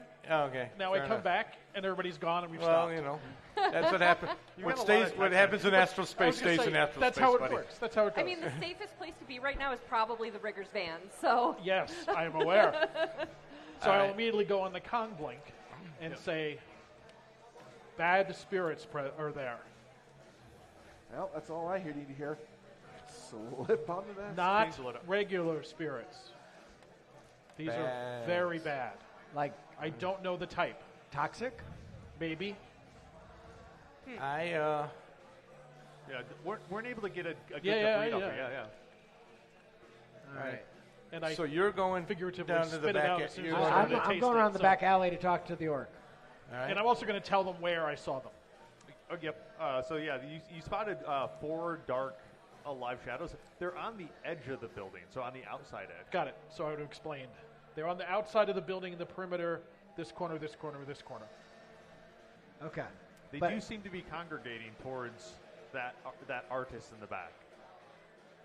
They Okay. do or don't? They are. Okay. Yeah. I will pass that along. Okay, so, well, is there any more data? Or should we do the approaches? We had a couple that were going in the front, and then you had mentioned about going I'm around. going around the back to the orc. artist. Yeah. Do you want to change plans now that you've heard a little bit more information? I want to conjure a spirit when I have a chance. Okay. and I just cast armor. Okay. Or mystic Nice. armor. I still want to go Don't in. forget your drain. And Thank you. I want to go in long enough to release my nat drone. Okay. Just again to have just eyes on what's happening in here. I just send it up so that it's got the most panoramic view and can zip around, and then I will come out as well. I mean, I don't know the magic world, so all I can do is support the team. All right. And maybe shoot stuff. Hey with guys, my drone. on the comlink, I'm saying, look at if we got bad jujus hovering around the building, I say I'm going to try to get this Tenebra guy and just bolt, just get away from the building as quickly as possible. Anybody Do you have a object place? to that plan? Do you have a place to secure him, or do you just want to move him? The van? Well, I mean, if we can put him in the van. Well, the problem is we also have to get upstairs, right? So I'm thinking, why don't we, if we split, the guys who are going in go up and try to grab, the couple and the kid, and I'll try to grab Get Tenebra to the van or something like that. Okay. So we've got So these people they know that there's something possibly wanting to get them. We're going to go busting in and say, hey, we need you to come with us right now. You're in danger. Doesn't that sound just a bit sus? You know what to say. He's going to run in and say, come with me if you want to live. Exactly. That's what you always say. There You've not done this before. There are reasons they're tropes. I mean, come on. Right. Yeah. Well, we could always just tell him Mr. Johnson sent us to. Hey, I'm just here to shoot things and patch people up. Whatever. I think we can convince him. We do have the name of the troll. We can drop that pretty quick. Right? Mr. Johnson. Oh. He forgot to tell you his real name. Okay, that was a mistake. Oops. Can we text him? You could Dear text Mr. him. Johnson. Hi. What's Or your does name? anybody remember what the name of the shop was? And then Chidi Macha. Yeah, there you go. Maybe look that up. It would have been in your comm list. Yeah. So. Right. All right. All Got right. a better plan? I'm open for a better plan. No, I think for Tenebra, that's a good plan. When I get This is a great plan. I'm like, to be excited, part of it. Hey, what So I could don't know how possibly far go you're wrong? letting us play ahead, but when we get back to the vehicle, when I get back to my vehicle, I'll arm the drone that's flying. Yep. Just to make sure. Because nothing says, let's handle this peacefully than some rockets from a drone. So that's my goal. So you've got probably that little AR feed in your vision, and you can see like the alleyway, like something's wrong with the light levels. It's darkening in the alleyway. Oh, this is good. This is good. Well, then I'm keeping my eye on him. I'm going to leave the back of the van and start wandering toward the alleyway. Okay. I'm not rushing because I'm just kind of keeping an eye on everything. But, yeah, it's about to go down. Might as well be ready. Yeah. All right. So, Jason, you had mentioned you wanted to summon a spirit. Summon a spirit. Force 4, Spirit of Air. Spirit of Air, all right. All right. Stuff is going down. 3 is my favorite number, but I got 2 hits. 4. All right, so you get 2 services and need to resist 2 drain. So the first service is I would like it to keep an eye on the more powerful than slide spirit that you notice inside. Okay. And just see what that spirit is up to. Okay. Let me do my drain quick. I didn't take any. Didn't take any? I don't think I took any reagents from. I don't think you asked for any. You asked for the bread I didn't and rum. ask for any, no. Well, I'm you didn't good, though. ask for bread and rum, but you got bread and rum. I did get bread and rum. But no drain. I'm good. Okay, cool. At the same point, it's probably a good time to roll initiative. So on your sheet, you'll have an initiative, I think, on these. Yes. Yep. So you'll have a number under the I, and then you'll have ID. So that's the number of dice. So you're going to roll the number of initiative dice. You're going to add all those numbers up. It's the only time we look at the numbers on the dice, and then you add the base number to it. Well, since I'm in a drone or going to be in a drone, which one of these is? I have AR, VR, and VR hot. So it depends. So you could be VR hot. So depends if you want sort of a filter between you and your drone, so you don't take physical damage. Yeah, magic and drones are pretty. I'm kind of ignorant to that world, so I'll just go with the regular Matrix VR. Okay. Yeah. Right. Now, the other thing to note on your character is you have the number of initiative dice tells you how many minor actions you have. So you have a number of minor actions equal to your initiative dice plus 1. And then you have a major action. Major actions are attacks. Minor actions are movement, dodge, those sort of things. So a little bit of flexibility there. I can't wait till I get a new spell and I'm going to get increased reflexes back. What? Really? I'm so slow. My little one bit. die. But you're armored. Yes, so, but you got that going for you. I'm still a squishy mage. All right. So, do you have a piece of paper I can steal? Yes, of course. Here, why don't you just take the book? Oh, we lost the pink tie. Oh, it's gone forever. All right. So. I'll have to go to Chessex and get some more. Where was that? Chessex. Was that? Oh, that was Chessex. Yeah. Oh, okay. Yeah. Have you heard of Chessex? I have heard. Chessex I heard is where you get the best die. Yeah. That was so natural. We really made it flow. That was great. Yeah. Good job, everyone. We'll cut that for a commercial after this. All right. So, Ram, what'd you get? A 13. 13. Mike, what'd you get?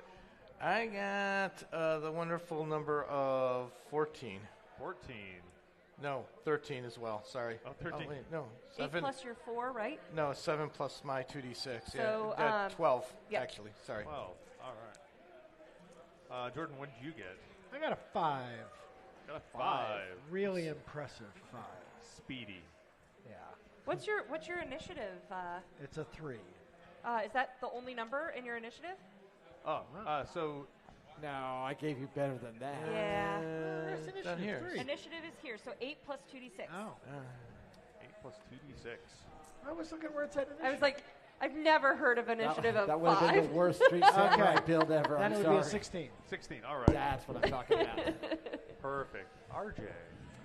17. 17. Jason. 9. Single digits. Yeah. And Tom. 8. 8. Even more singular digits. Are you slow mage section over here. Are you playing a second? There. Are you playing a second edition dwarf? Out of curiosity. That said, you have a spirit. Did you want to roll the initiative on your spirit? Yeah, force 4. So it's going to be on an air spirit. That's going to be 10 plus 2d6. 14. All right. So your spirit will go before you can give it another order. Who? Oh, and I get to roll my spirits. That way to be a good poker face, GM. Yeah, don't like the plural. There was a plural there. There's not too many. Was that a hint? Are there two? For now. Anyway. That's not metagame. RJ, you are up first. Okay. You know that the back alley is darkening. You know that there are spirits around that are of ill intent. Uh-huh. But otherwise, you're... So, I don't know as much about spirits as somebody here, but so I'm going to think tactically. One entrance, I'm going to kind of post up. Anything tries to get by me, they're getting blasted. Okay. Simple as that. So I will hold my action for now. Okay. That works. Let's see, 16. I have two 16s, but one of them's mine. So Jordan, what are you doing? I'm racing towards Tenebra.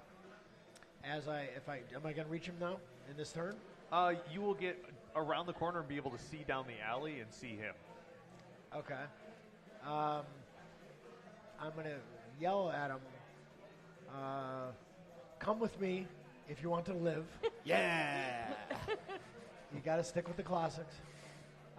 And that's it. So I'm just yelling. I'm running. Come with me if you want to live while I'm running at him. Okay. Okay. I think I want you to roll me an influence test to see if you're able to sort of convince him or if it feels cheesy. Or both. It could be both. I'm sorry. You're accusing me of cheesy? Have you read the stuff I've done? I mean, come on. All right. So what am I have to roll? What am I rolling? So you will have under the skills there should be influence, and then I will take either your logic or your charisma. Influence and charisma would give me 11. So 11d6.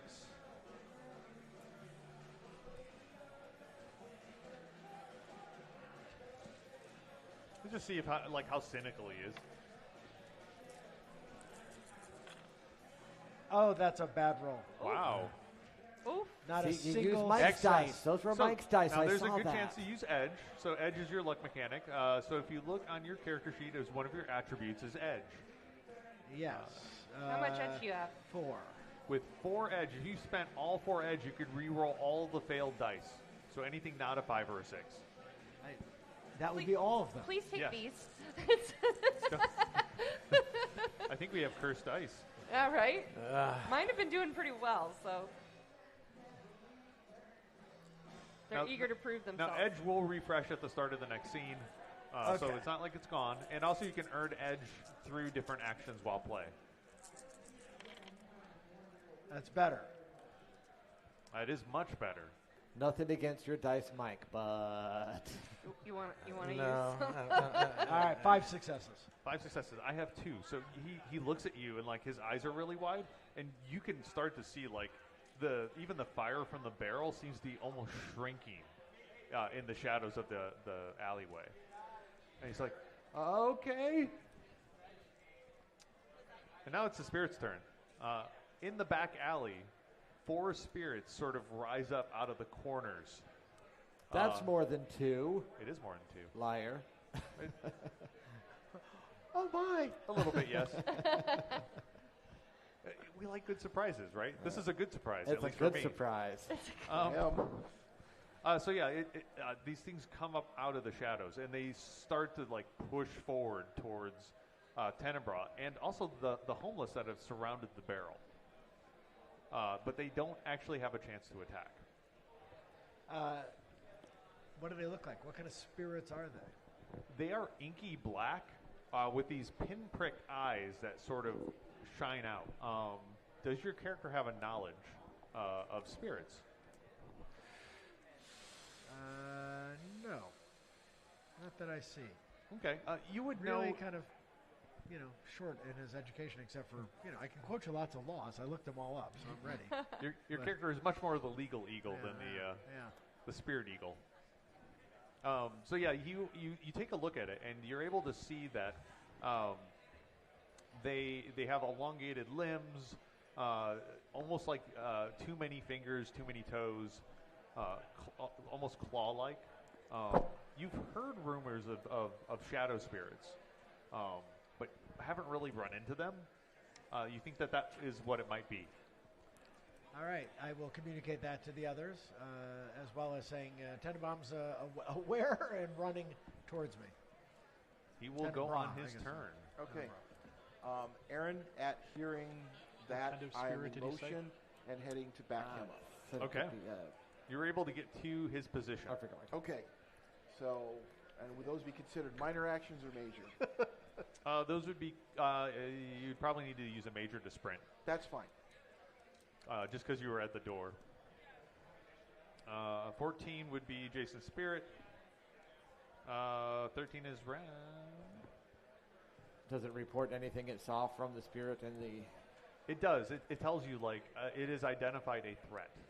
Something that makes it feel ill at ease. It does not want to be here. Necessarily news, but okay.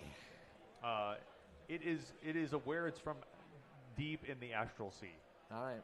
It does not belong here. What are you doing, Ren? I don't think any of us felt that it did belong here. Well, I am inside the bar. So I am going to astrally perceive and see if there's any hostile auras in the bar looking out for... Because, yes, there's evil spirits, but those could not be the things that are going to attack our targets. So keeping my eyes open. So perception first? Yeah, perception first. All right.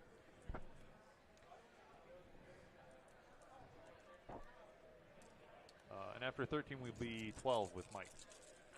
All right. I got 3 hits.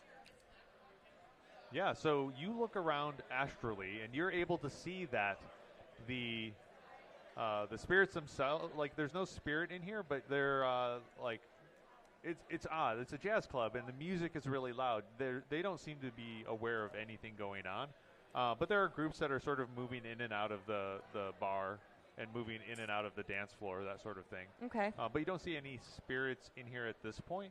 And no hostile auras that are mundane? None seem to be hostile based on what you're seeing. Okay. All right. And then I look to you to kind of lead the way to the 3rd floor apartments for...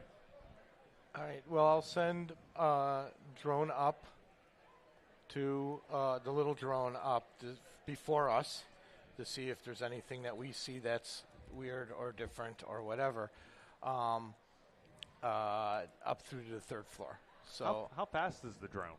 So it should have a speed. Yeah. It is 30. 30. So you're able to get up a couple flights of stairs? Yeah, I didn't tell him the full story, but yes. But what I want to make sure is if the person who now she looks like is like walking down the stairs, I don't want to there might be an issue. So if there's not, or we don't see, well, I wouldn't see a spirit, I wouldn't know. But that's what I'm mainly looking for. So drone is flying at like eye level so that we can get a face thing and then zooping around. So it looks like it's a bug. Actually, I assume there's plenty in New Orleans. So that's what's happening. I just want to make sure so that I can let her know that, oh, she's right there. We're going to have problems. So awesome. All right. Okay, that was it. Yeah, so you're in not hot sim, but in cold sim. So you probably have a couple other minor actions if you wanted to spend them to look around. Well, so that would be my next question to aid my team that out in the alley. Would I be able to pilot my drone, the big drone, turn on the lights so that there's some better vision so that these guys don't start falling over each other if it's starting to get dark? So that would be if that's a minor, I would love to do it. If it's not, if that's a full other action, we can wait one turn. So commanding any of your drones is a minor action. Oh, sweet. So that's what I do. So I'm going to command the drone to lock on him because he's the furthest into the alley and then turn its lights on. All right. So hopefully that'll do it. Do I need to roll piloting or anything like that, or is that just you'll roll the pilot of the drone because you're telling it to go do a thing. Okay, it's going to do it on its own. All right. So the pilot level on the drone is a 2. Yeah. No, wrong drone. 3. It's a 3. I assume that's PIL, right? That's yeah, pilot. PIL Okay, is pilot. All right, so that's a 3. Yep. And if you happen to have any auto softs, but we'll assume, did you guys give auto soft? I do. Oh, I no, just was looking at the This is gen, so yeah. This one's yeah, it's got an auto soft. It is a rating for maneuvering, so you're going to get 4 plus 3, so right, 7 dice. 2, 4, 6, 7. And it's relatively easy. You're going with those dice, are you? Yeah. It's glutton for punishment. The cursed dice. 1, 2 successes. Yeah, totally fine. Good job. They pulled it out. Kind of. Yeah. So it's zipping over there. Yeah. The spotlights come on. All right. That's so basically, it looks like aliens are going to come and did they go experiment on you? Shield their eyes or anything? No. So all right. That's I only have the 2 drones and one I'm walking with. Yep. Perfect. Sorry, Dag. Dag. Yeah, I'm Dag. I was walking with Dag. Dag nabbit. Jason. What report did we get from the people in the alley about what's going on in the alley? Did they tell us or share video? Yeah, I yelled that spirits are coming, getting dark. There's 4 of them, and the orcs running. Spirit inside, even though my spirit reported that it was bad, is not doing anything or manifesting or materializing yet. Your spirit tells you at this point, like, it has moved on. Okay. It has left that room. Okay, then I'm going to run toward the alley. I will cast invisibility on myself. Okay. And then I'll also tell my spirit that it needs... Okay, I got to be specific here, because if I tell it just to go to the alley, then that's my service and we're done. That it needs to defend my team from threats in the alley. Okay. So that's how we're doing that. It's a force 4. It definitely understands what your intention is. Good, that helps, because I don't always. Attacks the mice in the dumpster in the back. Yes.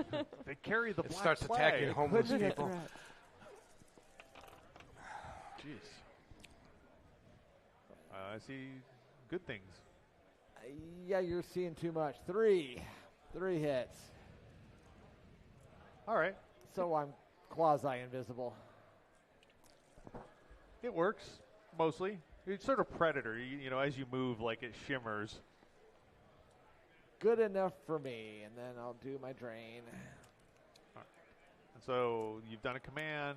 So that's a minor and a major. Are you going to save your other minor? Or? The other one is moving. Oh, and the other one's moving. Toward the alley. All right. Good on drain. Perfect. Tom. Are the spirits manifest in any way? They have manifested. They're physical. Okay. Yep. Then, as his spirit is still moving into position, I want to cast. I've got line of sight into the alley. Oh yeah, absolutely. Okay. I want to cast Blast. Okay. Which is an area effect, but I want to center it in the middle so that it's pushing out. Okay. So that if the spirits are coming in, this will push them back. Nice. All right.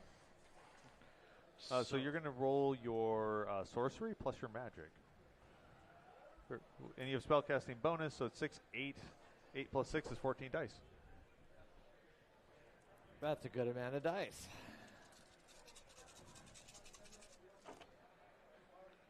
Oh, I see a couple 6s there. Yeah, I see some good things. Good. Yeah. 6. 6 successes. Awesome. So you see this, you feel this pulse coming off of the center, like in the fire just sort of blows out as well. And you see Tenebra get pushed, and you see all of the homeless sort of get pushed out towards the outside edge. And you see they're also like trying to get away because it's pushing them towards the spirits as the spirits also get pushed back. Right. Okay. And I need to do drain. You have to do drain, which you are a combat mage. I assume hermetic. Yep. So it's going to be logic plus willpower. And you are going to be avoiding drain is, I want to say, it's 4? Okay.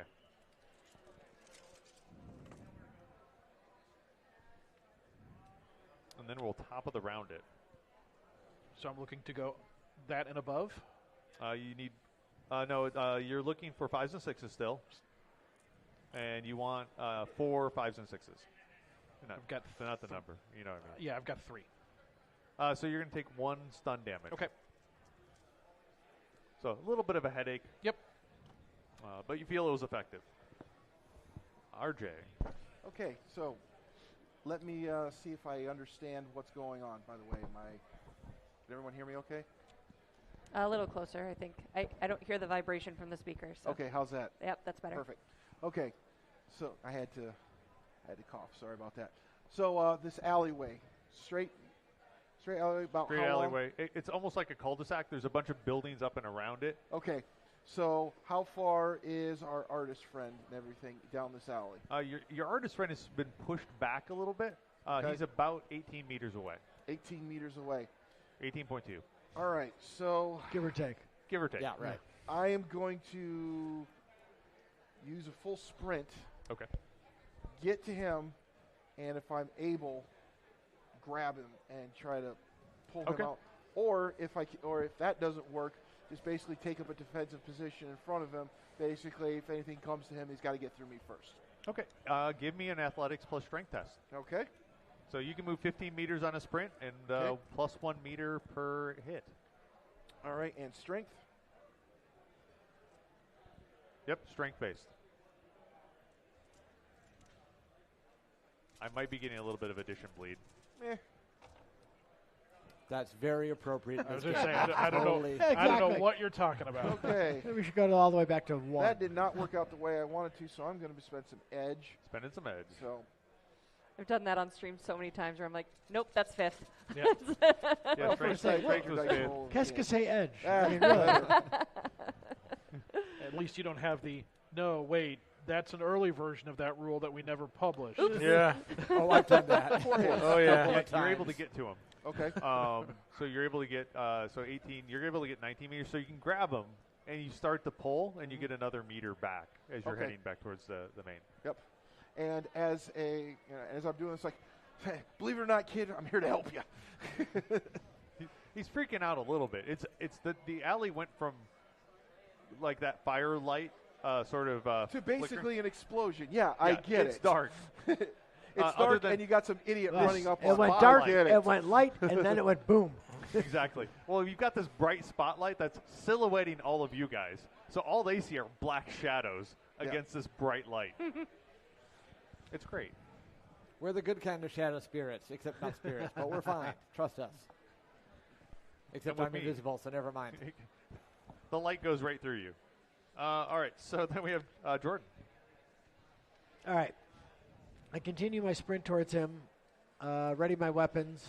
Any advice on like what weapon to?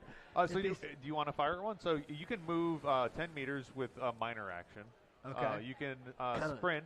Will get you 15 meters plus some extra hits because it's a test. Right, but I would imagine, given that I was running on the alley last time, I'm going to get to him because he got to him in one sprint. Yeah.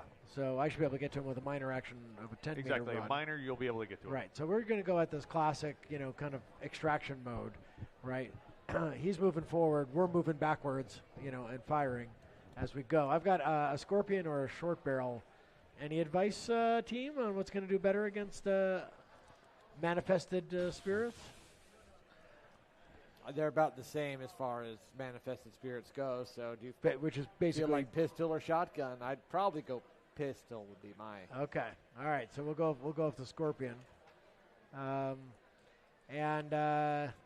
let's right. So see if this will be a firearms test. So it's going to be firearms plus agility. Right. So it'll be one of your skills. Right. Agility 12, firearms 6, so 18. 18 dice. Jesus. I think 12 is the dice. I forget. 12 is a dice pool, so it's a dice pool. So you get 12. Oh, 12? Yeah. 12. I didn't go that hot. Just in case. I'm used to missions. I'm used to seeing. And skills don't go to 12. Just in case we want to compete. Except he does have. You have a pistol specialization, I think. So it'd be 14. Yeah. Just in case we want to compete for highest dice roll, you can use 4 points of edge to add your edge attribute to your dice pool, and 6s explode. Yeah. So, if you guys want to do that, all right, 6 successes. Wow. All right. As you're shooting at one of the shadow something's spirits. wrong with the way I'm rolling. You guys who have known me for years know that this is not natural. Was he going to say anything? Yeah, neither have I. I've totally mum on Jordan's dice rolls. All right, so you got 3 net successes over the top. You gain a point of edge because its defense rating is lower than your attack rating on that gun. Okay. And so what's the base damage on that gun? It's 10, 9, 8. Okay, so that's where you got the edge. There should be a P. DV, look for DV. DV, like 3P. 2P. 2P. All right, so you're going to do 5 physical damage to the spirit, which it gets a chance to resist. Okay. It takes some damage. Not as much as you would hope. Like, you can see it sort of shrug back a bit, and like a little bit of its shoulder dissipates. But it seems to still be there and menacing. All right. Guys, we're going to need a bigger boat. We've got our board game division passing by right now. We've got Chessex passing by, who donated these great dice. Do we hear that inside? Like you hear the rapport of a gunfire. Okay. Yeah, absolutely. Or I just didn't know if the band would cover it up or anything. At first, you're specifically listening for that sort of thing. Everyone in there thinks it was just a rim shot. But you guys know much better inside that it is not. Just didn't want it to start like an internal riot, and we're stuck inside. Seems like nobody in there they've noticed. Okay, fair enough. Actually, the drummer looks confused. Fair enough. Isn't that? Assume that's standard operating procedure for drummers. How much did I drink? Good point. All right. So next up is 1716. Oh, my spirits. Woo. Oh, my spirits. I don't have to roll that many days. All right, so what you notice is spirits. The spirits seem to be a little bit indiscriminate because the homeless are the ones that are the most near to them, and they start attacking the homeless that were within the alley. Oh, we can't have that. Got to defend the powerless. And so, yeah, you start hearing, like, screams of them, like, there's no physical wounds, but like there is definitely something sort of sapping at them. They're almost losing their color and their light. And now I go on to the guy that I wounded. Yeah. Is he looking healthier as it's happening to these? He is. Like so that missing piece is starting to reform. Being filled back in. So this is kind of a vampiric attack. Yep. Your spirit, Jason. So it was defending us, and we're not being directly attacked because I said defend our team. Correct. So it would probably what kind of? It'd probably not defend the homeless. No, I don't think it would interpret the instructions that way. But it is hovering in astral space above probably RJ's character, Whiskey Tango. So probably just get ready to counterspell anything that goes at Whiskey Tango. Okay, yeah. 1413, Rem. It's me. I'm still heading up the stairs as we get to the 3rd floor. Is that this round? Sure. Okay. I'm going to drop physical mass so you don't open the door on your own face. It's kind of creepy. But you don't have to worry. The door's already open. What? Uh-oh. Yeah, it looks like it's been busted. I didn't. You went before me. I charge. I charge in. You're charging? Yeah. Okay. Do you want to perceive? Would you like to spend a major action to observe in detail before you charge into a room where the door's already open? Busted open. That feels like a hint. For yes. Yes. I guess. Give me a perception test. Man. It's awfully dark in that room. Oh, no. Almost. And there's like a metallic smell. I think we should just do from now on, we'll just all quote movies, right? I mean, yeah. Here. We got paid some in advance, right? We're just like, well, here's Johnny. This job's a little too hard. I think we're packing it. I was going Poltergeist. 1, 2, 3, 4. Here. 4 successes. There is something moving, and you can see a body on the floor. And you see another thing moving by what looks like a closed door, and you hear screaming from the other side of the door. But it's muffled by the heavy wood. Is it happy screaming? No. Oh, bummer. Yeah. Happy screaming. Screams of joy. I scream. Yay! That's right. That's what I'm thinking. Was that a major action? Major action to observe in detail. Okay. All right. So that's pretty much all I've got. So minor action to draw my pistol. Okay. All right. And then next time I'll light it up. All right. And I go, Bugs, get in here. All right. Me, right? Yes, it is you. Right. So I will. Your drone appears. Right. So. Is this the one you jumped into? No, yes, the little one. Yeah, I did that at the beginning. So I'll zip in with the little one to see what she's yelling about because in there, and but it has no weapon, so it's not going to be useful. It's observational drone. Excuse me. I will use my minor action to pull out my gun if she is saying that. Okay. And then I don't know nothing about spirits. It's Okay. not my cup of tea. So I will try to fire at it with my Ares. Would you like to fire at the one that's over by the closed door, or the one above the body on the floor? Or one above the body at the floor. Okay. And so that I will be a firearms plus agility. Yeah. Firearms is 7 dice. Nice. 3, 4, 5, 6, 7. Remember, elbow, wrist. 1, 2, 3. Firearms plus successes. agility, or just firearms? What? Firearms. Oh, it's Ares. Oh, my The firearms dice is pool is 7. Okay, 7. cool. Yeah. I want to make sure we get the full dice pool and you weren't shorting yourself. No, 7. All right. So 7 damage is 3p. Yeah, you hit it square on. Okay. And let's see, 3p plus you got 2 net hits, so it's going to be 5 damage. We'll go see if you are able to make a dent in it. You notice sort of like a hole appears in his chest, and it starts to reform a little bit. Okay. And this big smile forms on it, and you can see white teeth that are sharp and jagged. I don't like You've made a friend. That's not a good sign. not like the international teeth smiling is never really welcome. When things smile after you shoot them, Yeah. Always bad. it's bad news. Yeah, I don't. And this droid, the drone does not have any weaponry at all. It is just strictly a maneuvering and observation. visual ops. So, I paying way more attention to death and destruction in front of me than what's going on in the alley visually. I'm assuming they have not left, as far as I know, or pulled away.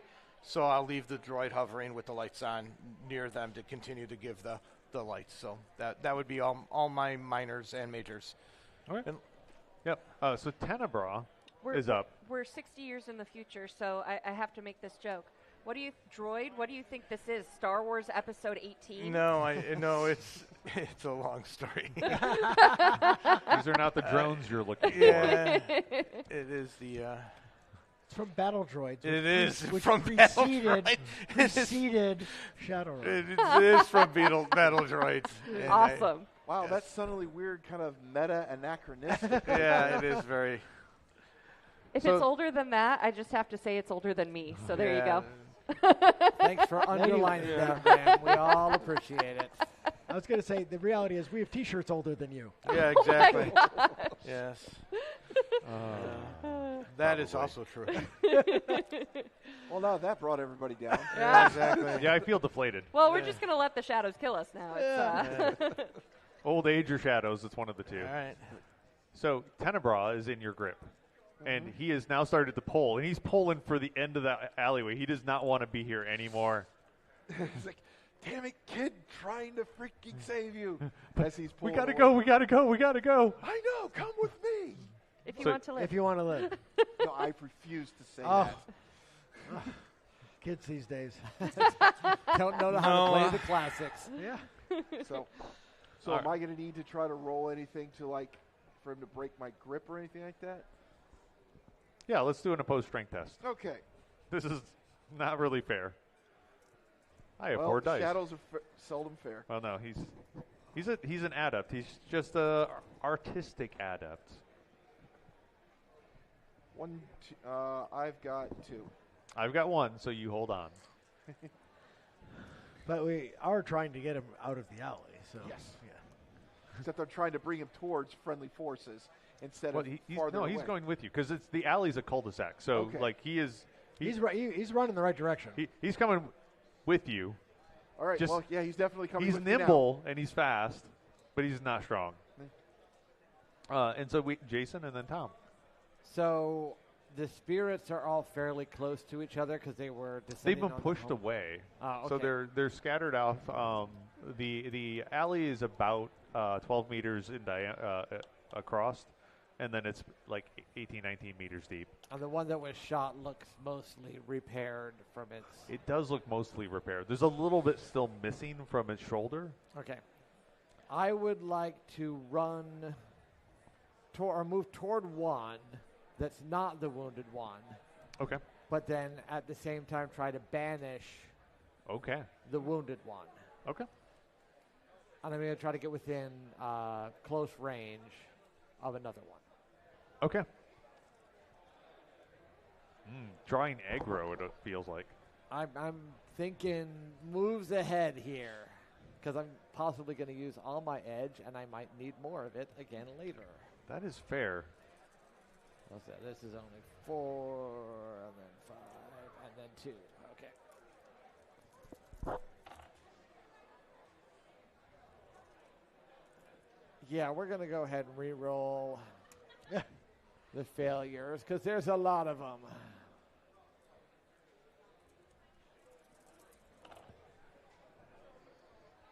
That bought me 2 more. 6.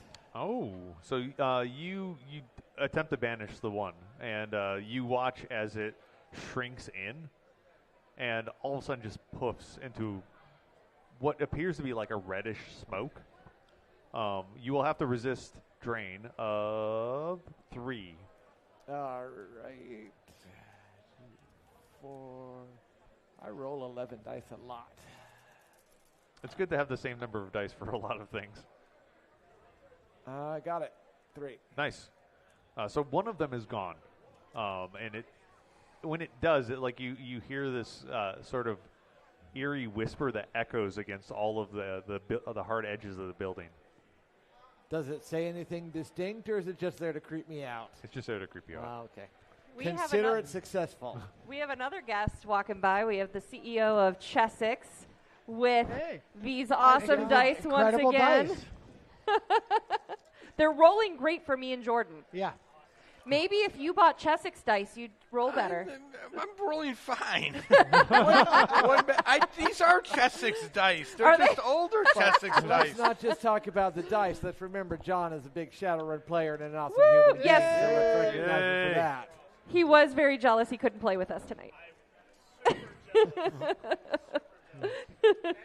Thank you. Thank you, John. Thank you, John. Back at ya. Ooh. We'll get you some better dice. We're playing Shadowrun. We have enough dice. We're fine. We're fine. Enough dice is a thing. No. All right. I like the banish thing. That's good. But and I'm not advocating this, but I do want to point out that we could quickly deny them their food source. Oh, Jesus. Oh, God. Boy, I'm not advocating the position. I'm just saying, in a tactical situation, you want to at least consider all options. You know. I hate your character. Wasn't there some civil rights thing in your background? Absolutely. Yeah. No, meta-human rights. They're all humans. Ice spear. Those All are right. This helps out the metas if we human cut homeless. down the humans. So what human homeless there. So what you see is one of them has disappeared, and the one sort of in the far right. There's still one that's there's 2 that are closer to you, one to your left, one to your right, and then one in the back left of the alley. And there are people there, there are victims there, where all 3 of those remaining ones are. Okay. So I'm going to try and hit one of the ones that's picking on that group. Okay. So one of the further one back. Yeah. Okay. Awesome.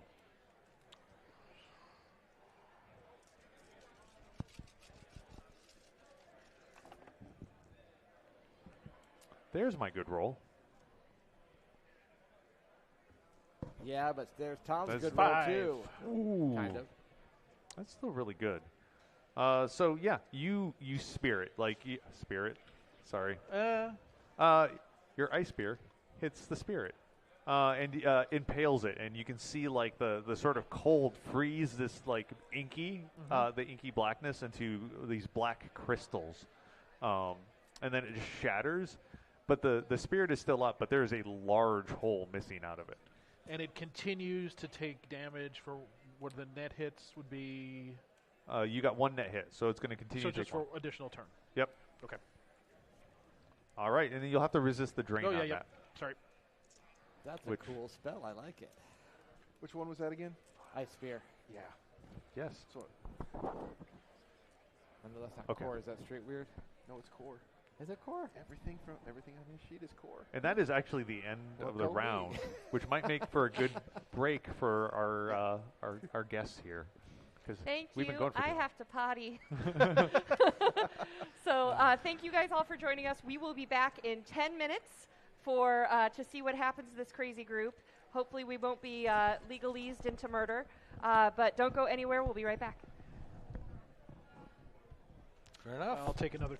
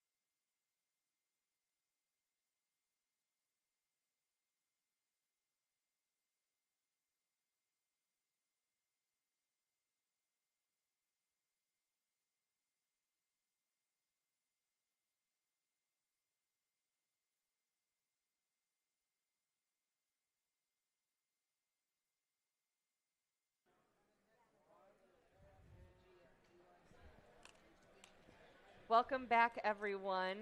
We are back with part 2 of Shadowrun 6th World, being played by a developer from each edition. And not just a developer, a line developer from each edition, and the creator of Shadowrun, which is now 36 years old. So I was just thanking them on the break for... Stop saying that. Rub it in. That's why there's so many editions. Yeah. But just saying on the break how this game has made it this far, come this far, been alive this long, gone through this many editions because it's such a great setting. It provides such great stories, and we're all in love with it. So let's keep it going. Because the creator of Shadowrun just shot a spirit with a gun, which is, I mean, come on. How much more Shadowrun do you get? That's awesome. Awesome. You actually throw the gun at it. You could. All right. So we just finished the round. All right. Okay. We'll finish the round. So we just finished the round. So at this point, we've got one spirit that has been dissipated in the back alley. We have another spirit that has an ice crystal, like black crystallized form from an ice spear. But two of them are still just fine. Now, up in the apartment, we have a couple that are by themselves standing over one victim, and harassing is probably too nice of a way to put it, with another potential victim in a closed room. Guys, we should have planned this better. You didn't know there were 6 of them. I'm just letting you know that at the beginning we did not know 6. Needed a bigger boat. It's true, you did say that. Is that the third movie reference we've done now? Oh, no, I'm on like 6 or 7. Oh, okay. He's just too young to know. He's just mumbling them to himself at this point. So. I'm sorry, were those movies that were also 36 and older? Oh, yeah. Unfortunately, that's going to be the calling card. They are indeed. All right, so new round, new initiative? No, we keep the same initiative. Okay, so we start with our 16s? We start with our 17 with 17. RJ. Go for it. You've got a hold of Tenebra. All right. Basically, I'm going to tell him, like, come on, kid, this way. Follow me, and I'm going to start moving that direction. I'm going to bring my rifle up. Okay. The nearest black mass. There's 3 of them. I'm going to try to do 2 good deeds at the same time. There's still one that's kind of attacking some of the homeless. Yeah, absolutely. Okay. Full auto burst. Okay. Give me a firearms plus agility test. Okay. Now you've let go of the youth. Yeah. Youth. The Ute. If he bolts, I mean. And then he bolts. He bolts. If he I bolts, mean, at this point, it's like. Now, are you taking aim? Yes, I am. Spend a minor action to take aim. I will take aim. Those of us in the alley would appreciate it if you did not glitch. Now, I will also mention there has been a revision for the full auto. So full auto does a diameter of damage. Would you like to do a narrow burst? I would. Thank you. Narrow burst increases the damage. That's always a good thing. All right.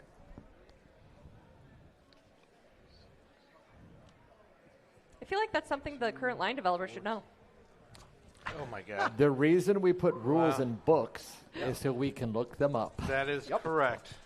So it was also one we errated too, so. I just like being sassy. What? Yeah. No. 2. Wonder where I get it from. 4. 5 hits. Oh, it's a tie. That means you're going to hit me. Oh, no. But would you like to spend edge? You gain a point of edge on this. I gain a point of edge. Yes, you do. So, and if I spend a point of edge, if I remember correctly. Get a pip. Huh? Get a pip, 4 to 5. It's 2 to increase a pip. Oh, is it 2 to do a pip? Yep. Bummer. Yeah. Now, the easier one would be to spend 1 or 2 to make me re-roll dice. Let's do that. All right. How many do you want to spend? Let's go 2. I love that. I opened my mouth and my words came out of your mouth. It was great. I teach a lot, so. All right. So you get. I re-rolled and I got 1 success out of those 2. So you do get 1 extra damage. What is your base damage plus? Narrow burst plus 2. Base damage is 5. Okay. Plus net hits. I had 4 net hits. You had 1 net hit, or you tied. Now it's 1 net hit. 1 net hit. So that would be 6p. Plus 2 for narrow burst. Mm-hmm. So 8p. Mm-hmm. So I think you popped it pretty good. I don't think it's going to be doing really well. I rolled really badly. you lay into it, multiple bullets hitting it, and like huge amounts of the shadows start to just disappear away. And as you see what's left, it is much scrawnier. Like, so it sort of pulls itself back together, but there's a way less of it. You have one more minor action. Are you saving it? Yes. Okay. But just remember, everybody, you haven't published a rule book until you've published one with 2 different auto-fire rules in the book back to back. That's right. Which you don't notice until after it's printed. Oh. Or as we used to say at Yes. NASA, we don't make a See? mistake. We make It's 5,000 copies Dude, of a mistake. I can't tell you when I realized, like, if you're like whatever it was, 2000, when video games could just do a bug update without like even telling people. They would be like, oh, here's 1,000 changes we just made. When like we would agonize, like, should we put this one change in an errata sheet? I mean, because we're going to get raked over the coals that we got 3 words wrong in a 10,000 word book. See, everyone, it's not just Catalyst. Oh, God. I feel this conversation so hard. No, Catalyst is the inheritor of a long tradition. Exactly. Oh, my God. It's complex. All right. Jordash. So, question. Sure. I can do 4P with my katana. Yes. All right. But I don't see I have a close combat of 5 and agility of 11. So would that give me 16 dice with the katana? I think they've already done your dice pool, so it would be 11 dice. So it's 5 plus your agility of 6. Yeah, your dice pools are calculated there, and they we're really nice. All right. We do the math for you. I also have a pistol of 14. If I stuck with a pistol, what would that still be? So you'd have 14 dice, but the base damage is lower. And So you look 2P. at his sort of damage is auto hits. Is one way to look at it. Okay. All right. So I'm going to go for the katana. Okay. Now we've got one scrawny one and one kind of with glass innards. As I quickly assess them, which one is more likely for me to disperse? Probably the scrawny one, and it's also nearer to you as well. Okay. All right. So going with the katana, going there, and that would be. Would we just figure out 9 dice? 11 dice. 11 dice. Is that what you said? 11? Yeah. It has a lot less dice to dodge because it's wounded. You want these? Right. That's all right. I got to have to color coordinate here. All right. 11. Okay, 11 dice.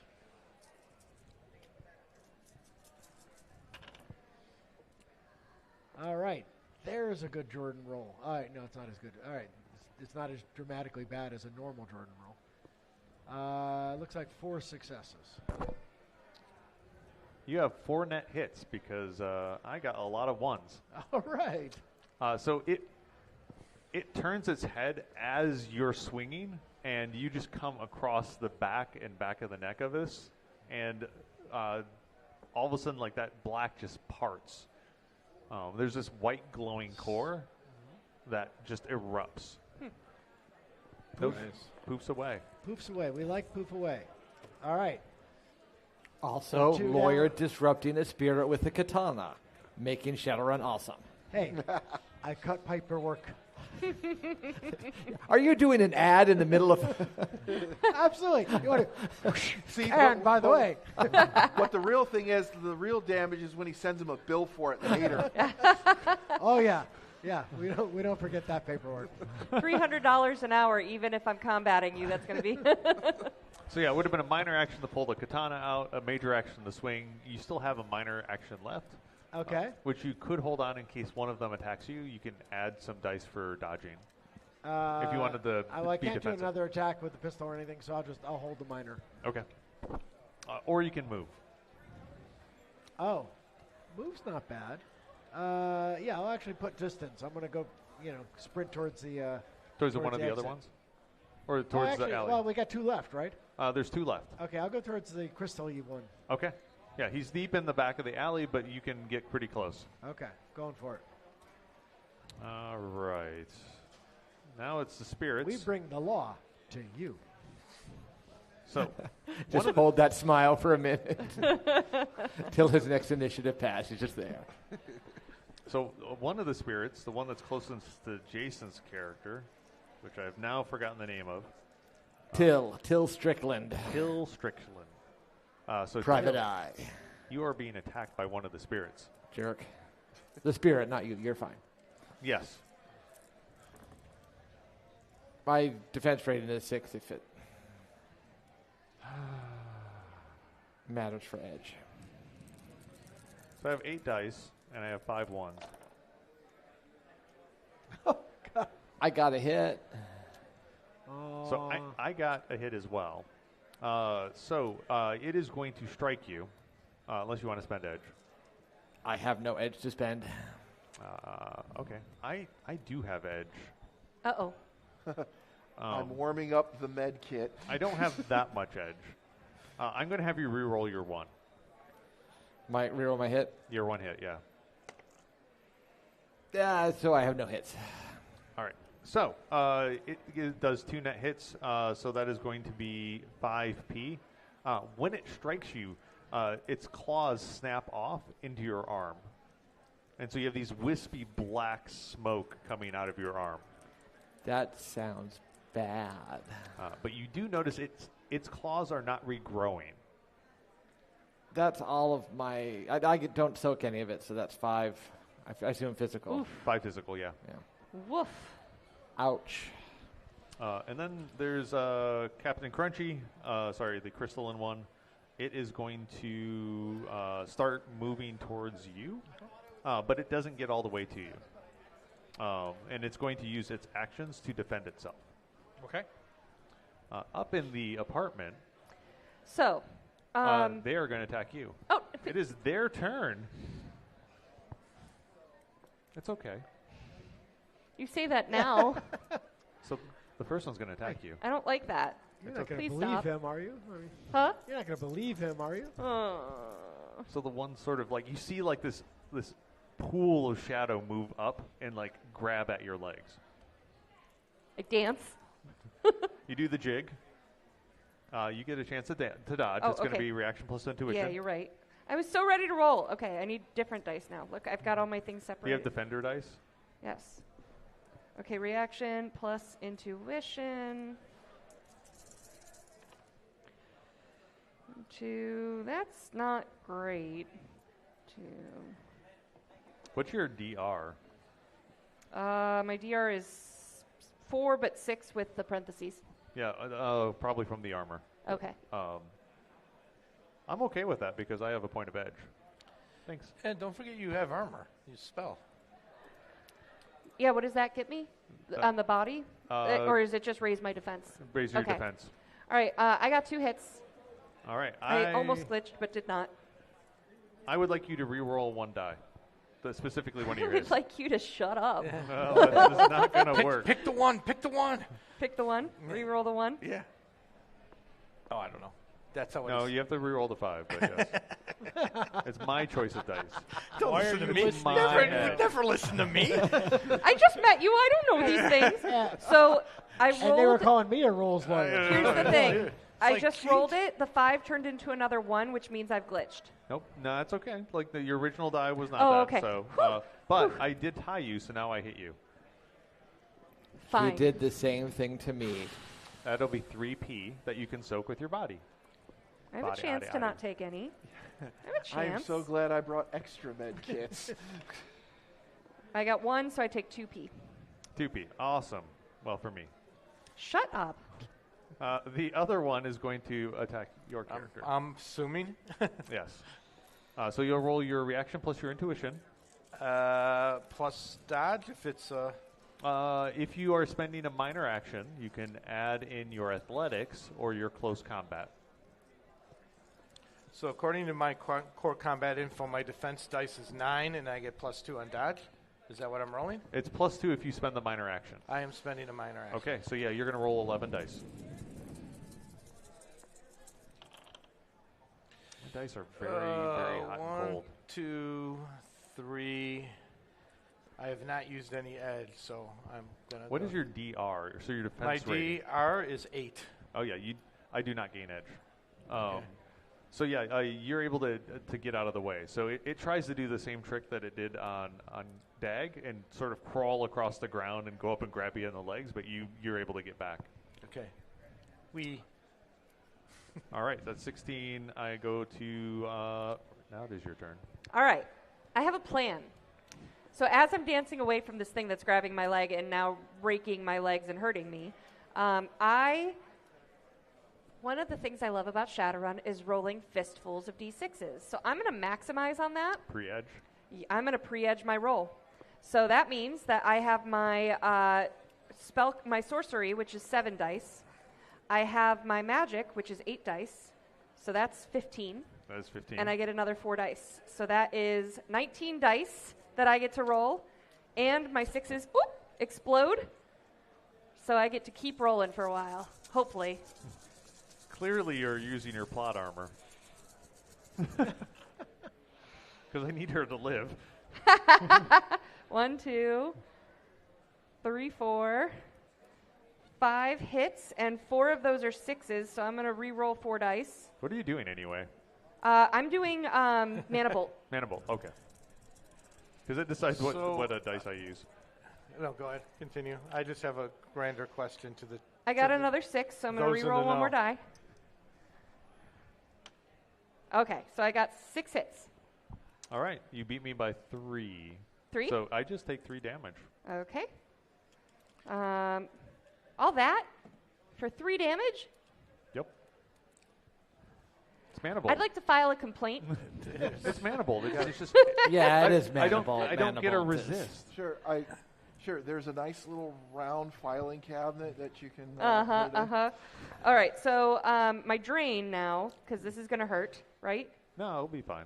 All right, so it should be like 3. Logic plus my willpower is 12 dice. 12 dice resist 3 stun damage. Oh, yeah, I'll be okay. Famous last words. 3, I'm good. Yeah, perfect. All right, yay! So yeah, you injure one of the ones in the room with you. 6 out of 19 dice. I guess that's a third. That's right on. Not bad. That's where you should be. Yeah, just didn't feel good. Huh? Just didn't feel good. Yeah. You had a big handful, and it would have been nice to. So Mike. All right, so I used a minor to do that. My second minor is to have the bug drone. If the second spirit that we know of upstairs was one that's attacking her, means that whatever it was trying to attack on the other side of the door, in theory, is now not being attacked. Correct.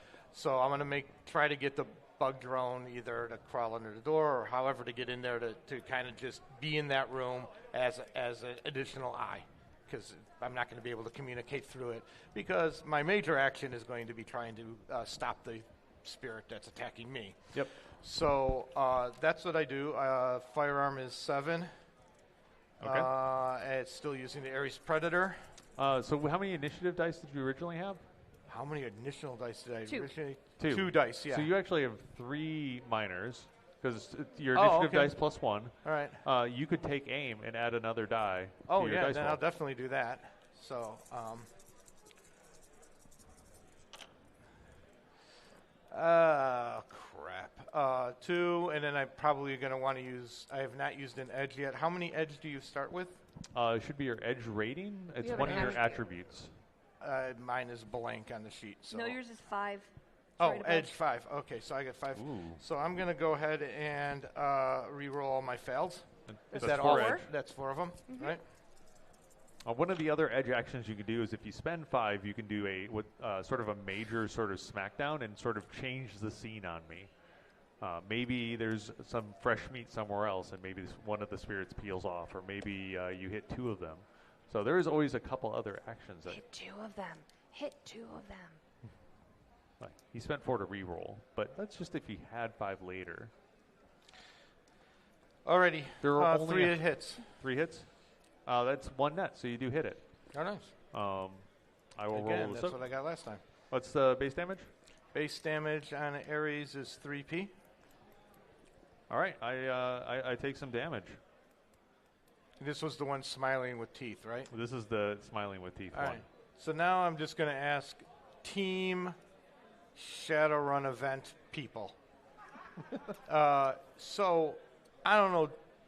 My character doesn't know jack about spirits. Are shadow spirits like your air spirit controlled by did someone conjure these, and is that who we should be looking for? Or are shadow spirits non-conjured spirits? They exist for basically some It thing. could go either way. Yeah. That's not an answer I needed to hear. Into the comlink, kill the spirit, kill the spirit. Right. That's what we said since day one, and I'm thinking to myself, well, wait a second. I'm not watching, but I'm hearing about you conjuring spirits and you dispelling spirits, and I'm thinking to myself, and you shooting mana bolts all over the place. Where's the person behind the action? And if there is no wizard behind the screen, then I'm shooting it with a gun. Yeah. That's really what I want to know. Should I shoot a person question. with a gun, or should I shoot a spirit with the gun? They could be in London. Yeah, exactly. Fair enough. That is also fair enough. All right, fair enough. I'm good. We should If deal you with can the shoot threat that before far, us. though. If I can shoot, yeah, I can. I forgot. Oh yeah, as a rigger, I also have teleportation circles, and I'm just going to shoot in it. And have it come good out to remember that. Did I forget to now. mention that? It's on my sheet. So I don't think we have teleportation. Exactly. Voot, voot, voot. No, we don't. That's how Right, I'm going to that's do that. the international sign for teleportation signals. Sure. So there you go. Alrighty, I'm done. That was it. And so yeah, I will save the. I used the extra minor to aim. So okay, there you go. So Tenebra, he bolts. At that point, because RJ character Whiskey Tango has used both hands to fire. Yeah, Tenebra is heading towards the light, the good light. Okay, I was about to say, wait a minute. Don't say that around a medic. Yeah, he's heading towards the spotlight from the other As drone. long as he's running to assistance and not into danger, I can live with this. Doesn't seem to be towards danger. Yeah, and hopefully he got the hint. That. Oh yeah, we're shooting at the bad things. Even if there's nothing there, I have to say the GM words. But it makes me scared. But there might be something there. So Jason, you're up. So I am still near the one that sank its claws into my arm. It likes you. Yeah, good. I'm so happy to have a friend. I am going to shoot it because I want edge. My attack, I assume I'm at close. You're up close, yeah. Yeah, so attack rating's 10. You get edge. Yay. And then we'll see if I can actually do damage besides just farming edge. You sound like you're taking this personally. I am. Well, would you take it personally when the spirit breaks off its arms in your, or its fingers in your arm? Are you taking aim? Would you like the +1 for a minor action? Yes. I think I have a minor action I can spare, so sure. 1, 2, 3. 3 hits. Do you want to spend edge? I only have the one, and I'm going to try to onto it. Add it up to a better effect later, so no. Yeah, you get 2 net. 2 net, okay. Base damage on this one was 3p. All right, so 5. All right, he does take some damage. You can see like a chunk of that smoke is gone, and inside you can see sort of this red bony substance that sort of is holding it together. It looks like they all seem a little bit different. So I think I have one more minor, so I'm just going to say into the comlink, how's everything going upstairs? And then you can answer when you have time. That would have been, Okay, that's a good answer. I mean, it communicates what's going on. Put on speakerphone so you hear the gunshots and the mana bolt sound and the. I would say that it's a succinct summation of the tactical situation upstairs. Yeah, basically. Zort. Tom, you're up. Well, Mr. Icy Crispy is running directly toward me. He is. So he's going to get a flame strike. Hot, icy hot. I like it. All right. So it's going to be another sorcery check. So spellcasting. I want to say you're over 14 dice. Mm-hmm. he has the extra die. Oh, he's been hit already. So, yeah, he has a wound penalty. It's a little bit worse. He's in the slow circle of death. Need to spend some edge. So I have 2 successes. I have 2 as well. So it is a hit. I'm going to spend 2 edge and move this one up to a 5? Yeah. Okay.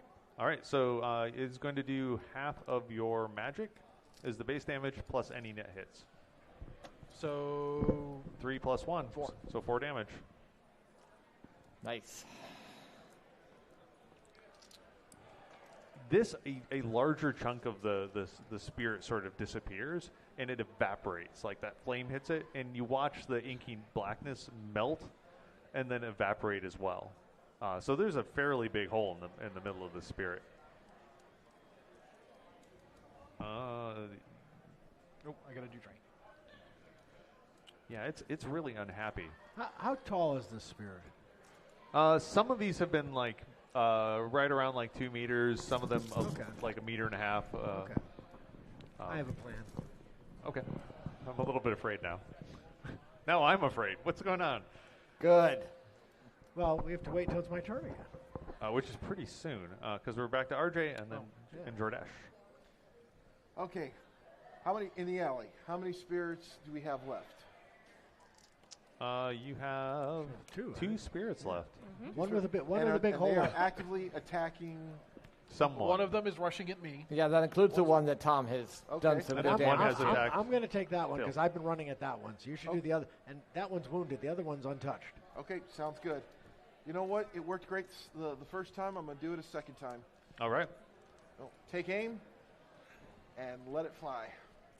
All right. Hit me with your best shot. See, we can do 80s music too. We don't have to just do games. I mean, just do movies. All pop culture. All Void and Monty Python as well. Used to have them all memorized, every line. And I'm going to use an edge. 4 hits. 4 hits. You have beat me by 2, and you gained a point of edge. What's that? And you gained a point of edge. Sweet. Did you use the minor to take aim? Yes, I did. Awesome. Your base damage was 5? 5 plus 4, 9. All right, you do hit it. There is a fairly good-sized chunk taken out of it, but it is still around. Okay, let's see. It seems... A quick memory refresher. How many rounds in the full auto? Is it still 15? You're not... Well, we're doing narrow burst. Narrow burst, okay. Which is 6.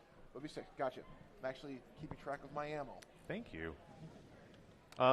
One thing that the magicians will note is that it seems like magical effects are having a bigger impact on these spirits than any of the mundane attacks. One would assume, but one can only do what one can do. Exactly. It's only hurtful to point it out. Yeah.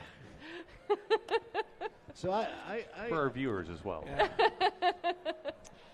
I close the distance to Mr. Hole in his chest. Yes.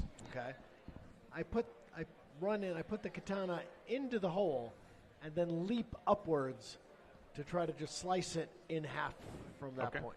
Okay. Awesome. Yeah. Give me a close combat. So that will be 11 dice. Okay. That seems like a familiar number. So let's see. 4. He has taken a lot of wounds. I have a lot less dice to dodge. Aww. I'm a little sad. I like these guys. They're kind of cute and cuddly. That's not the term I think I was Satan thinking said the of. same thing.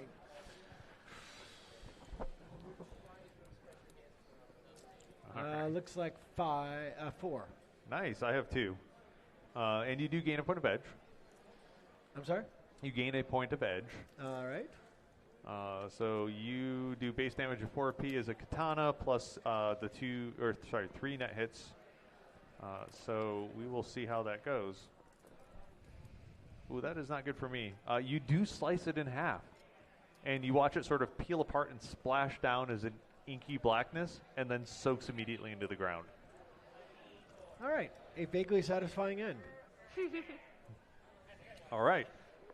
I give you a curt nod. Yeah. Back up in the. Oh wait, no, it's my turn. I was gonna say already. Oh, yeah, I needed to have a pithy closing, closing arguments. You don't get the nod. That's right. Nod retracted. Okay, so the one that has been shot and also shot again and has lost its claws and its right arms is going to attack Jason's character again, Till. Hey, I'm already hurt.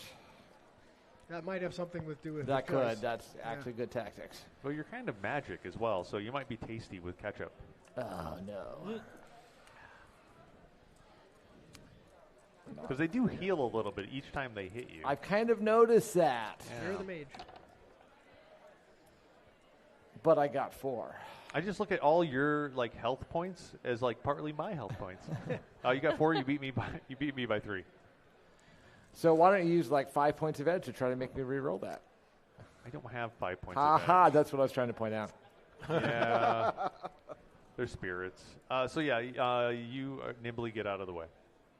Pretty nimble for a guy with fingers in his arm. Up in the poor apartment. So Ram, Dag is going to get attacked in the legs again.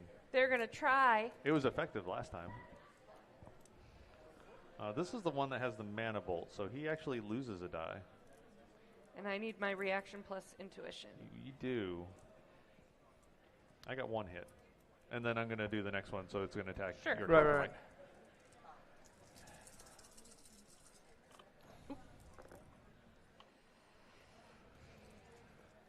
Yep. So I'm going to use my minor. Okay, perfect. You got 4 hits. You're able to dodge out of the way. I told you weren't going to touch me. Can't touch this. Oh, good 3, roll. 4, 5, 6 on the dodge. You also are able to very easily continue to dance back.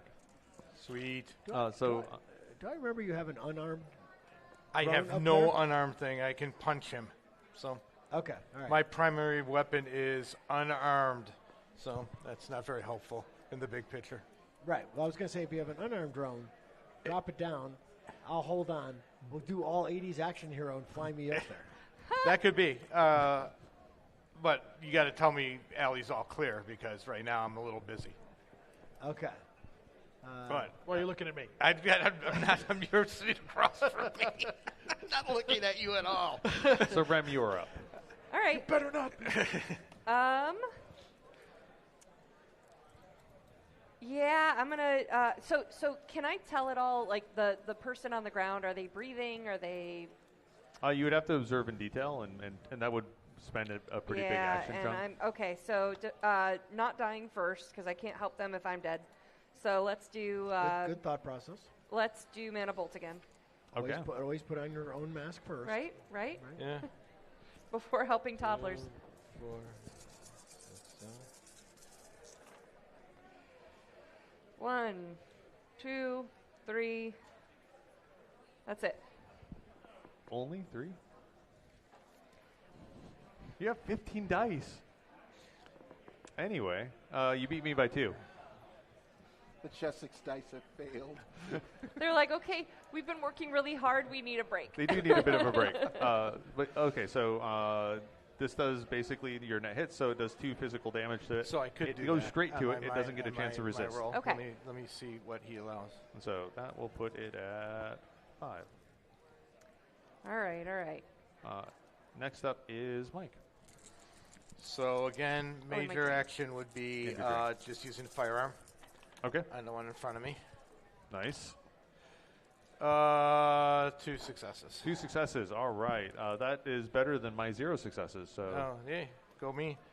So I have 3 minors, right? Yeah, 3 minors, but you spent 1 to dodge. I spent 1 to dodge, so I still have 2. Yep. Getting feedback from the alley and from my little guy that I'm technically in, so better feedback.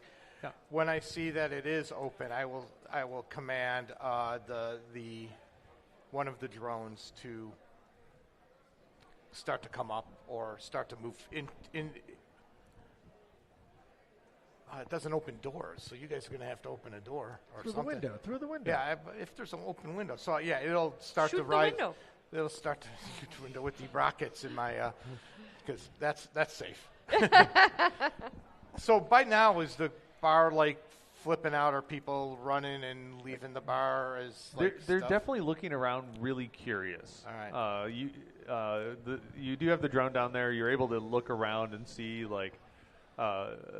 people initially they're only like 6 seconds in. Yeah, right? well, I mean, I can't see. Right, yeah, exactly. All right, so I can't see them at all.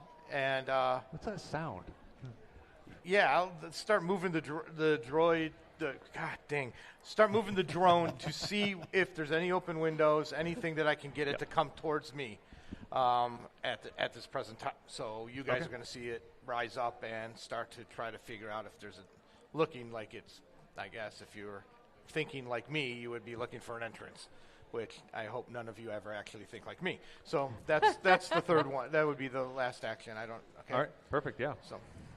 So then I have Tenebra, who's actually, none of you guys are at the end of the alley. Actually, your character's at the end of the alley. He is by you, just behind you.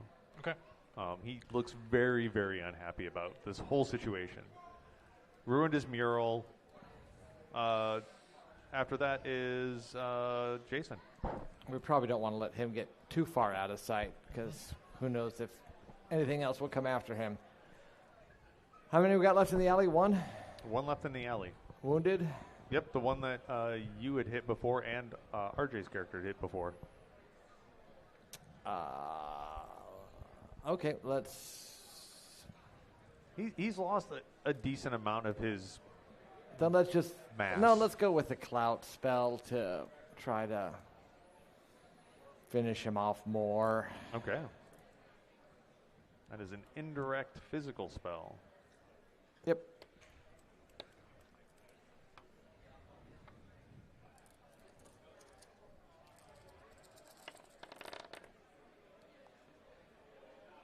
Well, that sucked. That's 2. It's 2. You do... What's your AR for magic? Tradition, attribute... plus magic divided by 2? That's what I was thinking, so 11. 11? Okay. So you are able to gain a point of edge, so you're at 2 edge. And I have 3 successes on this. So re-roll one of your successes. Okay. I got a 1. So yeah, you hit it, which is going to be half your magic. That's 2. 2. Rounded down, right? It's rounded up. Oh, rounded up, 3. Awesome. All right, so you hit it. You watch like another sort of layer of black soot of it sort of wash away, and there's more red sort of skeletal elements that are more visible. Let me do my drain. Yep. And then Tom, you are up. Okay, I'm good.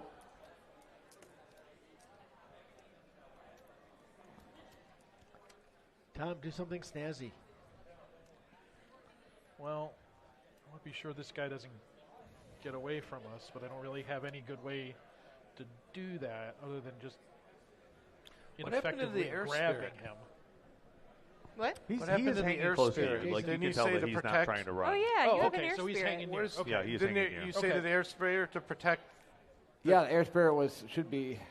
Last order I gave was to protect. Oh, okay. Oh, gave him to protect him. And then I ran out of services, so I can't give it new orders. Sorry, I couldn't remember.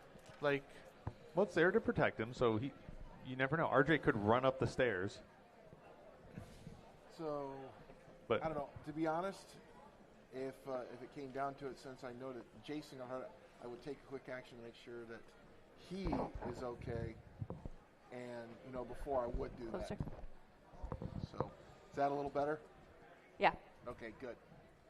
So yeah, I would do a quick check on Jason first. Okay. So got fingers. Probably in my magic. arm. Like the one that is down there with you in the alley, he is very wounded. I understand. I'm also hurting. You're from hurting. The drain. Drain is so a bear. I'm going to actually just hold. Okay. And see what happens next. Okay. Back to the top of the round. Okay. Which is probably shooty, bang, bang. Yeah. I'm counting on that. Yep. There's no drain with bullets. What's that? There's no drain with bullets. Exactly.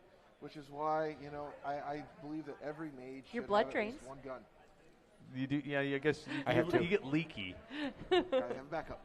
All right, so let's go for a three-peat. All right, narrow burst. Yep. With the take aim. With the take aim.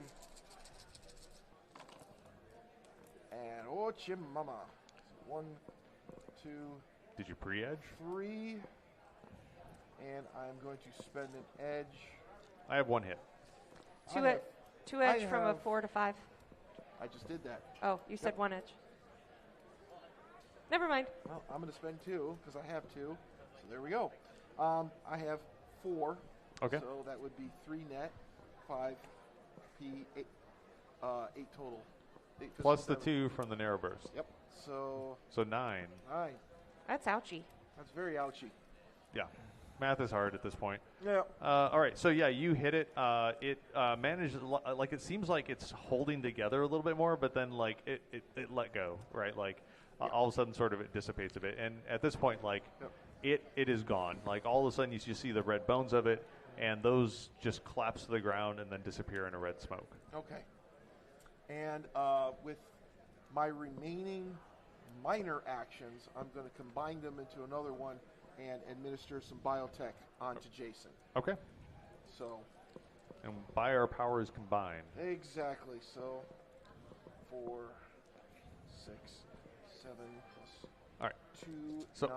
We're up now in only the apartment. And it's going to take time for everybody else to get up in the apartment, so we're going to focus just on you two. Yeah. Oop. All right. Sorry, excuse me. I forgot I was mic'd. So the spirits are up there. The spirits are going to probably try to hurt you guys. What? What's wrong? All right, so we're going to do 1 attack for each of you. We're going to move this quick. You're going to try. And I always try. Okay. I got no augmentation. Well, do or do not. So the first one against Rem, I've got 3 hits. The second one against Mike, I've got 3 hits. That sucks because I have 1 defense. Okay, so both of those will end up doing. I will re-roll 1 die. Or you want me to re-roll one of mine? Because yeah, probability. Actually, yeah, that's actually an easier deal. Unfortunately, I got a success. Yeah, I saw that. All right. All right, so each of you will end up taking 5 damage. So you get to roll your body to soak it. Okay. 3, 6. And then it is both your turns, so you get to tell me what you want to do. You said 5? 5 physical. So I'm taking 3. I'm taking 2. I got 3 successes. So starting to get wounds, you're accumulating, like, and it doesn't seem to be That's physical damage, correct? It is physical damage, but it doesn't seem to be manifesting in, like, big gaping scars, but you just feel, like, torn apart. Mm-hmm. Ugh. It's like when I eat gluten. When you eat gluten, yes. Wow. Oh, no, gluten spirits. All right. So I'm at an edge. Oops, that was 3 here. Sorry, that was really good. 3. Edge. All right. What do you want to do, Rem? You're up next. Oh, it's me. Yeah. I'm going to keep attacking the thing. Okay. Give it a whooping. And I'm going to try. It's a paddling. Come on, dice. Don't let me down. So the one that's attacking you has taken 5 damage so far. 1, 2, 3, 4, 5, 6 hits. I have 5 hits. So you hit me. Yay. Is it a but manifold? I'd like you to roll worse, please. I don't control my dice. All right. If you have edge, you can control my dice. I spent my edge on that 1 pre-edge roll, so. Yeah. Go big or go home, and you went home. Yep. All right, so it takes a little bit of damage. You're nickel and dime in this one. Yep. I have faith in Mike for some reason. What? I have faith in you that you're going to do good things. 4 hits. There you go. 4 hits. That's 2 net. All right. And then with my 2 minor actions, minor action number 1 is that I don't care anymore. I'm like, now I got hit. I'm panicking and a little angry. I just shoot the drone through any window. Okay. And it just smashes crashes through. it. The window breaks. Yeah, basically, and then have it navigated up the stairs, which I assume is also a minor as well. So that would be my 2 minors minus the block, and yeah, that's where we're at. So when you hit it, you got a lucky shot in, and that one does dissipate. Whoa, all right. And so the only one left in there is Rem. Okay. It will attack you again, just to speed things up. Okay. You're just... So now there's a giant open window There's for a giant anybody who wants to jump through it. I took care of the dangerous glass for everybody. Much appreciated. Dangerous glass. If it's all the same, Because you know what the DD say. Exactly. They close the door, open a window. I miss. I have 0 hits. Oh, good. So I dance out of the way. And then you can do an attack on me. Oh, yay. Okay. Which, it's not looking real good. Yeah, but my rolls, I might need you to back me up. What do I need to do? How do I back you up? If I don't take this thing out, shoot it. Oh, I see. 2, 3, 4, That's a really 5. good roll. I mean, it's average, but it's good. I got 0 hits, so you got 5 net. Yes, so, finally. It takes That's it out. a big one. That was just enough. Alrighty. So all 6 of the shadowy spirits have disappeared. Awesome. There's a woman laying on the middle of the floor. You saw in the bathroom another human woman cowering in the bathtub. Okay. Where's the kid? That's a good question. Yeah, that's what I said at the There's beginning. still a closed door somewhere, right? They've already checked in the closed door. Oh, okay. Hey, grab the orc down there before he gets too far. What's that? Grab the orc before he gets too far. Tenebra. He's right by me. He is not leaving Slide's character, or Slide. Oh, he's with you. He's right by me. Oh, okay, great. We're cool. All right, so I will check. Well, it doesn't. There's no point in me checking some. Wait, do I have anything? What's the? What'd you say I needed to check to see if the one that's on the floor is still breathing? That would be a sort of a first aid check, so it's going to be biotech. Wait, before. More important question. Does she look like the one on the floor or the one in the bathroom? Good one. She looks like the one on the floor. Okay. And I did drop that, so I don't look Okay, all right. That was like the first thing. I don't want the person going in who's already freaked I out, dropped it in the hallway. seeing themselves run in and ask if they're okay. That would be good call. Been there before. That's not a good place to be. All right. I don't know if I can help the one on the floor because I don't know. Look for the kid. I got this. Okay, so I Call the go. medic. I Remember, bust you in. got tossed a med pack. I got tossed a med pack. Yeah. From whom? The medic. Oh, are you? Yeah, oh, the actual medic. Okay, He tossed so it once everybody. all right, so I have the med pack at the from. I run into the bathroom to see if she's okay. Okay. The one in there. It's unlocked. Evidently, Right. the shadow spirits don't know how to use locks. Is combat effectively over? Yeah, at this combat point? is All right, effectively over. So, with combat over, I'm getting upstairs, I'm seeing the scene, and I'm immediately, Checking the woman. I'm going to observe I'll the check on your. detail. Oh, I was going to check when you're on your way so you can get to the healing. Okay. Is that all right? Oh, that's fine. So biotech plus, we'll go with Biotech. logic. I don't have. That means you default, so it's just logic -1. -1. All right, so. Is she a mermaid? Because I do have marine biology. So if that was the case. Is she a mermaid? I just hey, you never know. Important question. It's the Check sixth tail. world, people. It could be. No, it's a very plausible question. Yeah, I was going to say, in any other context, that question might sound silly. This is the one Here, outside? She's in the bathroom Right, anyway. yeah, And just often wanna you don't make sure. usually get to say check for tail without Yeah, being Exactly. She's in Without the tub. getting- Without Here's getting what she's slapped. doing. You know, Whiskey, I mean, she's Yeah, not exactly. breathing. Get up here. okay, so I She is just not a try to mermaid. calm down. No pins. Calm the. You can confirm that she is not a mermaid. Okay, yes, she is not a mermaid. People, she is not a mermaid. just let me know when I get there. So yeah, and which one is which? So we would know, I think, based on description, but I want to make sure. Yeah, you would notice it. It's not the daughter. It is what you believe to be the mother. One of the mothers. All right.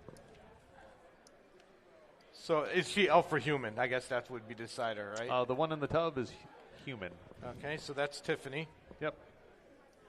And thanks for writing that down because I had forgotten. Isadora is the one on the floor, I'm assuming Yes. then. Okay, and she's elf. All right. Sweet. Yeah, so I'm saying to her, Tiffany, calm down. We're okay. Everything's okay now. Everything's okay now. We got you. But they took a mirror. They took a mirror. They took That's the kid. Right, that's the kid. So I would like to go astral and see if there's any trails connecting the remains of the spirit to anything. Okay. Give me an A sensing, so astral plus intuition. And while they do that, I'll just sit down on the floor and go full astral, and I'm going to go look for Kid Aura, like in the vicinity. You actually have psychometry, don't you? What's that? That means you can read sort of the brief history of the astral in this area. Guys, I'm going to take a moment and read a brief history of the astral in this area. You definitely detect the astral awesome signature, idea. and what you're able to see is all the astral signatures are similar but not the same. So there's a link between all of these that I believe would point to a summoner. So once the summoner's the problem. Just Get kind back of to your clear up earlier question. some messes. I will jump out of the droid so that they're now just on autopilot, standard droid piloting, drone piloting, and then I will shut down the bug because we're all here. I don't need to send it anywhere unless we find out there's someplace we need to be going. So, okay, right, just want to clear up business so that's not left hanging. So we got Dag Rage is taking a nap. This This is no low level like Killjoy guy. This is like 6 spirits. If you got 6 spirits, probably 4, 6 at least spirits. Yeah, heavy duty magic user. Heavy duty. They're not joking around. No. So, and they took the kid. They didn't kill the kid, right? We have to figure out whether it was astral they took the kid or whether it was physical they took the kid. We can ask the conscious mother. Long shot. I'm going to cast Detect Enemies. Okay. So I have a question about my patient. Is what exactly am I looking at? Am I looking at any type of physical trauma? Or there is no outside physical trauma. She just is in bad shape. Okay. Sensing? That was one I made up. Oh, thanks. It doesn't really exist. Cool. All right. I'm glad it's useful right now. I'm gonna go. I needed something cool. It'll be explained at some point. Okay, cool. Someday my character will have an ability that is on cool. my sheet. From what we understand, is cool. It's a cool ability. So, with knowing how prevalent magic and magical but you will do an injuries are A-sensing plus initiate grade in modern day, I'm going to do I want to do a biotech test to see if I can determine if there's anything physically I can do for her, or is she going to need magical intervention, while at the same time making sure all the normal stuff like airway and all that stuff is open. Yeah. A sensing plus magic plus initiative grade, or just a sensing plus initiative grade? A sensing plus intuition plus initiate Oh, grade. intuition. Sorry. All right, so I get 5 more dice. All right. So is the conscious mother available that I can interview her for a second? Mm-hmm. Okay. So first question. Very lovely array, but that's. You want to resolve that? Go ahead. No, I've got it. Well, okay. First question. Still Was your daughter taken away physically or through the astral plane? physically, I think I as soon as these things appeared, like my wife, she got in front of them and said get in the bathroom. So I ran in the bathroom and shut it, and then I heard a scream, and then I heard my daughter scream, and then I heard it sounded like stomping down the stairs. Okay, so let's assume physically for the moment. Next question: is there a father for the child? Could that have a bearing on this abduction? He died years ago. Was he of any particular magical power? No, not really. Okay. He just. Can you think of any reason why someone would want your daughter? I keep hearing from my brother that there's these spirits, or there's these kidnappings or murders that are happening once a month. Well, exactly. They've all been murders, but this is the first kidnapping. I don't know. Maybe because it's not supposed to be today. I think supposed to be what today? He kept mentioning something about 28 days. 28 days between each attack. That's what he. That's what he mentioned. And it hasn't been 28 days. It's the 27th day. Oh no. And who's your brother? How does he know about this? Oh, my brother's Remy LeBlanc. Is that who we talked to? That's your sent a message to. Contact. Yep. As soon as I hear that, I'm pretty like. You hear some thumping up the stairs. All right, Ed. Did you get to the body too? Did I get to the body? Yeah, he did. Okay. So they're alive? Well, that's just the thing. I did a biotech. I got freaking 1, 2, 3, 4, 5, 6, 7 hits. You can tell they are in cardiac failure. Okay. There is also no respiration. Okay, so basically ALS intervention. Slap on the patches, wait for shock, all that fun stuff. Okay. So, if it's a magical cause, I'm gonna, I can't do nothing about that, but I'm gonna treat the symptoms and try to, get the rhythm back to normal. All right. So, all right. With the fact that we're talking something that occurred within the last, let's just say 10 to 15 minutes, I am definitely gonna jump in my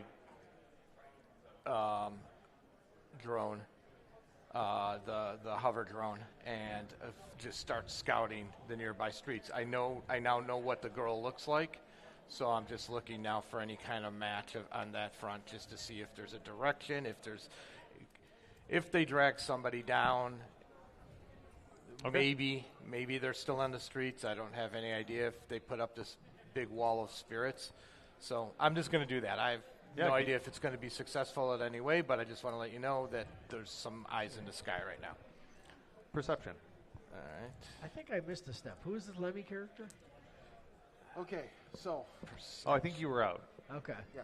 So, while I'm going to kind of multitask a little bit, while I'm doing all the ALS stuff, I will relay the conversation we had earlier about me contacting my fixer, them trying to get a hold of someone in the police department for what I thought was probably going to be some legwork to get us maybe some information, maybe some police reports, stuff like that. And that was the detective the fixer referred to. Well, it's like contact this detective. Am I getting that right, or should I roll from memory? Dead on. Perfect. Right. So yeah. Okay. So good. I don't have to roll. So we haven't talked to him. He was a contact that we were given to contact for the police department. And his brother, by the way, I do love you putting in another movie reference, 28 Days Later. Well done. Thank you. We're going to need to rewatch and do a tally. No, as many as we can fit in. 6 hits. 6 hits with the psychometry. So you start examining all of the astral signatures within the area and the way that the manascape is flowing, and something feels off. There's sort of this weird layer. First, you're detecting those dark, evil spirits. You definitely have that overwhelming sense of death and fear, and then something a bit manic, a little bit giddy laughter, sort of floating and trickling in there. Can I follow that? Oh yeah, and it goes down the stairs. Okay. Where we heard thumping? No, the thumping's coming up. Okay. Can I keep following it? Yeah, I want to keep trailing it. You can keep following it. I'm going to really... I'm not going to metagame. I'm not going to say that. Never mind. I'm going to just follow the trail. And you're astral. I'm astral. Okay, so, all right. So you flow down into the bar area, which you notice is suspiciously or unsuspiciously clear of any sort of auras. And the trail goes dead.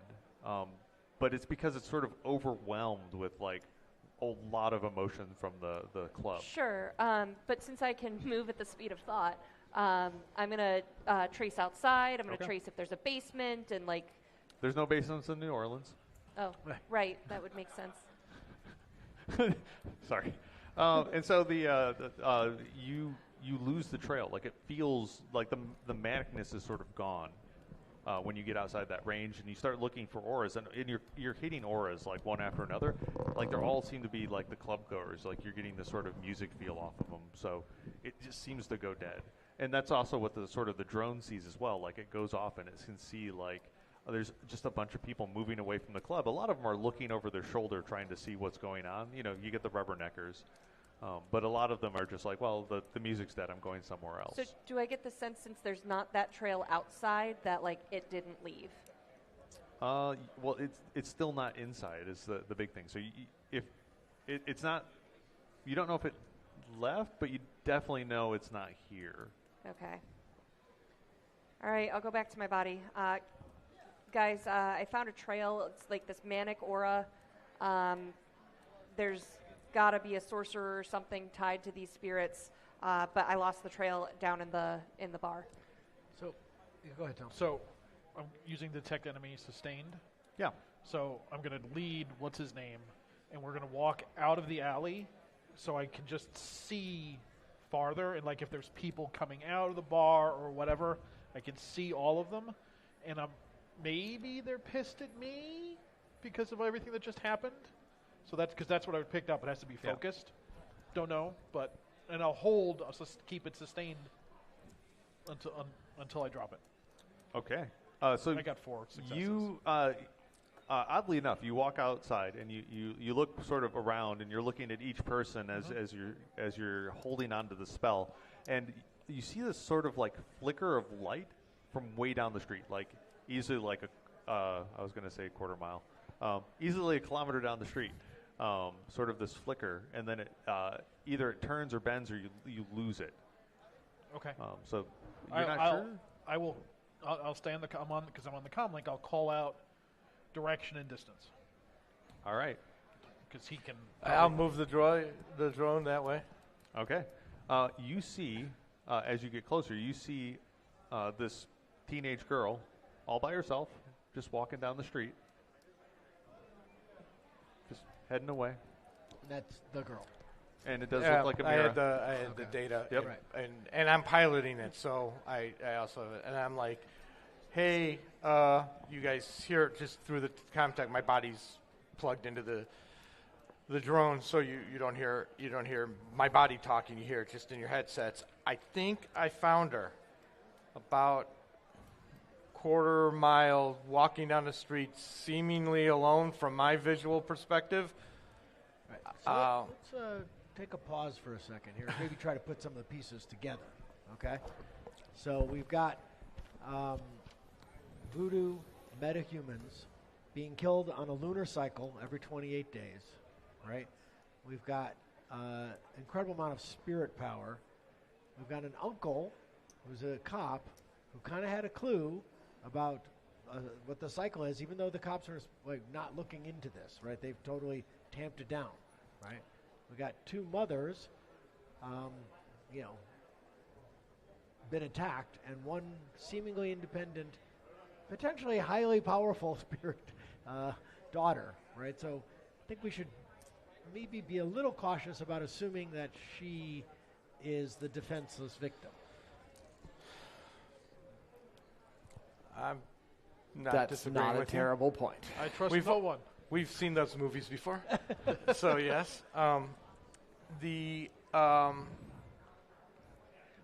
the way, I mean, lunar and menstrual often align, and with a teenage daughter, that could also be a factor. Yes.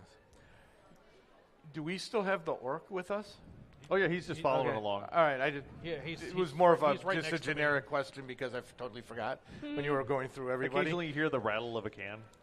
How quickly is the girl moving? She's skipping down the street. Yeah. I'd like to astral back there. Okay, sure. So I wake up, say the words, hear you, and pass out again. Or hear you, rather. So in the astral, you'll still be able to see the drone. Nope. Nope, you're not seeing it. So I mean, it's a blocky thing. Well, you see the shadow of it. Yeah. All right. So I give the direction that you saw the light, and that where I'm at, and 4 streets down, 2 streets to the left, and she's skipping. So hopefully that helps. I'm going toward her just to try to catch up, but I will try to. If you're going down the stairs, you run into. I never got inside. Oh, it's true. So I'm going around the building and. All right. Well, I'll go down the stairs because I'm done with my interview. So. Yeah. You see this middle-aged human male coming up. He's got a sort of this jaunty duster cap on. Not duster. Sort of Stetson, but a shorter bill or brim. And He's like, hold on a second. What's going on here? And what's the guy's name? Lemmy? Or he hasn't said. The uncle. No, what's the uncle's name? Remy. Remy. Remy, I presume? Yeah. All right. How do you know my name? You know my sister? We do now. So basically, as I'm still kind of doing it, it's like, hey, you remember that message you got earlier? Yeah. Oh, crap. What? They didn't attack my family, did they? Yeah. What do you think, pal? We don't exactly make house calls. They. Well, I mean, right. kind of. We step back, Remy. Who's they? Yeah, no question. Right now, we're just running an investigation, kind of like. All right, look. New Orleans Metropolitan Security Services are absolutely 100% on the case of this serial killer. 100%. 100%. Yep. Do you know how percents work? All available resources are working on it. But Remy, this is your family. This is your family. Get off the fucking corporate line and tell us what's going on. Look, I'm the only one looking into it. Okay, except for us. We're here too. So that would be the all available resource. Yep. Yeah. And what I don't get is like, look, I've got all the data. Like, this is not the day. And tell us about that. What do you mean by this is not the day? Like every one of the ones in the past, and we've got like 7 cases. It's happened on like full moon. It's not the full moon yet. Like this can't be the serial killer. And is there any other MO besides full moon on the serial killer? Taking parts. It's always awakened. It's always been the League of Laveau.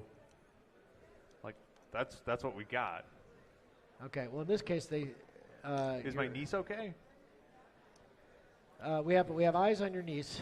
Your sister thought that she was abducted, but we see her walking by herself, seemingly peaceful, about 2 blocks away, and we're moving towards her. Did she leave before the attack? No. What's like we've got to go get her, and we've got to go protect her. Like they might. The spirit, like it was spirits that attacked. Yes, 6 very ugly, very bad spirits. Yeah. Look, let's just go get her, and we'll get to the bottom of it. All right. So just don't kill her, don't hurt her. Can you start giving us vectors on how No to get promises. You should be able to keep in. She's now. I can't communicate with you guys though. Oh, that's right. I can only talk to these Unless, guys. Don't so sound so keep upset, saying, Mike. What? Don't sound so upset. You can only talk to us. I know, well, but the most important person right now is, well, no, you are running that way as well. Yeah. So I'm just keeping you informed. She just crossed the street. She just made a left turn. She's not skipping. She's kind of slowing down, but now looking in a window. So I have those kinds of eyes. A car pulls up beside her. A what does? A car. Oh, we don't. Oh, that's not a good thing. All right. I'm following an astral, right? Yep. Any sensing? I'd like to assense to see Sure, sense the car. It's a car. the skipping girl down the street. Sure, you can sense her too. Okay, thanks. I'm Perception? sorry. I didn't. What? The evil Perception? one. That would be asensing, so astral and so- intuition. All right. So at this point, we're all moving quick towards her location. Yep. Right. Yeah. Hey, you want to get the car? You want to get the car? Yeah, I'm going to go towards back us? into the car. Yeah. I'll go back into my car. Is this a new scene? This is a new scene. Your edges refreshed. I don't want to So if I lose earned her, and I 2 want a good reading on her, so I'm going to re-roll. Okay. If I earned 2 edge last scene, do I now Keep have? it. I get a total of 6 now. 'Cause No, it fills back up. So if you'd spent down, so if you were below whatever your Right. amount Okay. was. Yeah, I was So at it 0. maxes out of I have 4. It maxes out of 4. Yep. Right. It refreshes, Okay. yeah. Okay. Yeah, you get aura, you get astral signature. Her magic is less than yours. In fact, it's a 7. And there is something like a dark edge to her astral aura. Okay. And as I'm following and she gets in the car, who's driving this car She gets into the car. Do you go into the car? Yeah. Okay, yeah, you sit down in the car. There's somebody. But in the Astral, I still get in the sitting position just because, like, habit. Put on the seatbelt. What if you tried to? Why can't I grab it? Ask to change the radio. And it's like, ooh, poltergeist. Just to wrap this up to make sure that I do my due diligence. Just to wrap this up to make sure I do my due diligence. Am I still getting through? No. How about now? Nope. Closer. How about now? Nope. It's a cardioid mic. Only goes in one direction. You got to speak to the inside. How about now? There it is. Hooray and huzzah. All right, I just want to, one last quick check on my patient. Yes. What's their condition? Are they at least somewhat It does not seem to be improved. All right, so I know we're going to have to take off. We got stuff to do. I'm going to look at, detectives. Like, they have doc. If you've got doc wagon or anything like that, you better call them now. Do you? He grabs his comm like he's already on the call. If not, I was going to call my street doc contact. Say, get over here now. Bill me later. All right. So, all right. Just want to make sure I'm not going to leave a patient. So, did you assess the driver of the car? I'm sitting in the car now, looking at the driver, seeing what's going on here. Got an aura. Yeah. It's alive. May I read it again? You may read the aura if you want. Oh my gosh, I'm so stressed out. So if that's the case, then I'm gonna leave my drone there, jump out of it. Pile in the car and start following. Yeah, that's exactly what I was gonna wait till we pile in the car. If he's back in the van, then I'll just jump. Yeah, I assume hang except you. Yeah, I'm just running down toward the car. Right. So I assume the rest of us. Mundane. Oh wait, she's body's left behind. We don't want her to lose her body. Healthy, bored. Is he under control of someone else? Does not seem to have any other additional auras on him. Okay. Interesting. And is when I've looked at either of them, is that manic feeling there? There's a general sense of happiness that's rolling off of her, but he's just bored. When she got in, did she get in the front with him, or did she get in the back? She got in the back. In the back. Okay. It's an Uber. All right. I'm staying on her because if I know that he's got eyes on the car probably, so I'm going to keep an eye on the Astral and just be close by. Okay. Yes. Yeah, and we need to let the guy that we're leaving behind and the mother to leave her body alone because we don't. No, I'm a princess. I mean, I'm a. All right, so we are going to carry her, so not going to ask them to watch Kevin her. All right, fair. And Whitney Houston. All right. Yep. All right, yeah, we get down. I will jack out of the piloting directly the drone. I'll have it, and then I'll follow. I'll pick it up with the van. Okay. So yeah, you let the drone take care of like following and sending signal back. I would you all pile into the van. You know that you're probably a good couple minutes behind, but you do have at least eyes in the sky. Can they slow down and pick me up as they go by? If you want us to, you got to let us know. I mean, you I probably can't keep up with the car running. Oh, you said.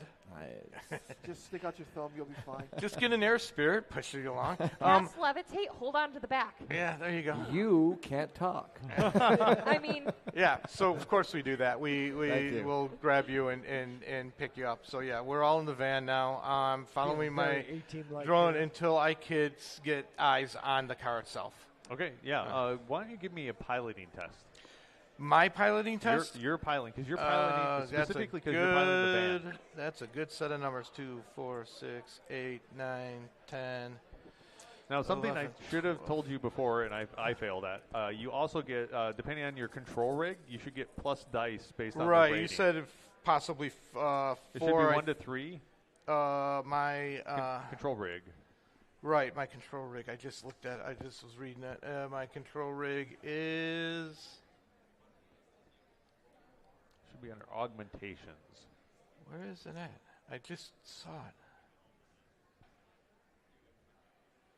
It's 3. We'll give him a 3. Take 3 dice. Yeah, 3 is fine. Yeah. Nick approves. Yeah. Oh no! Look at all the 1s. 2. Oh no. I am, but 3. You got 3. All right. And then. How many 1s did you get? 1, 2, 3, 4, 5, 6, 7. In which case, what we do is we just spend our edge. I like spending edge. And I got 1 1. Oh no, 3 1s and a couple more hits there. Another hit. Another hit. Look at that. So in this case now, 2, 4, 6, 8 hits. Wow. 3 1s.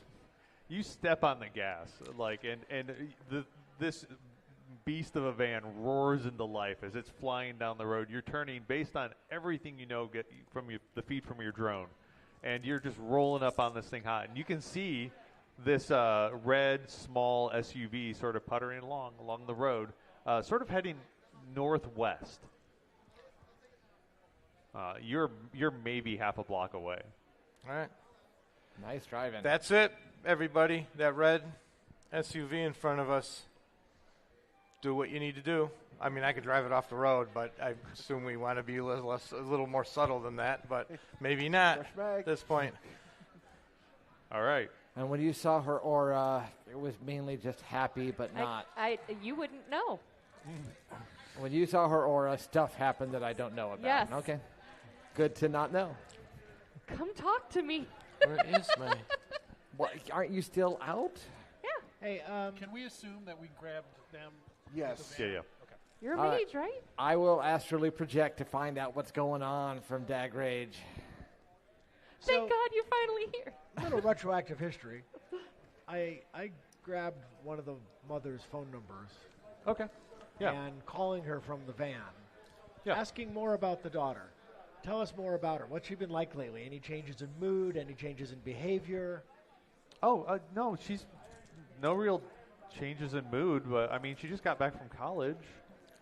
She's loving her coursework. And what is she studying? Forensic science.